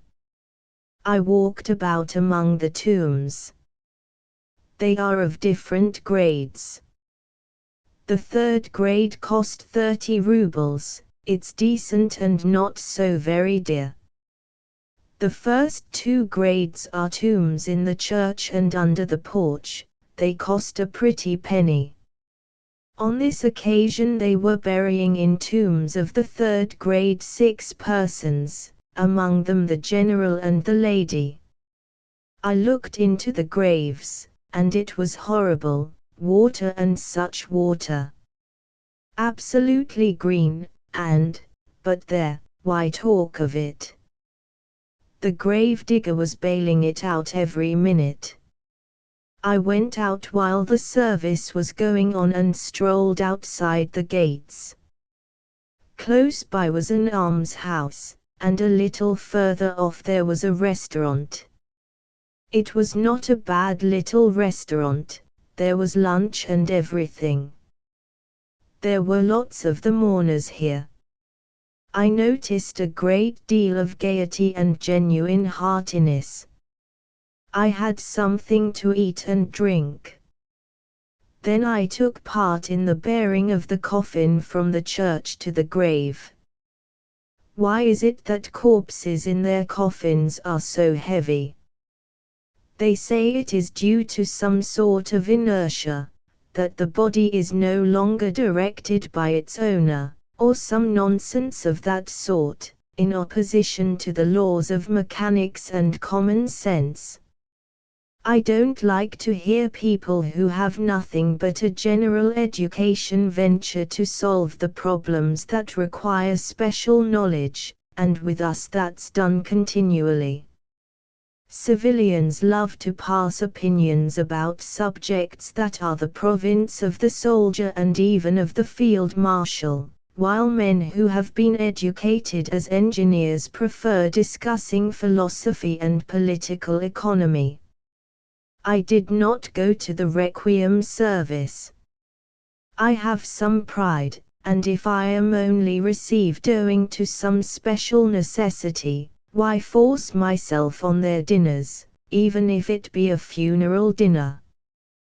The only thing I don't understand is why I stayed at the cemetery. I sat on a tombstone and sank into appropriate reflections. I began with the Moscow exhibition and ended with reflecting upon astonishment in the abstract. My deductions about astonishment were these: to be surprised at everything is stupid of course, and to be astonished at nothing is a great deal more becoming and for some reason accepted as good form. But that is not really true. To my mind, to be astonished at nothing is much more stupid than to be astonished at everything. And, moreover, to be astonished at nothing is almost the same as feeling respect for nothing. And indeed a stupid man is incapable of feeling respect. But what I desire most of all is to feel respect. I thirst to feel respect, one of my acquaintances said to me the other day. He thirsts to feel respect. Goodness, I thought, what would happen to you if you dared to print that nowadays? At that point I sank into forgetfulness. I don't like reading the epitaphs of tombstones, they are everlastingly the same. An unfinished sandwich was lying on the tombstone near me, stupid and inappropriate. I threw it on the ground, as it was not bread but only a sandwich. Though I believe it is not a sin to throw bread on the earth, but only on the floor. I must look it up in Suvarin's calendar. I suppose I sat there a long time, too long a time. In fact, I must have lain down on a long stone which was of the shape of a marble coffin.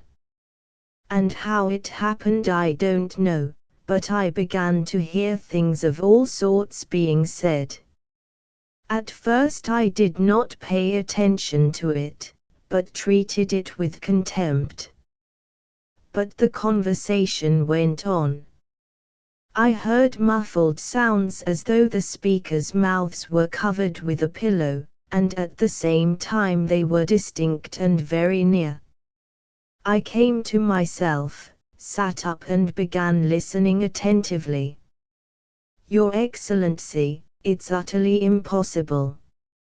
You led hearts, I return your lead, and here you play the 7 of diamonds. You ought to have given me a hint about diamonds. What, play by hard and fast rules? Where is the charm of that? You must, Your Excellency. One can't do anything without something to go upon. We must play with dummy, let one hand not be turned up.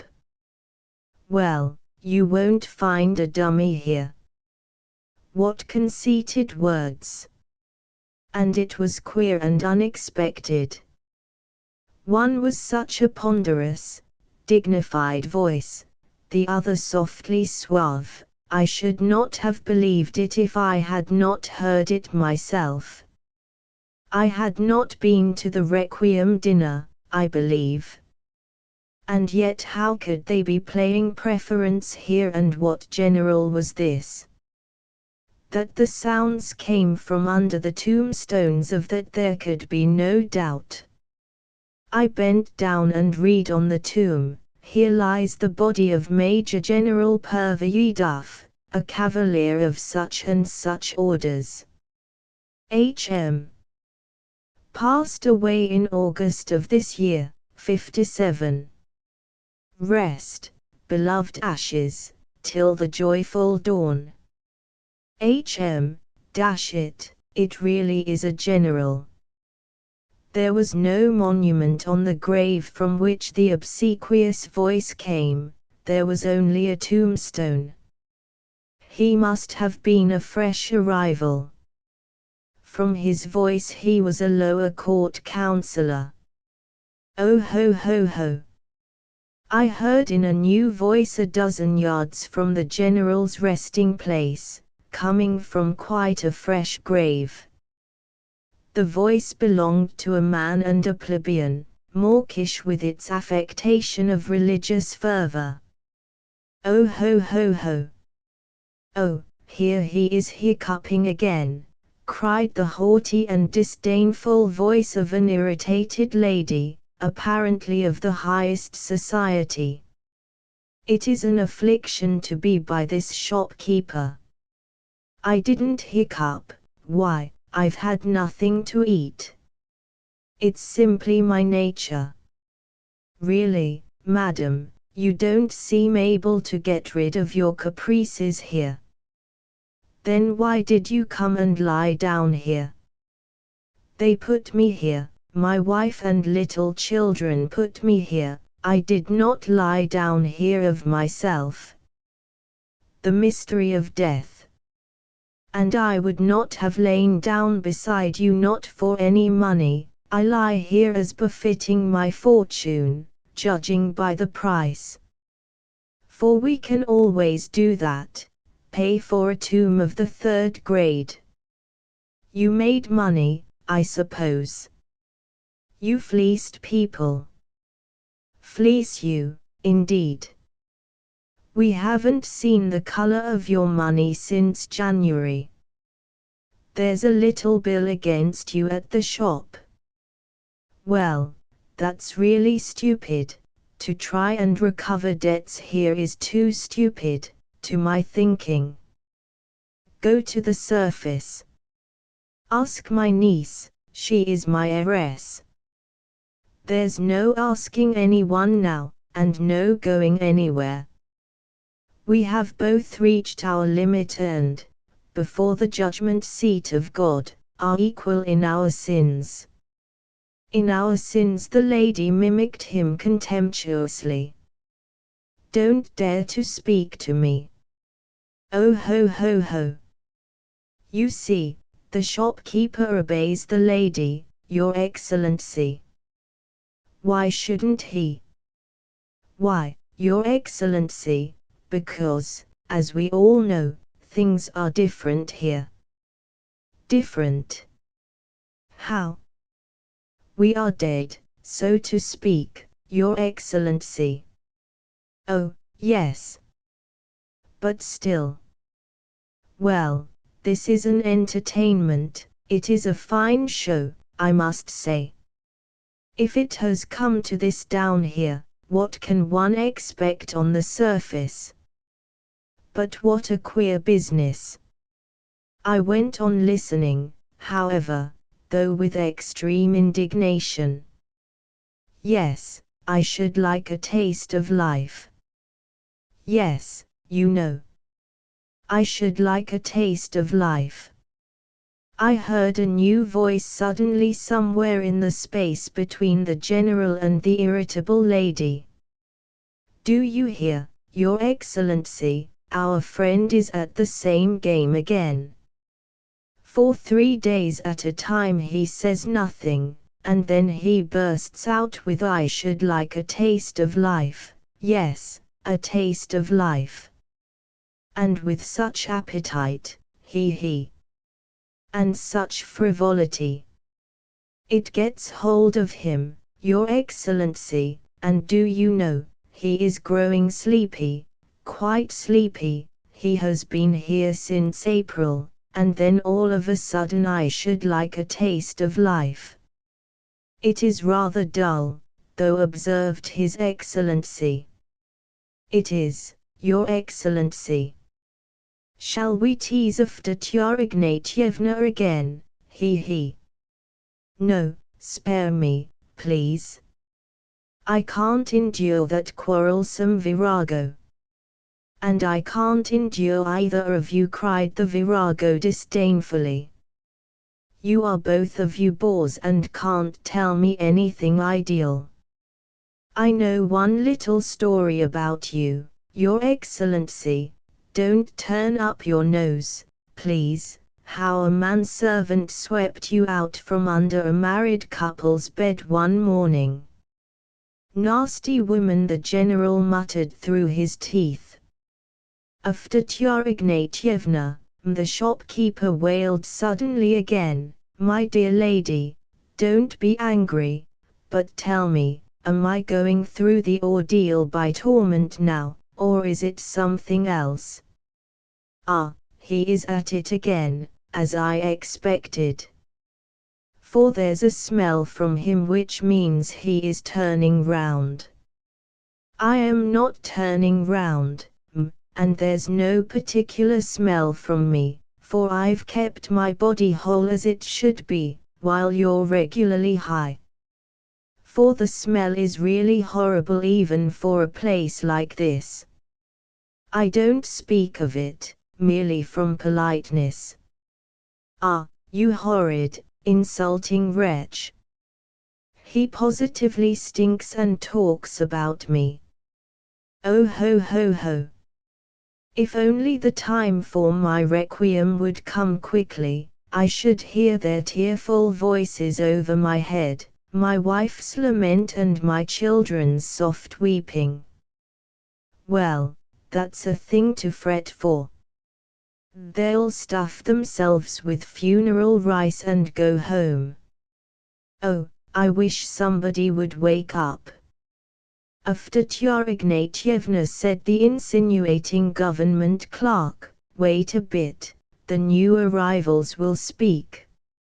And are there any young people among them? Yes, there are, Fyodor Ignatievna. There are some, not more than lads. Oh, how welcome that would be. Haven't they begun yet? Inquired His Excellency. Even those who came the day before yesterday haven't awakened yet, Your Excellency. As you know, they sometimes don't speak for a week. It's a good job that today and yesterday and the day before they brought a whole lot. As it is, they are all last year's for 70 feet round. Yes, it will be interesting. Yes, Your Excellency, they buried Tarasevich, the Privy Councillor, today. I knew it from the voices. I know his nephew, he helped to lower the coffin just now. Where is he, then? 5 steps from you, Your Excellency, on the left. Almost at your feet. You should make his acquaintance, Your Excellency. No, it's not for me to make advances. Oh, he will begin of himself, Your Excellency. He will be flattered. Leave it to me, Your Excellency, and I. Oh. What is happening to me? Croaked the frightened voice of a new arrival. A new arrival, Your Excellency, a new arrival, thank God. And how quick he's been. Sometimes they don't say a word for a week. Oh, I believe it's a young man. Avdotya Ignatievna cried shrilly. It was a complication, and so sudden, faltered the young man again. Only the evening before, Schultz said to me, there's a complication and I died suddenly before morning. Oh. Well, there's no help for it, young man, the general observed graciously, evidently pleased at a new arrival. You must be comforted. You are kindly welcome to our Vale of Jehoshaphat, so to call it. We are kind-hearted people, you will come to know us and appreciate us. Major General Vasily Vasilich Pervoyedov, at your service. Oh, no. Certainly not. I was at Schultz's. I had a complication, you know. At first it was my chest and a cough, and then I caught a cold, my lungs and influenza, and all of a sudden, quite unexpectedly, the worst of all was its being so unexpected. You say it began with the chest, the government clerk put in suavely, as though he wished to reassure the new arrival. Yes. My chest and catarrh, and then no catarrh, but still the chest, and I couldn't breathe, and you know. I know. But if it was the chest you ought to have gone to Eck and not to Schultz. You know, I kept meaning to go to Bokin's, and all at once. Bokin is quite prohibitive, observed the general. Oh, no. He is not forbidding at all. I've heard he is so attentive and foretells everything beforehand. His Excellency was referring to his fees, the government clerk corrected him. Oh, not at all, he only asks 3 rubles, and he makes such an examination, and gives you a prescription, and I was very anxious to see him, for I have been told. Well, gentlemen, had I better go to Eck or to Bokin? What? To whom? The general's corpse shook with agreeable laughter. The government clerk echoed it in falsetto. Dear boy, dear, delightful boy, how I love you. Avdotya Ignatievna squealed ecstatically. I wish they had put someone like you next to me. No, that was too much. And these were the dead of our times. Still, I ought to listen to more and not be in too great a hurry to draw conclusions. That snivelling new arrival, I remember him just now in his coffin, had the expression of a frightened chicken, the most revolting expression in the world. However, let us wait and see. But what happened next was such a bedlam that I could not keep it all in my memory. For a great many woke up at once. An official, a civil councillor, woke up, and began discussing at once the project of a new subcommittee in a government department and of the probable transfer of various functionaries in connection with the subcommittee, which very greatly interested the general. I must confess I learned a great deal that was new myself, so much so that I marveled at the channels by which one may sometimes in the metropolis learn government news. Then an engineer half woke up, but for a long time muttered absolute nonsense, so that our friends left off worrying him and let him lie till he was ready. At last the distinguished lady who had been buried in the morning under the catafalque showed symptoms of the reanimation of the tomb. Lebeziatnikov, for the obsequious lower court councillor whom I detested and who lay beside General Pervoyedov was called, it appears, Lebeziatnikov, became much excited, and surprised that they were all waking up so soon this time. I must own I was surprised too, though some of those who woke had been buried for 3 days, as, for instance, a very young girl of 16 who kept giggling in a horrible and predatory way.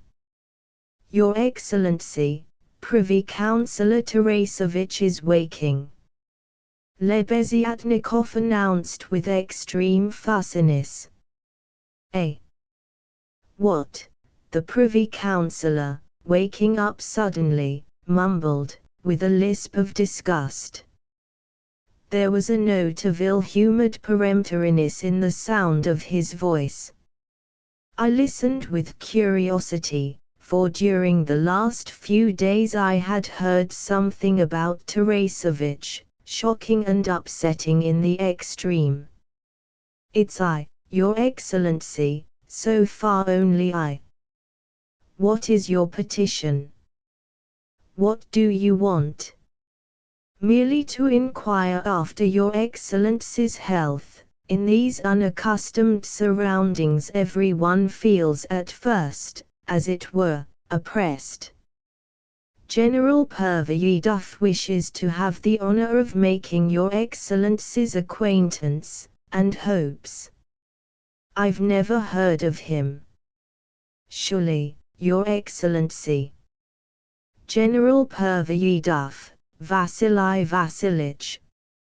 Are you General Pervoyedov? No, Your Excellency, I am only the lower court councillor Lebeziatnikov, at your service, but General Pervoyedov. Nonsense. And I beg you to leave me alone. Let him be. General Pervoyedov at last himself checked with dignity the disgusting officiousness of his sycophant in the grave. He is not fully awake, Your Excellency, you must consider that, it's the novelty of it all. When he is fully awake he will take it differently. Let him be, repeated the general. Vasily Vasilich. Hey, Your Excellency, a perfectly new voice shouted loudly and aggressively from close beside Avdotya Ignatievna. It was a voice of gentlemanly insolence, with the languid pronunciation now fashionable and an arrogant drawl. I've been watching you all for the last 2 hours. Do you remember me, Vasily Vasilich? My name is Kleinevich, we met at the Volokonsky where you, too, were received as a guest. I am sure I don't know why. What, Count Pyo Petrovich? Can it be really you, and at such an early age? How sorry I am to hear it. Oh, I am sorry myself, though I really don't mind, and I want to amuse myself as far as I can everywhere. And I am not a count but a baron, only a baron. We are only a set of scurvy barons, risen from being flunkies, but why I don't know and I don't care. I am only a scoundrel of the pseudo-aristocratic society, and I am regarded as a charming polis son. My father is a wretched little general, and my mother was at one time received en haute lieu. With the help of the Jews I forged 50,000 ruble notes last year, and then I informed against him, while Julie Charpentier de Lusignan carried off the money to Bordeaux. And only fancy, I was engaged to be married, to a girl still at school, 3 months under 16, with a dowry of 90,000. Avdotya Ignatievna, do you remember how you seduced me 15 years ago when I was a boy of 14 in the Cordes pages? Ah, that's you, you rascal. Well, you are a godsend, anyway, for here. You were mistaken in suspecting your neighbor, the business gentleman, of unpleasant fragrance. I said nothing, but I laughed. The stench came from me, they had to bury me in a nailed-up coffin. Ah, you horrid creature! Still, I am glad you are here, you can't imagine the lack of life and wit here. Quite so, and I intend to start here something original. Your Excellency, I don't mean you, Pervyedov, Your Excellency the other one, Teresovich, the Privy Councillor. Answer. I am Kleinevich, who took you to Mademoiselle Fury in Lent, do you hear? I do, Kleinevich, and I am delighted, and trust me. I wouldn't trust you with a halfpenny, and I don't care. I simply want to kiss you, dear old man, but luckily I can't. Do you know, gentlemen, what this Grand Perrier's little game was? He died 3 or 4 days ago, and would you believe it, he left a deficit of 400,000 government money from the Fund for Widows and Orphans. He was the sole person in control of it for some reason, so that his accounts were not audited for the last 8 years. I can fancy what long faces they all have now, and what they call him. It's a delectable thought, isn't it? I have been wondering for the last year how a wretched old man of 70, gouty and rheumatic, succeeded in preserving the physical energy for his debaucheries, and now the riddle is solved. Those widows and orphans, the very thought of them must have egged him on. I knew about it long ago, I was the only one who did know, it was Julie told me, and as soon as I discovered it, I attacked him in a friendly way at once in Easter week. Give me 25,000, if you don't they'll look into your accounts tomorrow. And just fancy, he had only 13,000 left then, so it seems it was very apropos his dying now. Grand Perrier, do you hear? Cher Kleinevich, I quite agree with you, and there was no need for you to go into such details. Life is so full of suffering and torment and so little to make up for it, that I wanted at last to be at rest, and so far as I can see I hope to get all I can from here too. I bet that he has already sniffed Katich Berestov. Who? What Katich? There was a rapacious quiver in the old man's voice. What Katich? Why, here on the left, 5 paces from me and 10 from you. She has been here for 5 days, and if only you knew, Grandperia, what a little wretch she is. Of good family and breeding and a monster, a regular monster. I did not introduce her to anyone there, I was the only one who knew her. Katich, answer. He, the girl responded with a jangling laugh, in which there was a note of something as sharp as the prick of a needle. He. And a little blonde, the Grandperia faltered, drawling out the syllables. He. I have long, the old man faltered breathlessly, cherished the dream of a little fair thing of 15 and just in such surroundings. Ache, the monster, cried Evdotia Ignatievna. Enough. Kleinevich decided. I see there is excellent material. We shall soon arrange things better. The great thing is to spend the rest of our time cheerfully, but what time? Hey, you, government clerk, Lebeziatnikov or whatever it is, I hear that's your name.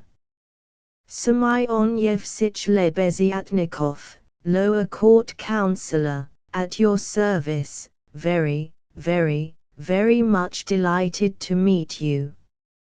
I don't care whether you are delighted or not, but you seem to know everything here. Tell me first of all how it is we can talk. I've been wondering ever since yesterday.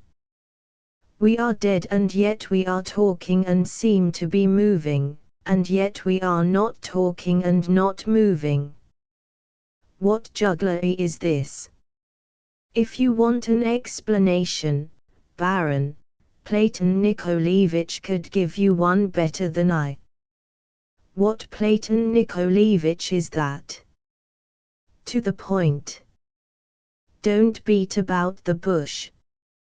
Platon Nikolaevich is our homegrown philosopher, scientist and master of arts.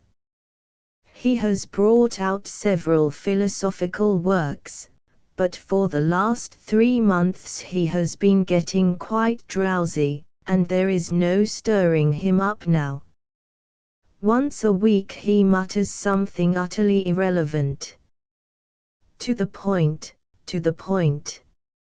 He explains all this by the simplest fact, namely, that when we were living on the surface we mistakenly thought that there was death.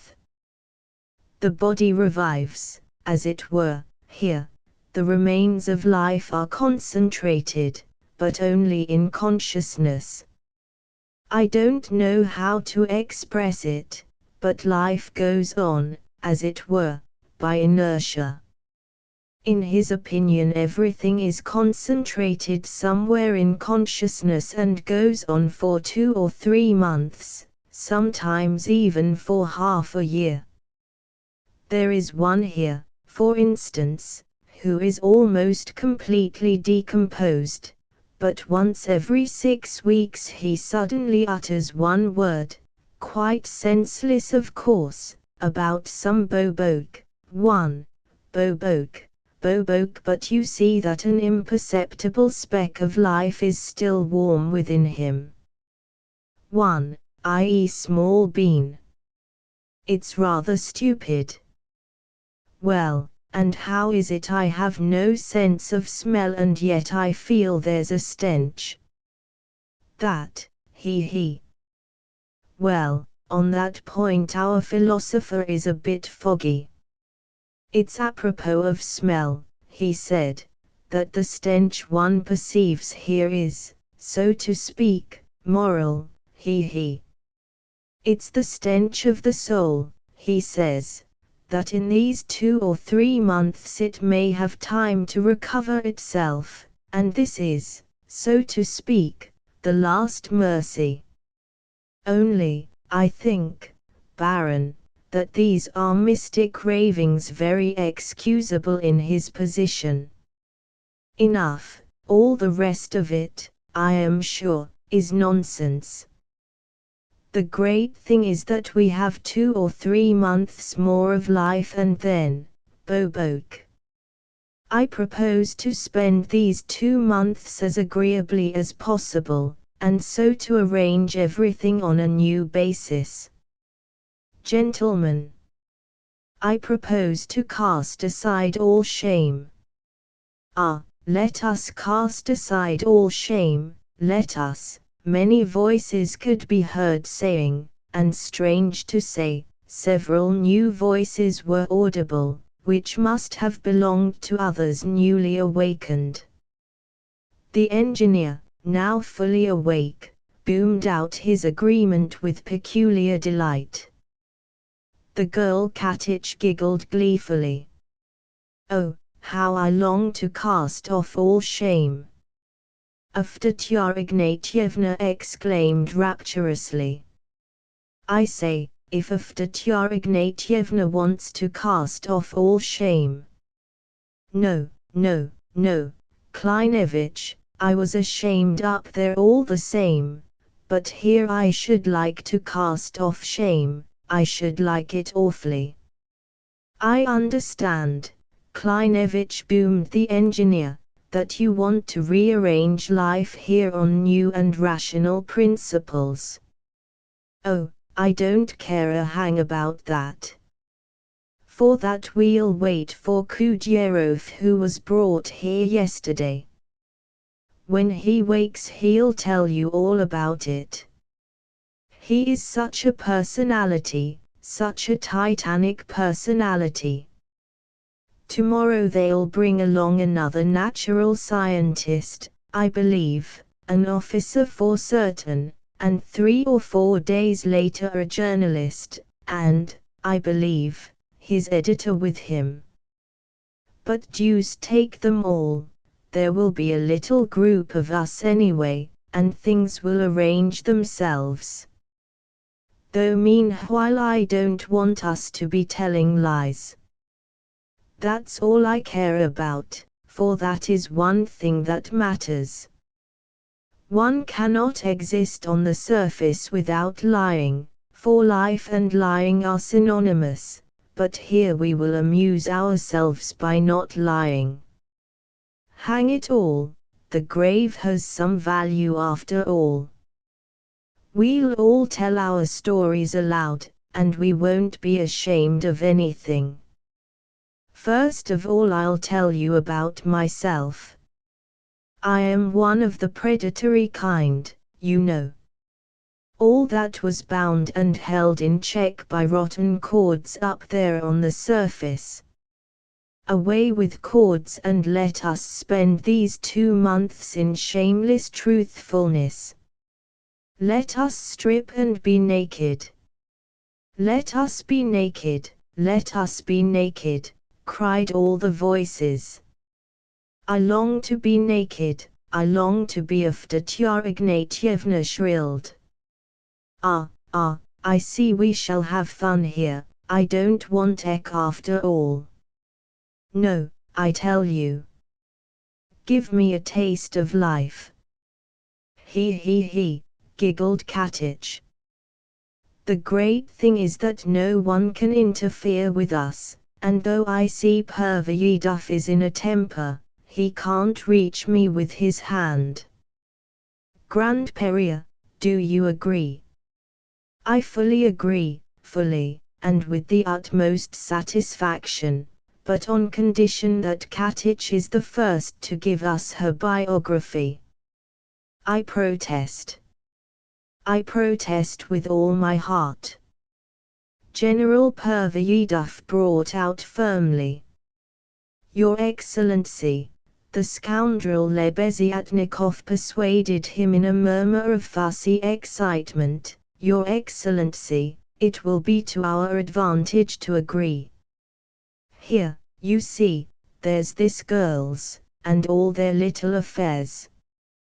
There's the girl, it's true, but it's to our advantage, Your Excellency, upon my word it is.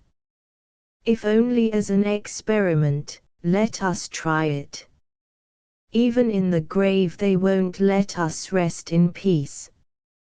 In the first place, General, you were playing preference in the grave, and in the second we don't care a hang about you, drawled Kleinevich. Sir, I beg you not to forget yourself. What? Why, you can't get at me, and I can tease you from here as though you were Julie's lapdog. And another thing, gentlemen, how is he a general here? He was a general there, but here is mere refuse. No, not mere refuse. Even here. Here you will rot in the grave, and 6 brass buttons will be all that will be left of you. Bravo, Kleinevich, ha ha ha, roared voices. I have served my sovereign. I have the sword. Your sword is only fit to prick mice, and you never drew it even for that. That makes no difference, I formed a part of the whole. There are all sorts of parts in a whole. Bravo, Kleinevich, bravo. Ha ha ha. I don't understand what the sword stands for, boomed the engineer. We shall run away from the Prussians like mice, they'll crush us to powder, cried a voice in the distance that was unfamiliar to me, that was positively spluttering with glee. The sword, sir, is an honor, the general cried, but only I heard him. There arose a prolonged and furious roar, clamor, and hubbub, and only the hysterically impatient squeals of Evdotia Ignatievna were audible. But do let us make haste. Ah, when are we going to begin to cast off all shame? Oh ho ho! The soul does in truth pass through torments, exclaimed the voice of the plebeian, and here I suddenly sneezed. It happened suddenly and unintentionally, but the effect was striking. All became as silent as one expects it to be in a churchyard. It all vanished like a dream. A real silence of the tomb set in. I don't believe they were ashamed on account of my presence. They had made up their minds to cast off all shame. I waited 5 minutes, not a word, not a sound. It cannot be supposed that they were afraid of my informing the police, for what could the police do to them? I must conclude that they had some secret unknown to the living, which they carefully concealed from every mortal. Well, my dears, I thought, I shall visit you again. And with those words, I left the cemetery. No, that I cannot admit, no, I really cannot. The Bobok case does not trouble me, so that is what that Bobok signified. Depravity in such a place, depravity of the last aspirations, depravity of sodden and rotten corpses, and not even sparing the last moments of consciousness. Those moments have been granted, vouchsafed to them, and, worst of all, in such a place. No, that I cannot admit. I shall go to other tombs, I shall listen everywhere. Certainly one ought to listen everywhere and not merely at one spot in order to form an idea. Perhaps one may come across something reassuring. But I shall certainly go back to those. They promised their biographies and anecdotes of all sorts. Tfu! But I shall go, I shall certainly go, it is a question of conscience. I shall take it to the Citizen, the editor there has had his portrait exhibited too. Maybe he will print it. The dream of a ridiculous man. I am a ridiculous person. Now they call me a madman. That would be a promotion if it were not that I remain as ridiculous in their eyes as before. But now I do not resent it. They are all dear to me now, even when they laugh at me, and, indeed, it is just then that they are particularly dear to me. I could join in their laughter, not exactly at myself, but through affection for them, if I did not feel so sad as I look at them. Sad because they do not know the truth and I do know it. Oh, how hard it is to be the only one who knows the truth. But they won't understand that. No, they won't understand it. In old days I used to be miserable at seeming ridiculous. Not seeming, but being. I have always been ridiculous, and I have known it, perhaps, from the hour I was born. Perhaps from the time I was 7 years old I knew I was ridiculous. Afterwards I went to school, studied at the university, and, do you know, the more I learned, the more thoroughly I understood that I was ridiculous. So that it seemed in the end as though all the sciences I studied at the university existed only to prove and make evident to me as I went more deeply into them that I was ridiculous. It was the same with life as it was with science. With every year the same consciousness of the ridiculous figure I cut in every relation grew and strengthened. Everyone always laughed at me. But not one of them knew or guessed that if there were one man on earth who knew better than anybody else that I was absurd, it was myself. And what I resented most of all was that they did not know that. But that was my own fault. I was so proud that nothing would have ever induced me to tell it to anyone. This pride grew in me with the years, and if it had happened that I allowed myself to confess to anyone that I was ridiculous, I believe that I should have blown out my brains the same evening. Oh, how I suffered in my early youth from the fear that I might give way and confess it to my schoolfellows.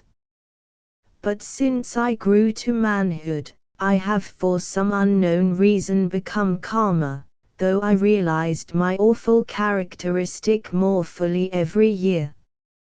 I say unknown for to this day I cannot tell why it was. Perhaps it was owing to the terrible misery that was growing in my soul through something which was of more consequence than anything else about me, that something was the conviction that had come upon me that nothing in the world mattered.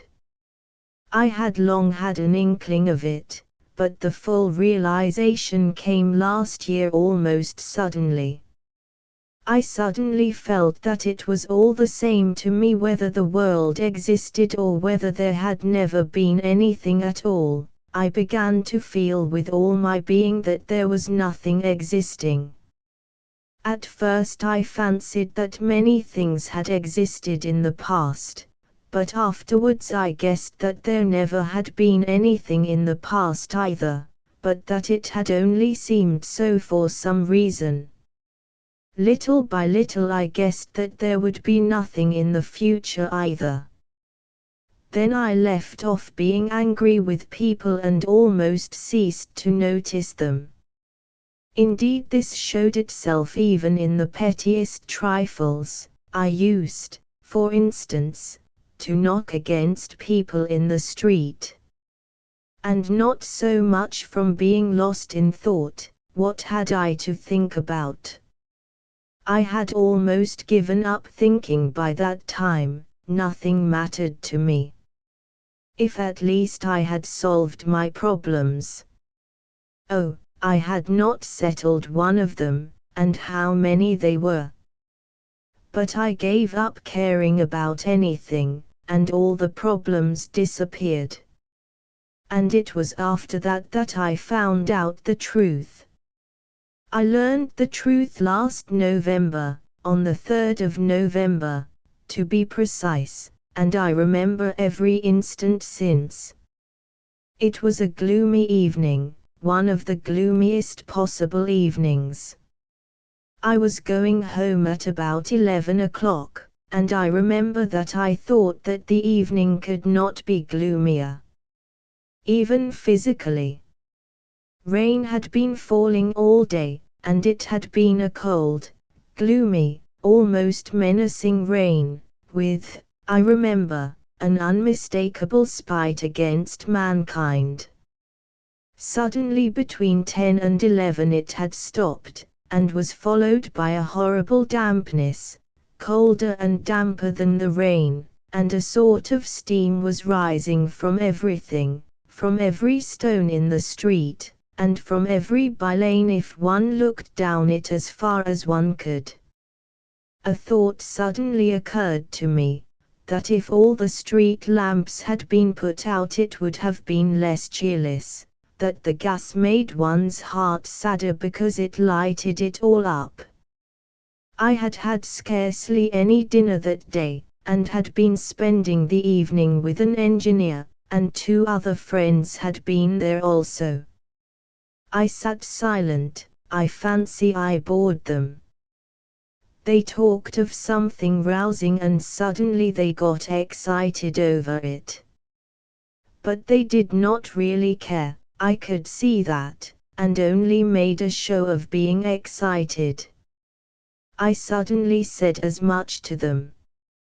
My friends, I said, you really do not care one way or the other. They were not offended, but they all laughed at me. That was because I spoke without any note of reproach, simply because it did not matter to me. They saw it did not, and it amused them. As I was thinking about the gas lamps in the street I looked up at the sky. The sky was horribly dark, but one could distinctly see tattered clouds, and between them fathomless black patches. Suddenly I noticed in one of these patches a star, and began watching it intently. That was because that star gave me an idea. I decided to kill myself that night. I had firmly determined to do so 2 months before, and poor as I was, I bought a splendid revolver that very day, and loaded it. But 2 months had passed and it was still lying in my drawer. I was so utterly indifferent that I wanted to seize a moment when I would not be so indifferent. Why, I don't know. And so for 2 months every night that I came home I thought I would shoot myself. I kept waiting for the right moment. And so now this star gave me a thought. I made up my mind that it should certainly be that night. And why the star gave me the thought I don't know. And just as I was looking at the sky, this little girl took me by the elbow. The street was empty, and there was scarcely anyone to be seen. A cabman was sleeping in the distance in his cab. It was a child of 8 with a kerchief on her head, wearing nothing but a wretched little dress all soaked with rain, but I noticed particularly her wet broken shoes, and I recall them now. They caught my eye particularly. She suddenly pulled me by the elbow and called me. She was not weeping, but was spasmodically crying out some words which she could not utter properly, because she was shivering and shuddering all over. She was in terror about something, and kept crying, "Mammy, Mammy." I turned facing her. I did not say a word and went on, but she ran, pulling at me, and there was that note in her voice which in frightened children means despair. I know that sound. Though she did not articulate the words, I understood that her mother was dying, or that something of the sort was happening to them, and that she had run out to call someone, to find something to help her mother. I did not go with her. On the contrary, I had an impulse to drive her away. I told her first to go to a policeman. But clasping her hands, she ran beside me sobbing and gasping, and would not leave me. Then I stamped my foot, and shouted at her. She called out, "Sir! Sir!" but suddenly abandoned me and rushed headlong across the road. Some other passer-by appeared there, and she evidently flew from me to him. I mounted up to my 5th story. I have a room in a flat where there are other lodgers. My room is small and poor, with a garret window in the shape of a semicircle. I have a sofa covered with American leather, a table with books on it, 2 chairs and a comfortable armchair, as old can be, but of the good old-fashioned shape. I sat down, lighted the candle, and began thinking. In the room next to mine, through the partition wall, a perfect bedlam was going on. It had been going on for the last 3 days. A retired captain lived there, and he had half a dozen visitors, gentlemen of doubtful reputation, drinking vodka and playing stas with old cards. The night before there had been a fight, and I know that 2 of them had been for a long time engaged in dragging each other about by the hair. The landlady wanted to complain, but she was in abject terror of the captain. There was only one other lodger in the flat, a thin little regimental lady, on a visit to Petersburg, with 3 little children who had been taken ill since they came into the lodgings. Both she and her children were in mortal fear of the captain, and lay trembling and crossing themselves all night, and the youngest child had a sort of fit from fright. That captain, I know for a fact, sometimes stops people in the Nevsky Prospect and begs. They won't take him into the service, but strange to say, that's why I am telling this. All this month that the captain has been here his behavior has caused me no annoyance. I have, of course, tried to avoid his acquaintance from the very beginning, and he, too, was bored with me from the first, but I never care how much they shout the other side of the partition nor how many of them there are in there. I sit up all night and forget them so completely that I do not even hear them. I stay awake till daybreak, and have been going on like that for the last year. I sit up all night in my armchair at the table, doing nothing. I only read by day. I sit, don't even think. Ideas of a sort wander through my mind and I let them come and go as they will. A whole candle is burnt every night. I sat down quietly at the table, took out the revolver and put it down before me. When I had put it down, I asked myself, I remember, is that so? And answered with complete conviction, it is. That is, I shall shoot myself. I knew that I should shoot myself that night for certain, but how much longer I should go on sitting at the table I did not know. And no doubt I should have shot myself if it had not been for that little girl. You see, though nothing mattered to me, I could feel pain, for instance. If anyone had struck me, it would have hurt me. It was the same morally. If anything very pathetic happened, I should have felt pity just as I used to do in old days when there were things in life that did matter to me.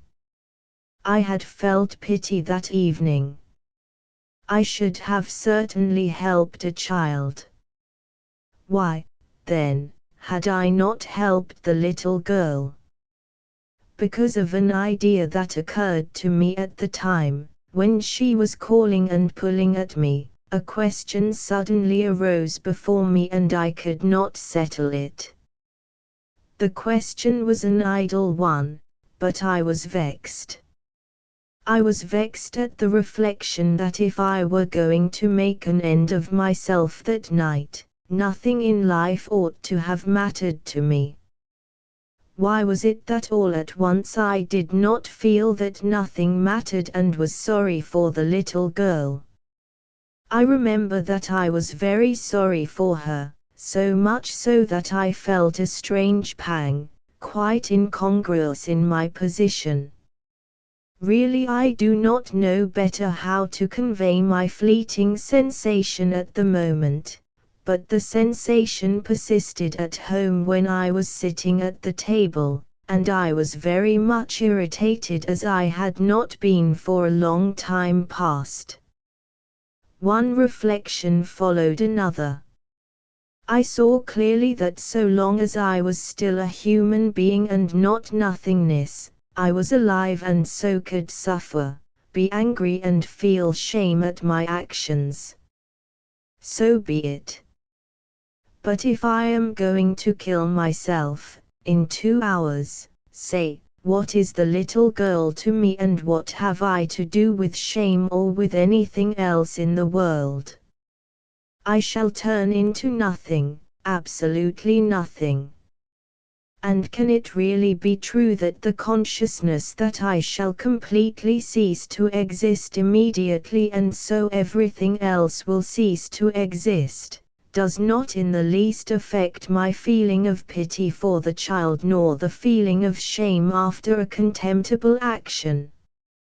I stamped and shouted at the unhappy child as though to say, not only I feel no pity, but even if I behave inhumanly and contemptibly, I am free to, for in another 2 hours everything will be extinguished.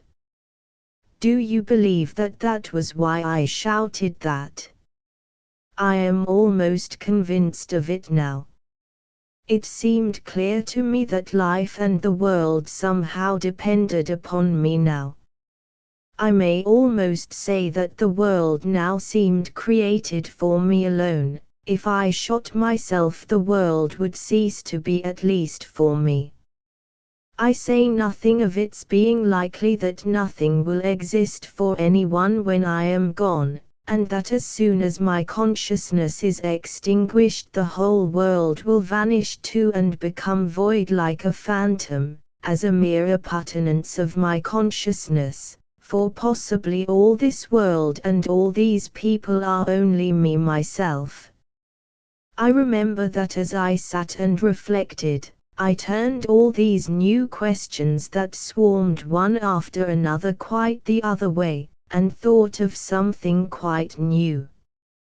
For instance, a strange reflection suddenly occurred to me, that if I had lived before on the moon or on Mars and there had committed the most disgraceful and dishonorable action and had there been put to such shame and ignominy as one can only conceive and realize in dreams, in nightmares, and if, finding myself afterwards on earth, I were able to retain the memory of what I had done on the other planet and at the same time knew that I should never, under any circumstances, return there, then, looking from the earth to the moon, should I care or not? Should I feel shame for that action or not? These were idle and superfluous questions, for the revolver was already lying before me, and I knew in every fiber of my being that it would happen for certain, but they excited me and I raged. I could not die now without having first settled something. In short, the child had saved me, for I put off my pistol shot for the sake of these questions. Meanwhile the clamor had begun to subside in the captain's room. They had finished their game, were settling down to sleep, and meanwhile were grumbling and languidly winding up their quarrels. At that point I suddenly fell asleep in my chair at the table, a thing which had never happened to me before. I dropped asleep quite unawares. Dreams, as we all know, are very queer things. Some parts are presented with appalling vividness, with details worked up with the elaborate finish of jewelry, while others one gallops through, as it were, without noticing them at all, as, for instance, through space and time. Dreams seem to be spurred on not by reason but by desire, not by the head but by the heart, and yet what complicated tricks my reason has played sometimes in dreams! What utterly incomprehensible things happen to it. My brother died 5 years ago, for instance. I sometimes dream of him, he takes part in my affairs, we are very much interested, and yet all through my dream I quite know and remember that my brother is dead and buried. How is it that I am not surprised that, though he is dead, he is here beside me and working with me? Why is it that my reason fully accepts it? But enough. I will begin about my dream. Yes, I dreamed a dream, my dream of the 3rd of November. They tease me now, telling me it was only a dream. But does it matter whether it was a dream or reality, if the dream made known to me the truth? If once one has recognized the truth and seen it, you know that it is the truth and that there is no other and there cannot be, whether you are asleep or awake. Let it be a dream, so be it, but that real life of which you make so much I had meant to extinguish by suicide, and my dream, oh, it revealed to me a different life, renewed, grand and full of power. Listen. 3. I have mentioned that I dropped asleep unawares and even seemed to be still reflecting on the same subjects. I suddenly dreamt that I picked up the revolver and aimed it straight at my heart, and not my head, and I had determined beforehand to fire at my head, at my right temple. After aiming at my chest I waited a second or two, and suddenly my candle, my table, and the wall in front of me began moving and heaving. I made haste to pull the trigger. In dreams you sometimes fall from a height, or are stabbed, or beaten, but you never feel pain unless, perhaps, you really bruise yourself against the bedstead, then you feel pain and almost always wake up from it. It was the same in my dream. I did not feel any pain, but it seemed as though with my shot everything within me was shaken and everything was suddenly dimmed, and it grew horribly black around me. I seemed to be blinded and benumbed, and I was lying on something hard, stretched on my back. I saw nothing, and could not make the slightest movement. People were walking and shouting around me. The captain bawled, the landlady shrieked, and suddenly another break and I was being carried in a closed coffin. And I felt how the coffin was shaking and reflected upon it, and for the first time the idea struck me that I was dead, utterly dead. I knew it and had no doubt of it. I could neither see nor move, and yet I was feeling and reflecting. But I was soon reconciled to the position, and as one usually does in a dream, accepted the facts without disputing them. And now I was buried in the earth.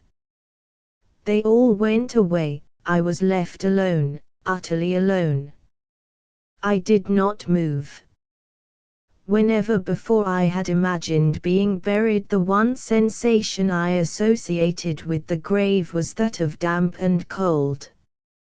So now I felt that I was very cold, especially the tips of my toes, but I felt nothing else. I lay still. Strange to say, I expected nothing, accepting without dispute that a dead man had nothing to expect. But it was damp. I don't know how long a time passed, whether an hour, or several days, or many days. But all at once a drop of water fell on my closed left eye, making its way through a coffin lid. It was followed a minute later by a second, then a minute later by a third, and so on, regularly every minute. There was a sudden glow of profound indignation in my heart, and I suddenly felt in it a pang of physical pain. That's my wound, I thought, that's the bullet. And drop after drop every minute kept falling on my closed eyelid. And all at once, not with my voice, but with my whole being, I called upon the power that was responsible for all that was happening to me. Whoever you may be, if you exist, and if anything more rational than what is happening here is possible, suffer it to be here now. But if you are revenging yourself upon me for my senseless suicide by the hideousness and absurdity of this subsequent existence, then let me tell you that no torture could ever equal the contempt which I shall go on dumbly feeling, though my martyrdom may last 1,000,000 years. I made this appeal and held my peace.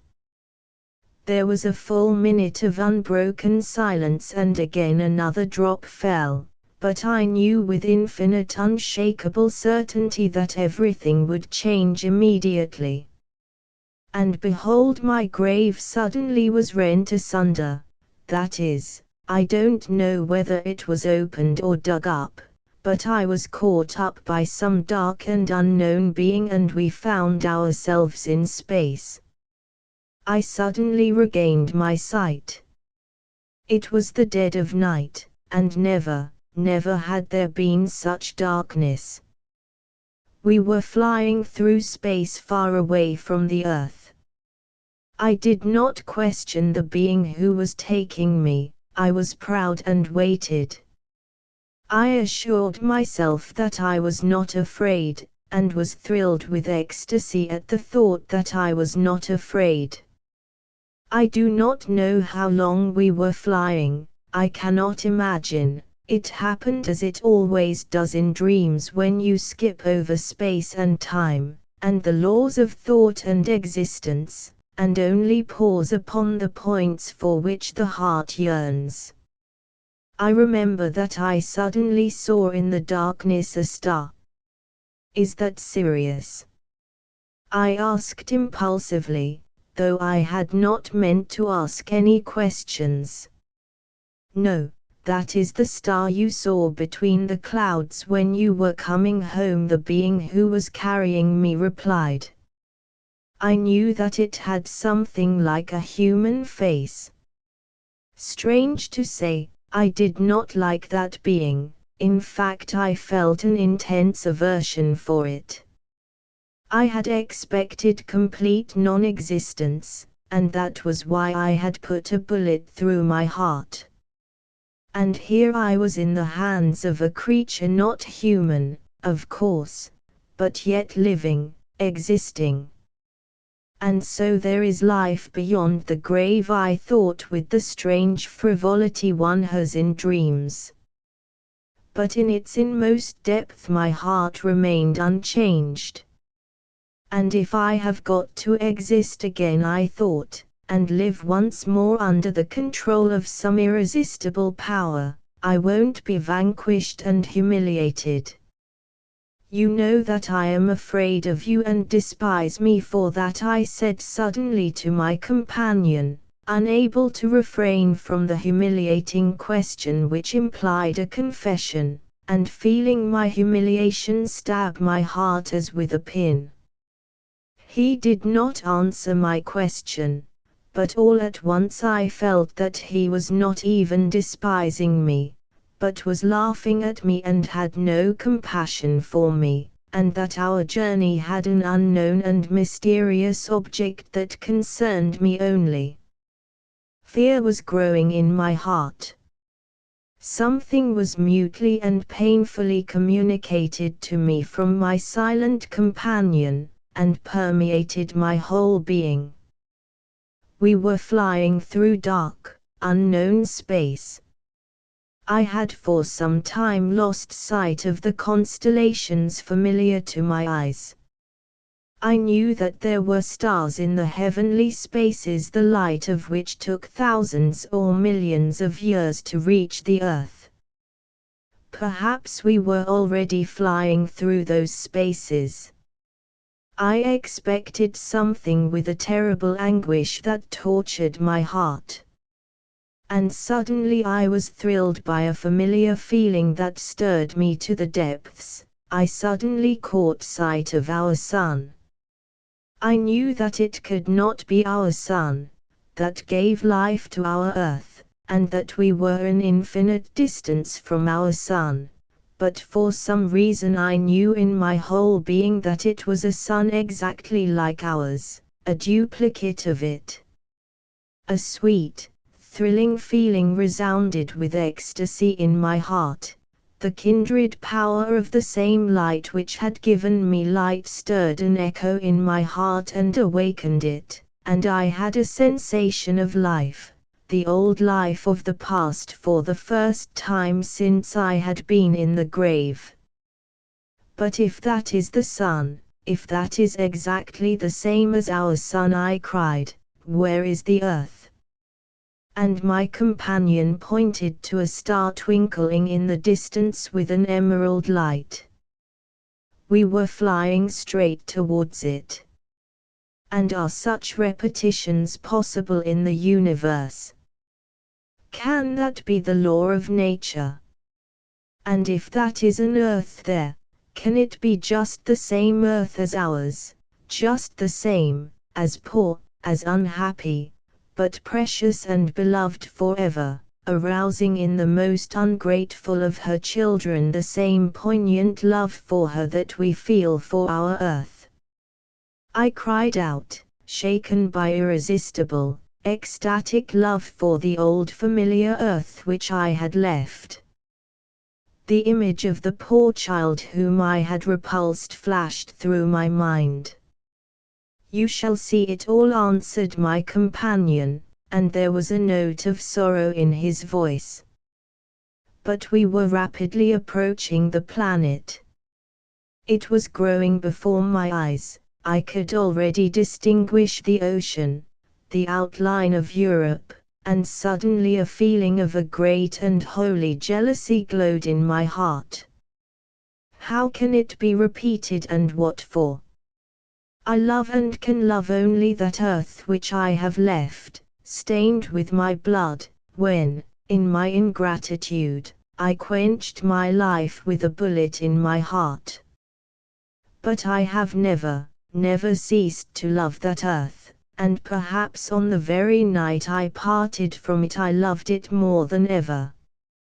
Is there suffering upon this new earth? On our earth we can only love with suffering and through suffering. We cannot love otherwise, and we know of no other sort of love. I want suffering in order to love. I long, I thirst, this very instant, to kiss with tears the earth that I have left, and I won't accept life on any other. But my companion had already left me. I suddenly, quite without noticing how, found myself on this other earth, in the bright light of a sunny day, fair as paradise.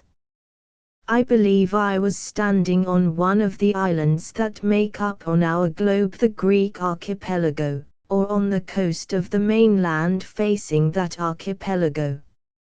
Oh, everything was exactly as it is with us, only everything seemed to have a festive radiance, the splendor of some great, holy triumph attained at last. The caressing sea, green as emerald, splashed softly upon the shore and kissed it with manifest, almost conscious love. The tall, lovely trees stood in all the glory of their blossom, and their innumerable leaves greeted me, I am certain, with their soft, caressing rustle and seemed to articulate words of love. The grass glowed with bright and fragrant flowers. Birds were flying in flocks in the air, and perched fearlessly on my shoulders and arms and joyfully struck me with their darling, fluttering wings. And at last I saw and knew the people of this happy land. They came to me of themselves, they surrounded me, kissed me. The children of the sun, the children of their son, oh, how beautiful they were! Never had I seen on our own earth such beauty in mankind. Only perhaps in our children, in their earliest years, one might find some remote, faint reflection of this beauty. The eyes of these happy people shone with a clear brightness. Their faces were radiant with the light of reason and fullness of a serenity that comes of perfect understanding, but those faces were gay, in their words and voices there was a note of childlike joy. Oh, from the first moment, from the first glance at them, I understood it all. It was the earth untarnished by the fall, on it lived people who had not sinned. They lived just in such a paradise as that in which, according to all the legends of mankind, our first parents lived before they sinned. The only difference was that all this earth was the same paradise. These people, laughing joyfully, thronged round me and caressed me. They took me home with them, and each of them tried to reassure me. Oh, they asked me no questions, but they seemed, I fancied, to know everything without asking, and they wanted to make haste and smooth away the signs of suffering from my face. For and do you know what? Well, granted that it was only a dream, yet the sensation of the love of those innocent and beautiful people has remained with me forever. And I feel as though their love is still flowing out to me from over there. I have seen them myself, have known them and been convinced, I loved them, I suffered for them afterwards. Oh, I understood at once even at the time that in many things I could not understand them at all, As an up-to-date Russian progressive and contemptible Petersburger, it struck me as inexplicable that, knowing so much, they had, for instance, no science like ours. But I soon realized that their knowledge was gained and fostered by intuitions different from those of us on Earth, and that their aspirations, too, were quite different. They desired nothing and were at peace. They did not aspire to knowledge of life as we aspire to understand it, because their lives were full. But their knowledge was higher and deeper than ours, for our science seeks to explain what life is, aspires to understand it in order to teach others how to live, while they without science knew how to live, and that I understood, but I could not understand their knowledge. They showed me their trees, and I could not understand the intense love with which they looked at them. It was as though they were talking with creatures like themselves. And perhaps I shall not be mistaken if I say that they conversed with them. Yes, they had found their language, and I am convinced that the trees understood them. They looked at all nature like that, at the animals who lived in peace with them and did not attack them, but loved them, conquered by their love. They pointed to the stars and told me something about them which I could not understand, but I am convinced that they were somehow in touch with the stars, not only in thought, but by some living channel. Oh, these people did not persist in trying to make me understand them, they loved me without that, but I knew that they would never understand me, and so I hardly spoke to them about our earth. I only kissed in their presence the earth on which they lived and mutely worshipped them themselves. And they saw that and let me worship them without being abashed at my adoration, for they themselves loved much. They were not unhappy on my account when at times I kissed their feet with tears, joyfully conscious of the love with which they would respond to mine. At times I asked myself with wonder how it was they were able never to offend a creature like me, and never once to arouse a feeling of jealousy or envy in me. Often I wondered how it could be that, boastful and untruthful as I was, I never talked to them of what I knew, of which, of course, they had no notion, that I was never tempted to do so by a desire to astonish or even to benefit them. They were as gay and sportive as children. They wandered about their lovely woods and copses, they sang their lovely songs, their fare was light, the fruits of their trees, the honey from their woods, and the milk of the animals who loved them. The work they did for food and enjoyment was brief and not laborious. They loved and begot children, but I never noticed in them the impulse of that cruel sensuality which overcomes almost every man on this earth, all and each, and is the source of almost every sin of mankind on earth. They rejoiced at the arrival of children as new beings to share their happiness. There was no quarreling, no jealousy among them, and they did not even know what the words meant. Their children were the children of all, for they all made up one family. There was scarcely any illness among them, though there was death, but their old people died peacefully, as though falling asleep, giving blessings and smiles to those who surrounded them to take their last farewell with bright and loving smiles. I never saw grief or tears on those occasions, but only love, which reached the point of ecstasy, but a calm ecstasy, made perfect and contemplative. One might think that they were still in contact with the departed after death, and that their earthly union was not cut short by death. They scarcely understood me when I questioned them about immortality, but evidently they were so convinced of it without reasoning that it was not for them a question at all. They had no temples, but they had a real living and uninterrupted sense of oneness with the whole of the universe.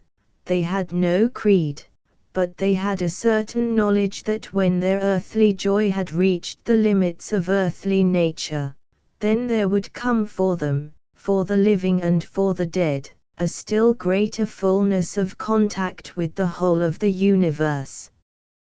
They looked forward to that moment with joy, but without haste, not pining for it, but seeming to have a foretaste of it in their hearts, of which they talked to one another.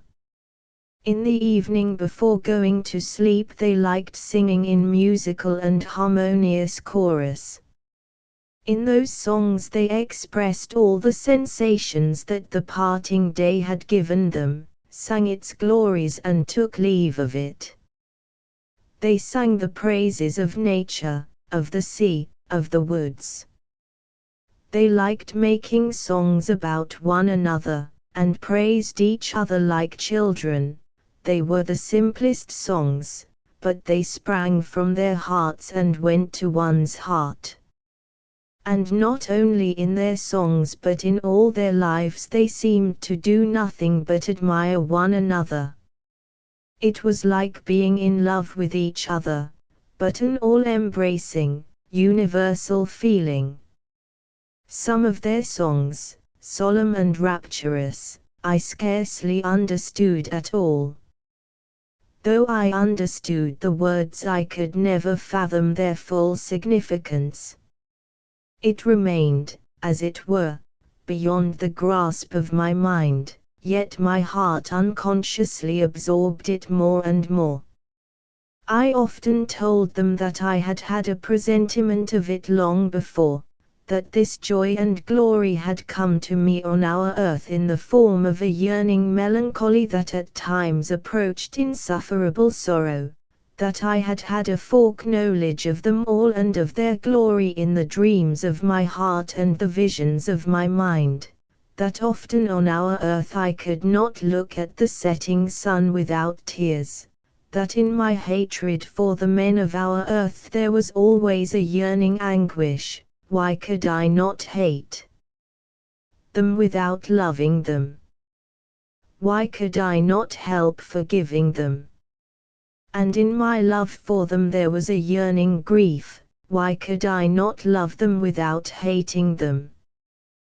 They listened to me, and I saw they could not conceive what I was saying, but I did not regret that I had spoken to them of it. I knew that they understood the intensity of my yearning anguish over those whom I had left. But when they looked at me with their sweet eyes full of love, when I felt that in their presence my heart, too, became as innocent and just as theirs, the feeling of the fullness of life took my breath away, and I worshipped them in silence.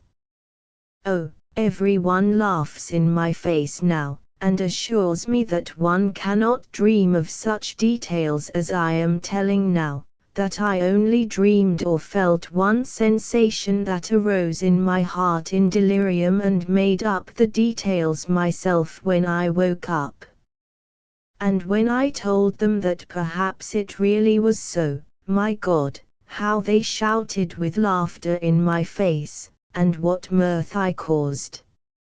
Oh, yes, of course I was overcome by the mere sensation of my dream, and that was all that was preserved in my cruelly wounded heart, but the actual forms and images of my dream, that is, the very ones I really saw at the very time of my dream, were filled with such harmony, were so lovely and enchanting and were so actual, that on awakening I was, of course, incapable of clothing them in our poor language, so that they were bound to become blurred in my mind, and so perhaps I really was forced afterwards to make up the details, and so of course to distort them in my passionate desire to convey some at least of them as quickly as I could.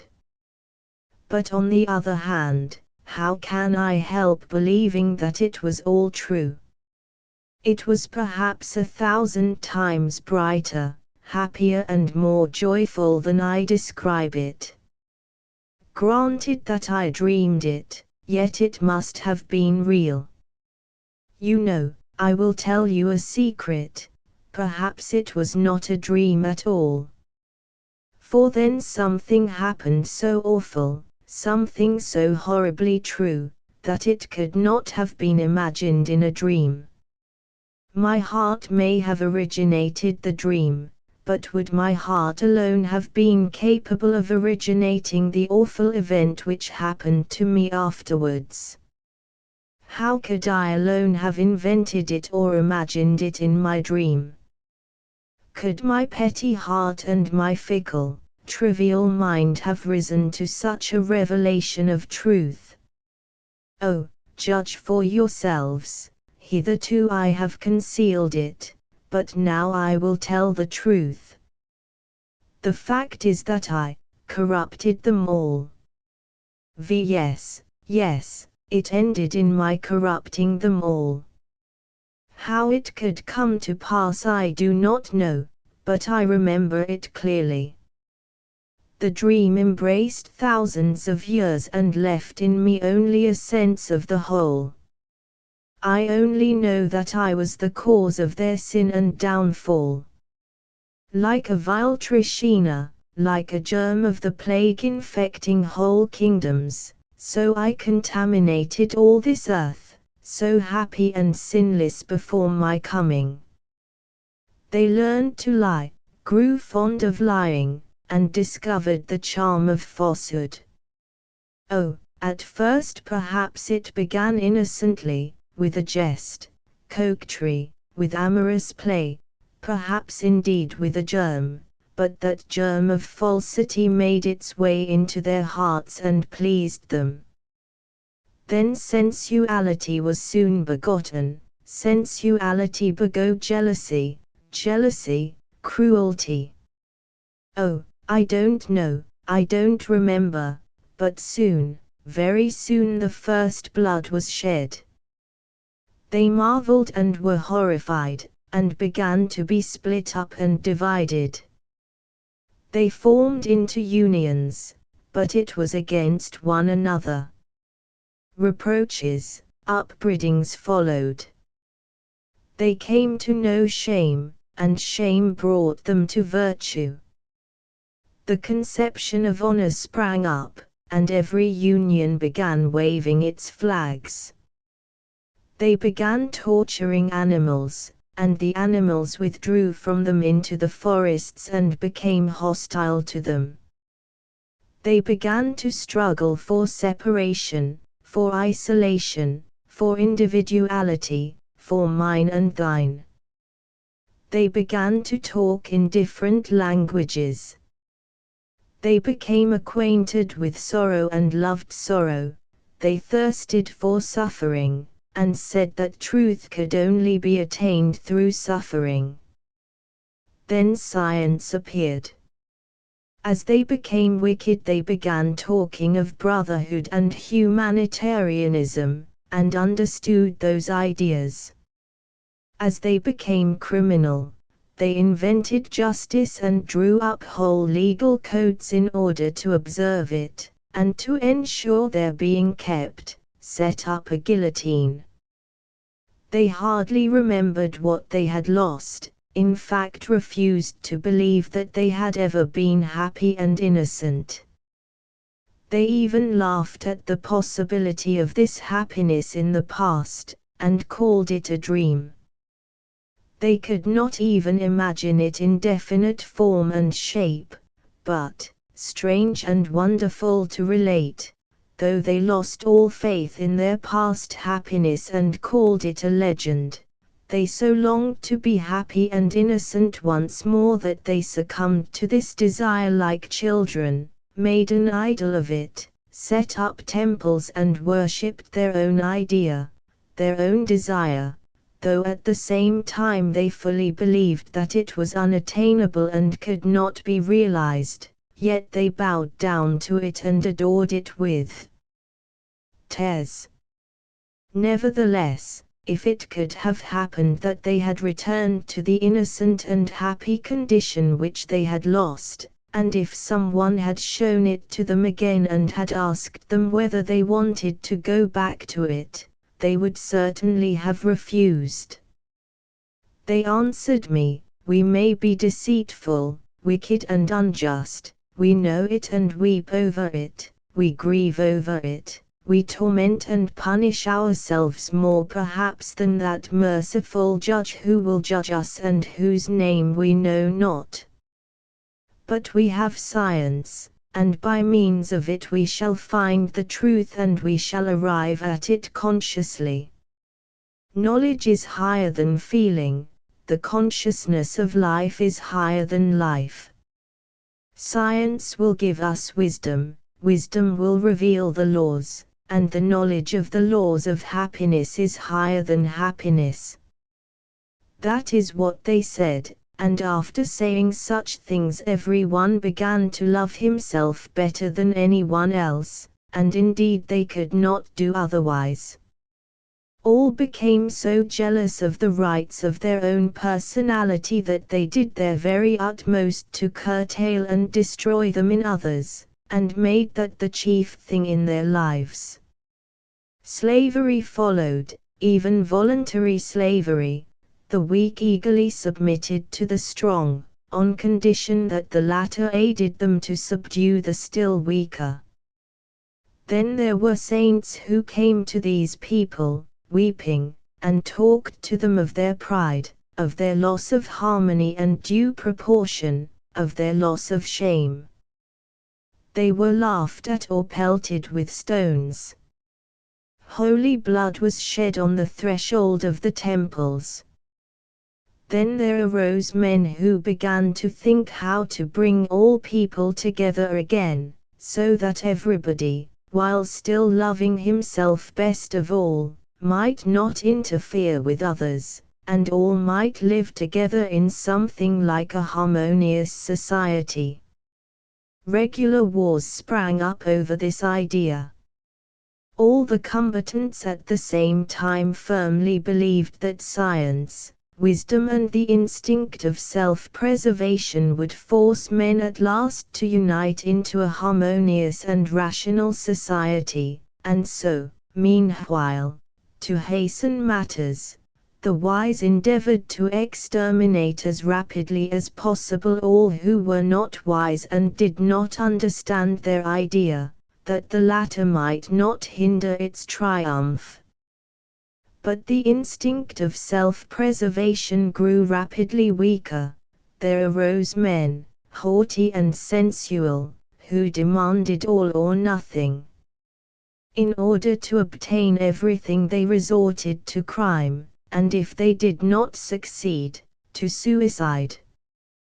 There arose religions with a cult of non-existence and self-destruction for the sake of the everlasting peace of annihilation. At last these people grew weary of their meaningless toil, and signs of suffering came into their faces, and then they proclaimed that suffering was a beauty, for in suffering alone was their meaning. They glorified suffering in their songs. I moved about among them, wringing my hands and weeping over them, but I loved them perhaps more than in old days when there was no suffering in their faces and when they were innocent and so lovely.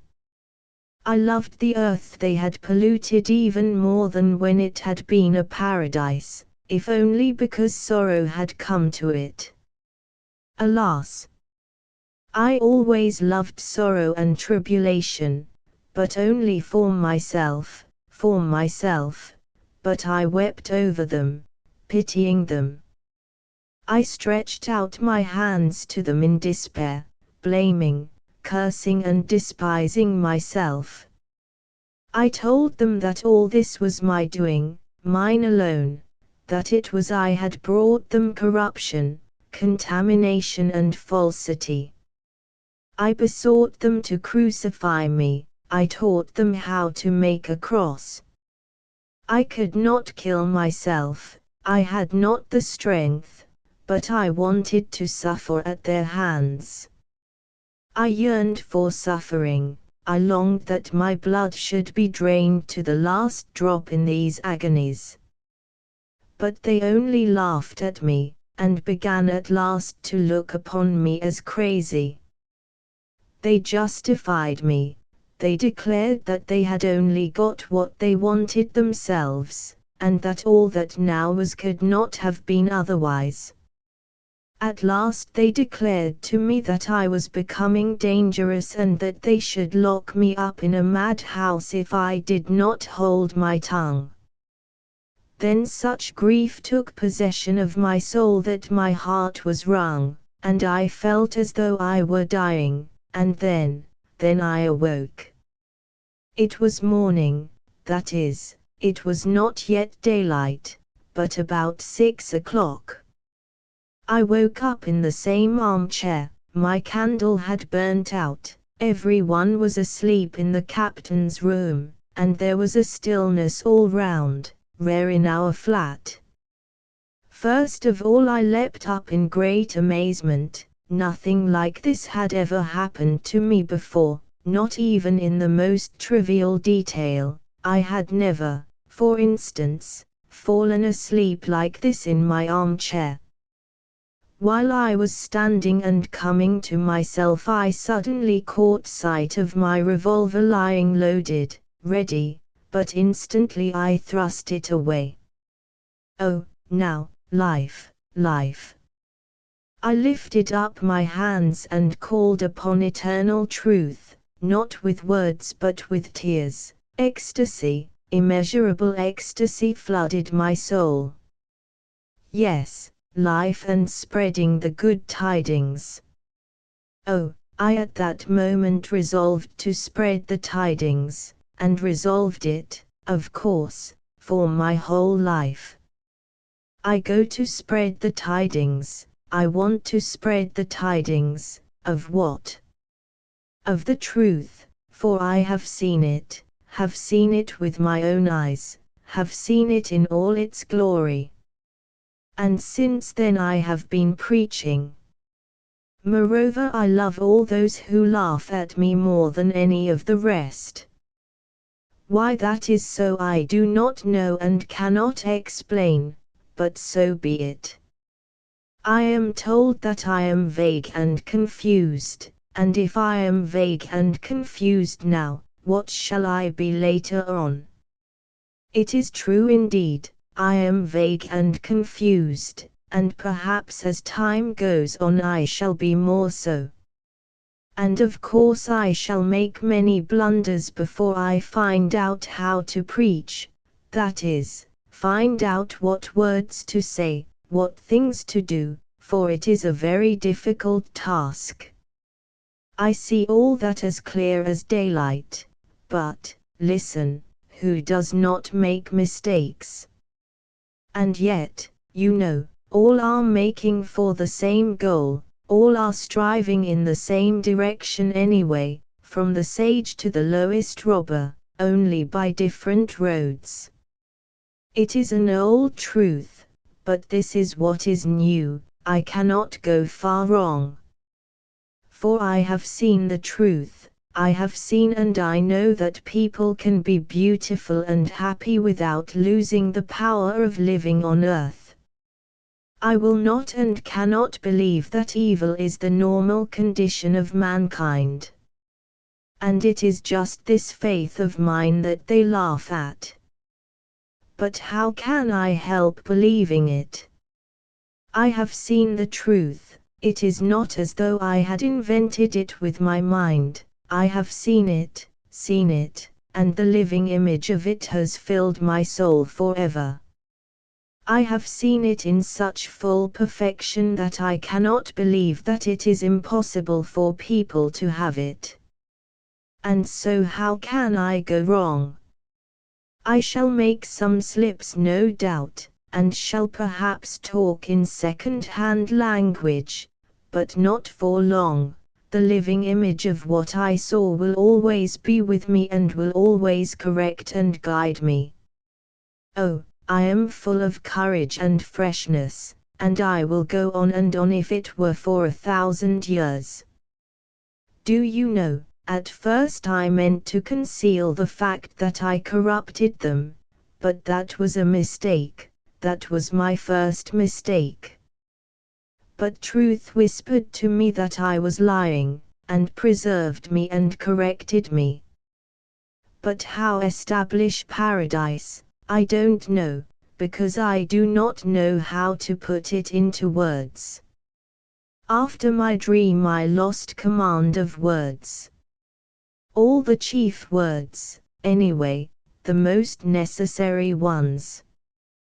But never mind, I shall go and I shall keep talking, I won't leave off, for anyway I have seen it with my own eyes, though I cannot describe what I saw. But the scoffers do not understand that.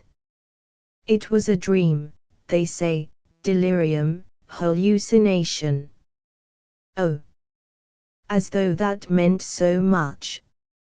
And they are so proud. A dream. What is a dream? And is not our life a dream? I will say more. Suppose that this paradise will never come to pass, that I understand, yet I shall go on preaching it. And yet how simple it is, in one day, in 1 hour everything could be arranged at once. The chief thing is to love others like yourself, that's the great thing, and that's everything, nothing else is wanted, you will find out at once how to arrange it all. And yet it's an old truth which has been told and retold 1 billion times, but it has not formed part of our lives. The consciousness of life is higher than life, the knowledge of the laws of happiness is higher than happiness, that is what one must contend against. And I shall. If only everyone wants it, it can all be arranged at once.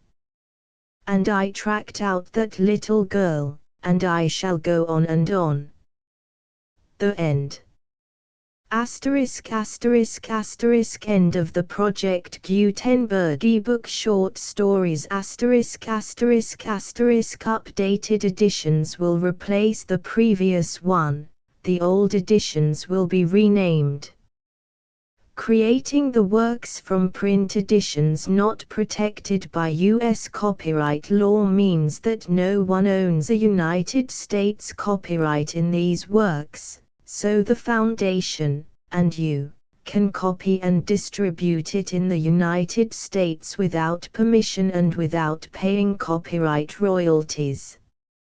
Special rules, set forth in the general terms of use part of this license, apply to copying and distributing Project Gutenberg trademark symbol electronic works to protect the Project Gutenberg trademark symbol concept and trademark.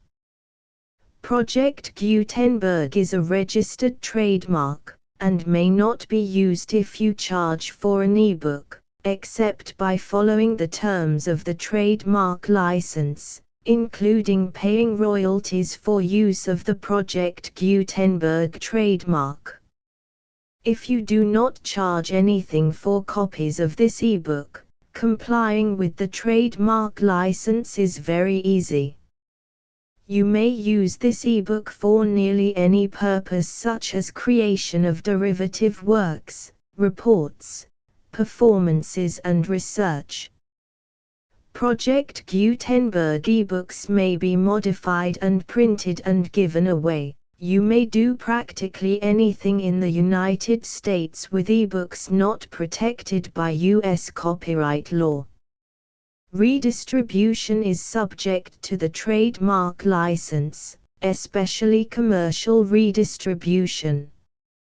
Start. Full license. The full Project Gutenberg license. Please read this before you distribute or use this work to protect the Project Gutenberg trademark symbol mission of promoting the free distribution of electronic works. By using or distributing this work, or any other work associated in any way with the phrase Project Gutenberg, you agree to comply with all the terms of the full Project Gutenberg trademark symbol license available with this file or online at www.gutenberg.org/license. Section 1. General Terms of Use and Redistributing Project Gutenberg Trademark Symbol Electronic Works 1.0. By reading or using any part of this Project Gutenberg trademark symbol electronic work, you indicate that you have read, understand, agree to and accept all the terms of this license and intellectual property, trademark/copyright, agreement.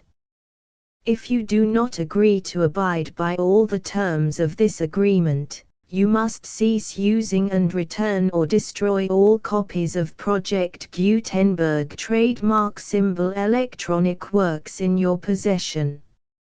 If you paid a fee for obtaining a copy of or access to a Project Gutenberg trademark symbol electronic work and you do not agree to be bound by the terms of this agreement, you may obtain a refund from the person or entity to whom you paid the fee as set forth in paragraph 1.e.8.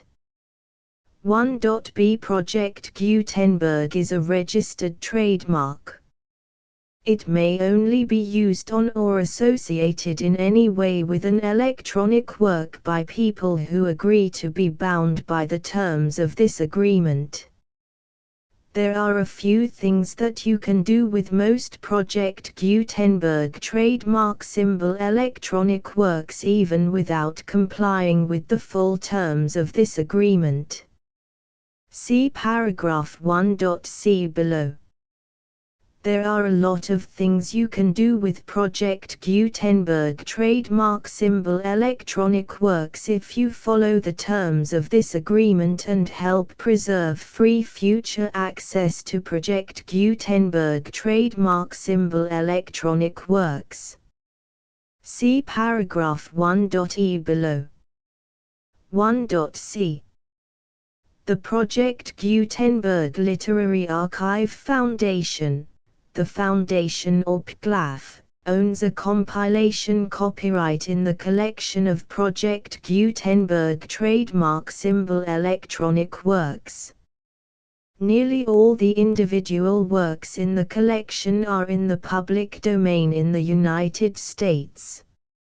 If an individual work is unprotected by copyright law in the United States and you are located in the United States, we do not claim a right to prevent you from copying, distributing, performing, displaying or creating derivative works based on the work as long as all references to Project Gutenberg are removed. Of course, we hope that you will support the Project Gutenberg trademark symbol mission of promoting free access to electronic works by freely sharing Project Gutenberg trademark symbol works in compliance with the terms of this agreement for keeping the Project Gutenberg trademark symbol name associated with the work. You can easily comply with the terms of this agreement by keeping this work in the same format with its attached full Project Gutenberg trademark symbol license when you share it without charge with others. 1.d. The copyright laws of the place where you are located also govern what you can do with this work. Copyright laws in most countries are in a constant state of change. If you are outside the United States, check the laws of your country in addition to the terms of this agreement before downloading, copying, displaying, performing, distributing or creating derivative works based on this work or any other Project Gutenberg trademark symbol work. The Foundation makes no representations concerning the copyright status of any work in any country other than the United States. 1.e Unless you have removed all references to Project Gutenberg, 1.e.1. The following sentence, with active links to, or other immediate access to, the full Project Gutenberg trademark symbol license must appear prominently whenever any copy of a Project Gutenberg trademark symbol work, any work on which the phrase Project Gutenberg appears, or with which the phrase Project Gutenberg is associated, is accessed, displayed, performed, viewed, copied or distributed. This ebook is for the use of anyone anywhere in the United States and most other parts of the world at no cost and with almost no restrictions whatsoever. You may copy it, give it away or reuse it under the terms of the Project Gutenberg license included with this ebook or online at www.gutenberg.org. If you are not located in the United States, you will have to check the laws of the country where you are located before using this ebook. 1.e.2. If an individual Project Gutenberg trademark symbol electronic work is derived from texts not protected by U.S. copyright law, does not contain a notice indicating that it is posted with permission of the copyright holder, the work can be copied and distributed to anyone in the United States without paying any fees or charges. If you are redistributing or providing access to a work with the phrase Project Gutenberg associated with or appearing on the work, you must comply either with the requirements of paragraphs 1.e.1 through 1.e.7 or obtain permission for the use of the work and the Project Gutenberg trademark symbol trademark as set forth in paragraphs 1.e.8 or 1.e.9. 1.e.3.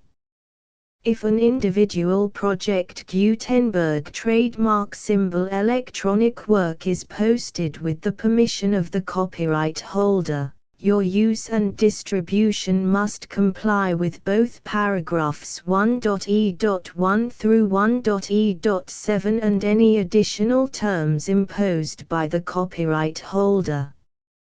Additional terms will be linked to the Project Gutenberg trademark symbol license for all works posted with the permission of the copyright holder found at the beginning of this work. 1.e.4. Do not unlink or detach or remove the full Project Gutenberg trademark symbol license terms from this work, or any files containing a part of this work or any other work associated with Project Gutenberg trademark symbol. 1.e.5. Do not copy, display, perform, distribute or redistribute this electronic work, or any part of this electronic work, without prominently displaying the sentence set forth in paragraph 1.e.1 with active links or immediate access to the full terms of the Project Gutenberg trademark symbol license. 1.e.6. You may convert to and distribute this work in any binary, compressed, marked up, non-proprietary or proprietary form, including any word processing or hypertext form.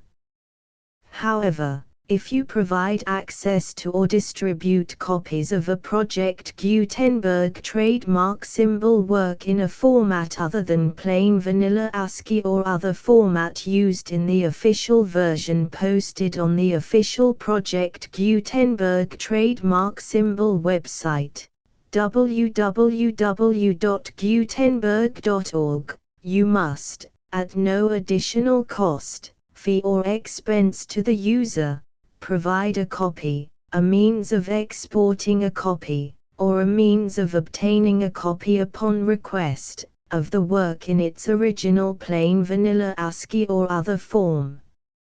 Any alternate format must include the full Project Gutenberg trademark symbol license as specified in paragraph 1.e.1. 1.e.7. Do not charge a fee for access to, viewing, displaying, performing, copying or distributing any Project Gutenberg trademark symbol works unless you comply with paragraph 1.e.8 or 1.e.9. 1.e.8. You may charge a reasonable fee for copies of or providing access to or distributing Project Gutenberg trademark symbol electronic works provided that you pay a royalty fee of 20% of the gross profits you derive from the use of Project Gutenberg trademark symbol works calculated using the method you already use to calculate your applicable taxes. The fee is owed to the owner of the Project Gutenberg trademark symbol trademark, but he has agreed to donate royalties under this paragraph to the Project Gutenberg Literary Archive Foundation. Royalty payments must be paid within 60 days following each date on which you prepare, or are legally required to prepare, your periodic tax returns. Royalty payments should be clearly marked as such and sent to the Project Gutenberg Literary Archive Foundation at the address specified in Section 4, Information about donations to the Project Gutenberg Literary Archive Foundation. You provide a full refund of any money paid by a user who notifies you in writing, or by email, within 30 days of receipt that he does not agree to the terms of the full Project Gutenberg trademark symbol license. You must require such a user to return or destroy all copies of the works possessed in a physical medium and discontinue all use of and all access to other copies of Project Gutenberg trademark symbol works. You provide, in accordance with paragraph 1.f.3, a full refund of any money paid for a work or a replacement copy, if a defect in the electronic work is discovered and reported to you within 90 days of receipt of the work. You comply with all other terms of this agreement for free distribution of Project Gutenberg trademark symbol works. 1.e.9. If you wish to charge a fee or distribute a Project Gutenberg trademark symbol electronic work or group of works on different terms than are set forth in this agreement, you must obtain permission in writing from the Project Gutenberg Literary Archive Foundation, the manager of the Project Gutenberg trademark symbol trademark. Contact the Foundation as set forth in Section 3 below. 1.f1.f.1. Project Gutenberg volunteers and employees expend considerable effort to identify, do copyright research on, transcribe and proofread works not protected by U.S. copyright law in creating the Project Gutenberg trademark symbol collection. Despite these efforts, Project Gutenberg trademark symbol electronic works, and the medium on which they may be stored, may contain defects such as, but not limited to, incomplete, inaccurate or corrupt data, transcription errors, a copyright or other intellectual property infringement, a defective or damaged disk or other medium, a computer virus, or computer codes that damage or cannot be read by your equipment. 1.f.2 Limited warranty, disclaimer of damages, except for the right of replacement or refund described in paragraph 1.f.3. The Project Gutenberg Literary Archive Foundation, the owner of the Project Gutenberg trademark symbol trademark, and any other party distributing a Project Gutenberg trademark symbol electronic work under this agreement, disclaim all liability to you for damages, costs and expenses, including legal fees. You agree that you have no remedies for negligence, strict liability, breach of warranty or breach of contract except those provided in paragraph 1.f.3. You agree that the Foundation, the trademark owner, and any distributor under this agreement will not be liable to you for actual, direct, indirect, consequential, punitive or incidental damages even if you give notice of the possibility of such damage. 1.f.3 Limited right of replacement or refund. If you discover a defect in this electronic work within 90 days of receiving it, you can receive a refund of the money, if any, you paid for it by sending a written explanation to the person you received the work from. If you received the work on a physical medium, you must return the medium with your written explanation. The person or entity that provided you with the defective work may elect to provide a replacement copy in lieu of a refund. If you received the work electronically, the person or entity providing it to you may choose to give you a second opportunity to receive the work electronically in lieu of a refund. If the second copy is also defective, you may demand a refund in writing without further opportunities to fix the problem. 1.f.4 Except for the limited right of replacement or refund set forth in paragraph 1.f.3, this work is provided to you as is, with no other warranties of any kind, express or implied, including but not limited to warranties of merchantability or fitness for any purpose. 1.f.5 Some states do not allow disclaimers of certain implied warranties or the exclusion or limitation of certain types of damages. If any disclaimer or limitation set forth in this agreement violates the law of the state applicable to this agreement, the agreement shall be interpreted to make the maximum disclaimer or limitation permitted by the applicable state law. The invalidity or unenforceability of any provision of this agreement shall not void the remaining provisions. 1.f.6 Indemnity. You agree to indemnify and hold the Foundation, the trademark owner, any agent or employee of the Foundation, anyone providing copies of Project Gutenberg trademark symbol electronic works in accordance with this agreement, and any volunteers associated with the production, promotion and distribution of Project Gutenberg trademark symbol electronic works, harmless from all liability, costs and expenses, including legal fees, that arise directly or indirectly from any of the following which you do or cause to occur. A.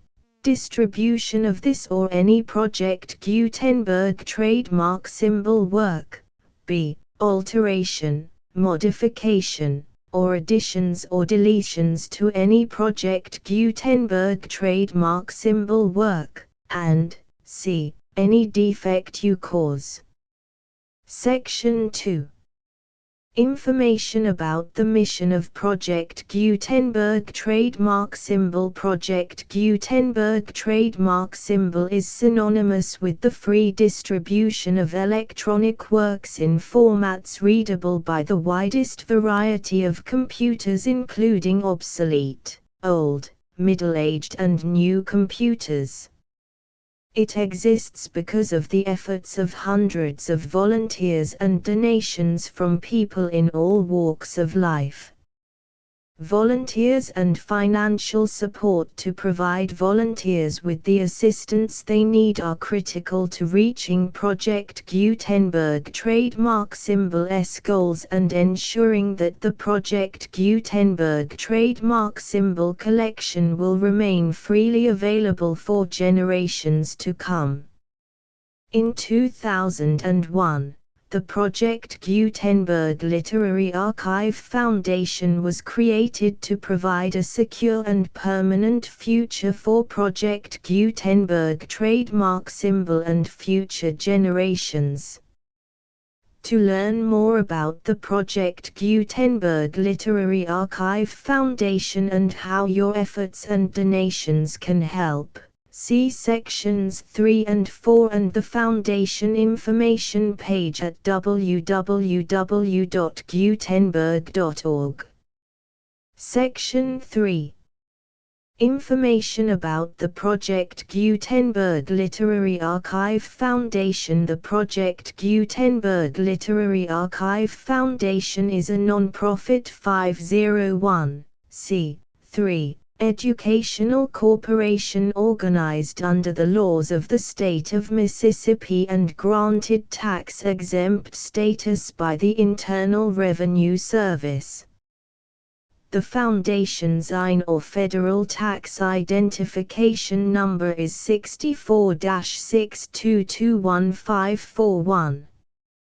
Contributions to the Project Gutenberg Literary Archive Foundation are tax-deductible to the full extent permitted by U.S. federal laws and your state's laws.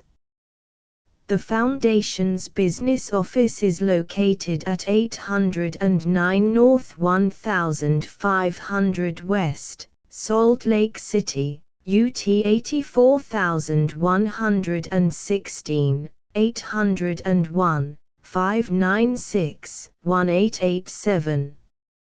Email contact links and up-to-date contact information can be found at the Foundation's website and official page at www.gutenberg.org/contact section 4.